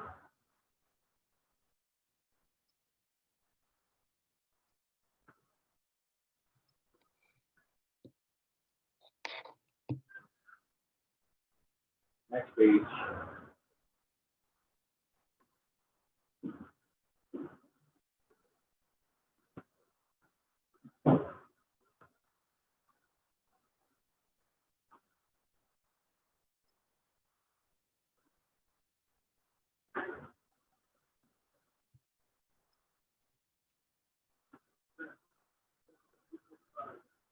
Pwede po bang next page na?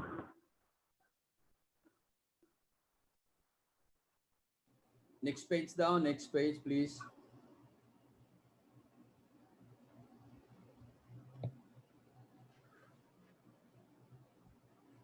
Ang supply chain po sa corn ay from the left side, makikita nyo, gagaling sa farm, it will be transformed into raw or dried corn. It will be packed in bags or in box, and then it moves to the next level. In the Philippines, meron tayo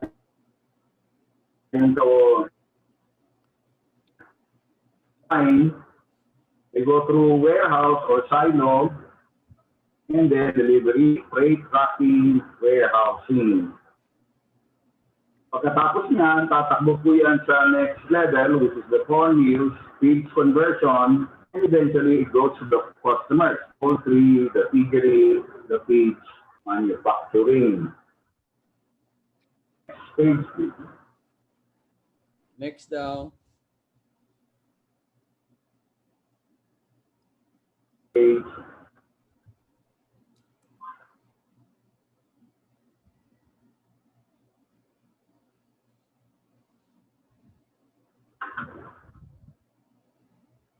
Ano ay chain issues sa Pilipinas? Gusto kong i-highlight very much ito kasi ang ating historically and traditionally has always been after farm field operations. But in the modern world today, we cannot close our eyes on the supply chain issues, on the back and the supply chain. So, ano yung mga problema natin sa supply chain? Una, unlike other countries like Vietnam or Thailand, tayo ay 7,600 plus islands. Ang ating biggest consumer area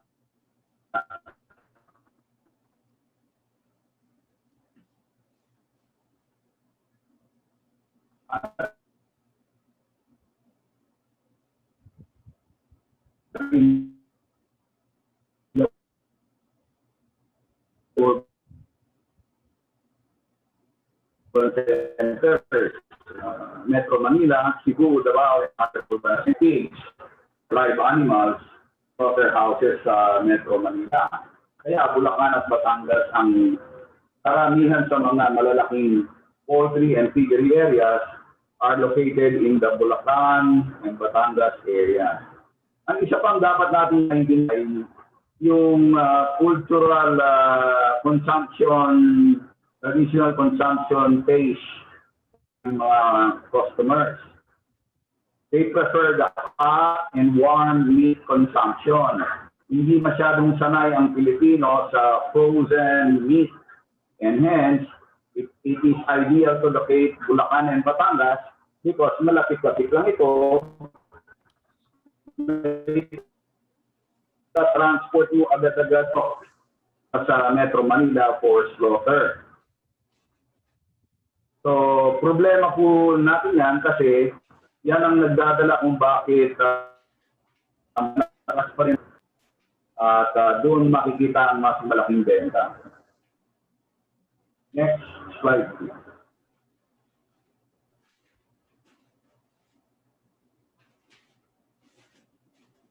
Ano yung mga supply chain problems brought about by this information?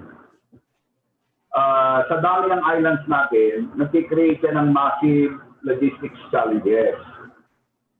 Air, land, and sea. Nagdo-double handling tayo from island to island. By tracking alone, one way, hindi kailangan mag-double handling katulad natin. Sa double handling na pinag-usapan natin na yan, sa origin port pa lang, nagbabayad na tayo ng arrastre and wharfages.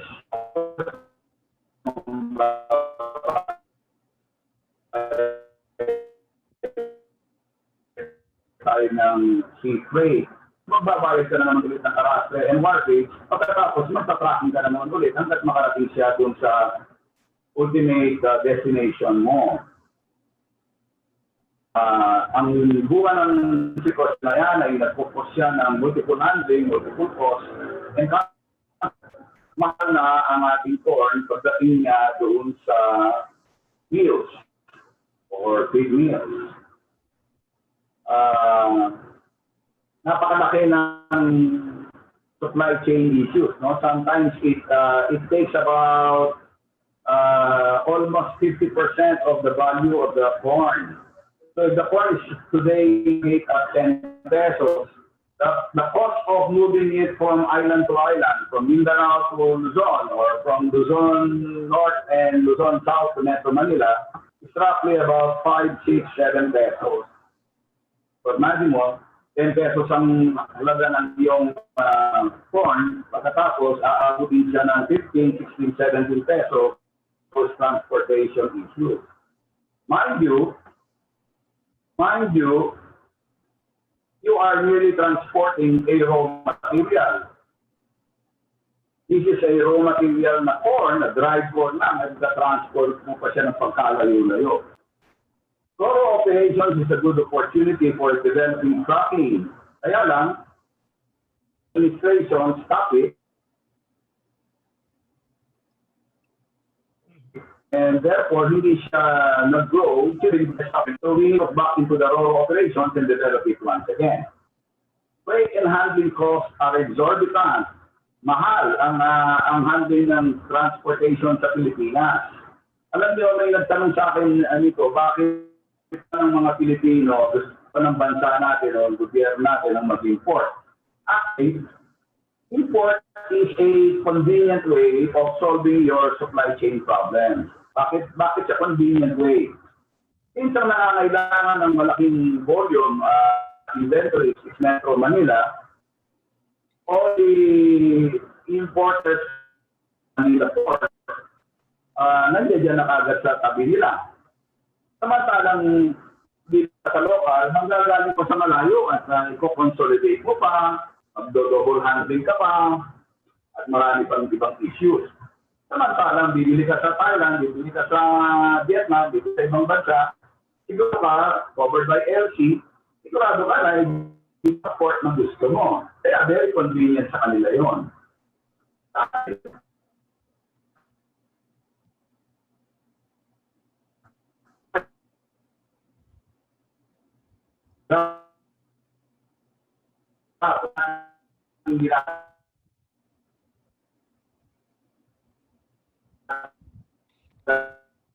Ng mga Paano with other carriers, it's even expensive, it's even more. Air freight today, sadly, is 55 pesos per kilo because of the pandemic. Before the pandemic, it was selling at about 20 to 25 pesos. So mahal pa rin. Tracking is efficient today. Bakit? Hindi rin na-develop eh. Kung wala yung RORO ports na yan, at hindi yan maayos, at alam naman natin na nagkaka-legislative, nagkaka-traffic sa RORO terminals. So, hirap pa rin ang tracking. So, yan po yung mga supply chain problems na hinaharap ng ating mga traders. Dapat maintindihan na makakita tayo ng magandang solusyon.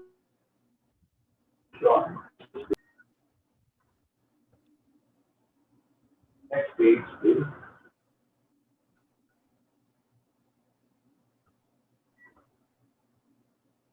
Next page.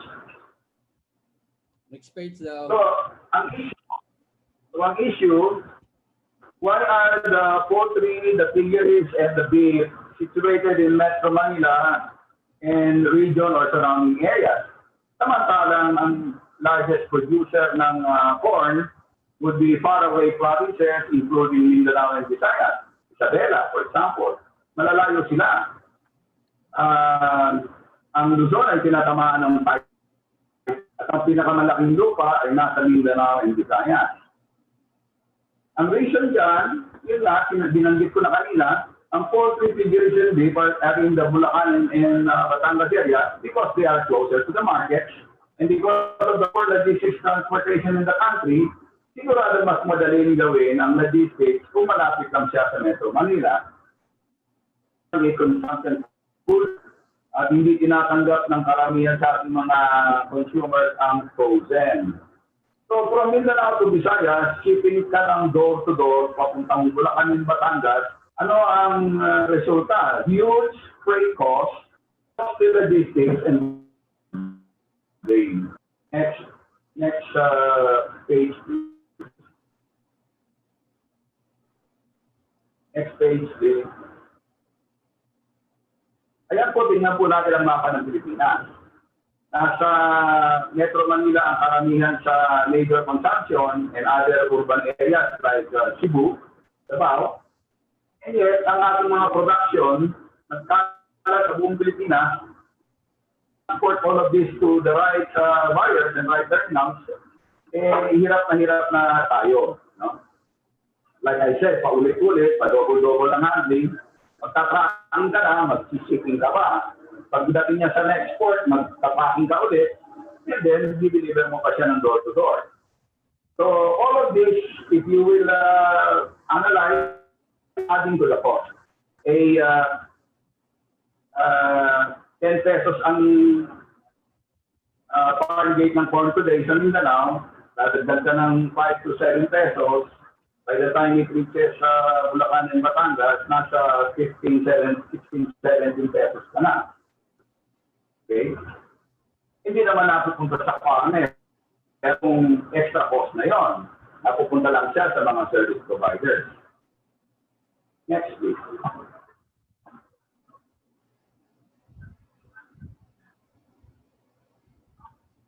Next page. So kung i-analyze natin, kung magagaling siya ng Northern Luzon, tracking ang gagamitin. Central Luzon, tracking din. Kung Southern Luzon, by tracking. Garo kalalayo yan. Bumibiyahe po yan ng malayo. Minsan 8 hanggang 12 hours ang biyahe sa Luzon along just to reach Metro Manila. Sa Visayas naman, katulad ng Mindanao, nag-shipping, tapos nagta-tracking din ulit. Ano yung mga issues natin sa supply chain na kailangan natin makitaan ng solusyon? Lack regional food terminals. Sa lahat ng, hindi lang ito para sa corn, but this issue is spread out for all types of foods.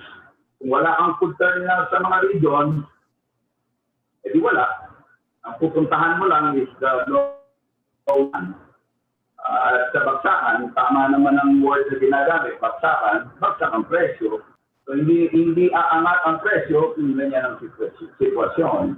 Secondly, TILAC ports and terminals.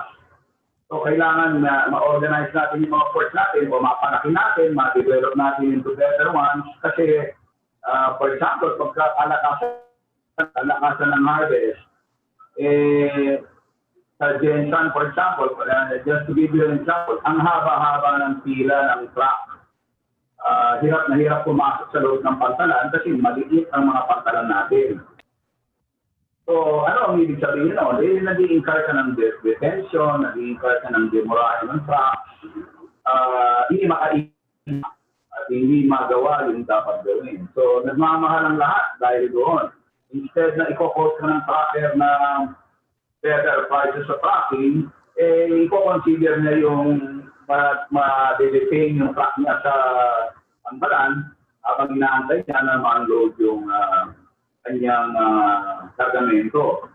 Sa Batangas, pareho rin mo ang problema na yan. Ang mga truck ay pumipila. Isang problema dyan ay minsan inaabot ng 3 hanggang 4 na araw bago ma-discover ang truck. Those and additional expenses. Kaya problema talaga lahat ito. Next page please.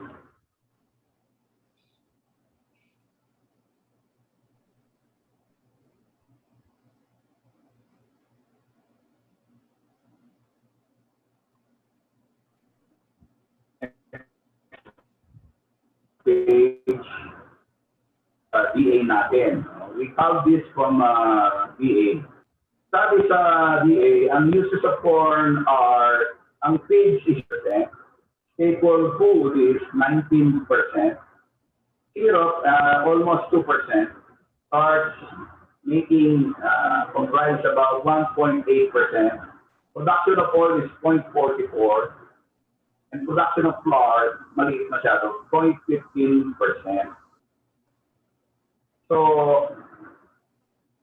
kita nyo na sa sufficiency level scenario, ang yellow corn is 79.8%, ang net yellow corn plus kasaba is 85.94%, at ang yellow corn kasaba plus import is 127.65%. Papalikan itong information na ito mamaya. Okay, next page po tayo.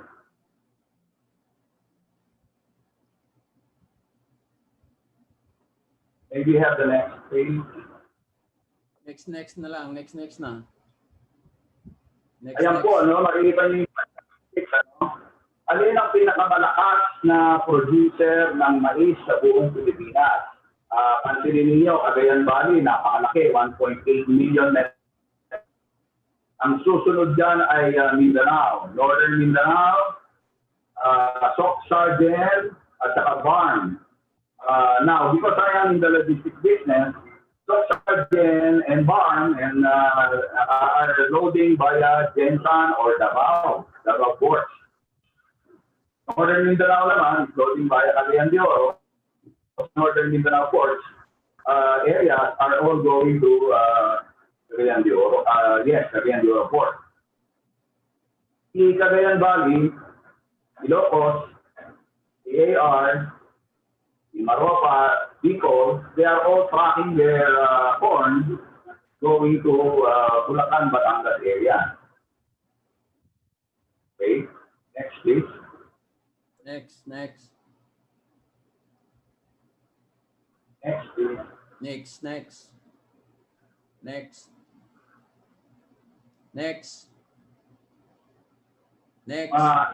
Dito sa information na binibigay natin, makikita po ninyo, mababa rin ang yield natin na hectare. Ang pinakamataas natin is Nueva Ecija, 7.18%. Siguro, dahil magandang lugar sa Nueva Ecija, matubig, including Pampanga, Tarlac, Pangasinan, pababa yan. No? All other areas are not doing very well. Okay, so next please. Next please.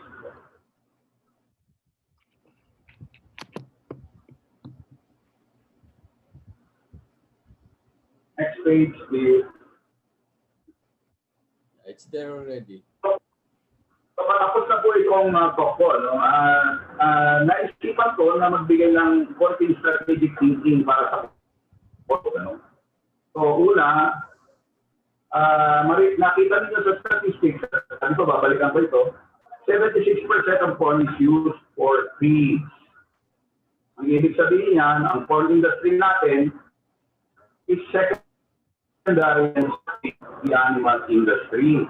Kasi 76% ng lahat ng ating corn is going to the animal feed. Number two, increasing value adding for farmers is the best way to create better profit earnings for farmers. If we just persist on selling corn as a raw material and traveling so far distances, it does not really help the farmers. It helps the mills, it helps makers, it helps the the farmer is not getting the right prices. He only gets 10 pesos per kilo for dry corn. Ngayon, ito yung isa-suggest ko sa mga farmers. I'm talking about individual, cooperatives, and corporate farmers. Corn, adding mo sa farm pa lang, 1 to 3,000. Bakit? Ang isang kernel, pag tinanim mo, lumaki yung corn plant mo, siguro makaka-harvest siya ng 3,000 kernel doon sa isang butil ng tinanim mo. Okay? So napakaganda na, supposedly, kung yan ang tinignan mo, sasabihin mo, napakaganda pala ng sa farm that the farmer does naturally. So bakit mahirap ang farmer? So tingnan natin sa susunod na page. Any entrepreneur who does a ratio of 1 to 3,000 should be very happy. Pero hindi siya happy eh. No? Growing animals, pigs, chicken, beef, for farmers to create value adding at their farm area. So, nagtanim ka ng mais, 1 to 3,000 ang ratio mo sa conversion mo ng value adding mo. Tapos, mag-grow ka pa ng sarili mong animals, pigs, chicken, beef, and goats. Sorry, pag ginawa mo yun. Ang conversion ng corn to meat, kung 3 kilos over to 1 kilo of meat, imagine niyo, 10 pesos ang farm gate nyo. So kung 3 kilos, 30 pesos ang value niyan. At kung convert mo to meat, magiging 200 ratio of 1 to 7. So balikan natin. Halina, pag nagtanim ka sa farm 1 to 3,000, napakaganda. It does not show nor cover all the other inputs, no? Kaya nga, sometimes natatalo pa yung corn farmer. Dahil sa dami ng inputs, labor, seeds, fertilizers, pesticides, technology transfer, tracking, rental ng machinery, etc. etc. On the other hand, pag ang farmer mismo ay nagana ng sarili niyang pigs, chicken, beef, and goats, at ipapakain niya ang produce niyang corn sa kanyang mga animales, converted ulit siya na 1 to 7. Imagine, 30 pesos value to rise to 200 plus. It could even be 250 plus on a ratio of 1 to 7. So adding is, ang pino-point out ko dito, ang value adding natin dapat nasa farmer's level. Sa farmer's level pa lang, dapat kumikita na ang farmer. Kung strategic ang thinking ng farmer, na-realize niya na oo nga, no? Makaka-convert ako lang 30 pesos value, ko-convert ko siya to 200 or 250 plus, kumikita na nga talaga siya. Now take note, na ang buong Pilipinas ay net importer ng meat and dairies today. Think about 50% of our meat imported. Ang dairy naman is 95% is being imported. So therefore, we need to solve the animal industry as well. If we are going to do this, we are solving two problems. The first problem is the farmer's income. And the second problem is that we are already solving the meat business. So, hindi ba maganda na pag-isipan mabuti ito? Alam ko, ang susunod na speaker na si Secretary Piñol. And I know that they will be talking about the silo. Napakaganda ng idea na yun. But at the end of the day, the farmers really have to think about this very well. Building the silos is a lot of money. Transporting by truck is a lot of money. Loading by shipping lines is a lot of money. And yet, kulang pa rin ng meat. Kulang pa rin ng baboy. Kulang pa rin ng manok. Kulang pa rin ng baka. Dapat, yun ang tingnan natin mabuti. Na makakreate ng strategic value adding, doon pa lang kumigita na yung farmer. Diba, di papadala mo all the way to the feed mills yung yung corn mo. You sell it at 10 pesos. Or buys it back for seeds at 28 pesos. Talo. Kung pala, talo na kagad ng farmer. Bakit kailangan bumili ng feed? Kasi sa natural farming, tinuturuan natin ng mga farmers na gumawa ng sarili nilang feeds para sa kanilang mga animales. They're doing that, strategically, sila lang takbo ng kanilang ikitain. Masosolve ba natin ang net importer status ng Pilipinas for meats and dairies? And we save a lot of money sa, sa import natin. Next page, please. Next page. If the farmers produce either fresh corn plants for silaging or fresh corn for feeds to their farm animals, or even dry corn as feeds, they have better profits and earnings. If farmers do further value adding for their meats, halimbawa, nagpa-value adding sila, gumagawa sila ng pindang, gumagawa sila ng fermented meat, puproduce sila ng better from their animals, mas malaki pa ang kikitain nila. Suggest ko lang po sa Department of Agriculture natin. A strategy for value adding is needed for long-term feasibility of corn farming. This problem adds to the woes we have during typhoons and calamity incidents, including price spikes. Para magawa ito, masuportahan itong idea na to, the Department of Agriculture can focus on developing the value chain. Slaughterhouses, processing plants, cold chain systems, meat processing and packing. If they are able to do that, mag-take off yung animal industry, and the farmers need to plant more corn because they are growing the animals. So malaki pong bagay yan na makakatulong sa farmer. Next please. Next page, please. Kailangan din ng grain silos, warehouses, drying facilities. They should immediately take over. Ito, magandang suggestion ito. Maraming NAB4 facilities that are not even operating. At patakbuhin niya mga yan para mabigyan ng services ng farmers. Strategies for surplus production. Bakit surplus production? Kasi po, ang strategy ng DA ngayon ay hindi naman production. Ang strategy nila ngayon ay food security and food sufficiency. Tama lang.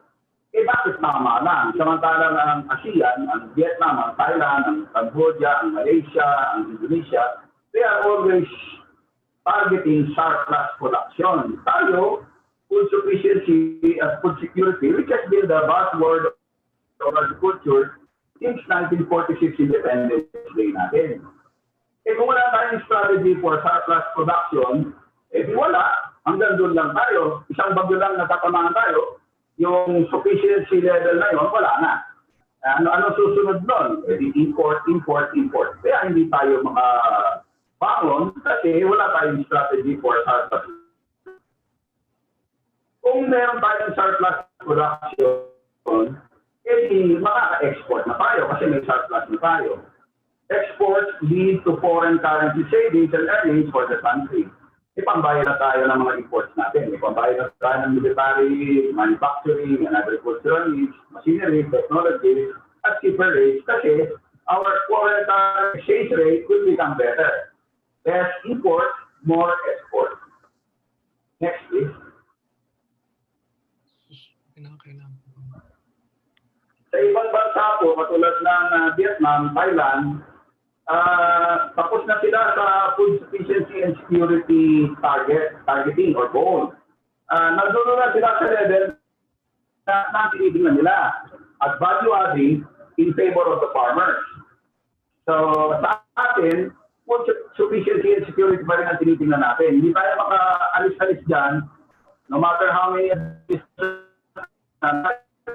I think the reason is because we do not even have a strategy for that, for surplus production. It's always food sufficiency and security. Now, I will mention here the biblical Joseph. Si Joseph kasi is very good in value and supply chain, even thousands of years ago. Here of surplus inventory is good for a strategy for surplus production leading to export. It will also allow for more employment. That's the rate of OFW labor exports natin. Ating bansa, because of our goal food sufficiency and food security only, marami tayong unemployment sa rural sector and we have to send them out as OFWs. Considering ang Viet will do that. They are able to develop their rural sectors, and so there is no need for the OFW strategy. So, ilang taon na, ilang decades na, inigayabang pa natin na ang laki ng ating kinikita sa ating OFW. But kung titignan mo yung totoo, that is happening because of poor strategy. Next po. Next page, please.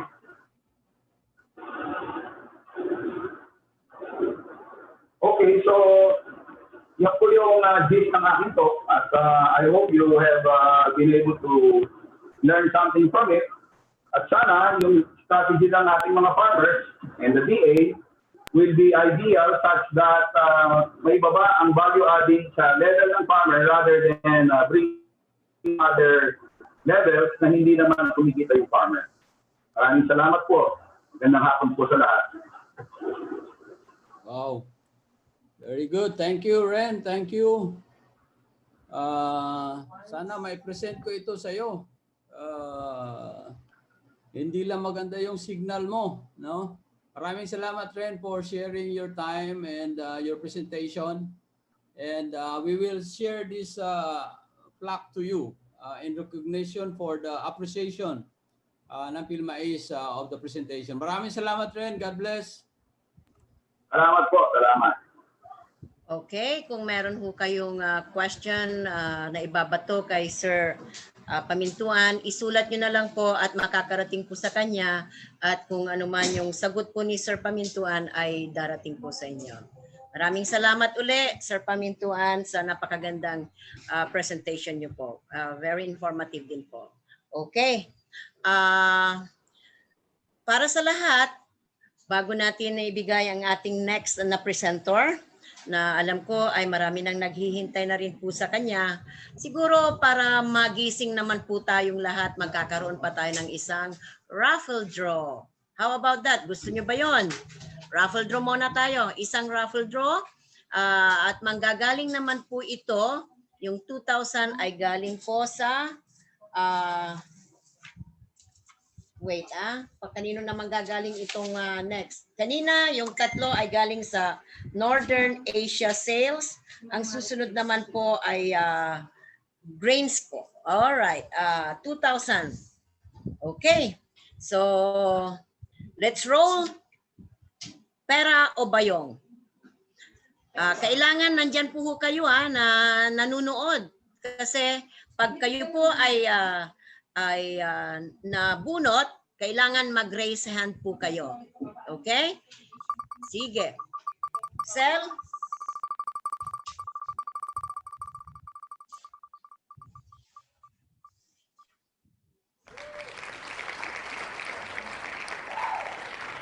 And the winner is Maria Lourdes Salak. Asan siya? Mag-raise hand ka, Maria Lourdes. At yan ay ipapadala sa iyo yung 2,000 via Palawan Express. At taga saan naman kaya si Maria Lourdes Salak? Malalaman po natin yan mamaya. Congratulations, Maria Lourdes Salak. Ikaw ang nanalo ng tumataginting na 2,000 pesos mula sa Grains Go. Thank you so much for watching and being there with us. Cotabato daw yan, Cotabato. Oh, from Cotabato. Congratulations. Napakalayo nun sa Pangasinan. Sige, sige. Okay. Now, let me introduce to you our next presenter. Our next presenter is not new to us. Siya po ay seasoned print and broadcast journalist, a farmer, and a politician. He is the 7th Mindanao Development Authority Chairman after being appointed by President Rodrigo Duterte on August 2019. Prior to his appointment, this speaker served as the Secretary of Agriculture under the same administration. He is known for his advocacies to advance agriculture. Galing, no? No wonder he was the Secretary of Agriculture at that time. But at this time, as the Minda chairman, he prioritizes poverty reduction, peace, and agricultural productivity. He also served as appointment of President Duterte to Bangsamoro Autonomous Region in Muslim Mindanao. Born on December 16, 1953 in Mislang, North Cotabato, he finished elementary and secondary education on top of his class. Lagi palang valedictorian ang ating speaker. He completed his degree in development communication in 2006 from the University of Southern Mindanao and master's degree in rural and economic development in the year 2008 and conferred as Doctor in Rural Development 2019 from the same university. Ladies and gentlemen, kapamilya, kamais, kapuso, please welcome with a resounding sound of applause, Honorable Emmanuel F. Piñol, the Secretary of Mindanao Development Authority. Take it away, Secretary.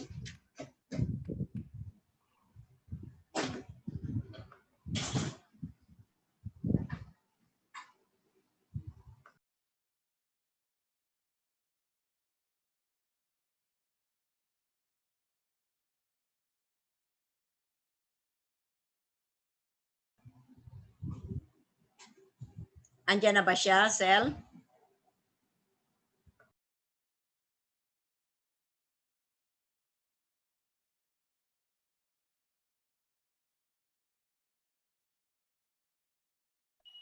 Nandiyan, Secretary, dapat i-unmute.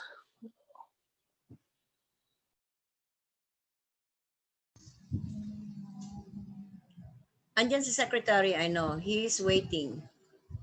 Standby na siya kanina.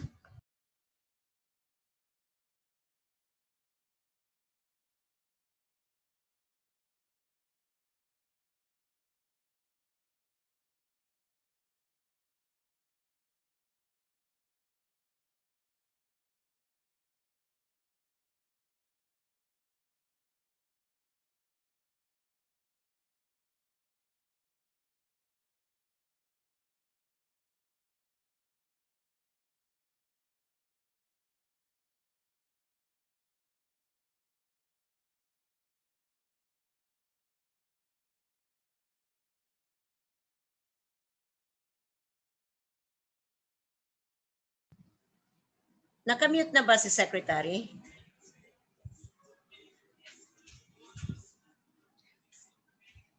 Well, habang iniintay natin na ma-mute si Secretary, pa-shout out sa Bicol region from the FB Live. Nasa live sila sa Facebook. Shout out kay Eileen Canoy Babylonia. Hello, Masbate Group.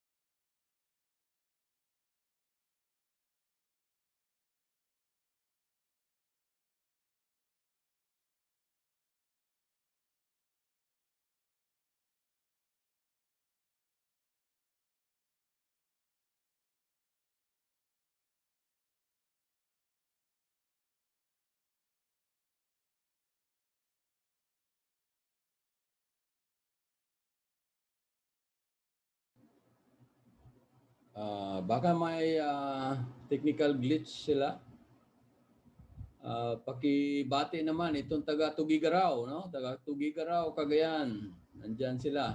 Kasama natin ngayon. No, yung Caraga region, nandyan din. Yung taga Pililla, Rizal, no? May mga maisan dyan sa Rizal. Marami din poultry dyan. Dito rin sila. At also to Tugigaraw City, Cagayan, na Mabalansur. Barangay na Mabalansur, Tugigaraw City. Mga nabagyo yung area yan. Shout out po sa kanila. Thank you so much. Andyan po kayo. Yung Bagong nanalo bayan, kanina. no? Mayroon pang bagong bayan sa Sultan Kudarat. Nandyan din, no? Yeah. So, welcome. So, baka may napindot sila secretary at nawala. No? Kanina kasi naka-standby sila. No? So, sana yung partner ko? Nandyan pa ba? Naka-standby din. Nandito ako, hindi ako nawawala. Okay. Anyway, siguro since there is a technical meron tayong konting problema technically, isa pa kayang raffle draw, Ching or Rosel? Sige. Sel. Okay, raffle tayo. Raffle tayo, Sel.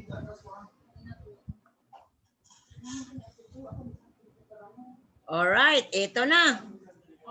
Another raffle draw. Roll it.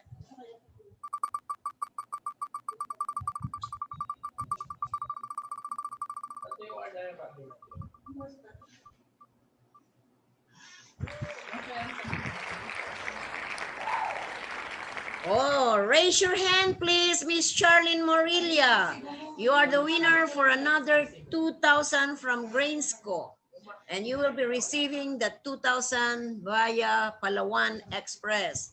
Congratulations! From where is Charlene Morilia? Taga saan kaya si Charlene Morilia? May kasamahan ba si Charlene? Ilang seconds yung ating patagana? 10, 9, 8, 7, 6, 5. Ano pala to? Mimaropa. From Mimaropa. Okay. Mindoro. Oriental Mindoro. Congratulations, Miss Charlene Morilia. Paki-raise yung hands, Charlene. Kasi wala akong nakikitang magre-raisean dito. Oo nga, pero may sumagot sa chat na Shout out daw kay Nicamel Bajao, Brandy Panyamogan, and Almin Jan Philip. Kay Dave David, no? Si Region 3 daw. Shout out. At Mau and staff of Lagonglong, Misamis Oriental, and Lifatwa members. Lagonglong. Congratulations, Charlene Morilia. Okay. So probably we can go sabihan sorry. Siguro sabihan na lang muna natin habang inaayos ni Secretary Piñol. Why don't we go ahead sa next na presenter po. Partner, hindi naman mahaba itong next presenter natin. Pero maganda yung kanyang presentation, Ang ating Roger, ituloy na natin? Yeah, please. Okay. So, yung ating next presentation ay manggagaling ito kay Mr. John Latham. He is the chairman of the American Seed Trade Association and the president of his anchor organization is Latham High-Tech Seed. And the topic is challenges in the corn industry in a freer trade environment. Alam po ninyo, ito ay kaya namin naimbitahan ay gawa nung isang tinitingnan namin sa PhilMais kung paano mapapababa pa ang presyo ng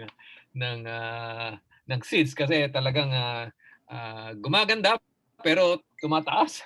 So one way of doing it is to encourage more players, especially from the local ranks. And ito dito si Mr. Latham, hindi siya multinational, no? Isang local, pero siya nga yung American Seed Trade Association. Actually, isang phenomenon ito ngayon sa US na marami ng mga independent na mga seed producing organizations, and that's good. That's good for the industry, and so that's why we invited him. But due to some arrangement problems, what he could do only was to give out a video of his presentation. So maganda po kasi ano lang to, kumbaga a family corporation, but then makikita natin kung paano talaga yung impact niya. So ibig sabihin nun hindi ka malaki wala kang magagawa. So and also that's the reason why we gave this special award to ACM kasi isang local siya and he was able to do something for the sector. Okay? So let's view the message from Latham High Tech Seed. Take it away, Rosel.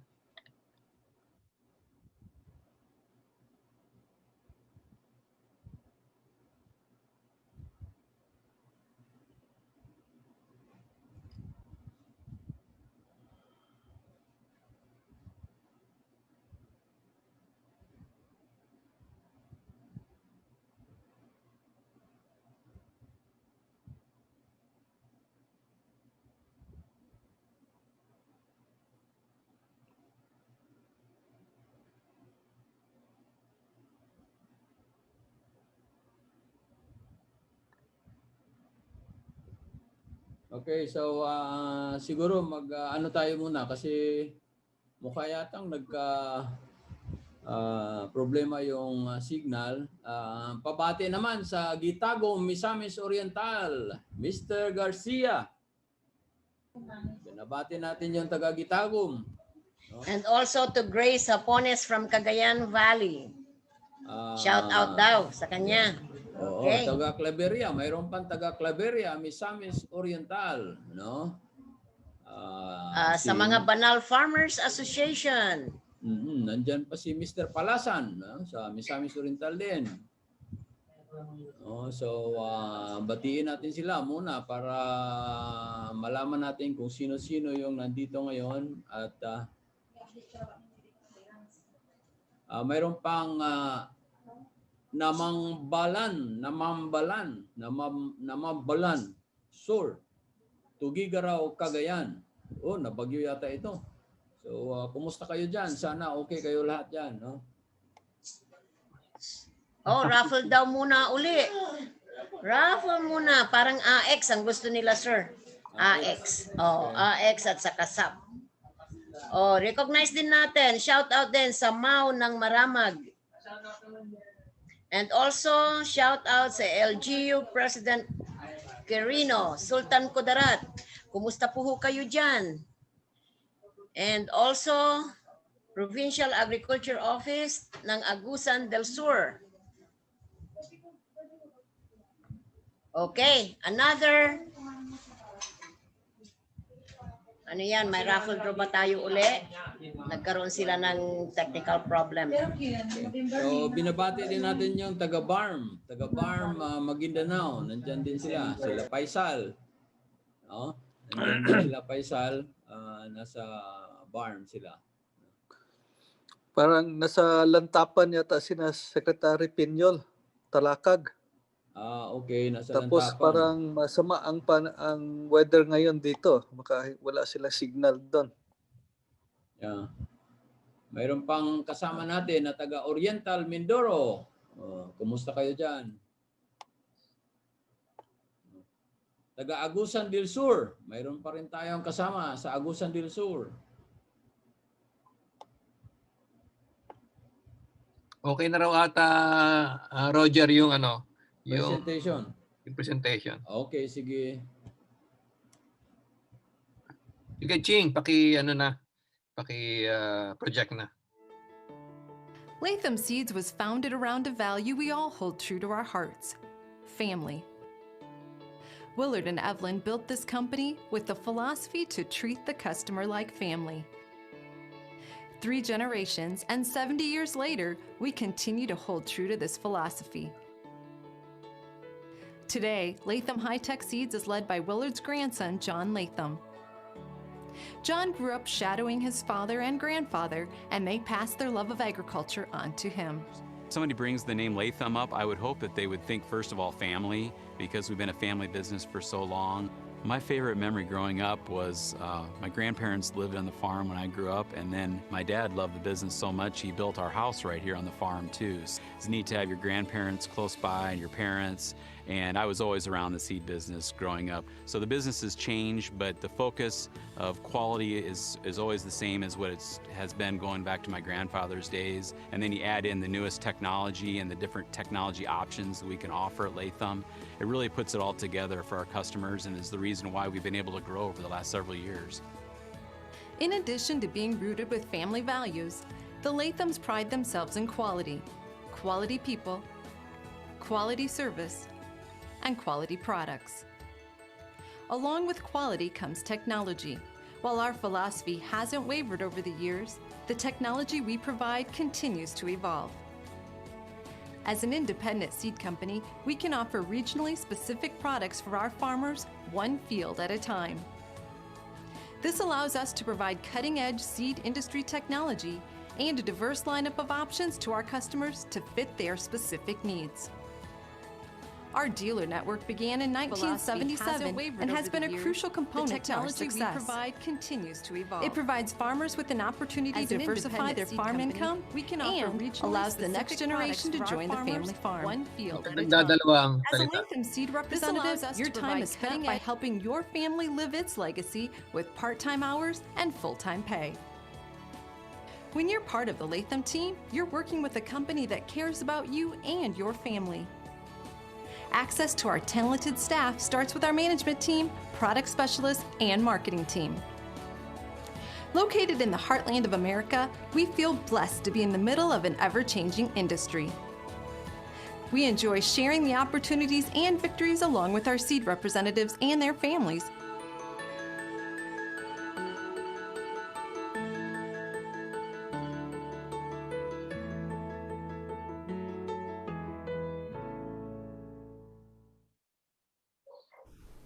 Okay, so yung next Hello, I'm John Latham, president of Latham High-Tech Seeds in Alexander, Iowa. And I wish I was there with you today, but this is the next best thing. My speech today is entitled Challenges in the Corn Industry in a Free Trade Environment. And I'm very pleased to have met A.D. Alvarez. Thank you for the invite today, A.D. A.D. came to our facility here a couple years ago and was part of the World Food Prize. And really great to meet AD and be able to keep in touch with him over the last couple years. So I'm going to talk to you a little bit about Latham High-Tech Seeds and some of the challenges we have in the seed business in the United States. So first of all, Latham High-Tech Seeds, we're located in Alexander, Iowa, north central Iowa, and we do business in the north central, upper Midwest states. You can see Wisconsin, Iowa, Minnesota, Nebraska, and North and South Dakota. So we do business all the way to the Canadian border. This is the Latham marketing area, those states that we do business in. And then our company, I'm proud to be a third generation owner in the seed business. My wife Shannon Latham and my brother Chris Latham are owners too, and also third generation. This is our facility in the background. So our business started with my grandfather back in 1947. He was a farmer in the area, and there was oat smut in our area, and he bought a cleaner and went around cleaning oats in the area back in the late 40s is when we started. And then we changed our focus in the 60s and 70s to soybeans. My dad and uncles came back in the business. This is my dad, Bill Latham, my uncles Tom and Don Latham. And then we changed the business again, and we added corn hybrids to the market in 2004 and started the brand Latham High-Tech Hybrids. So this is an overview. You can see we're family owned since 1947. We have independent technology options. That's a great thing for us being an independent seed company. We have products that are specific to geographic regions. That's how we can compete with the big guys, because we're looking for products maybe in Northwest Iowa where they're looking for a product that works all across the United States. So that's how we can perform, and I'll show you how we performed over the last several years. And then one thing that we're known for is our quality, and that goes back to my grandfather's days. So here's kind of a timeline of Latham High-Tech Seeds and some of the changes we made over the years. We were founded in 1947 by my grandfather, Willard Latham. My dad came back to the business in the late 60s and started our soybean breeding program in 1968. And then we started our dealer organization in 1977, and in fact some of those dealers are with us yet today. And then we started Latham corn hybrids in 2004. We market in 6 states altogether, and we sell corn, soybeans, alfalfa, and cover crops. This is our corn product team. This is a team we've got that live in each one of the states that we do business in, and they are choosing products in each one of those states. And part of the reason why we've had so much success over the last couple years. These are the states we do business in, I mentioned before, and then we're proud to have 172 wins in the first trials. Now the first trials is an independent trial. We give the seed to them, they plant it in the ground for us, and then we go up against the top competitors in the seed business altogether. And so for us, as a family-owned independent company, to win 172 times, we're really proud of that. So this is give you a little bit of an overview, the next few slides, of the U.S. corn industry, and then I'm going to talk about some of the challenges that we face in the United States. So here's the U.S. corn at a glance. You can see we had almost 90 million acres. This is 2019 numbers. 81.5 million acres harvested, 13.7 million bushels produced altogether. That's the value of $52 billion altogether, and our average corn price is $3.85. Maybe we're pushing $4 right now.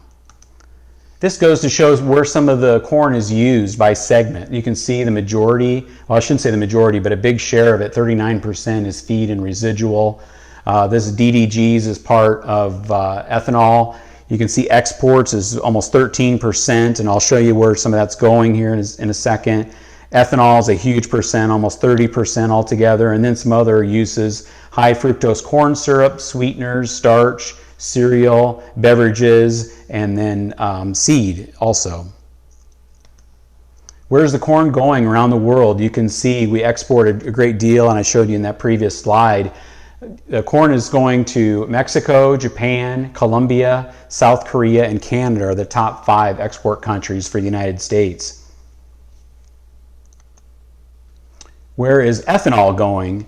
This is the top 5 countries for ethanol. Brazil, Canada, India, EU, South Korea, and number 6 is the Philippines. So actually, if you took the EU and separated it into countries, the Philippines would be in the top 5. So we appreciate your business very much. This is corn used for ethanol and DDG production. You can see we really ramped up here about 12 years ago, the ethanol industry, and since then, over the last 10 years, we really kind of flattened out. We'd love to see it expand again, but we're happy to be where we're at. Ethanol, it's really added some value to corn production. Here's U.S. corn prices. You can see historically we're at historically high prices after ethanol first ramped up. We were up to almost $7. It was a real boom time. And then since then, it's really leveled off. It's been difficult for corn producers to make ends meet when corn is $3 or below sometimes. We're starting to see it ramp back up again, which is good. You can see this kind of shows the corn, soybean, the national acres planted, and then this is the pricing in January of each year. And you can see this really shows that corn and soybean acres are determined more by corn pricing and led by corn. In 2007, you can see here, 2007, soybeans increased by 9% in pricing, but corn was up 62% in price. So corn acres really jumped that year. Here is USA, the biotech acres, and biotech events on the corn side is huge. And you can see 8% is non-biotech, so that means 92% has some sort of biotech event in it. 80% is a stack trait. 9% is herbicide tolerant, 3% is insect resistant. But overall, the vast majority of farmers really see benefit to the stacked traits and are really helping with things like weed resistance, and on the corn side of things, we're reducing corn borer, rootworm, different pests that have really infected corn over the last 20 years or more. These are some of the major corn trait options we've seen in the seed industry. You can see Smart Stacks, Chrome, Agrisure, Enlist. These are all from 4 of the major providers in the seed industry. This is what the seed industry has looked like historically on the biotech side of things. You can see Monsanto, Syngenta, Dow, DuPont, Bayer, BASF are kind of the big 6. We've seen a lot of mergers and acquisitions over the last several years that have changed the industry. So this is what it did look like, and then this is what it looks like today. You can see after the mergers, Bayer and Monsanto merged together. BASF, ChemChina bought Syngenta, and then Dow DuPont merged together to form Corteva. So we've really seen a consolidation in the seed industry, which is good for some. Maybe it's better for these companies, but it isn't always good for seed companies that rely on these companies, and then farmers as well. It can be difficult.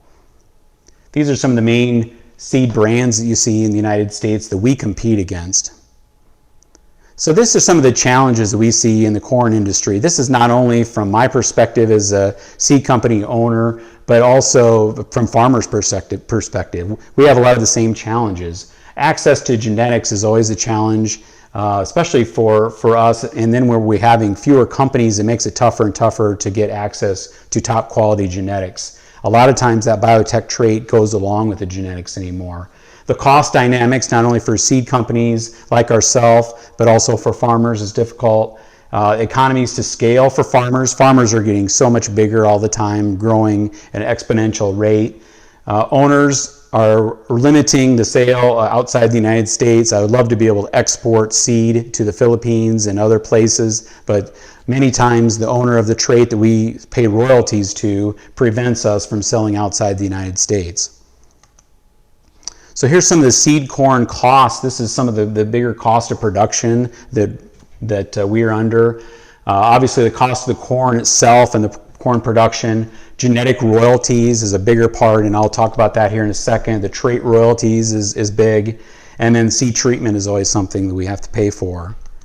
So we've seen corn genetic royalties really rise over the last several years. We're seeing, used to be maybe $8 to $10 for a bag of corn on seed corn genetics back 20 years ago. Now we're seeing $30 up to $60 a unit. So it's really increasing, which makes it difficult for farmers and seed companies as well.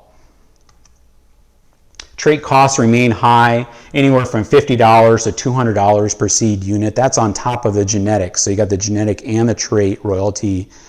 So, farmers see benefit, but certainly the companies have to get a return on the investment as well, and so those prices continue to rise. So this is just a fictitious example. Don't take too much to heart, but thought it was a good overall example. This is the cost of corn and the production overall. So we may have $40 as an example to produce the seed itself. Genetic royalties may be $45 for some really good new genetics, and then maybe an average trait royalty would cost $100. And so your average total maybe is $185. And this is just a rough example, not of any certain technology or any specific genetics. But you can see $185, that's just base cost before we have any of our own costs into it. So it gets very expensive very quick. And so people wonder, why does seed corn cost so much? Well, this is a great part of the reason. So that gives you some of the overview of the seed company, both from our perspective, the U.S. seed industry. I would wish I could entertain questions from you today, but if you do have questions, go to our website. I'd love to. You can email me at johnl@lathamseeds.com. I'd love to talk to you there, or talk to A.D. Alvarez. I can communicate with him through Facebook Messenger, and he can get a question. I can get an answer to you as soon as possible. So thank you so much for the invite today. I really appreciate it. Hope you have a great conference, and we'll talk to you again soon. Thank you. Okay, so yun yung presentation. That is the presentation. Sige lang. Atala na. Hello. So yun yung presentation ng LATAM. So gaya ng nasabi ko kanina, kaya natin inimbitahan ang LATAM ay gawa nung siya yung parang nagre-represent ng isang sector sa seed industry ng US na ang nagiging problema nila ay yung cost ng technology. When you say technology, yung mga developer nung sa biotech, So namomroblema sila kasi yung napansin niyo yung $185, 100 doon. Yung license lang. Lang yun, parang royalty kaya ang mahal ng seeds. So yung nakikinabang ng malaki doon, yung talagang naka-develop ng royalty. Kaya nga ang PhilMais ay gumawa ng isang resolution na total naman yung ibang mga patents na yan sa home country nila ay tapos na, baka pwedeng dito sa atin ay tapusin na rin kasi sa kanila 20 years, dito sa atin more than so kung more than 20 years na, kung doon parang generic na yon, dapat sa atin di ganun din pero bakit tuloy-tuloy? So ang Pilipinas ay gumawa na ng resolution tungkol diyan. Yes, partner, meron kang gustong Well, bago tayo mag-shout out, tuloy-tuloy muna natin ang ating presenters, mga presentations, mga speakers, para later on ay tuloy-tuloy na sa raffle draw at saka mga pa-shout out po natin. Okay. Dumating na ba si Secretary Piñol? Wala pa, so we will go with the next speaker or presenter. And this presenter is all the way from Austria, Europe. Sa Europe to, partner. And he studied international business administration, focus on marketing and foreign trade. His farming experience is that he is the son of a traditional farming family in the province of Styria, Austria. 11 years with Bauer Group since 2017 as a sales director Asia, Australia, and New Zealand, expanding Bauer business throughout Asia, and several governmental irrigation or wastewater projects, for example, in Iran, Laos, Vietnam, and China. Now he is based in Singapore for Bauer Group at one of Bauer Group companies called the Fan Separator. He's expert for irrigation design and wastewater treatment on livestock farms. And his experience in speaking engagement, he spoke in China several times, in Agritechnica in Bangkok, and also in the Agriculture 4.0 conference and exhibition to 7 in Malaysia. Friends, ladies and gentlemen, let us welcome Mr. Klaus Ferk to talk to us about the Austria-Europe initiative to improve small farmers' income. This is a very good presentation for sure because most of us are small farmers here in the Philippines. I think magla-live siya. Magla-live. Ladies and gentlemen, very warm welcome from my side. I'm very honored to be a speaker of this 16th Philippine National Corn Congress. Big honor for me. Thank you very much for your introduction, your kind introduction of myself. I'm working for Bauer Group. Bauer Group is an Austrian company, very old company, already 90 years. We are offering our solutions to farmers. First, of course, in Austria, and nowadays all over the world. We are exporting to more than 100 countries worldwide. Now I would like to share the presentation with you, which I have prepared.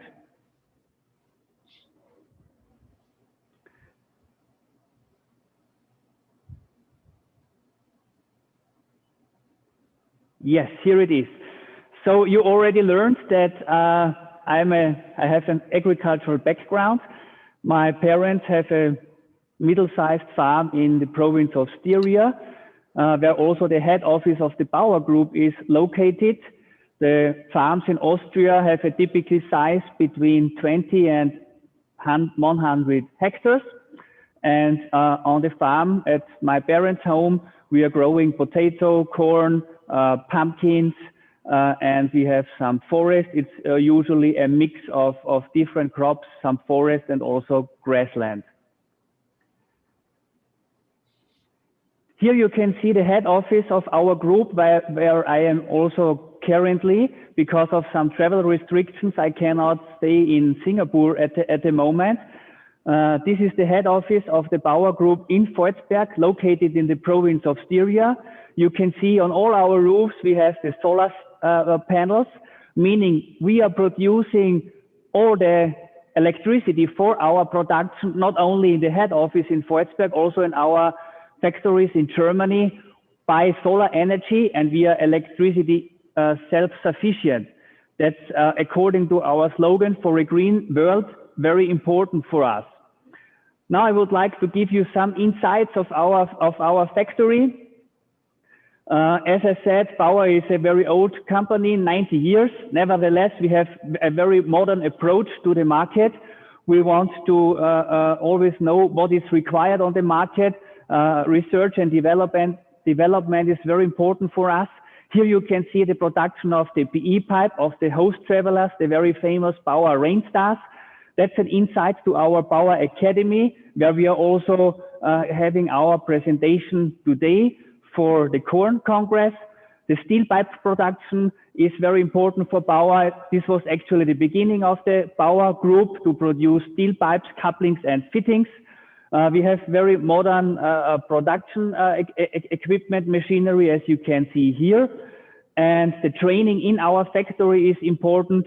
We always invite dealers and customers to our factory to learn how to maintain, how to install and set up our equipment. Yeah, that was a short insight.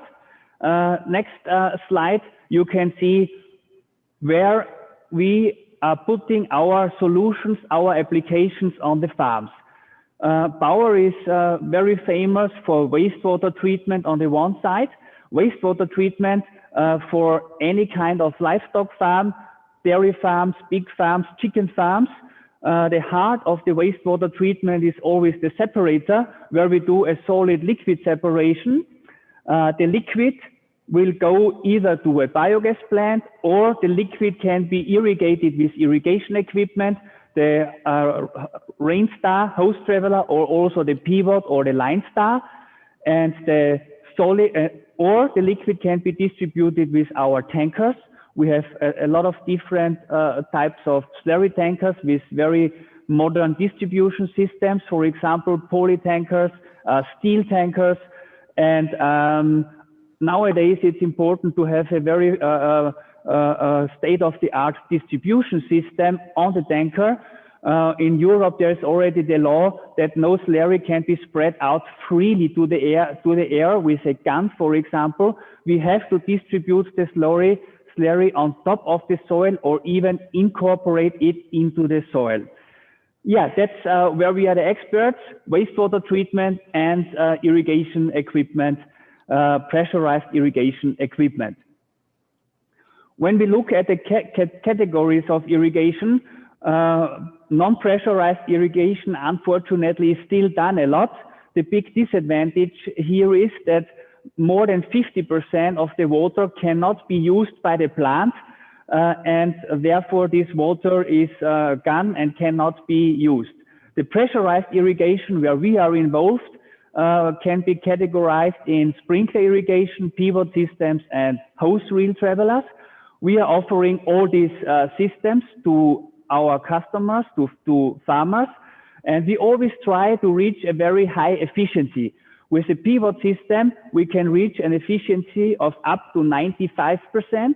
With hose reel travelers, we are reaching 85% efficiency, which is very high compared to flood irrigation or other types of irrigation, which are still done widely. And we all know the water is getting less. Therefore, to look at efficient irrigation systems is really very, very important for all the farmers, not only the Philippines, all over the world. when we are designing an irrigation system, we always take all the different aspects into account. What kind of crop are you growing? In your case, it's corn, it's maize. The corn needs a crop water requirement of 500 to 800 millimeters or liters per square meter. Then we are looking into the soil type. What kind of soil type? Can the soil save some water, or is it more a sandy type of soil where the water will be running off quite fast? Taking all this into account, we are designing the irrigation system in that way that you will be able to irrigate your corn in the driest and hottest time of the year. That's the most important and the most critical thing. Because if you are not able to irrigate during that time exactly the amount of water which you need to irrigate, which the crop needs, the crop will get a stress and the yield will be reduced at the end of the growing season. The big advantage of our group, of our company, is that we offer different kind of irrigation equipment to match different shapes of fields and field sizes. For a quadratic field, a pivot would be a very good choice. Quadratic field of 20 hectares or more, a pivot is a very good choice. For a more rectangle field, we would recommend a line star, and the very flexible machine from our product range is the hose traveler, the rain star. This can be fit to fields from 1 hectare or less than 1 hectare up to 30 hectares, can be irrigated with such kind of machine with a rain star. Here you see how the rain star looks like. The left picture is a big rain star. It's a rain star E machine. On the right side, you see a pivot, which is fixed installed on the field and turning around like a watch 24 hours a day. I would like to show you a short movie now showing these machines on the field, some already on corn.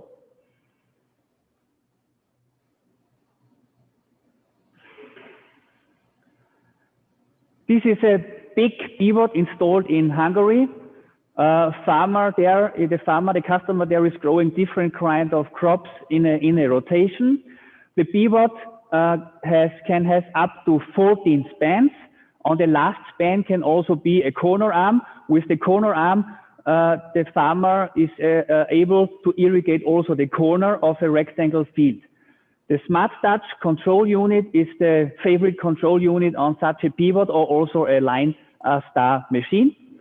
Every 2.9 meters, there is a nozzle outlet, and the pivot is able to work 24 hours a day and irrigate from an amount of 6 liters per square meters up to 45, 50 liters per square meters, also depending on the soil type, how much water the soil on your field can take.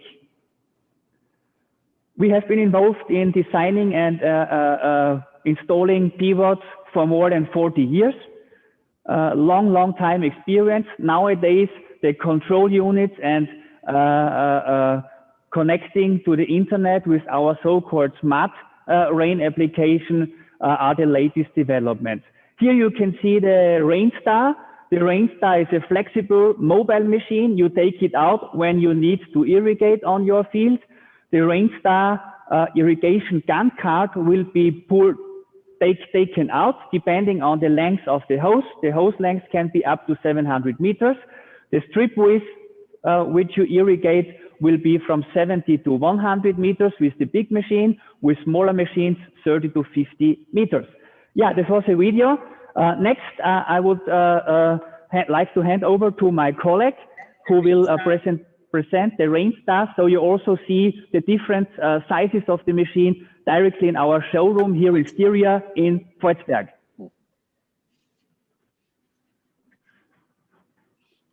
Okay, thank you. Okay, thank. No, yeah, you continue, please. Okay, thank you, Klaus. Welcome here to our guests in the Philippines. We are now in the Power Academy Training Center, and I quickly want to show you our Rainstar units. Here you can see a model from the A series. This is our smallest series. It's suitable to irrigate around 5 hectares of agricultural fields. All of our machines are driven with a full flow turbine and gearbox combination. The power transmission is done with a chain system, and also every machine is completely hot dip galvanized. So the drum, the undercarriage, and also the cartwheel is completely hot dip galvanized. The cartwheel also has an automatic lifting and loading system. After the machine finished, it will shut off. We distinguish the sizes of our machines with the length and the diameter of the hoses. This A machine has a diameter of 60 and a length of 150 meters. And here behind me, you can see 2 models of the T series, which is our middle series, and 1 model of the E series, which is the biggest one. And the hose of the E series can go up to 700 meters and 140 millimeter diameter. Also, as you can see, the bigger models are offered with a lot more options and accessories. For example, hydraulic options for the machine supports, the jack and the swivel. Also, we offer here automatic shut-off valves for over and under pressure, whatever is needed. The machines come with solar panels to charge the batteries of the machine. And we have different ways to operate the machine with our irrigation computers. And Klaus will tell you this more in detail. Yes, thank you, Philip. I'm back now with my presentation and continue with control units.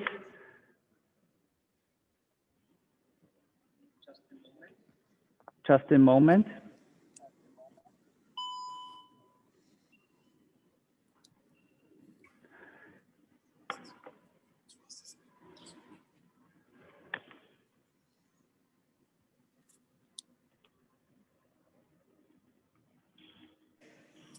Yes, you have already seen in the video that the pivot and the line star is equipped with a Smart Touch control unit. The Smart Touch control unit can be used on a pivot and on a line star. It has a touch screen, and you can put in the irrigation amount which you need to irrigate on your field in each sector, and start and stop the machine from the control panel. There is a switch for manual operation and also a safety switch. A very new development from Bauer Group is the VRI. The VRI is available for pivots. With VRI, you will be able to control each nozzle individually. This means that you can exactly put the amount of water which you need on each spot on your field. That has the big advantage to be even more water efficient, and you can leave out, for example, roads which go across the field, and this part of the field which you don't need to irrigate can be easily stopped with VRI. It's a very good new development available, and for example, in New Zealand, we have already a lot of installations of pivots with VRI, variable rate irrigation. That's the EcoStar 6000 irrigation computer for the RainStar. The EcoStar 6000 is also a touch screen. With the EcoStar 6000, you can control the RainStar T and E machine.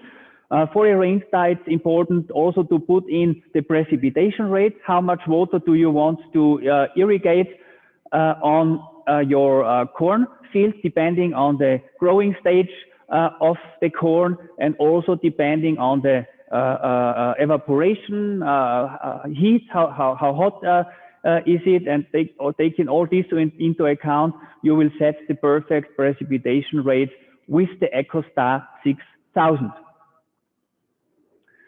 Smart agriculture is a topic which we have been starting working on almost 20 years ago.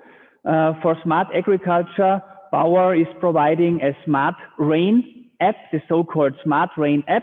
The smart rain is available for all our irrigation equipment, for the rain star and the pivots or line stars.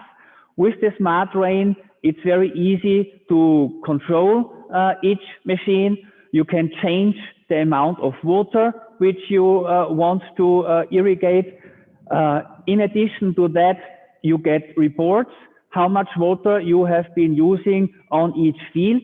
This is requested by the water authorities in many countries, maybe also in the Philippines. We will find out about that. And the smart rain allows you to control a pivot, for example, totally remotely. You don't need to go to the machine anymore. You just control it out of your living room or from your car or from your office, wherever you like. For the rain star, with the smart rain app, it's the big advantage that you can do a team management. So you can see if you have 4 or 5 or more rain stars in operation, you can perfectly monitor and watch your team. How fast are they changing the machine from one field to the next field, and also get the reports how much water has been using, how many hours the rain star has been running each day. That's an example how the smart rain app looks like. If you have different rain stars, irrigators running on different fields, then you will always get the current status of the machine. Is it running? Is it not running?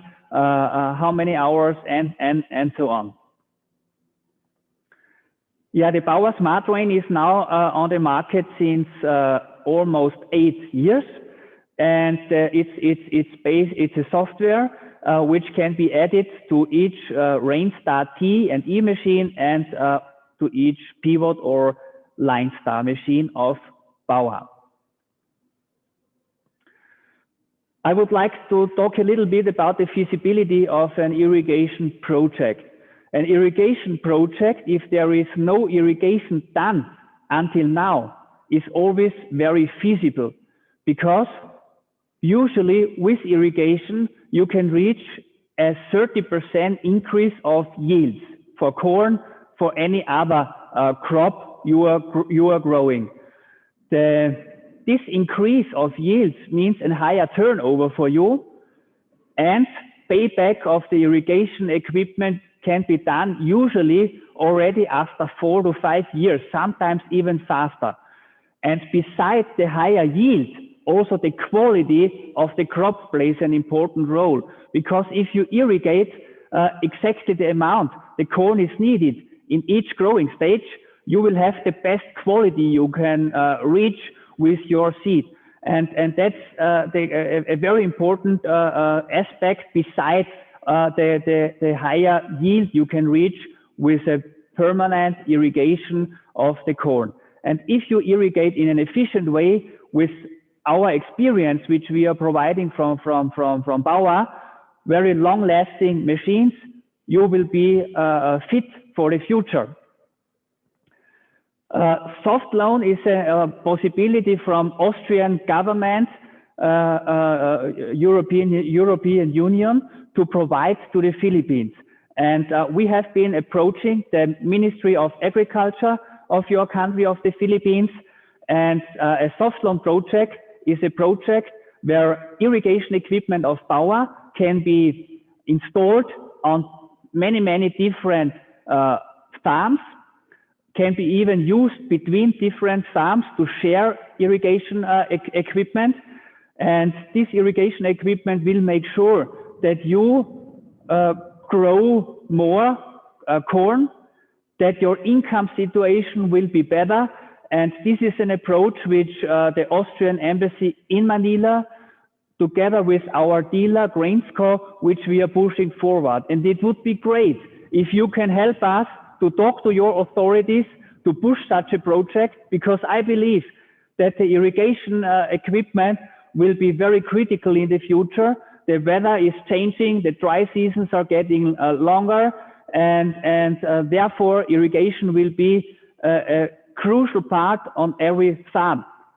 And such a project, for example, can have a volume of 10 million euros. The first installment can be done after 10 years. This means that you can operate the equipment, and after a long time starting payback the loan, and it's zero interest rate. So it's really a soft loan, which means a very easy to cover loan with the help of the Austrian government, European Union, for the Philippines, for the corn farmers in the Philippines. That's an example of such a soft loan project which we did in Laos.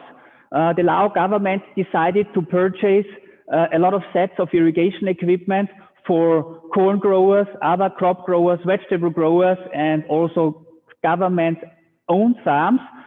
Put this irrigation equipment on the fields there. In part of such a soft loan project can also be a quite big local share. Within the local share, with the money from Austrian government, you can build dams, you can build water pipelines, pump stations, electricity connections, deep wells. All is possible, and the amount of such a project can reach 10 million euros. Here you can see our guy, technical guy from Austria, training the Lao farmer on the Power Rainstar T machine. Yeah, that was an overview of power, some information about how important it is to irrigate. And we have already some references in the Philippines on sugarcane and other crops.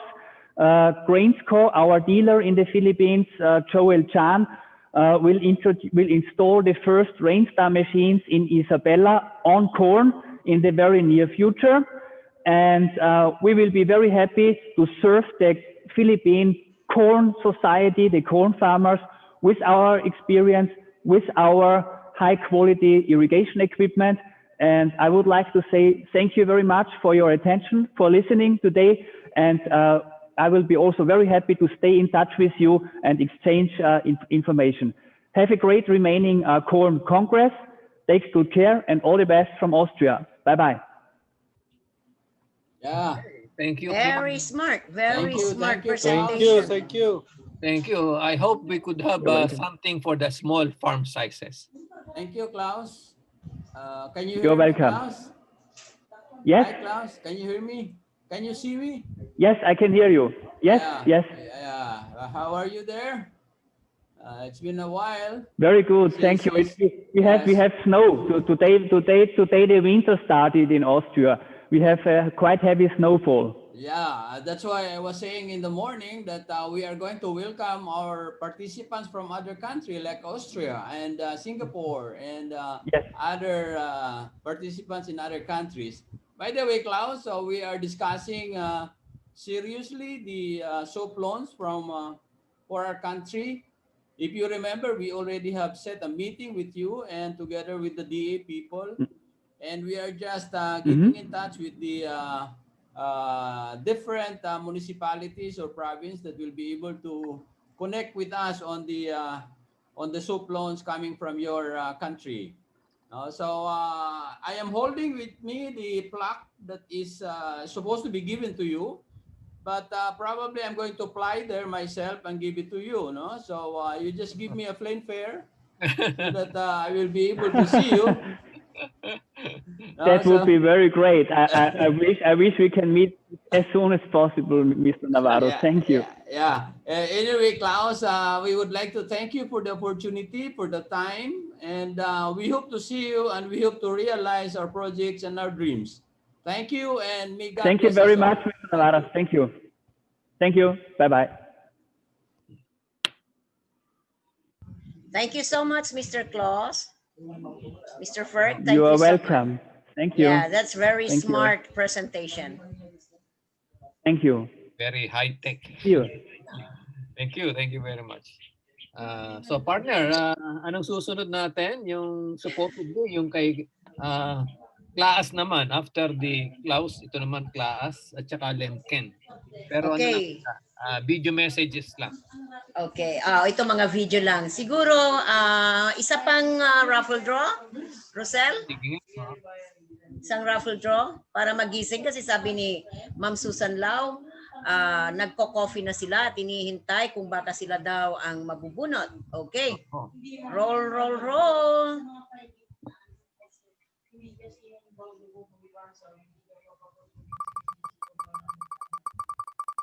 Pera o bayong?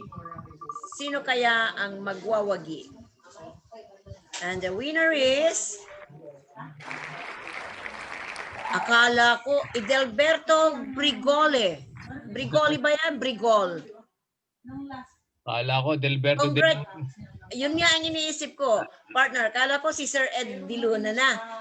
But anyway, congratulations, Mr. Edelberto Brigole. Please raise your hand. Asan ka? Are you watching? Sino nga paano sponsor nito? Grainsco pa rin. Si Grainsco. Grainsco pa rin. Yeah, 2,000. 2,000 via Palawan. Virtual. Yeah. Anyway, I would just like to make a short comment kasi mayroong question dito if it can be replicated to our farmers, no? Yung irrigation that is being offered by us through Bauer, through the speaker. Actually, there is already a consolidation now of farms in Isabela through the provincial government led by Governor Albano, and they are going to be the first one to install the irrigation system. No, so it might not be short from us that we will be able to also install it as long as we'll be able to consolidate the areas which the government DA now is initiating. So in other words, if Bukidnon, for example, Claveria, Baongon, or in the regions 1 and regions 11 in Visayas or in Bicol, all of this is possible, no? So we just have to work together. Clustering, this is consolidation and clustering, and all of this is possible, no? So this is the reason why we are presenting it to the body, to everybody, so that we will have a dream, and this dream will be realized as soon as we are going to work together as one big corn family. Thank you. Sir Roger, yung clustering, ilang hectares po yun para magkaroon ng gano'n na irrigation, smart irrigation? Actually, ang ginagamit lang nila is to start with 500 to 1,000 hectares yun. No? So, okay. So, pwede nating siguro DA PREC, andyan pa rin kayo. Baka pwedeng iparating sa ating mahal na gobernador at sa ating mga kung sinong dapat na we already have the proposals with us and some of the requirements. So the PhilMais is going to work for it through the cooperative ng PhilMais po. So we are as directed by Secretary Dar that PhilMais is going to organize, consolidate farmers for the necessary implementations of projects. That's the directions of Secretary Dar just this morning and was already conveyed to us that the PhilMais group to support for all these consolidation works and farmers and associations in order for us to go for post-harvest facility and other things. Thank you. Okay, noted po. Sige. Okay. Now, Rosalie, siguro sa presentation, we have to make also feasibility study kasi instead na magawa ng mga irrigation canals, baka yung ganun na system, no, to consolidate. Kasi when we irrigate dun sa traditional method, it may cost us mga 400,000 per hectare. Di ba? Yung sa traditional method ng mga irrigation canals. But using that kind of system, you can cover 1,000 hectares. We will compare what will be the cost. No? So, kailangan natin ng further study, ng feasibility study tungkol dyan. Kasi kung maganda yan, baka pwede yan i-adapt as a clustered farms. No? So, government might even invest, whether local or national government, mag-invest dun sa irrigation system para i-cover yung mga farms ng mga farmers natin, di ba? Okay, yeah. Noted po yan, sir. Pwede Okay. kasi public investment yun eh. Okay. Okay po. Sige po. Okay, partner. Next. Okay. So, tapos na yung ating raffle. So, presentation tayo ngayon ng dalawa pa, no? Isang Sa class. Ito yung gumagawa ng mga malalaking at saka maliliit din ata. Meron din sila mga harvesters and other things and other silage making po. Silage, tama, corn grains and silage harvesting. Okay, take it away. Lemke naman ay pagkasunod na ito, residue management. So let's do the presentation of class and then Lemke. Take it away. What is it? What makes people get up in the early hours day after day and give their all until it's time to sleep again? What allows them to face the challenges of the weather and the seasons with confidence? To keep going because they know it's the right thing to do. What drives them to assume responsibility for the crops, the soil, and the livestock, and the desire to improve them all? Why do they regard it as their life's work to produce ever more food for ever more mouths from the same amount of land, with the certainty that they can do it?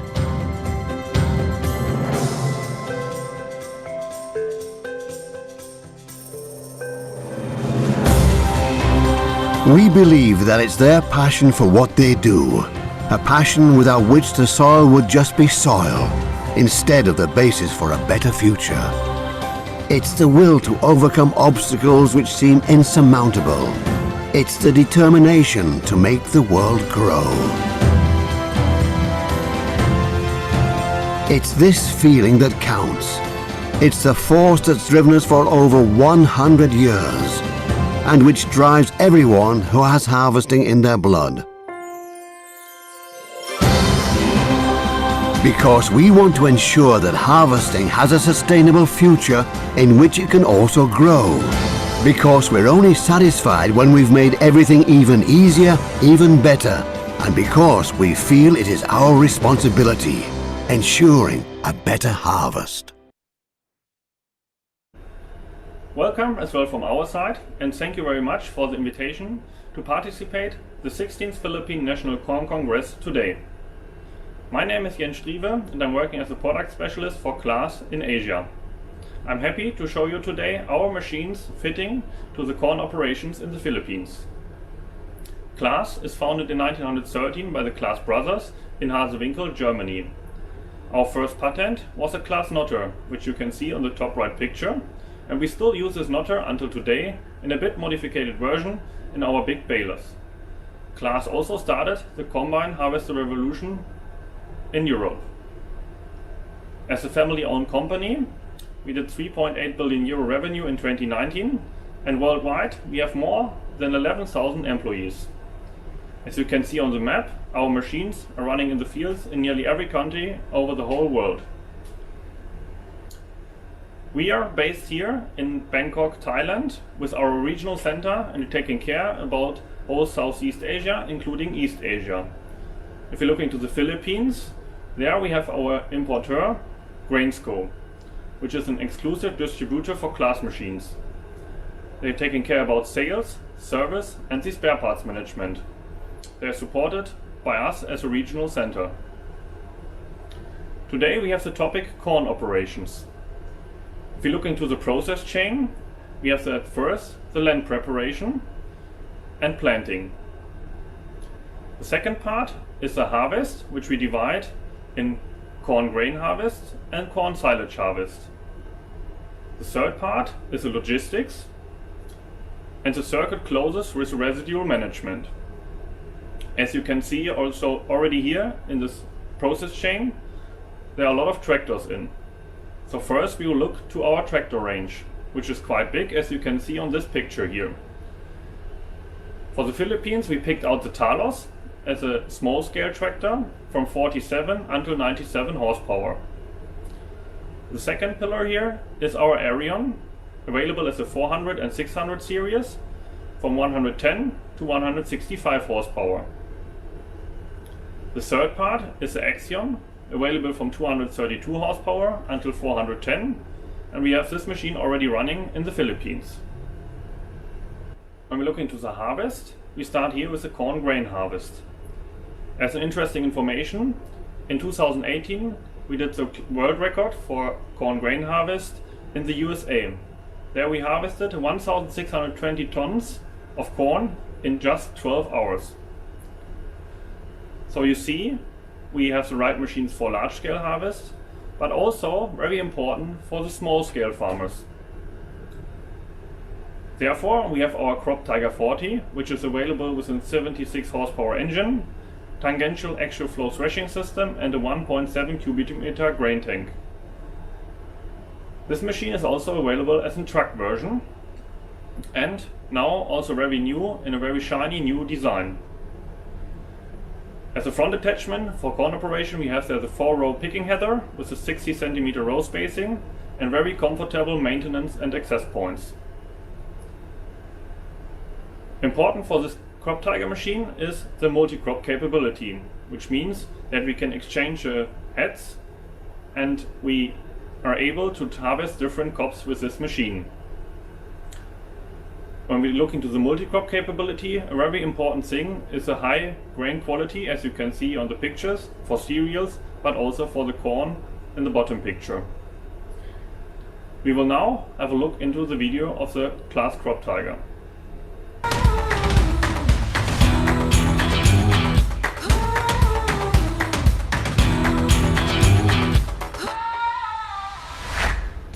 Here you see the tangential axial flow threshing and separation system. The material goes in on the right side, getting threshed and separated on the rotor, and the straw is discharged on the left side. Behind that you have the pre-preparation floor and the upper and lower sieve for the cleaning.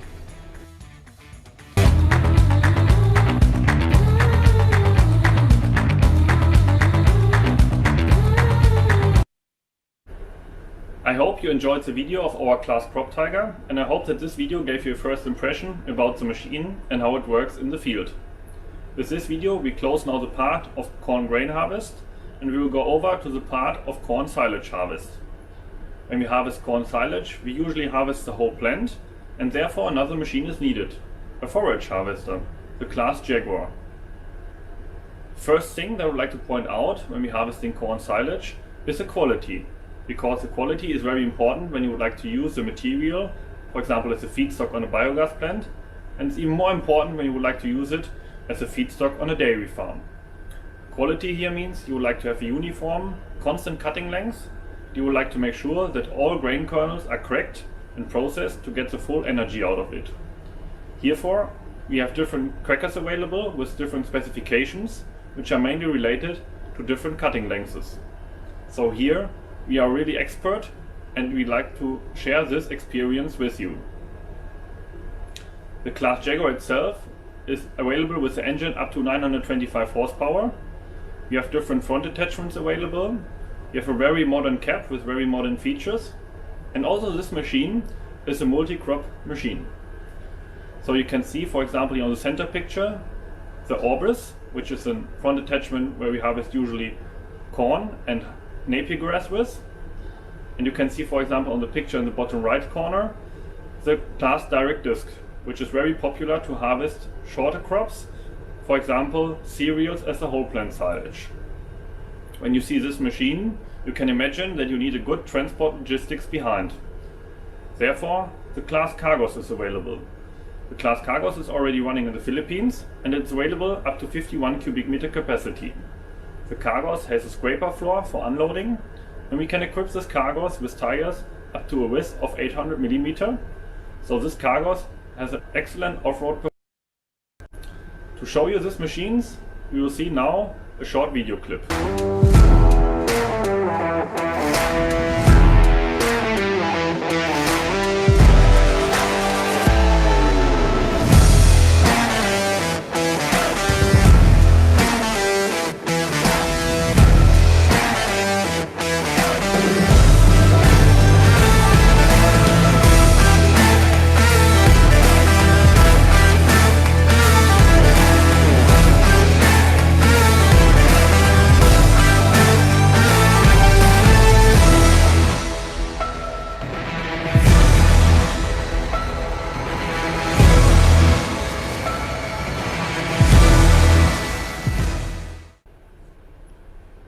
sum it up, Klaas has the right solution for all corn operations from small scale to large scale customer needs.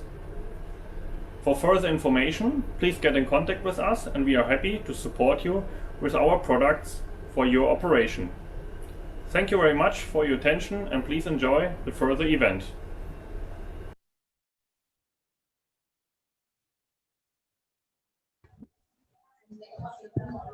Partner, ang ganda, no? Oo. Ang ganda, Klaas na Klaas talaga. Nice name, Klaas. Very classy. Very classy. Kita mo yung kalalaki ng mga equipments nila. Yes. One more. Anyway, that is from Grainsco, no? So, next to that, bago tayo magra-raffle ng dalawa pa, panuorin din natin ang video ng Lemken, Germany. Para may sasabihin natin si Roger kanina, sumisingit. Sa residue management. Tapusin na natin siguro itong residue management from Lemken, Germany. Also, the Grainsco company. Take it away.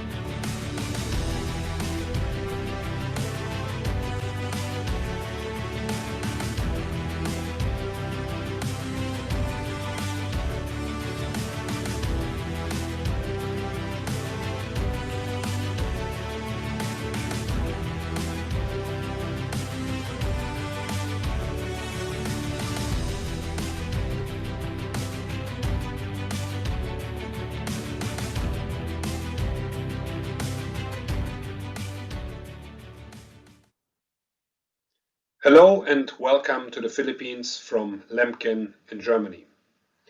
I'm very happy and thankful that I can say a few words today about management of high crop residue at the Philippine National Corn Congress. My name is Kurt Diekmann. I work at Lemken as an export manager, being responsible for Southeast Asia and therefore of course also for the Philippines. Before I start, I like to give a few words about Lemken, who we are, what we are doing. Lemken is a family-owned company based in Alpen, Germany, with a long history of 240 years. Lemken was founded in 1780 as a small blacksmith and at that time mainly manufacturing small moldboard plows.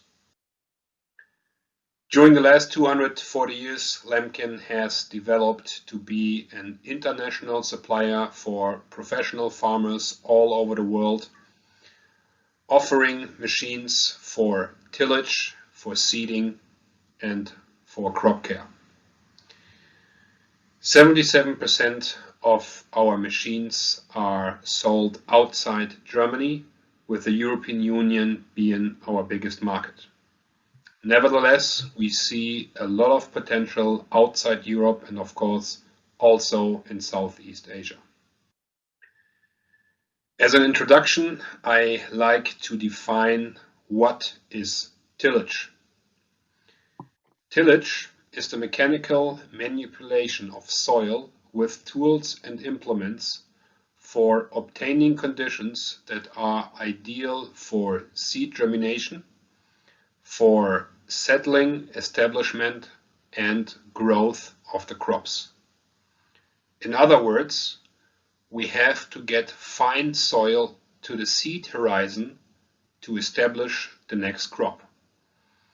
And in every case, the first step to do that is to remove the crop residue that is left on the surface.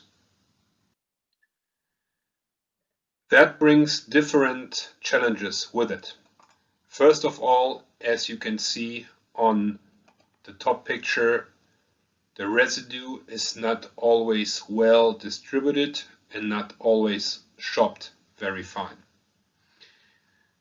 And farmers all around the world are growing different crops with different amount of residues that are left after the harvest. For example, rice, combine corn, or sugarcane. All these crops are leaving a huge amount of residue that needs to be managed before we can establish the next crop.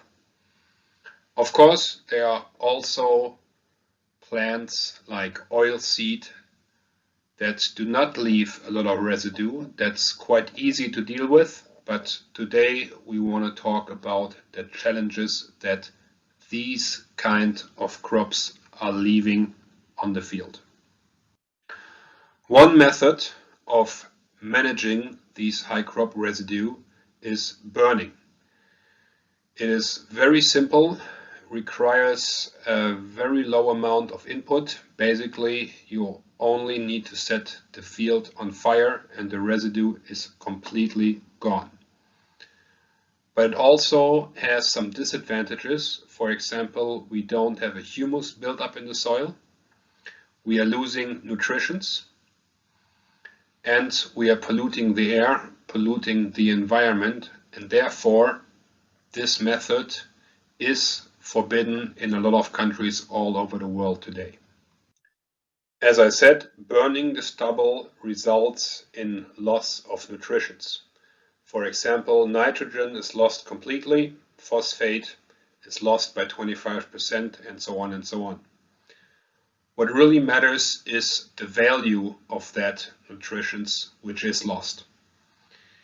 Of course, that depends on different conditions, like the crop itself that is grown, the yield, and a couple more. But just to give you an example, after burning 1 ton of wheat straw, the value of lost nutrients could be up to $120 per hectares. And when we are looking at rice straw that leaves even more residue, we are facing a loss of up to $175 per hectare. Another way of managing high residue crops is to incorporate them. When we mix in the straw, it serves as a humus buildup in the soil. And humus is one of the most important factors to increase the soil fertility. For example, we have a better water balance capacity. So the humus is acting almost like a sponge. It can absorb water, it can hold the water, and it can supply the plants during the entire growing period with water. And as I have mentioned, we are not losing the crop residues nutrients. We keep it in the soil and we make it available for the next crop. And especially the nitrogen mineralization and the soil phosphate release will be increased. So overall, we can say that with this method, we have a more fertile soil.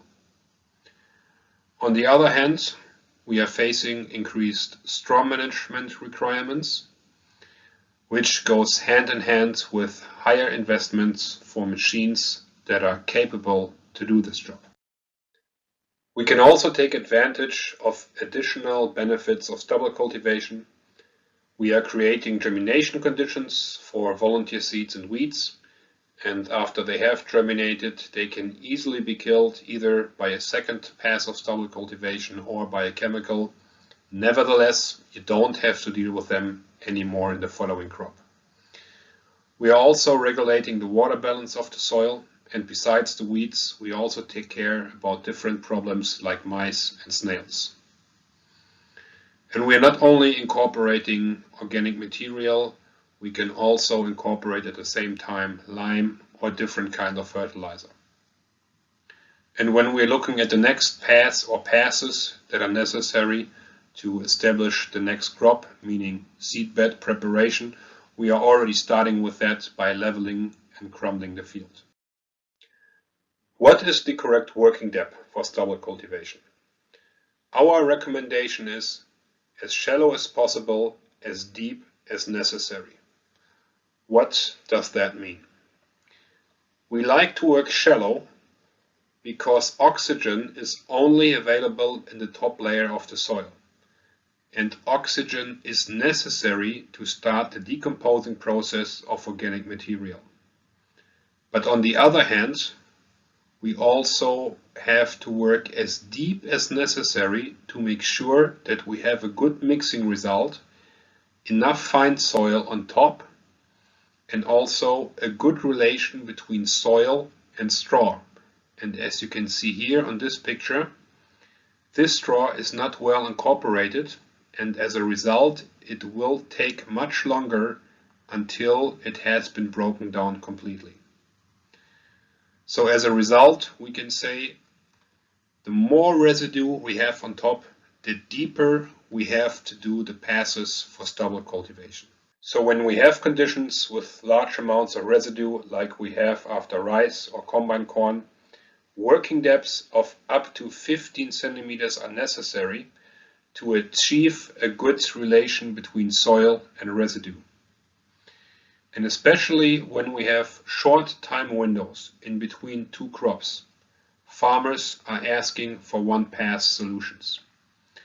And an implement that is designed to get everything done in one pass has to do different jobs at once.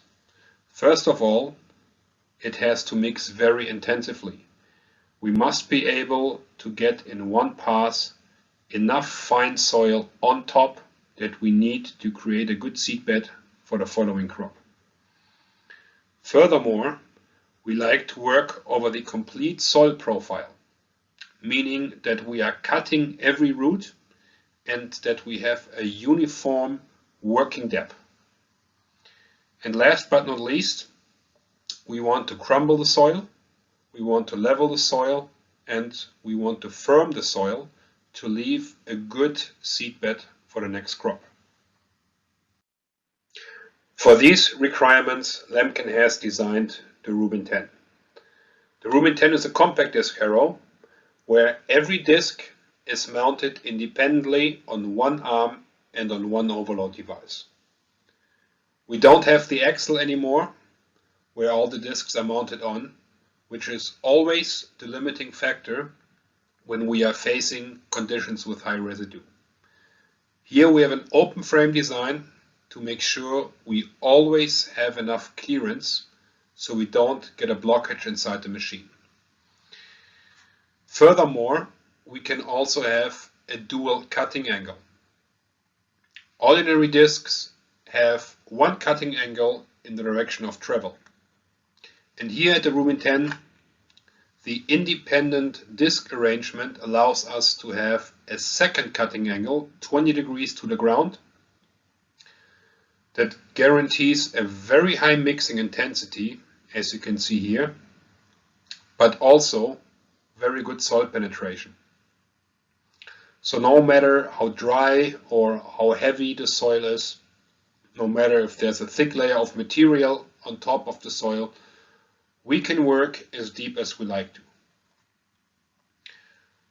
We also have a well-designed overload device where every disc can move upwards independently. So the other discs are staying in the ground doing the job they are supposed to do. Another big advantage is the symmetrically disc arrangement. We can work without any side forces. The machine is following perfectly this tractor, as you can see here.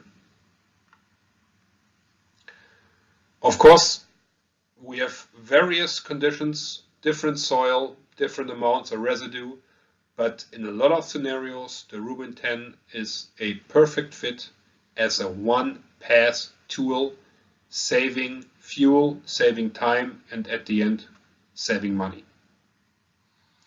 Besides that machine, Lemken offers a lot of other implements that are interesting for the Philippine markets. We have different kind of compact disc harrows, different disc diameters for different conditions, different requirements. We offer cultivators, rollover plows, and power harrows for seedbed preparation. And all these products, and of course also the service and the spare parts, is handled by our distributor Grainsco. And we would be happy if you would allow us to face your conditions, your challenges at your farm. So we are ready for that. Please ask us. We are happy to come out and show our technology straight to you. And with these impressions, I like to thank you very much for your attention, and I hope you can enjoy and will enjoy the rest of this event. Thank you very much. Okay. Wow, ang ganda, no? Wow. It's a very nice machinery. I've seen that disc. Very good doon sa like in my area na if it's during drought, magaling yung maganda yung disc na pinakita niya.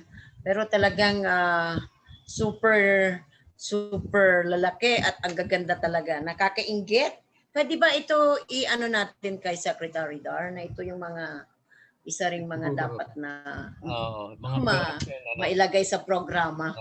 Actually, may iwasan yung pagsusunog. Yes, tama. Okay, partner, bago tayo mag-raffle draw, shout out muna from Santiago Obaob Arig Jr.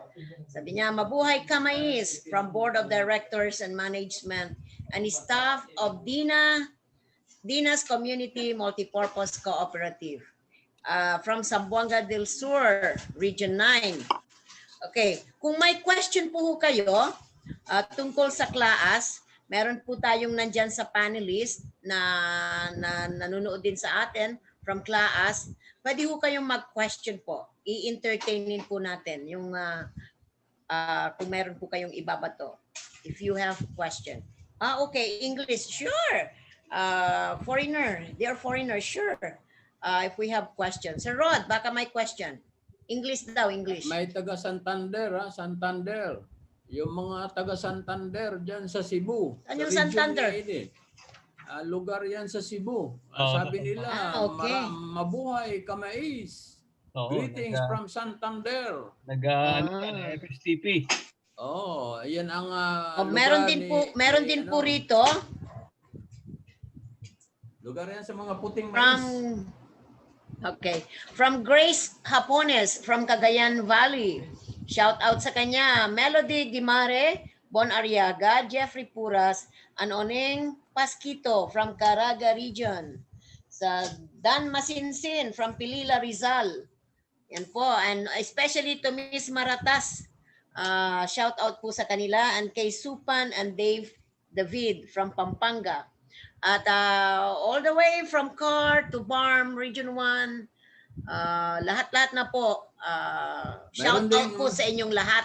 Mayroon ding taga Thailand pala. Sabi, we are from Thailand. So, oh my gosh, ang dami pala from Thailand pa. Mabuhay kamais from LGU Santander, Cebu, Region 7. Okay. Any question po sa class? If you have any question for class, please do so, and they are still there to answer all your questions. Okay. Habang nag-prepare pa kayo ng inyong mga question, meron pa tayong dalawang raffle draw. From Grainsco pa rin. Yan, ang Grainsco, they own the class. At saka, ito rin po yung sa Lemken. Anyway, bago ko makalimutan. Madam, meron lang ako dito kasi itong mga grupo natin sa Quezon Province. Sa Quezon Province, okay. Mga grupo natin itong mga corn farmers. Sabi nila dito, maganda daw yung ating corn congress, no? Mas maganda virtual man, ha? Maganda ito. Tapos sabi nila, nakakadugo lang daw ng ilong kasi hindi maintindihan, puro English. Hindi naman. Konti-konti na lang. At saka address. Ano lang tayo, magbigay tayo ng address at saka ma-access naman ninyo lahat ng mga presentation at saka mga pangalan ng mga kasama natin doon sa ating website. Yeah, anyway, if you would like to see more about Grainsco, you can visit their Grainsco booth in our virtual trade show. At all their contact numbers and link you can see in that virtual trade show. And also, siguro partner, bago tayo maghiwa-hiwalay niya, ano? Hindi tayo maghiwalay muna, Doc, kasi meron pang dalawa na ira-raffle draw. Yung mga i-recognize lang videos natin available doon sa virtual. Yeah, nandun yun sa virtual. Pero i-recognize lang natin, meron na tayong 99 shares doon sa FB Live. Facebook, yeah, right. Facebook, tapos share meron pa lang na tayong yun, 1,000 plus na responses. No, tapos meron Congratulations. tayong 829 na reach natin sa ating Corn Congress ngayon. Ibig sabihin talagang napakalawak ng reach natin sa virtual natin. No? Maraming salamat sa lahat. Meron pang taga Quirino. Taga Quirino na LGU. No? Sa Sultan Kudarat. So maraming salamat. Okay, ganito. Bago po natin makalimutan, according to our staff, technical staff, don't forget to take pictures while watching the 16th PNCC. Tapos ipadala po sa ating dito sa ating messenger or sa Facebook for tomorrow's viewing natin para makikita natin yung inyong mga mukha, nagkagandahang mga mukha. And also, lahat po ng winners dito sa ating raffle draw, lahat ay ang mga names ay isasubmit natin po sa mga sponsors po natin and you will be receiving the 2,000 pesos through Palawan Express. Okay? Ma'am, mayroon ako, nakamali pala ako. Ang nakalagay para dito ay 7,365. 7,365 Facebook Live. Yeah. Right, okay. And marami naman. 1,000 plus na registrants po natin. Okay, Rosel, take it away. Dalawang raffle draw from Grainsco. Dalawa pa na raffle draw from Grainsco. Sino ba yung partner ng ating huli? Si Edelberto Bergole yata. Taga Region 11. Okay, roll it. Rosel, roll it.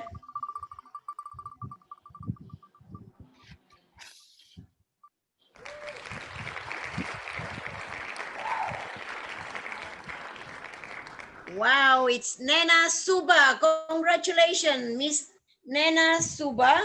So hindi na kailangan ng irrigation kasi suba na ito. Yung suba kasi Suba na ba? River yun. So Nina Suba, no? Maraming salamat. By the way, pwede daw kayo mag-use ng hashtag na number 16th PNCC para makita nyo yung ano natin. No? Okay. From where is Miss Nena Suba? Okay, one more. Isa pa. Taga saan? Kailangan mag-raise hand daw si Nina Suba.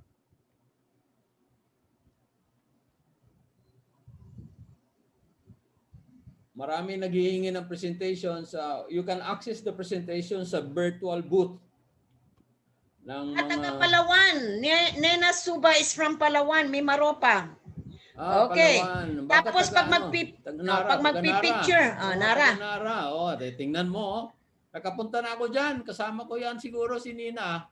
Okay, don't forget yung hashtag Hashtag 16th PNCC Okay. One more. Mag-picture ang mga winner. Okay, isa pa.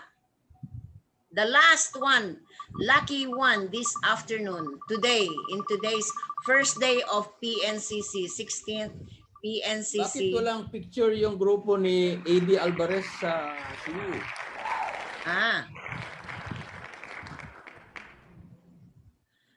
Miss Abigail Garcia. Miss Abigail Garcia is from where? Congratulations. Saan daw ma'am, saan daw ibigay i-send ang picture. Antayin natin yung sa technical natin. Mag-picture ang winner. Saan daw mag-send? Like Miss Abigail Garcia is from where? Baka taga Iowa. Sabi niya, Paniki Tarlac po, present daw sila. Taga Region 3, Abigail Garcia, Tarlac. Ayan, she is from Tarlac. Johnny Rama. Johnny Rama. Kasama ni Sir Johnny Rama yan. Miss Abigail Garcia, congratulations from Paniki Tarlac. Okay. Take a picture, hashtag 16th PNCC. Saan ito ipapadala, Ching? Yung mga ipadala yan sa LGU ng Paniki. Hindi. Dito yata. Dito sa Ilagay nila rin dito sa dati nila. Sa Facebook ba? Oo, sa Facebook ng PhilMais. Doon mo ilagay yung mga pictures ninyo. Doon nyo po ilagay. Lalo na yung mga nanalo. At ilagay FB page ng So bukas PhilMais. iba na namang raffle natin bukas. Gladys Jane Magtahas, Cabonelas, Ramole. Watching from Mantibugao, MARFC from FB Live. Si Welcome Jane. po. Kasama natin ito, kasama natin ito sa Okay. sa PhilMais diyan sa Mantibugao. Sila ang contract ngayon ng Manolo Filmico. Fortich. Yeah. Manolo Fortich. Anyway, I will give it over to you mga President at saka Sir Rod and Sir Roger and my partner Doc Art. This is Rosalie M. Eliasus, the Board of Director of Region 1. I'm signing off, but stay there. Sila po ang mag-ano. I have to do some tasking as well dahil ako nag-MC ako while working in the office. Thank you very much and I would love to see you again tomorrow in the morning. Please be early to sign in para hindi ho kayo mahirapan na mag-sign in po sa ating second day of 16th Philippine National Corn Congress. Mabuhay, Kamais! Reminder lang, partner, dun sa ating mga kasama. Ganun din po, same time, yung ating pag-check-in, kumbaga 7:30. We'll start also yung exhibition ng 8 and then we'll start with the program at 9. Okay. I-try din natin, Doc, ihabol yung presentation ni Secretary Pinyo. Yes, oo, mahalaga yon. Yeah, I was about to say that kasi maganda parang yung presentation ni Secretary